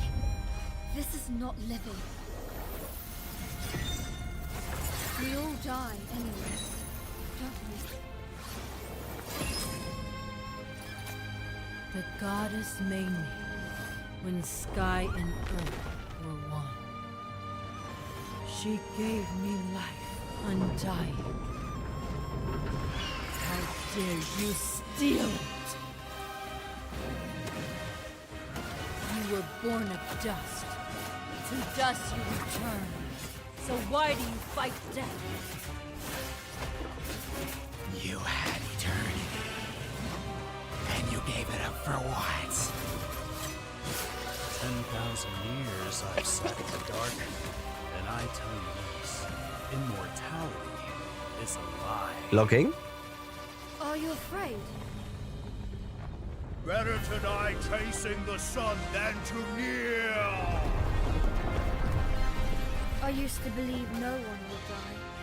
Then everything changed. And I got scared. Scared that no one would remember I was even here. I want to be remembered. Not for who I was, but for who I am. Welcome back, everyone. I'm a little upset at the moment because I was promised there would be no Bubsy in the pre-show this year, and yet there he was. How's this keep happening? But let's continue counting down to opening night live with more wall-to-wall trailers. Rough. So far, we've seen high-speed action. We've seen high-speed trains. We've seen Animo. So obviously at this point you're wondering, where are the horror games? Unfortunately, I need to send that we to don't him. have any this year. I need to send that to him.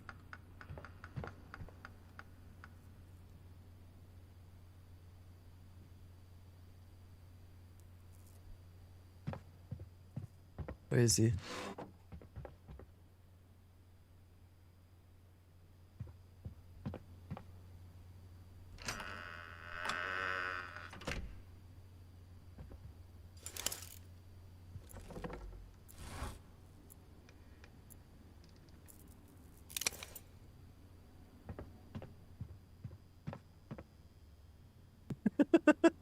Dude, that's the comment of the day.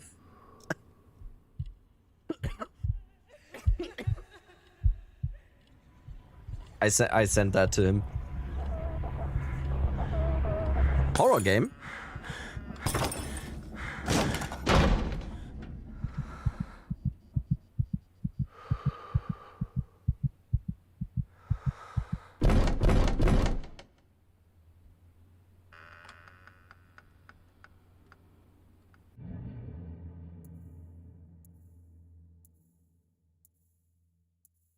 Okay. I love brave old ladies. I think that's an underutilized character archetype. It's nice to see Perceptum carry that mantle. I'm just saying there's some grandmas who won't put up with ghosts. So it's empowering to be that kind of person. Anyway, if you've been wondering what the team behind Tinykin has been up to, you're about to immediately find out. Who said that? You ruined us. Now I can unsee the logo. Yeah, in comparison, yeah, same. You just did that to a bunch of us. Sorry, guys.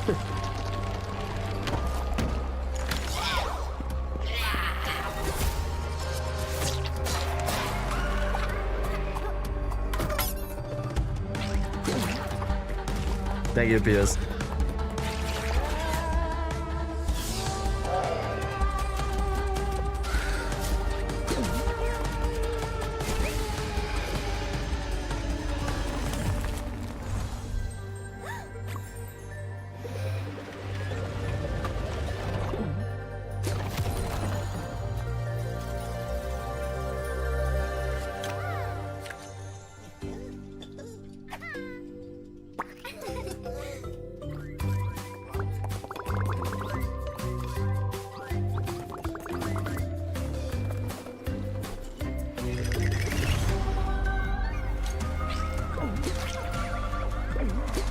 This makes me hungry. Yeah, I mean, I just ordered pizza. What was that MTV show called again? Happy Tree Friends? That's what you're talking about, right? What pizza? Sujuk. Bonaparte says he brings enlightenment to the places he conquers. I know some of these faces. Friends. Comrades. Now their eyes are hollow. Mashallah. Empty. Mashallah, Bruder. What's this? What the fuck?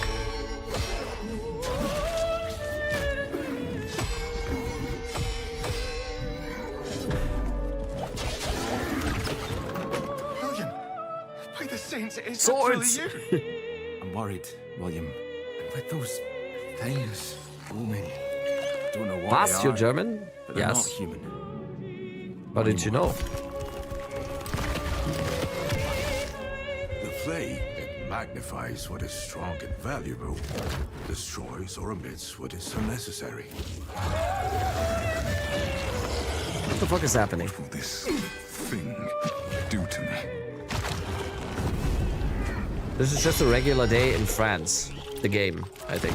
Only mad monarchs turn their kingdoms to This is ash. just like being in Paris in 2026 simulator. Insane, William. Sacre bleu! And someone just... Madness may be the only sane response. Valor Mortis. Look kinda cool. Tiger, tiger, burning bright in the forests of the night. What the hammer, what the chain, in what furnace was thy brain? Did he smile his word to see? Did he who made the lamb make thee? Did you already test PoE2 new content? Is it tomorrow? I It's looked tomorrow. because I was curious. All of that was from a poem called "The Tiger" by William Blake, published back in 1794. Which is Ooh, I crazy, love 'cause William that's Blake. the first year they had a Gamescom. But back then it was just a bunch of silent trailers for Hopscotch and Knucklebones. Now, another brand new game announcement. For years, these delightful stories have sparked inspiration for innovation. But the interpretations always fell short. Thankfully, I found a way to not only save them, but to make them even better. You'll have to fully immerse yourself within them. Be courageous. What the hell is that? And cunning. Does your puzzle have a stupid name too? You'll be introduced to friends. Yous may be ugly, It is the but you pre-show? sure Yep. can't fight. This is the And pre-show. foes. You just bought tickets to my show! Wolves! Wolves in the den! You'll need to become resourceful. I don't know what your strategy is. And resilient. I also don't care. These Oh. Fuck. Dude, why can't I tap out without stories this will just test dying? you. And once you've fully experienced all my interpretations, you'll be ready for me. Oh, too good for me, are you? I'll have you know, I've been married That looked hundreds cool, of by the times way. to thousands of mimes. Sometimes I like when a trailer just shows Pre-show you its ruined, final yeah. boss. They just said, hey, here's this evil, long-haired nerd. You gotta stop this guy. Mission accepted. Hey, welcome to the Gamescom Opening Night Live pre-show, where I realize there's been a lot of debuts already to keep track of. You might be looking for some help just to remember all these titles Come on, to add local. to your What wish is list it? later. Well, I can't help you. I'm sorry, you're on your own. All I have is more world premieres. I see some people on special events. Nah, I don't think there's jobs. We're just gonna be on PoE2. We're just only here for the PoE2 stuff, so. You going to Gamescom tomorrow? I am. I am going to Gamescom tomorrow. I will be streaming there all day.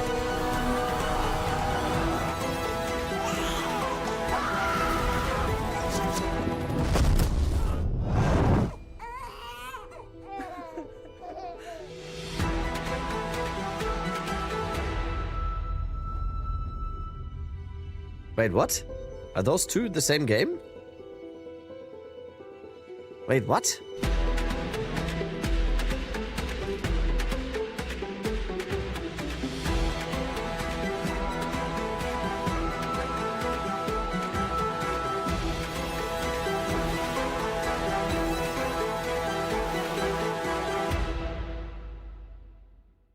What Those the are fuck? some big horses.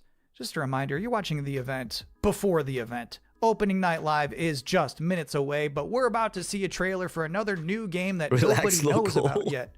You can't Google it right now, but you can Google it 2 minutes from now. That's the magic of what we're doing here.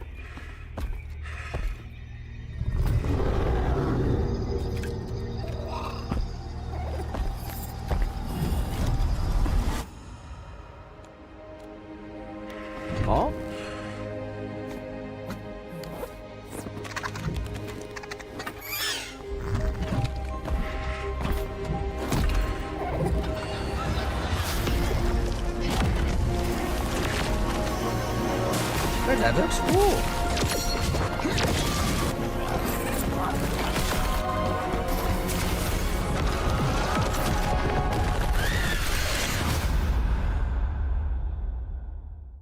You know what's crazy about That that looked trailer? cool. The little dragon companion never talked. Oh no, Loco has another I joke. don't know if I've ever seen a video game before where you have a little flying dragon friend who isn't wisecracking. That was refreshing. And now we're going to take a first ever look at a game for two-player co-op enthusiasts.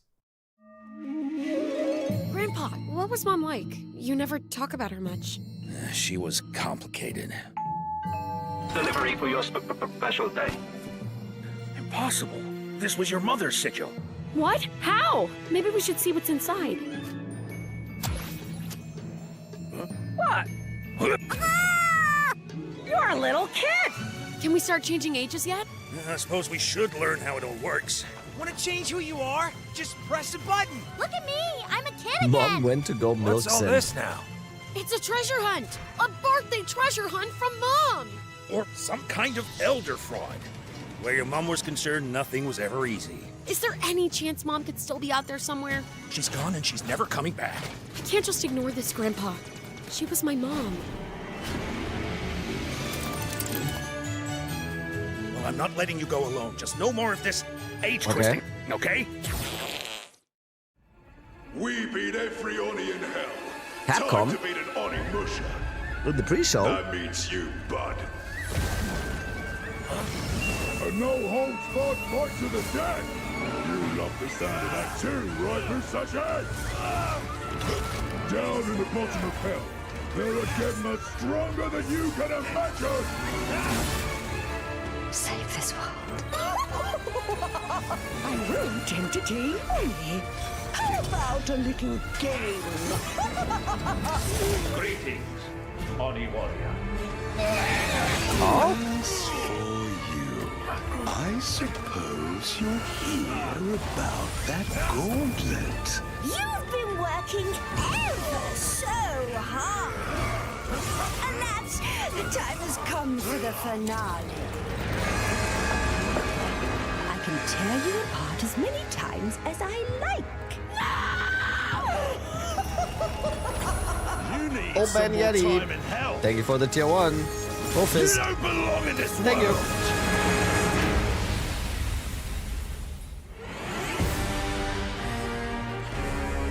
Demo has been expanded. Or you can play this?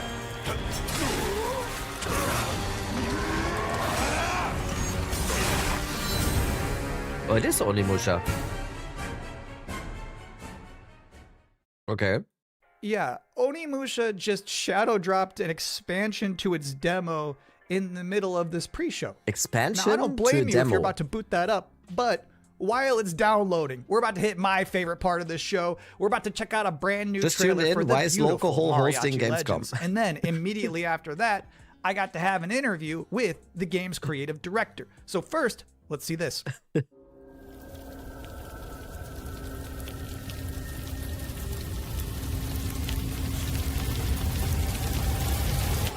Así me gusta, Pablo.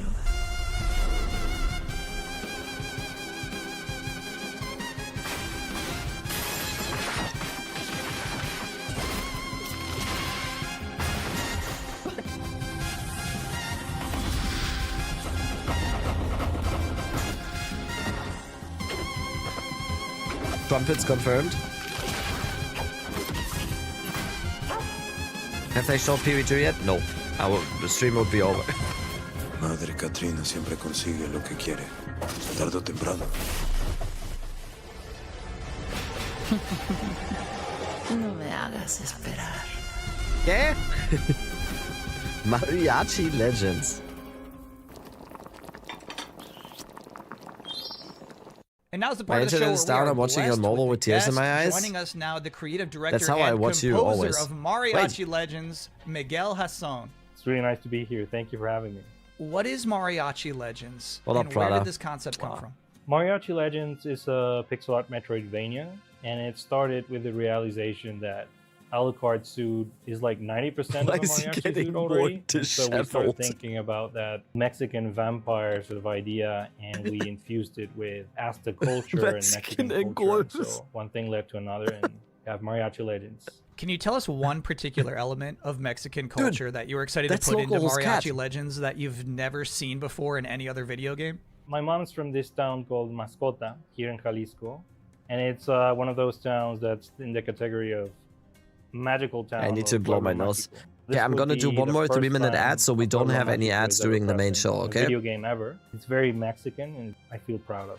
So how does this actually play? We mix like fast combo action with RPG. So it's like a Ninja Gaiden Castlevania sort of mix. You know, these combos allow you to get extra buffs. There's also the element of hunting for ingredients and being able to cook Mexican traditional dishes. And so that allows you to enter some boss fights ridiculously overpowered.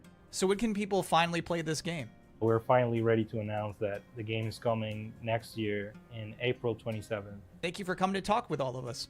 It's my pleasure. Now, I've got good news and bad news. The bad news is we're all out of trailers for this pre-show, which means that the good news is that it's time for the top 10 reasons to be excited for Gamescom Opening Night Live 2026. Okay. Number 10, Gears of War E-Day. The E stands for emergence, but it might as well stand for excited for Gamescom. Number 9 reason to be excited for Gamescom Opening Night Live 2026. Netflix couldn't lock down the exclusivity. Number 8, Ananta. That's the game that's like Vice City, but also anime, and also you have Spider-Man powers. It's never boring. Number 7, so far the increasing price of RAM has not impacted the cost of watching trailers. Number 6, we hid the word nooblet somewhere in Jeff Keighley's script and he hasn't found it yet. Number 5, a live performance of Guillotina from Eugenics. That's gonna be bonkers. Number 4, The Witcher 3, Songs of the Past. It's never too late for DLC. Number 3, Final Fantasy VII Revelation.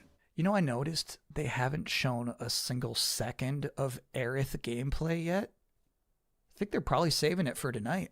Number 2. Wait, Aerith? As we helplessly trundle towards an all-digital future, manufactured traditions such as these have somehow become a rare remaining live space to share mutual enthusiasm for games. That one's not really a joke. Sometimes I just get sad about stuff. And the number 1 reason to be excited for Gamescom Opening Night Live is the pre-show is over. Oh, okay. No more waiting. No more anticipating. From this point forward, we'll be live in Cologne, Germany. Thanks for watching and enjoy the show.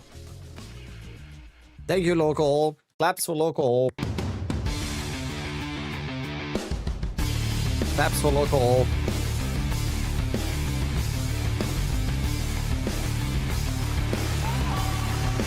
Okay, now. Creator of the Game Awards, Jeff Keighley! Wait, did they say creator of the Game Awards? That's a thing? Creator of awards? He is? Yeah, but how do you create that? Isn't that just... Okay, okay, I might be out of the loop. Guten Abend! Oh, guten Abend. to Gamescom! Yes! Are you guys ready for 2 hours of video game news and updates? Well, you've come to the right place. This is Gamescom Marco, thank you. Opening Thanks Night for the Live resub. in Cologne, Germany at Köln Messe. And the crowd this year, you guys are honestly the loudest I've ever heard you. The energy and hype is on another level. You guys are prepped Yeah, please and be ready, early. and we got a lot of great stuff for you today. Superman, also with the Prime. Thank you. Guys, the amount of subs today. Holy shit. Thank you, guys. First stream back after 2 weeks.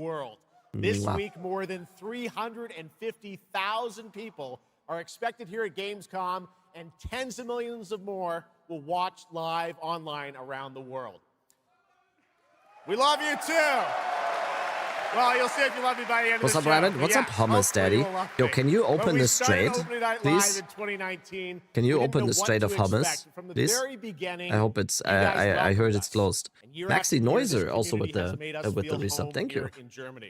This is, believe it or not, our 8th ONL, and we're so excited to bring you an amazing 2 hours of video games. 3 out of 10 joke. I'm good. Virtualized also. What's happening, guys? Now, last Did year's ONL everyone will check their always hold a primes very or what? special place in my heart because it was actually the Thank you. final show of mine that Okay, my Jeff dad was Keighley. able to watch. Immediately after the show, I actually had to cancel all my meetings here at Gamescom. We're just gonna and flew back to New York Verlader also with with my the prime. dad Holy during shit. his final days. Weren't you going to And Gamescom? I'm sadly, going to as you may Gamescom know, He tomorrow. passed away just a few days after Gamescom last year. But from his hospital bed, he did watch last year's show. If you He saw can make all an of you, announcement, and if you he plan knew and how go much off for a this while, stage, I this said community it pretty meant much to every me. single stream So standing here with you tonight means more than I before can my really holiday. I express. said every single I know stream you'll that be I'm proud going that on we are holiday back soon. together once again, celebrating But yeah. the creativity, passion, and people who make games the biggest form. We actually of live in Cologne? entertainment No, in the I world. So thank you for this live moment, everybody. 3 hours or something. 3 hours from Cologne. I'm going tomorrow. Tonight, I carry my dad's memory with me onto this stage. I am so grateful I'm going for all of you tomorrow. for welcoming me back. Stream volume a little Shocks bit? as Yep. well, who'll be out Yep. here in just a minute. It is no secret that video games and the video game industry Better? is changing and evolving. On one level, that's exciting, but on another, Like this? it's kind of scary. Yeah. It feels like there isn't a week we don't see headlines about layoffs or studio closures.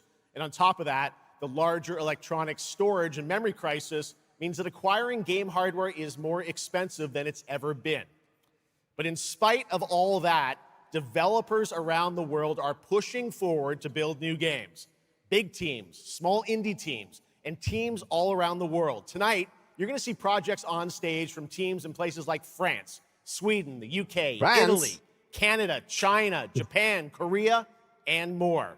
So what can you expect on these Dude, what a- screens behind me? the lighting change Well, how is about killing me. brand new information on Final Fantasy VII Zealand? Revelation, introduced by game director Naoki He Hamaguchi. didn't say New Zealand. Metro 2039 from 4A Games in the Ukraine. Rayman Legends Retold. The Xbox console exclusive Gears of War E-Day. Tides of Annihilation. The first ever in-game footage of Warlock Dungeons & Dragons from Wizards of the Coast. And yes, later in the show, we'll have the world premiere first details and in-game footage of a brand new expansion to 2015's Game of the Year winner, The Witcher 3. It's called Songs of the Past. And we also have a little fun in store for you as well, including the first ever musical performance of the music from Eugenics, the hit indie game about breeding cats earlier this year. So we got a lot of fun ahead, but let's start things off with a new game announcement no one is expecting tonight. From one of the world's most successful developers comes something completely different than its past titles. Please enjoy.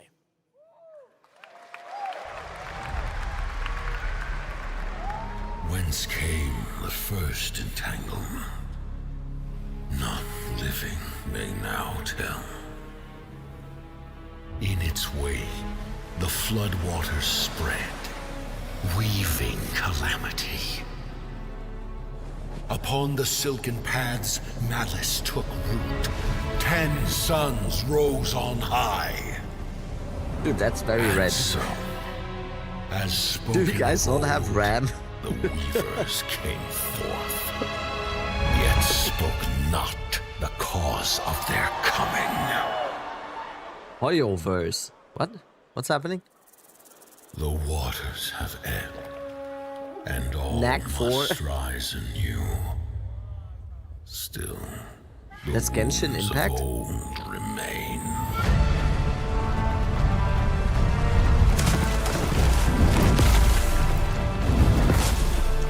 The walls held against the chaos, yet entrapped Shiwan. Blot out the Pyro Hill once more, and you'd still not quench a millennium of hatred.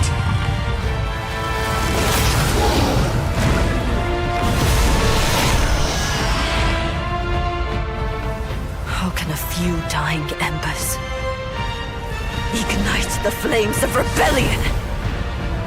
I mean, it looks amazing. We are not of this land. Here it is not oaths, but lies. Keep things whole. Looks like Monster Hunter. The gameplay looks like Monster Hunter. Just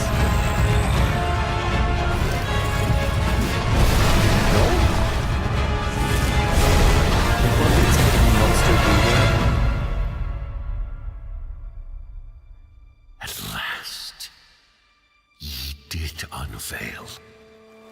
The divine power he had stolen. Bear the god's wrath and sunder the dread Nodus.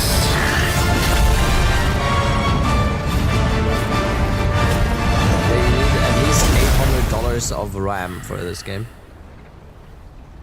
Oh, you wanna? You can't spend $1,000 just on RAM? Not block, buddy. Some other end. Nodus Falls. I mean, that looked kind of cool. That looked very cool, I have to say. Very mid. I think it's kind of nice. Impressive. That was the announcement of Nodus Fall from 6 of 10, Hoyoverse, okay. an original co-op action game in which players take on the role of a weaver and step into a world where divine authority has crumbled and order has collapsed. Players must stand as one to defeat mighty mythic beings using close coordination and sharp tactics. Looks very, very cool. The Monster and we're Hunter. happy to kick off the show with that one. All right, we have a lot more to come. Now I'm very happy to welcome back a legend in the esports world, known for her work on League of Legends and Counter-Strike, and the winner of Best Esports Host at the Game Awards. Tonight, though, she's our co-host for ONL for the 3rd year in a row, and you know what? We couldn't imagine doing this show without her. Gamescom, will you please join me in giving a huge welcome to Shocks?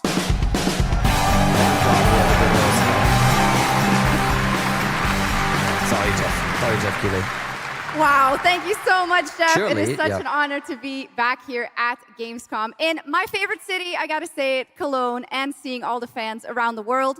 Now, I cannot wait to see everyone's reactions to what we have in store tonight. And right now, I am very happy to share with you the global announcement of a brand new title in a very well-known franchise developed by Ubisoft Paris. This is Rainbow Six Tactics.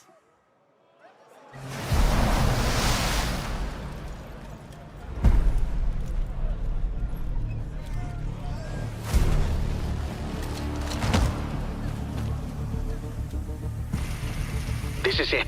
These tangos are in for a surprise. Take your positions, team. Breaching! 6 on station. Let's show Cares that Rainbow's back.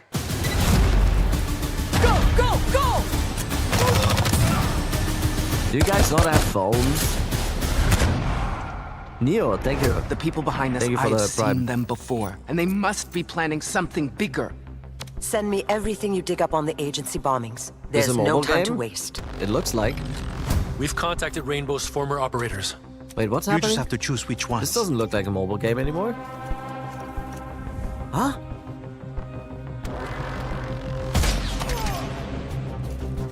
On the floor, now! Wait, is this like a ground turn-based?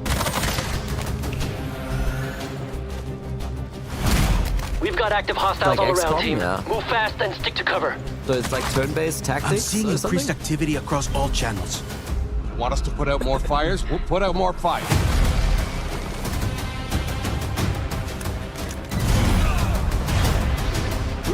Oh my god, this reach?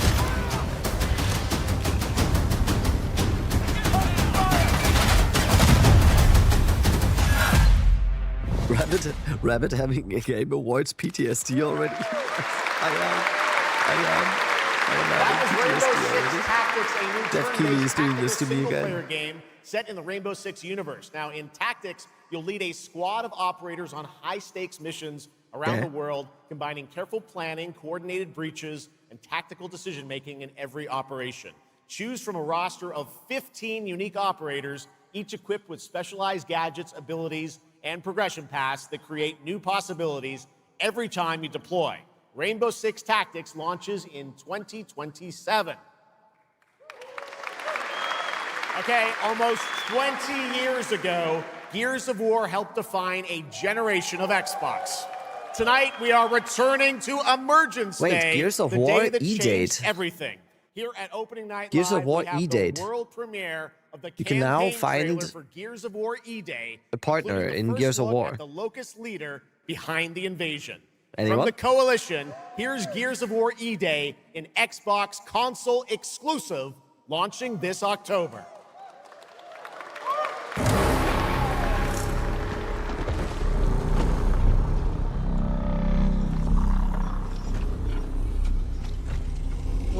the fuck are you?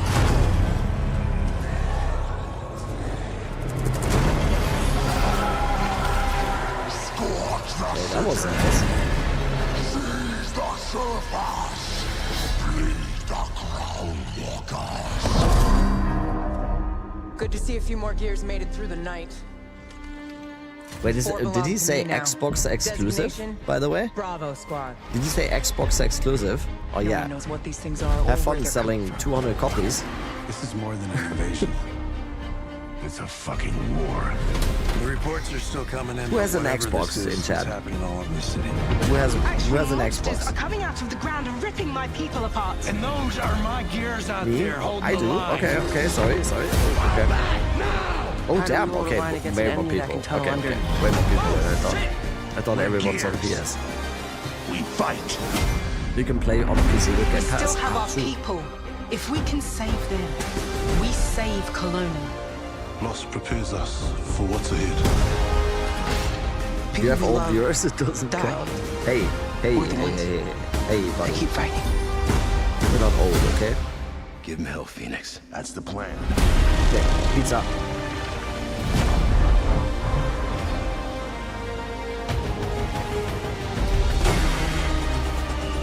Come and get some, you goddamn crook! Pizza's coming.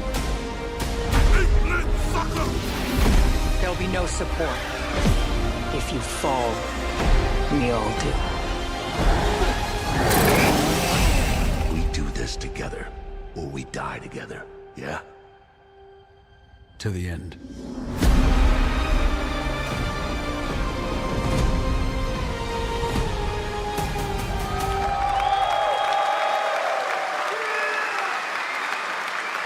Gears of War, October 6th this year. All right, next it's time for Anata, an epic free-to-play open-world RPG game from NetEase coming to PlayStation 5, PC, and mobile platforms.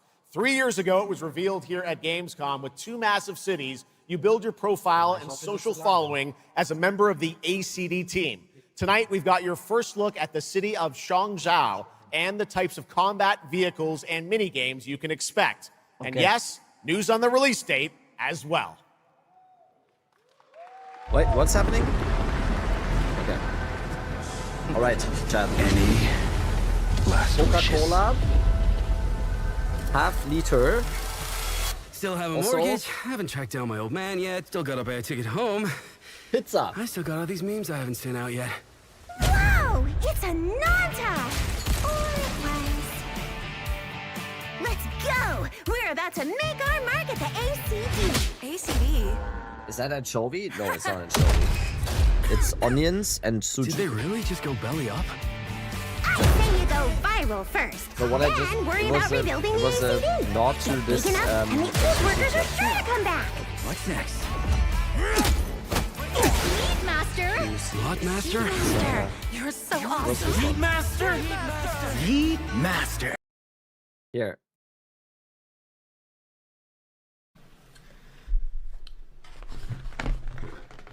Pizza! You know? This is not yours to take, outsider.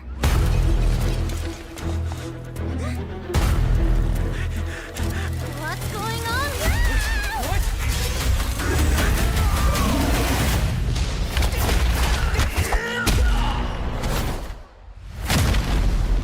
More anime games. Let's go.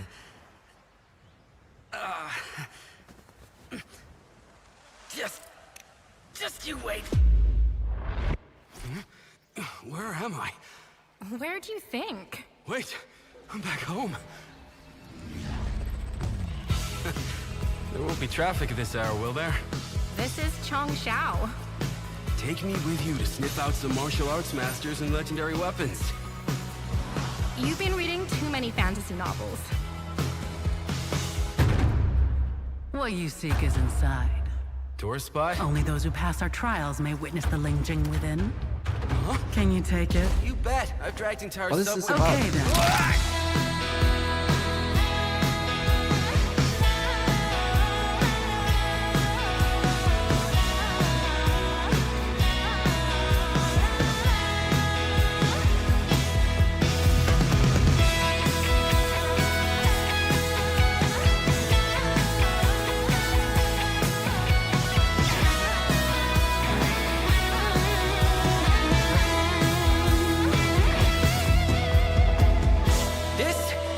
the most expensive view.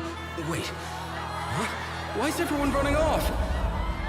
Am I really that annoying?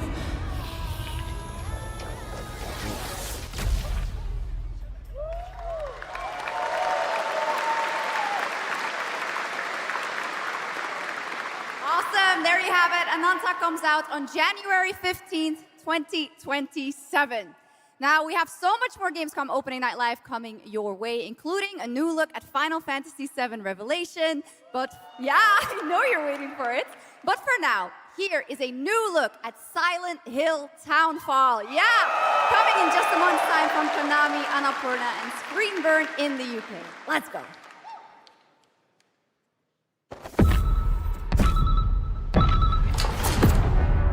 Hey, Simon. Listen.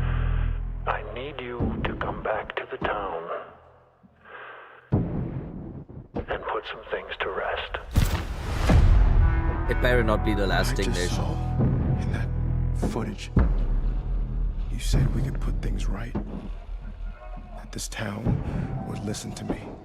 But it's the right thing to do here, not just for them, but for the whole town. Then you know what you have to do. But be careful. They're all so angry.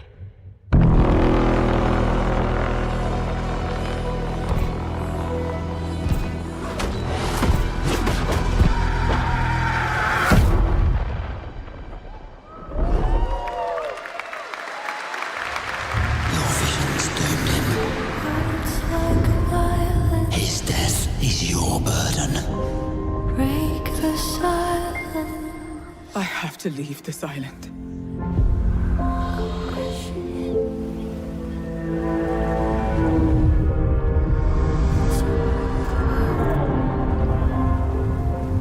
Don't you understand? I should have known! You betrayed me! All I ever needed is my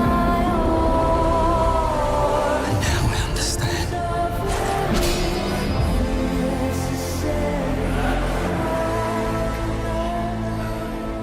The price we paid. It's more than I ever imagined. I can't do this anymore. Someone called it in chat. I don't even know. I don't know any of these games. I only play Path of Exile, okay?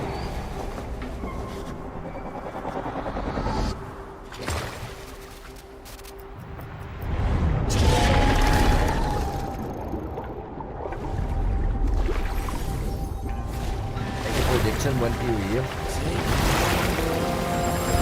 I just hope it's not gonna be last. Well, why would it? No way it's last. Who's out watching the band? Oh no. Now do what? Well, my name is gone, but the waves will drive me on. My luck runs strong, where the wild winds bear me on. To choose the gamble.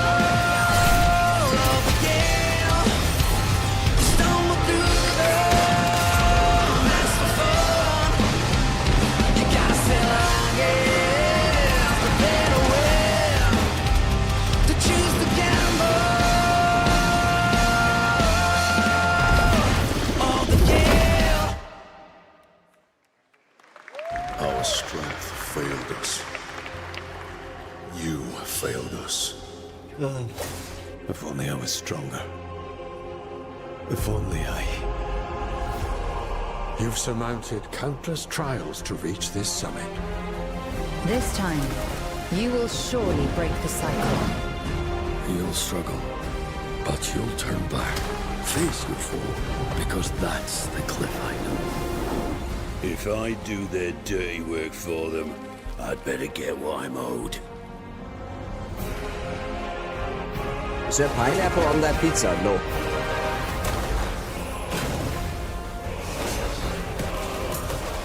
Even if the end is written, I will. If pizza is considered workout? What? What do you mean?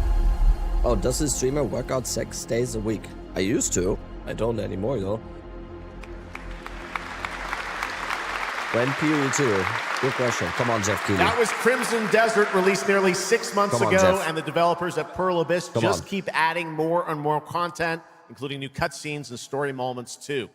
All right, next let's step into the world of Tides of Annihilation, the upcoming fantasy action-adventure game by Chinese studio Eclipse Glow Games. Set in modern-day London and mythical Avalon, you play Gwendolyn, the lone survival of an otherworldly invasion, who can summon spectral forms of the Knights of the Round. Am I crazy, or do all these games kind of seem the same?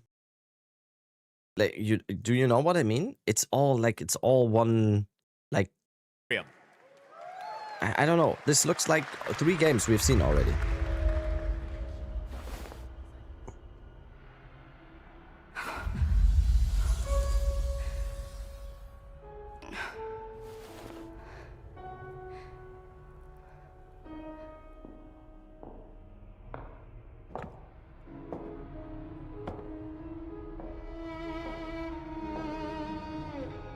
You have decided?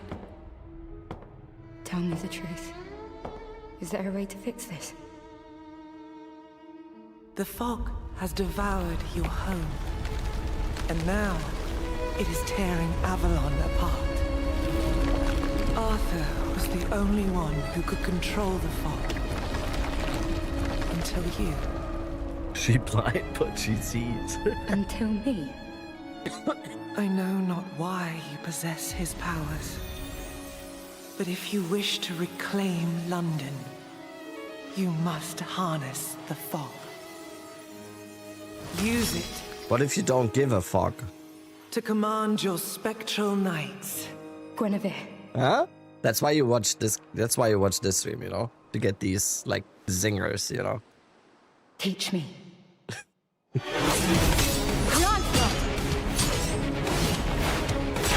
Swords.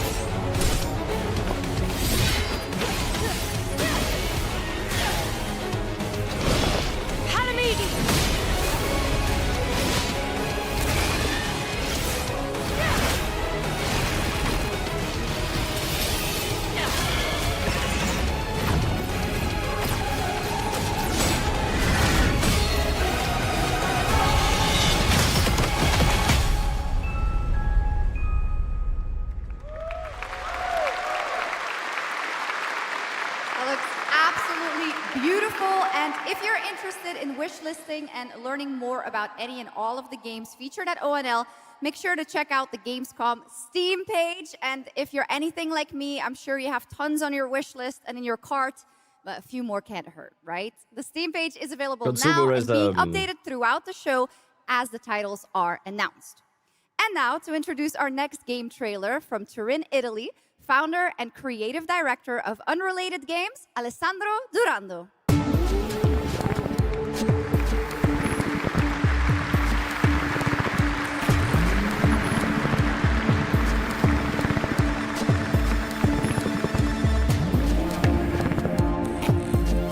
It's the Game Awards all over again. Yep. Thanks, Chucks, and ciao Gamescom.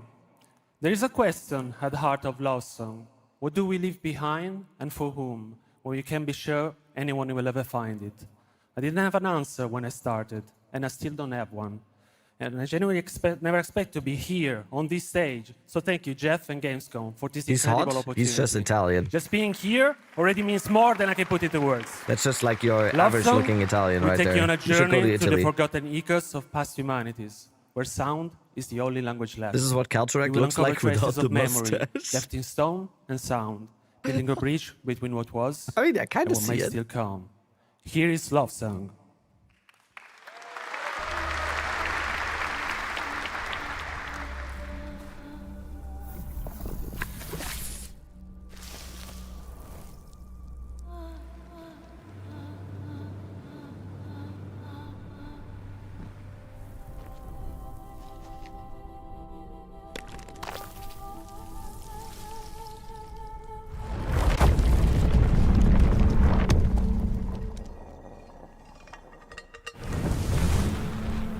Italo-Ruck. Ital-Truck.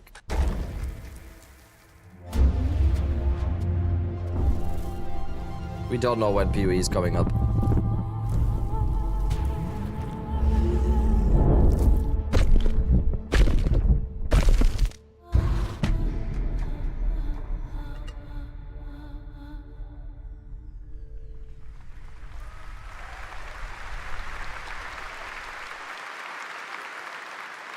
What a beautiful and artistic game made right here in Europe. Thank you, Alessandro, What do you mean, for joining Jeff? us.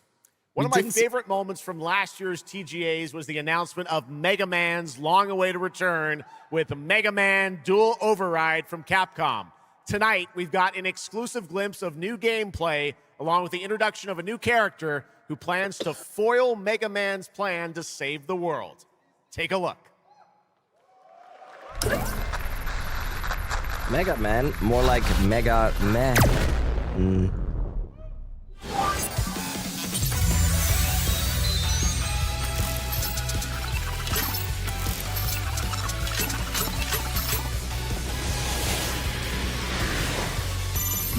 Jeff looks as old as I feel.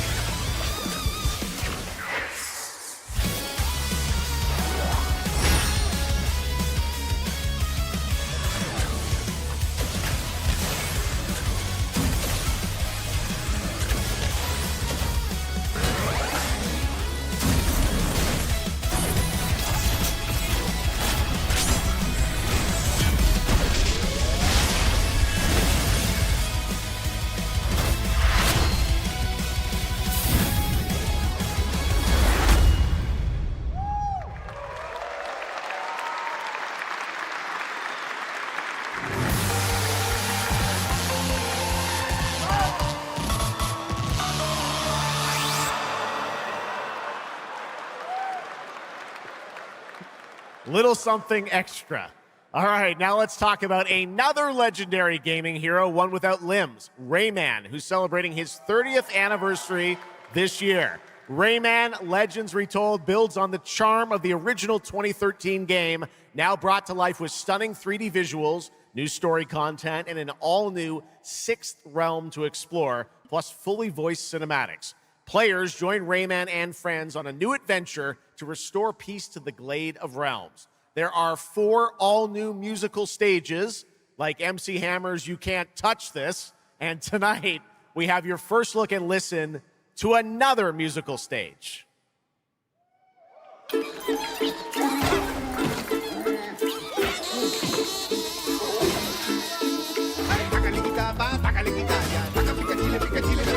Dale alegría a tu cuerpo Macarena, que tu cuerpo para gozar y pasarla bien. Dale alegría a tu cuerpo Macarena, Macarena. Sácale cachapa, sácale raya, sácale raya, sácale gatita, sácale quitaya, pica pica chile, pica chile, la pitaya. ¡Ay, Macarena!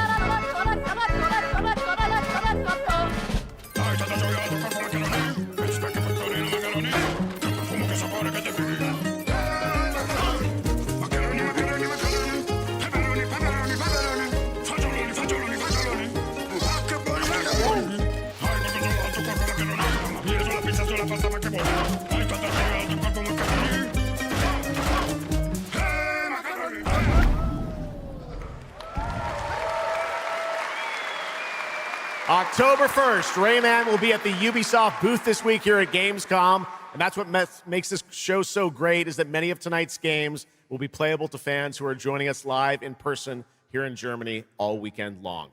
Still to come at ONL, the worldwide reveal of The Witcher 3's new expansion, Final Fantasy VII Revelation, and a performance of the music of Mugenics for the first time anywhere.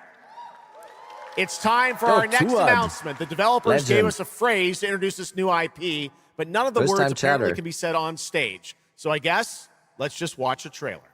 Yes.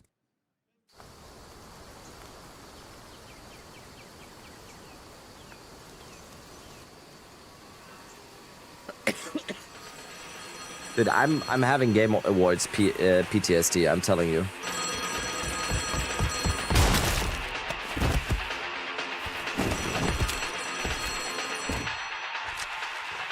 You said new IP? Okay.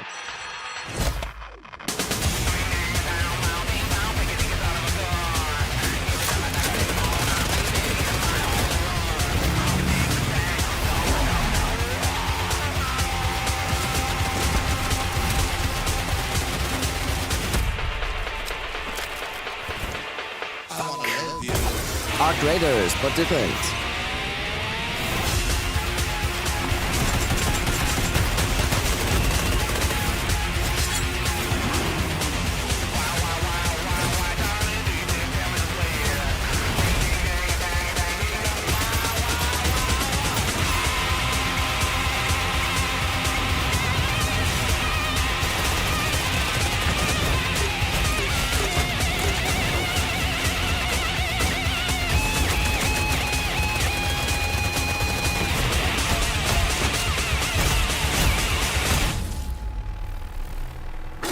It is PUBG. What the fuck? Crafton. Explore breathtaking, strange worlds. Make a friend who'd work for you. And build your dream home together. Should do this more often, yeah. You've changed. But that's okay. I should just become a React streamer and we just watch shit all day. Jump in today. Oh, good song.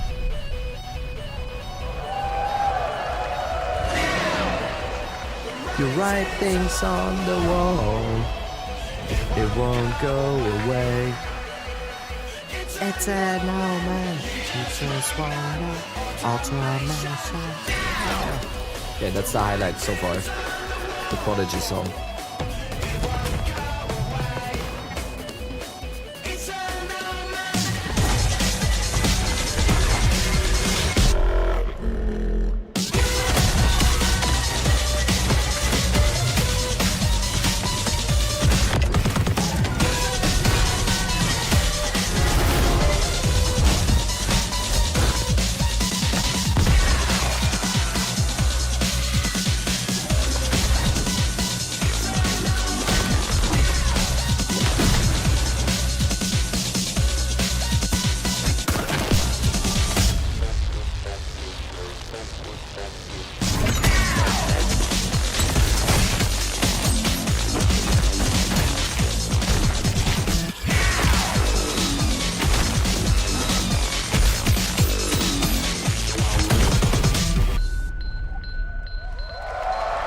Okay.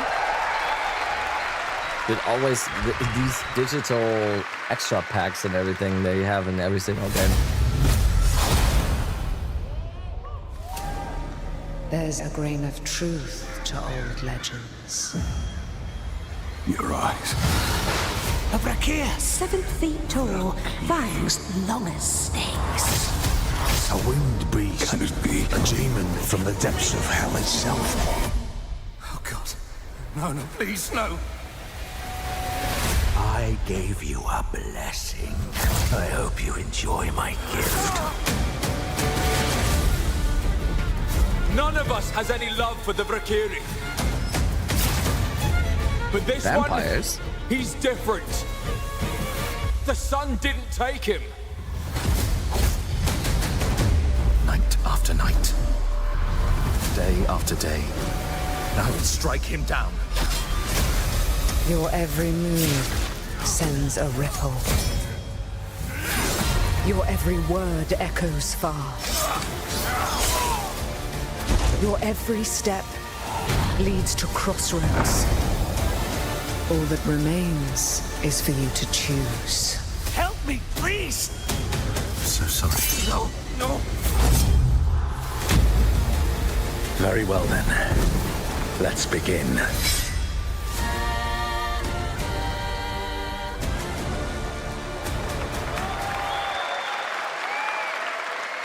Welcome back, everybody, to Gamescom Opening Night Live. Now, I'm a huge Game of Thrones fan, so I'm very happy to share this world premiere of this next game with you.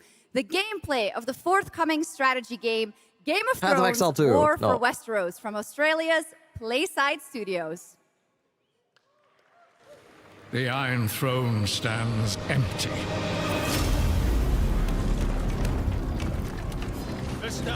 The fuck? Age of Empires? Game of Thrones? Or what? Try to defend yourself. Johnny Lannister.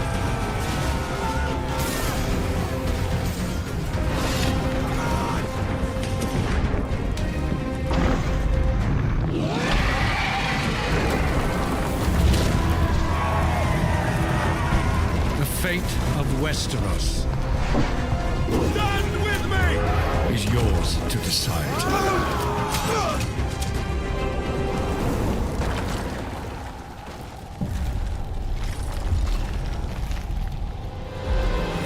Game of Thrones. War for Westeros. Yeah, how awesome did that dragon look? You know, I can't wait for this one. So with that now, it is time for a new game announcement from Airship Syndicate, makers of Darksiders Genesis. This is a new self-funded and published indie title where you escape from a failing orbital prison in this gritty sci-fi isometric action thriller. This is Dust Origins.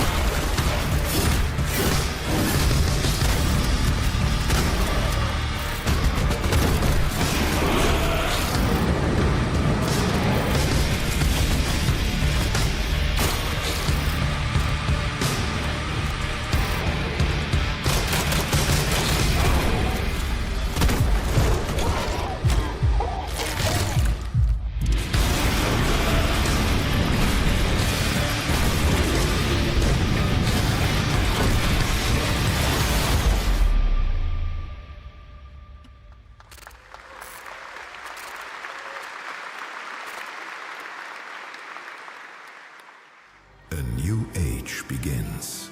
Of Path of Exile 2. No. What?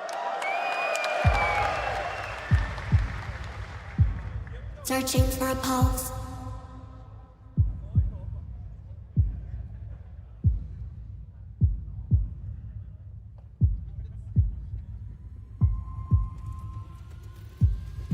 Initializing reality.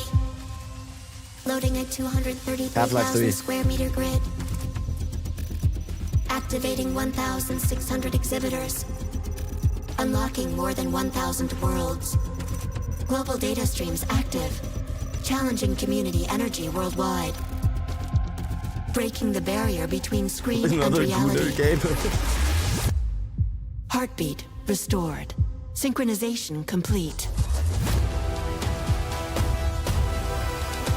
You are no longer playing. You are logged in.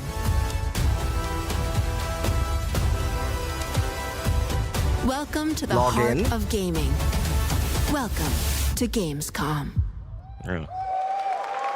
Welcome indeed, that's right. Gamescom has officially started now. Let's go. Huh? What do you mean? And now we turn to Exodus, a cinematic single-player action RPG thought you said from Exiles. Wizards of the Coast, set in a new, far-future sci-fi universe. In Exodus, you rise from salvager to traveler, discover new worlds ravaged by the effects of time, and search for the key to humanity's survival across the most dangerous reaches of space. Along the way, you assemble a crew of sharp-edged specialists. Soldiers, smugglers, mercs, scholars, and awakened animals whose skills and chemistry shape every fight and decision.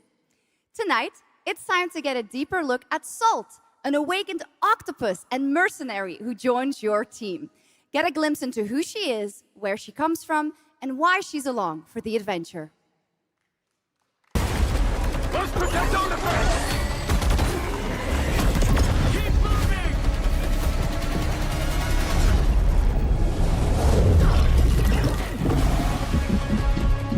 There's no drops. There's no drops. That's old. Run! Salt? Yes. Figured we could talk, since you're part of the The team old now. white dog. Yes, we do. Want to understand how you see things, how you operate.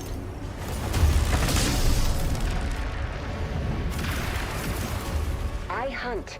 You pay. This is agreed. Can we maybe get GGG to not do this again? Can we just have GGG live streams for stuff or something? Can we maybe ask them to not do this ever again? Or you from somewhere else? Somewhere else.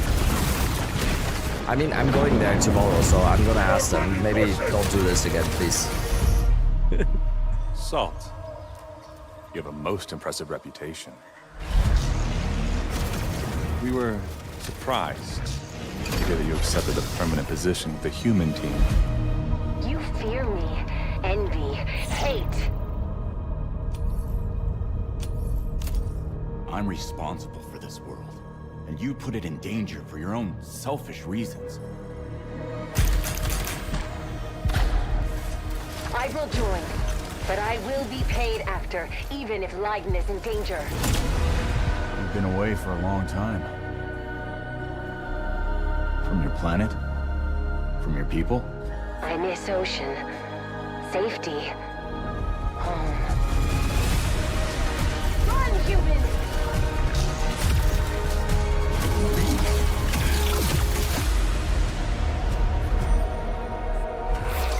Salt! No!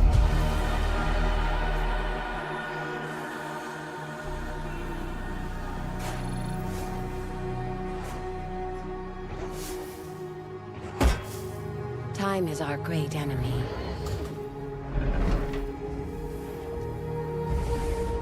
But we must always have hope.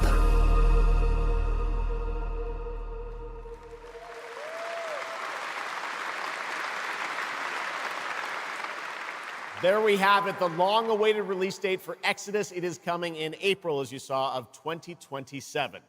Now to give us an exclusive extended first look at the gameplay for the upcoming Warlock Dungeons & Dragons from Wizards of the Coast and Invoke in Montreal, Canada, please welcome the TGA award-winning star of Resident Evil Village, the incredible Maggie Robertson.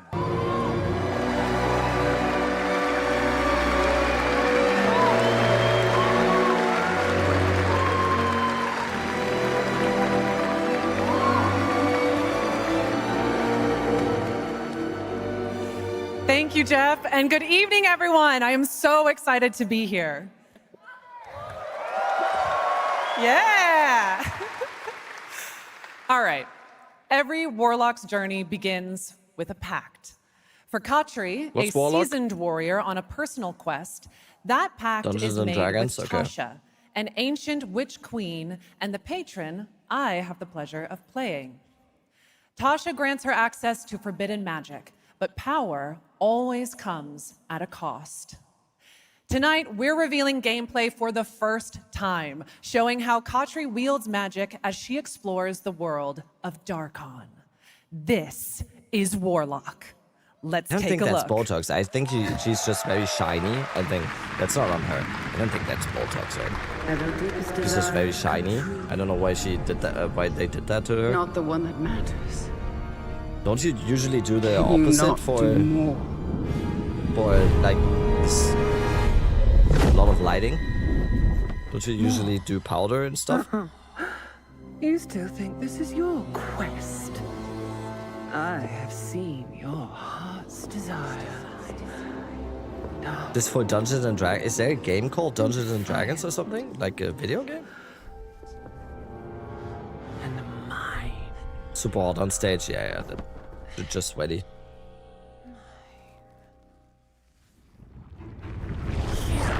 They're in D&D video games? Okay. I'm going to be so fucking shiny for XLCon. Oh, you and me both, buddy. I'm gonna be looped up as soon as you arrived. Raw magic. I'm gonna hug you at the airport and you're gonna be like, why are you covered in Vaseline? And you'll know. You'll know 5 minutes later.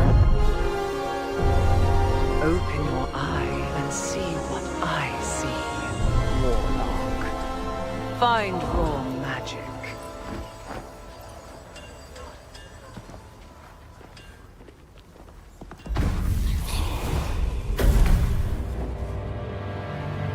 What exactly is your interest here? Or is it your patron's interest that guides us? My curiosity is my own. Do you believe in letting buried things lie? In my experience, buried things do not lie for long.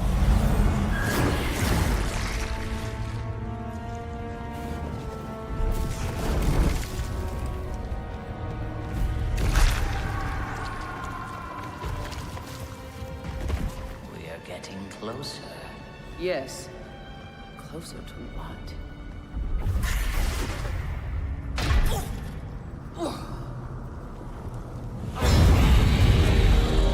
Scared, watch out. I see it. The guy screaming in the background was forced to play D2.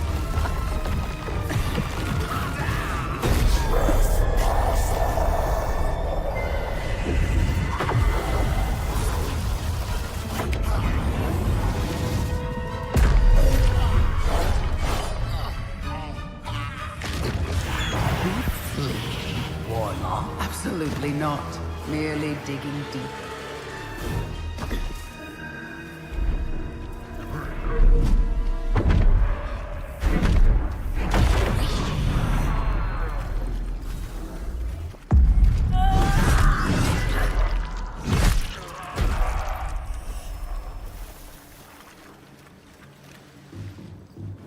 You're getting closer, Warlock.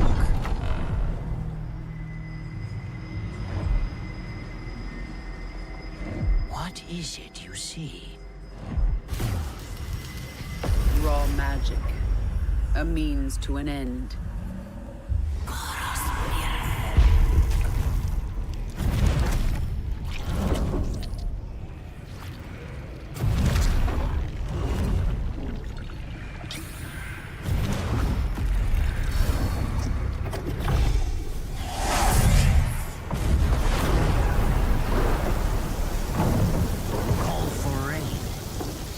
Nah, White Dog, it's just mainly because people in the chat are waiting for one specific thing, so everything else sucks. So. We're all just waiting for one thing, that's why everything sucks. Did I miss it? No. We're all just waiting for it.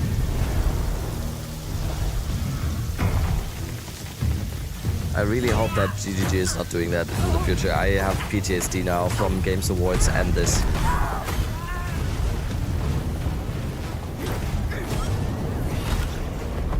And I thought the Death Kiss was trouble.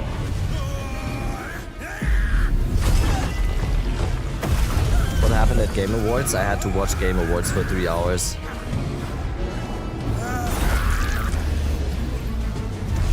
I took Endgame seriously. We had time to stall here.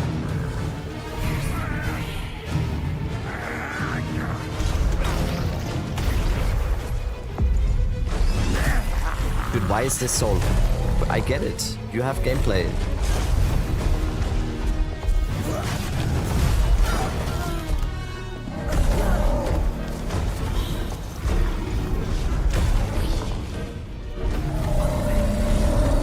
At least it's funny to watch together, that's true.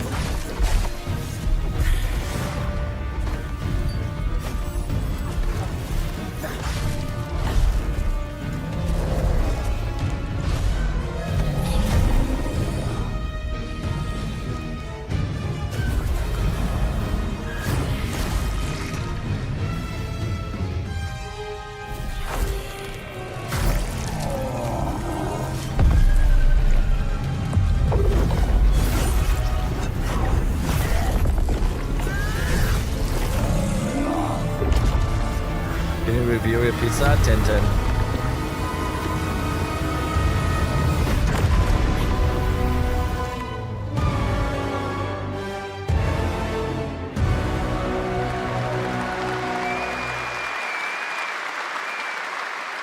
That was absolutely amazing. Wow. And now it is time for the announcement of a brand new game inspired by 1001 Arabian Nights, with flying carpets, colossal bosses, and more. It comes from the new MBC Game Studio, which is debuting this game on the Gamescom show floor. Here's 1001 Threads of Mizan. Come close, and I will tell you a tale of two worlds at war.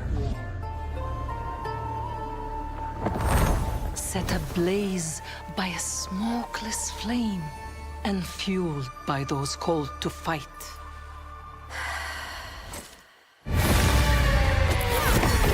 Oh, I muted.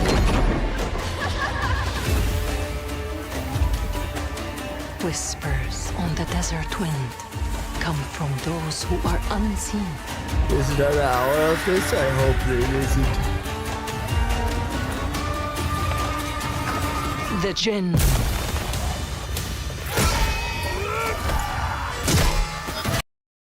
Ah.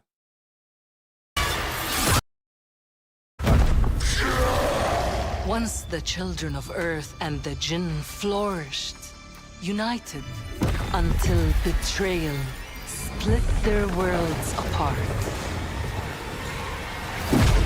Now the veil is thinning. Two worlds collide as they wage a war of vengeance.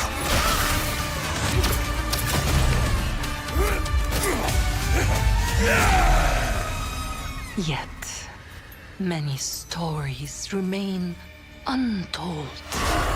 To avoid destruction, we have but one hope. So listen, heed my words. This story begins with you.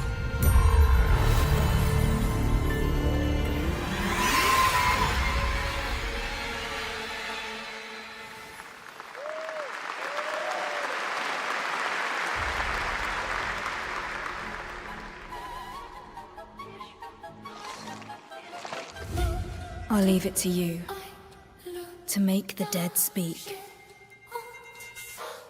Nothing and no one will keep me from the truth.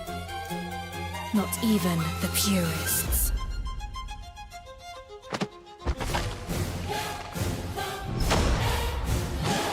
Damn, thank you for the prime.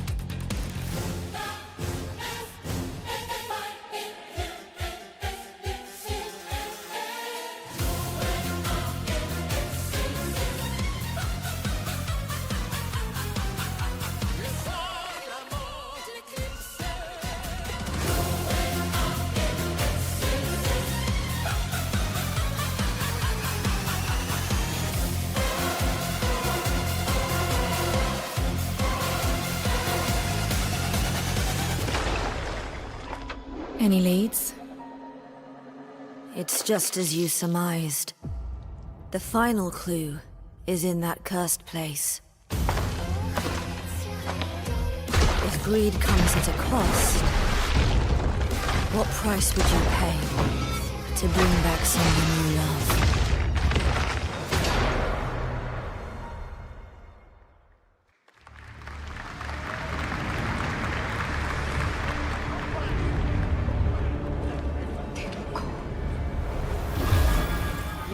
Monster.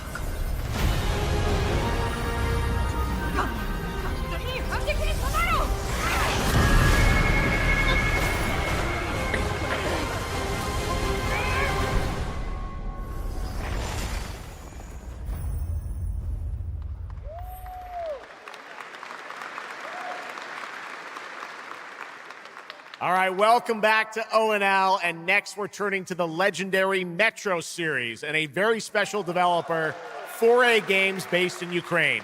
Game developers have to build games in all sorts of conditions, but for 4A, the development of 2039 has truly been a challenge He's got to to make build it political. art in the midst of a real war. to tell us more about their incredible story and journey of perseverance to create Metro 2039. Please join me in welcoming to the ONL stage John Block and Pavel Umer from 4A Games.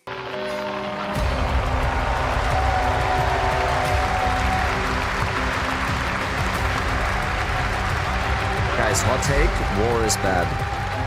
Hot take, heard it here first. React harder, streamer? Okay, sorry. Hello, Gamescom. Wow, so many cool announcements already, and we are really proud to be a part of it. Thank you so much. I'm John Block, executive producer for Metro 2039. That guy doesn't sound And I'm Pavel Ukrainian. Ulmer, co-creative director and audio lead. That guy sounds Tonight, we are revealing our brand new gameplay trailer for Metro 2039, the next chapter set in the Metro universe we have been exploring for nearly 2 decades. Metro has always been a story about preventing war, but now that war is at our doorstep, we have built a story about its consequences and what it takes to survive, the cost of silence, the horror of tyranny, and the price of freedom. Of course, as always, there's monsters, tunnels, devastated ruins, but Metro to us is about people, what they protect, what they sacrifice, and what remains of them when the world takes almost everything away. Creating a game this dark requires a lot of passion, discipline, and a development team that has had to become accustomed to working without peace or regularity. There's enormous care for this universe and the people who believe in it. A key part of this is our own in-house 4A engine, built to fully realize the oppressive world you're about to step into. We built this game for those who have traveled through Metro before, and for those who are about to enter it for the first time. There's a lot to explore. Your support and love for this world has stayed with us through every stage of development, which was pretty rough, trust me. We cannot wait to share more tonight. And if you're lucky enough to be here at Gamescom, you can go hands-on with Metro 2039 at our booth and take a closer look on a fully wearable replica Spartan helmet that will be included in our collector's edition. Thank you. No, Metro is actually nice. Metro is actually crazy good. Metro 2039 is not simply a return to Metro. It is a darker, more ambitious, and deeply personal journey. One that will challenge what you know about yourself Local and shadow suffering as well. in order to survive. So, the tunnels are waiting. The surface is calling. And tonight, we're ready to show you a bit what comes next. Welcome to Metro 2039. Slava Ukraini!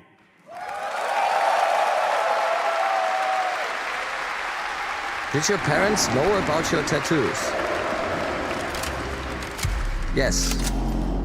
Huh? Kinda hard to... What brought you here? Kinda hard to hide. I'm looking for Especially someone. on the hands and stuff. I need information. Then you've come to the wrong place. The Novorite spread across the station like a damn plague. So this is Hunter's bright future. I mean, the Metro is nice. Monsters. The radiation. That's all that's left up there. I laugh if all these trailers are like 3 to 5 minutes long and PoE2 is like 30 seconds. That's what's gonna happen though. That is what's gonna happen. I can tell you already. The PoE2 trailer is gonna be like 30 seconds. I know that to be a fact. 100% that's gonna happen. This is Hunter, the leader of the Novorite. The enemy must be destroyed. The Spartans were wolves in helmets. But I'm something worse. The enemy must be destroyed. Destroyed. The enemy must be destroyed.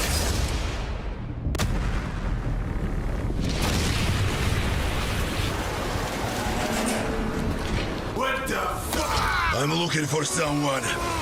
Where is she? That's nice. I mean, Metro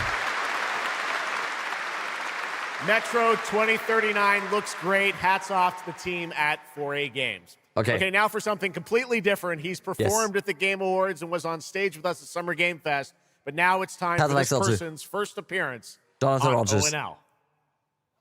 Hey! Stop!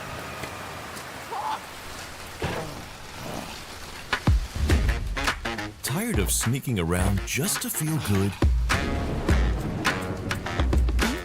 Tired of this damn lighter? Of this rain? Of this life? Eat a more sizzle. There's no way that gets there's no way that people went like more sizzle. Less hassle. More high. Are you? Okay, cut. Thank you, Cyrus. That's perfect. Well done. That is Dr. Cyrus Kane, the big dog, as it were. An entrepreneur and eccentric known for his diverse business ventures. It's all loud when you taste some flavors. Bit spice with a cumin style. Too fresh with a sizzle and sparkle. No prince, who's the king right now. I'm raising it up to the max. What the fuck?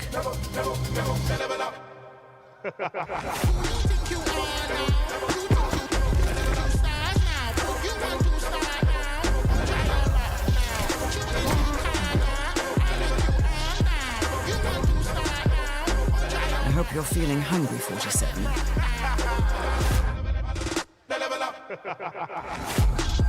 Man, what the fuck kind of funky music is this?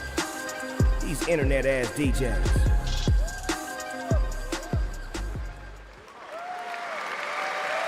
The Dog Father now coming to Hitman. Next up, the sky is no longer the limit from NC. This is Ion 2, the sequel to Ion, a new PC MMO built around aerial combat on a massive scale. It launches October 5th this year.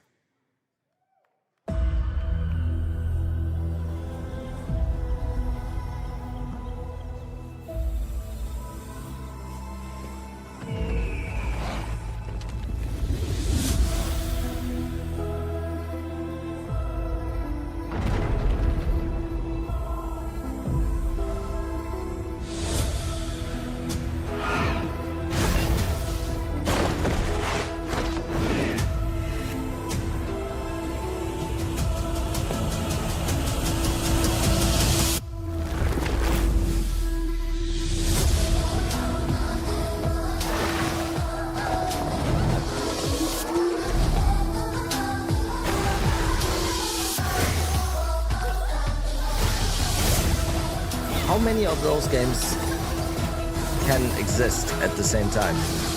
Like I'm 100% sure we have seen this exact game 5 times already.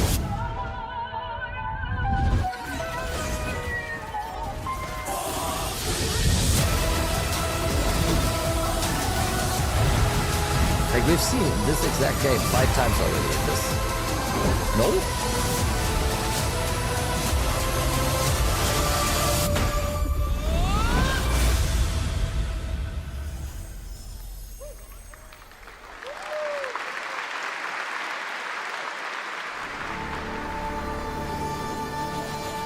You have no idea how beautiful America was. I believed in her promise, dreamt her dream, watched her fall. Out on the old roads, I saw Is this her Mad Max? shatter Or in into America? warring tribes. Survivors like your people. I know your kind. You think you'll survive and adapt. Reclaim the land. Rediscover the lost technology of the old world. Dude, that PV2 trailer better be through faith. But when words fail, might becomes the law.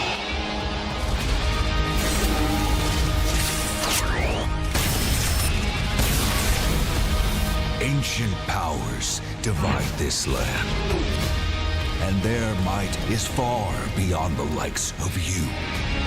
So, will you kneel as my servant? Help me restore America. Nah. Hello? Or burn as my foe. Hello? I didn't alt tab. at the end of all things, only one dream survives.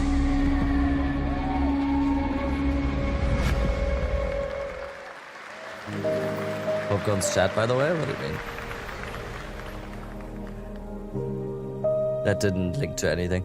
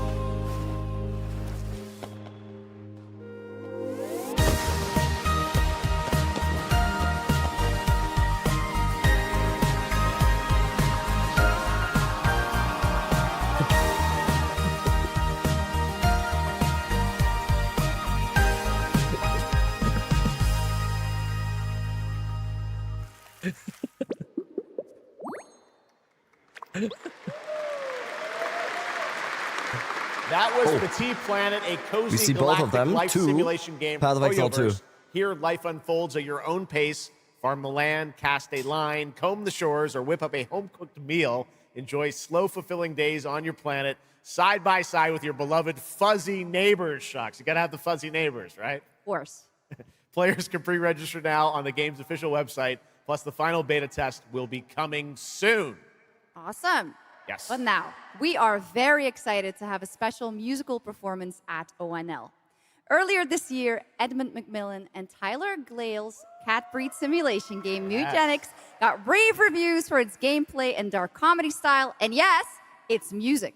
Yes. And tonight, we've got the first ever live performance. Please welcome Matthias Bossi, Carla Kilstead, and Jeff Perlman from Ridiculon performing Guillotina. Yes. Meine Damen und Herren, während dieser Live-Übertragung kamen keine echten Katzen zu Schaden. Say you'll be mine, we'll be divine. My paws were made for you, my claws, I'll see what they can do. This kitty wants her cream. This pussy, oh, she has a little dream. Come, let me play. Don't run away. I'll have my way with you, and when I'm done, you'll say I slay. I'm coming for you tonight. I'm ready. Shut the door, turn out the light. Stop running for a minute. We can finally find infinity. Together we can window this whole affair. So come on, turn around. You're so lost, but you confound me with your endless run around. It's more than I can bear. You run, but in the end, I think you like this little game of hide and seek. But when I find you, you won't even know your name. You run, but you don't mean it. You're afraid I'll be too good. In all the love you've had, you never had it like you should.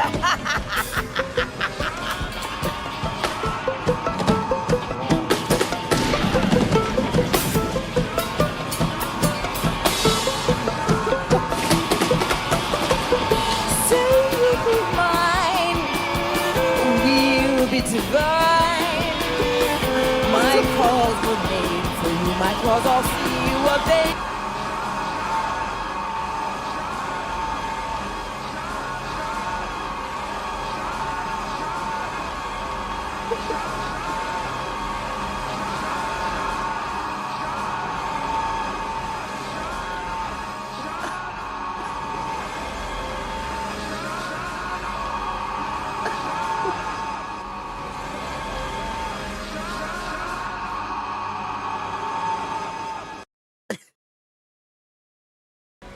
Holy shit. Oh my god. Yeah, I muted it. Holy shit. Chat, that's probably the funniest thing you guys have ever done. Like, ever. Holy shit. Come with me if you want to lift. What the fuck? I'm literally, I'm crying. Ah.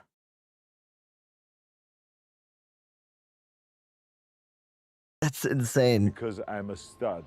I'm ballsy. I don't take no shit from anyone. I smoke my stogie anywhere I want. I don't have to find a hideout place. Holy shit, like someone has to you. clip that. Dude, my head hurts now.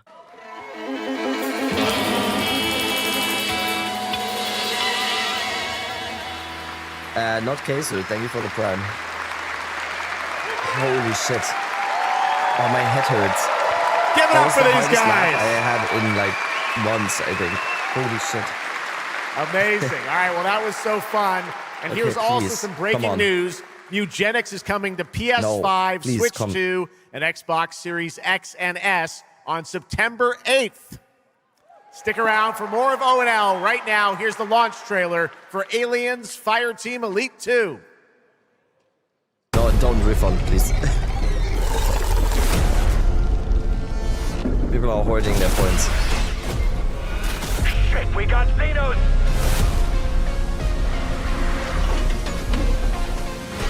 Okay, I need to see that again. What the fuck? Shut the door, turn out the light. Stop running for a minute. We can finally find infinity. Together we can win all this whole affair. So come on, turn around. You're so lost, but you confound me with your endless run around. It's more than I can bear. You run, but in the end, I think you like this little game of hide and seek. But when I find you, you won't even know your name. You run, but you don't mean it. You're afraid I'll be too good. In all the love you've had, you never had it like you should. Dude. Holy fuck. Please stop torturing us. It's not me doing this. I once promised I would tell you everything about your mother. Oh, another cat. This is that story.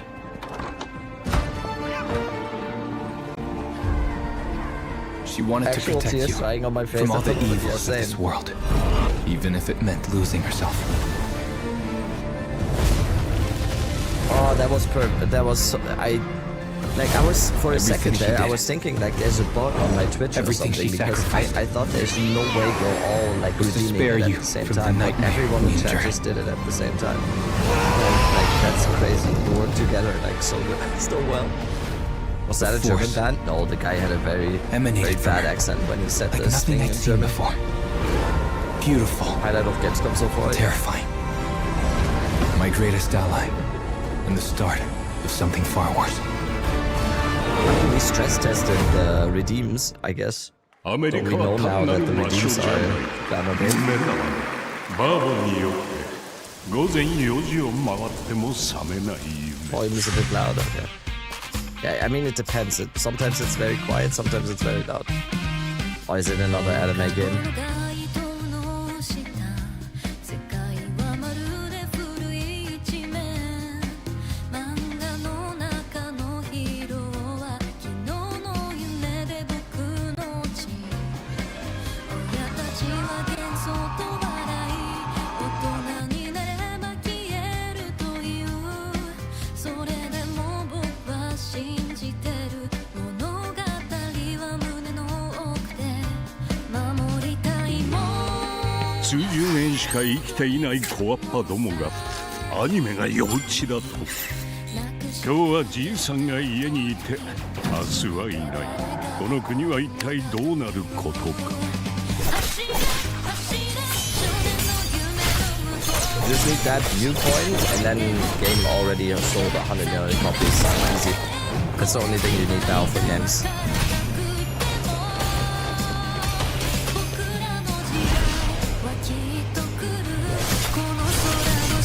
これがかつて俺たちが夢見た21世紀なのか。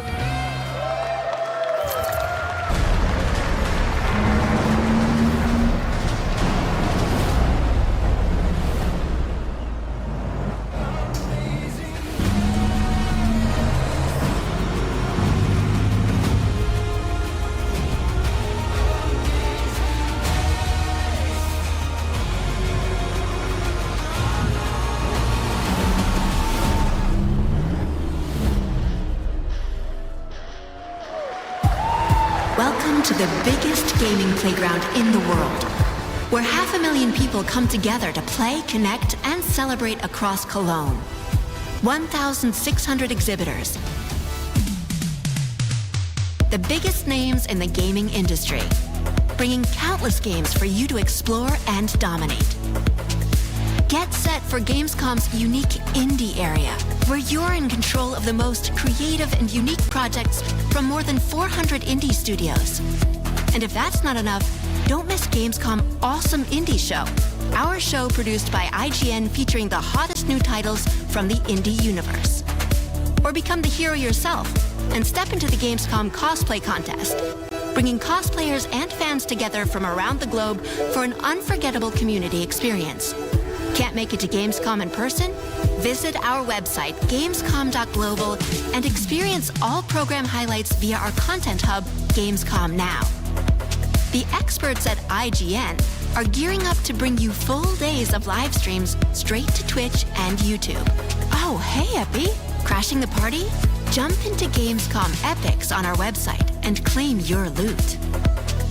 Next up, Gamescom Cares, our initiative for a safer, more sustainable, and inclusive Gamescom. Speaking of inclusive, the Gamescom City Festival is taking over the city with live music for free and all kinds of fun.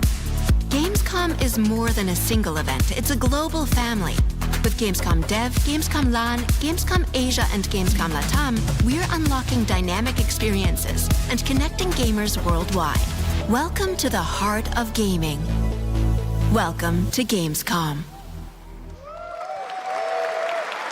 Next up, we've got the release date trailer for Stage Tour. Built by veterans of the original rhythm music game era, this game has 90 songs, including artists like the Red Hot Chili Peppers, Radiohead, Olivia Rodrigo, the Rolling Stones, and Muse. Here's a brand new look at Stage Tour.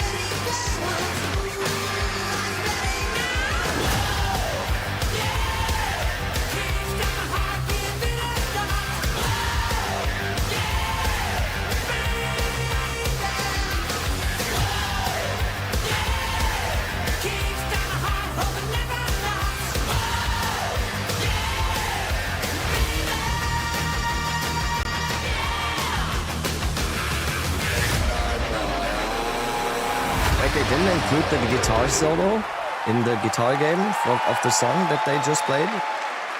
They skipped the one thing that is like the guitar. Okay. Let's go! I always wanted to be a rock star. Maybe someday. Next year, Sega's classic game, Crazy Taxi, is coming back with an all-new installment.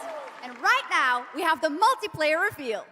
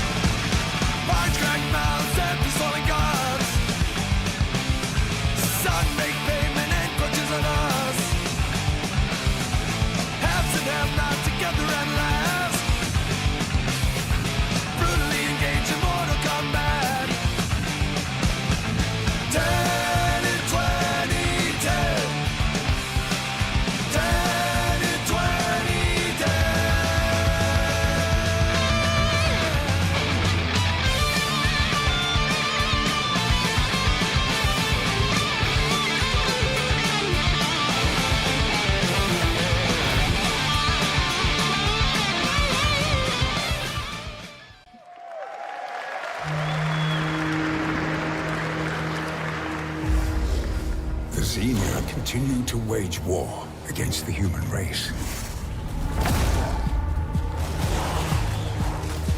Our only hope, the Order of the Turok. Mystical guardians armed with enhanced abilities. The war has moved to the Lost Lands, a site actually of gonna be at the absolute latest, right? This has already been 1.5 hours, and we have not seen it. And he said this is 2 hours long. Are you kidding? Are you actually kidding? By warriors who will not flinch in the face of the Xenia menace. You are such a warrior. Relentless, fearless. You will give no quarter to your enemy. I remember that. I played that on N64. No stopping. No surrender. No limit to your abilities. The experts at IGN are gearing up to bring you full days of live YouTube. Yeah. Okay, we don't want to miss anything. Oh, it's actually Turok. Okay, that's cool. That's pretty awesome, huh? And right now, we are excited to share with you the debut game from Octopus Panic, a 7-person independent studio founded by veterans of the Halo and Battlefield franchises. It's a new co-op action game that launches later this year. Let's check it out.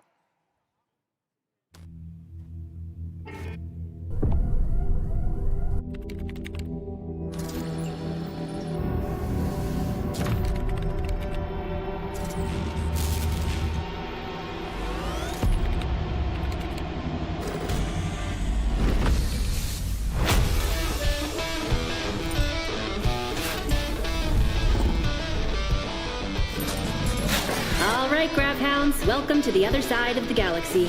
Welcome to your first shift. All right, let's get this done. Remember, every resource gets us one step closer to home. Woohoo! New research options just opened up. Some might even help. It seems racist. I don't know watch out how, for the but I wildlife. bet it is.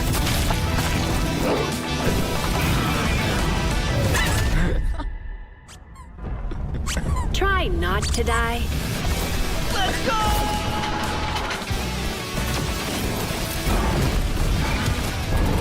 Uh-oh. Later! Okay, this is becoming a problem. Oh, you gotta be kidding me.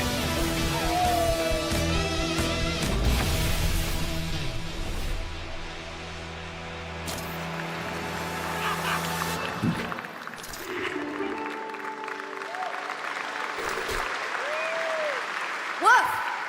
Did I just bark at ONL? Yes, I did. That looks awesome! And this next title we're about to see comes from a studio known for creating world-class city building and management games. With this one, they're bringing that expertise and passion into an entirely new setting, inviting players to build a city where everything just clicks.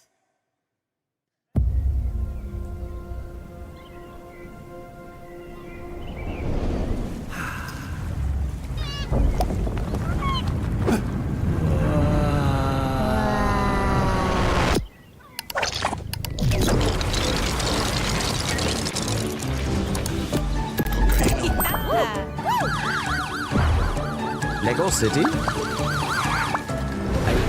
remember that. I remember Lego City. Anyone?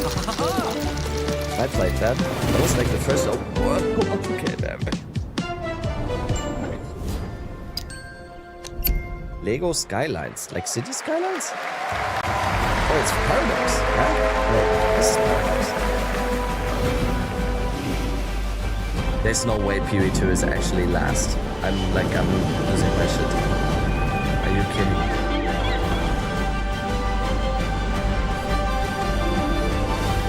Are you actually kidding? Forward into the next shift. It's just gonna be a 30-second trailer, right? Into the places it's just gonna be 30 seconds touches, of nothing, and I'm gonna actually wait for dirty it work done right. This is the job. The first and only crew built to punch in the hottest zones, take on the toughest jobs, and stay longer when the work isn't done. Yeah, it's just gonna be 30-second nothing burger trailer, probably.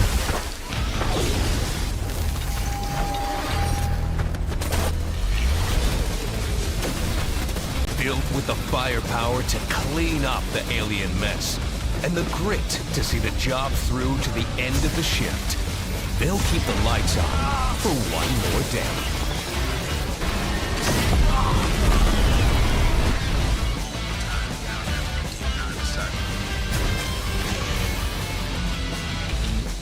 The toughest crew on the contract. The last ones to leave the work site. The only crew that gets paid for doing what others won't. This is Exterminats. Punch in, clean up, get paid.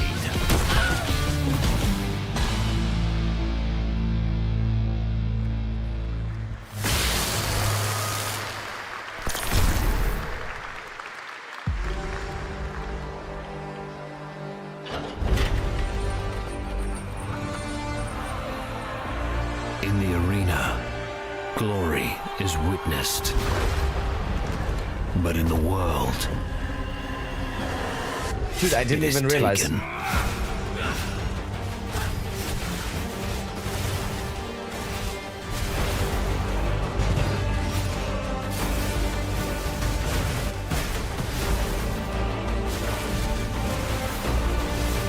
Okay. Oh, it's just gonna be 30 seconds of this, right? And then I waited all this time for this. Okay, that looks sick. Holy shit, that looks sick.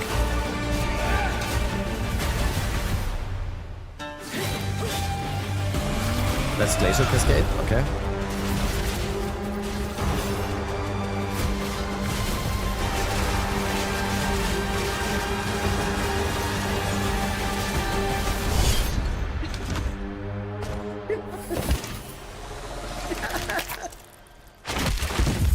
I will take what I'm owed. Yes. Yes.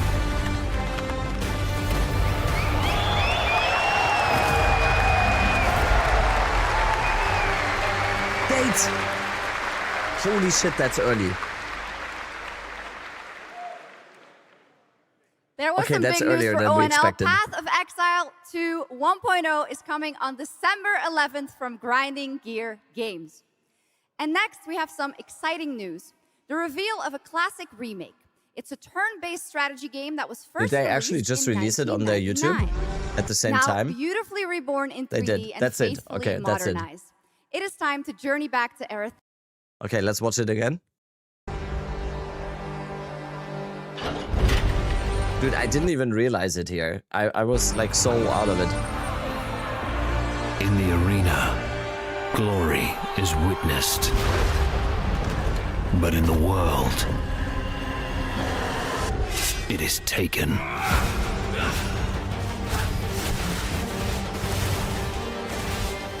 I mean, that gameplay looks amazing. Yes.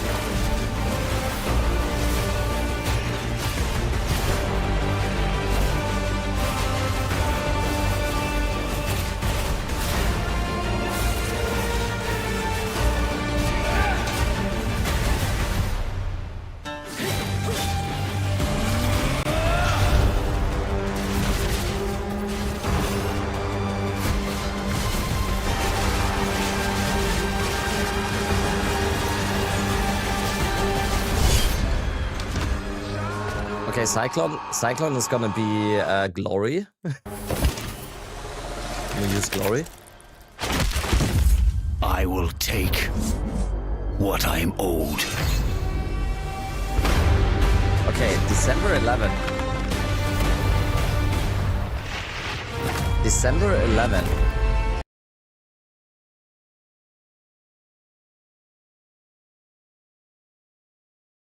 Okay, in that moment I get a press release email. Holy shit, they just released everything at the same time. Okay. Okay. December 11, guys. Don't know 0.55. No. 0.55 is coming. That's the stream on Thursday. Putting in my vacation now. Yup. I mean, I'm kind of glad that we know now. That we know this early now. Voice playtest at Gamescom? I'm assuming. We'll see. You'll see tomorrow. Once again, chat, if you want to see what they show at Gamescom and what it is going to be at Gamescom, I will be streaming from Gamescom tomorrow and Thursday. And I will do my best to get to the thing as much as possible so you can all see what the playtest looks like. I'll be streaming from Gamescom tomorrow and Thursday. Okay. All right. That's it. 30 seconds was accurate. Yep. Okay, that looks fucking sick though.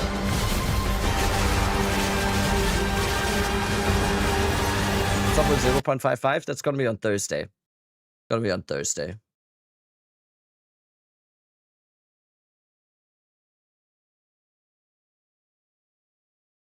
Yeah, these look sick. All right.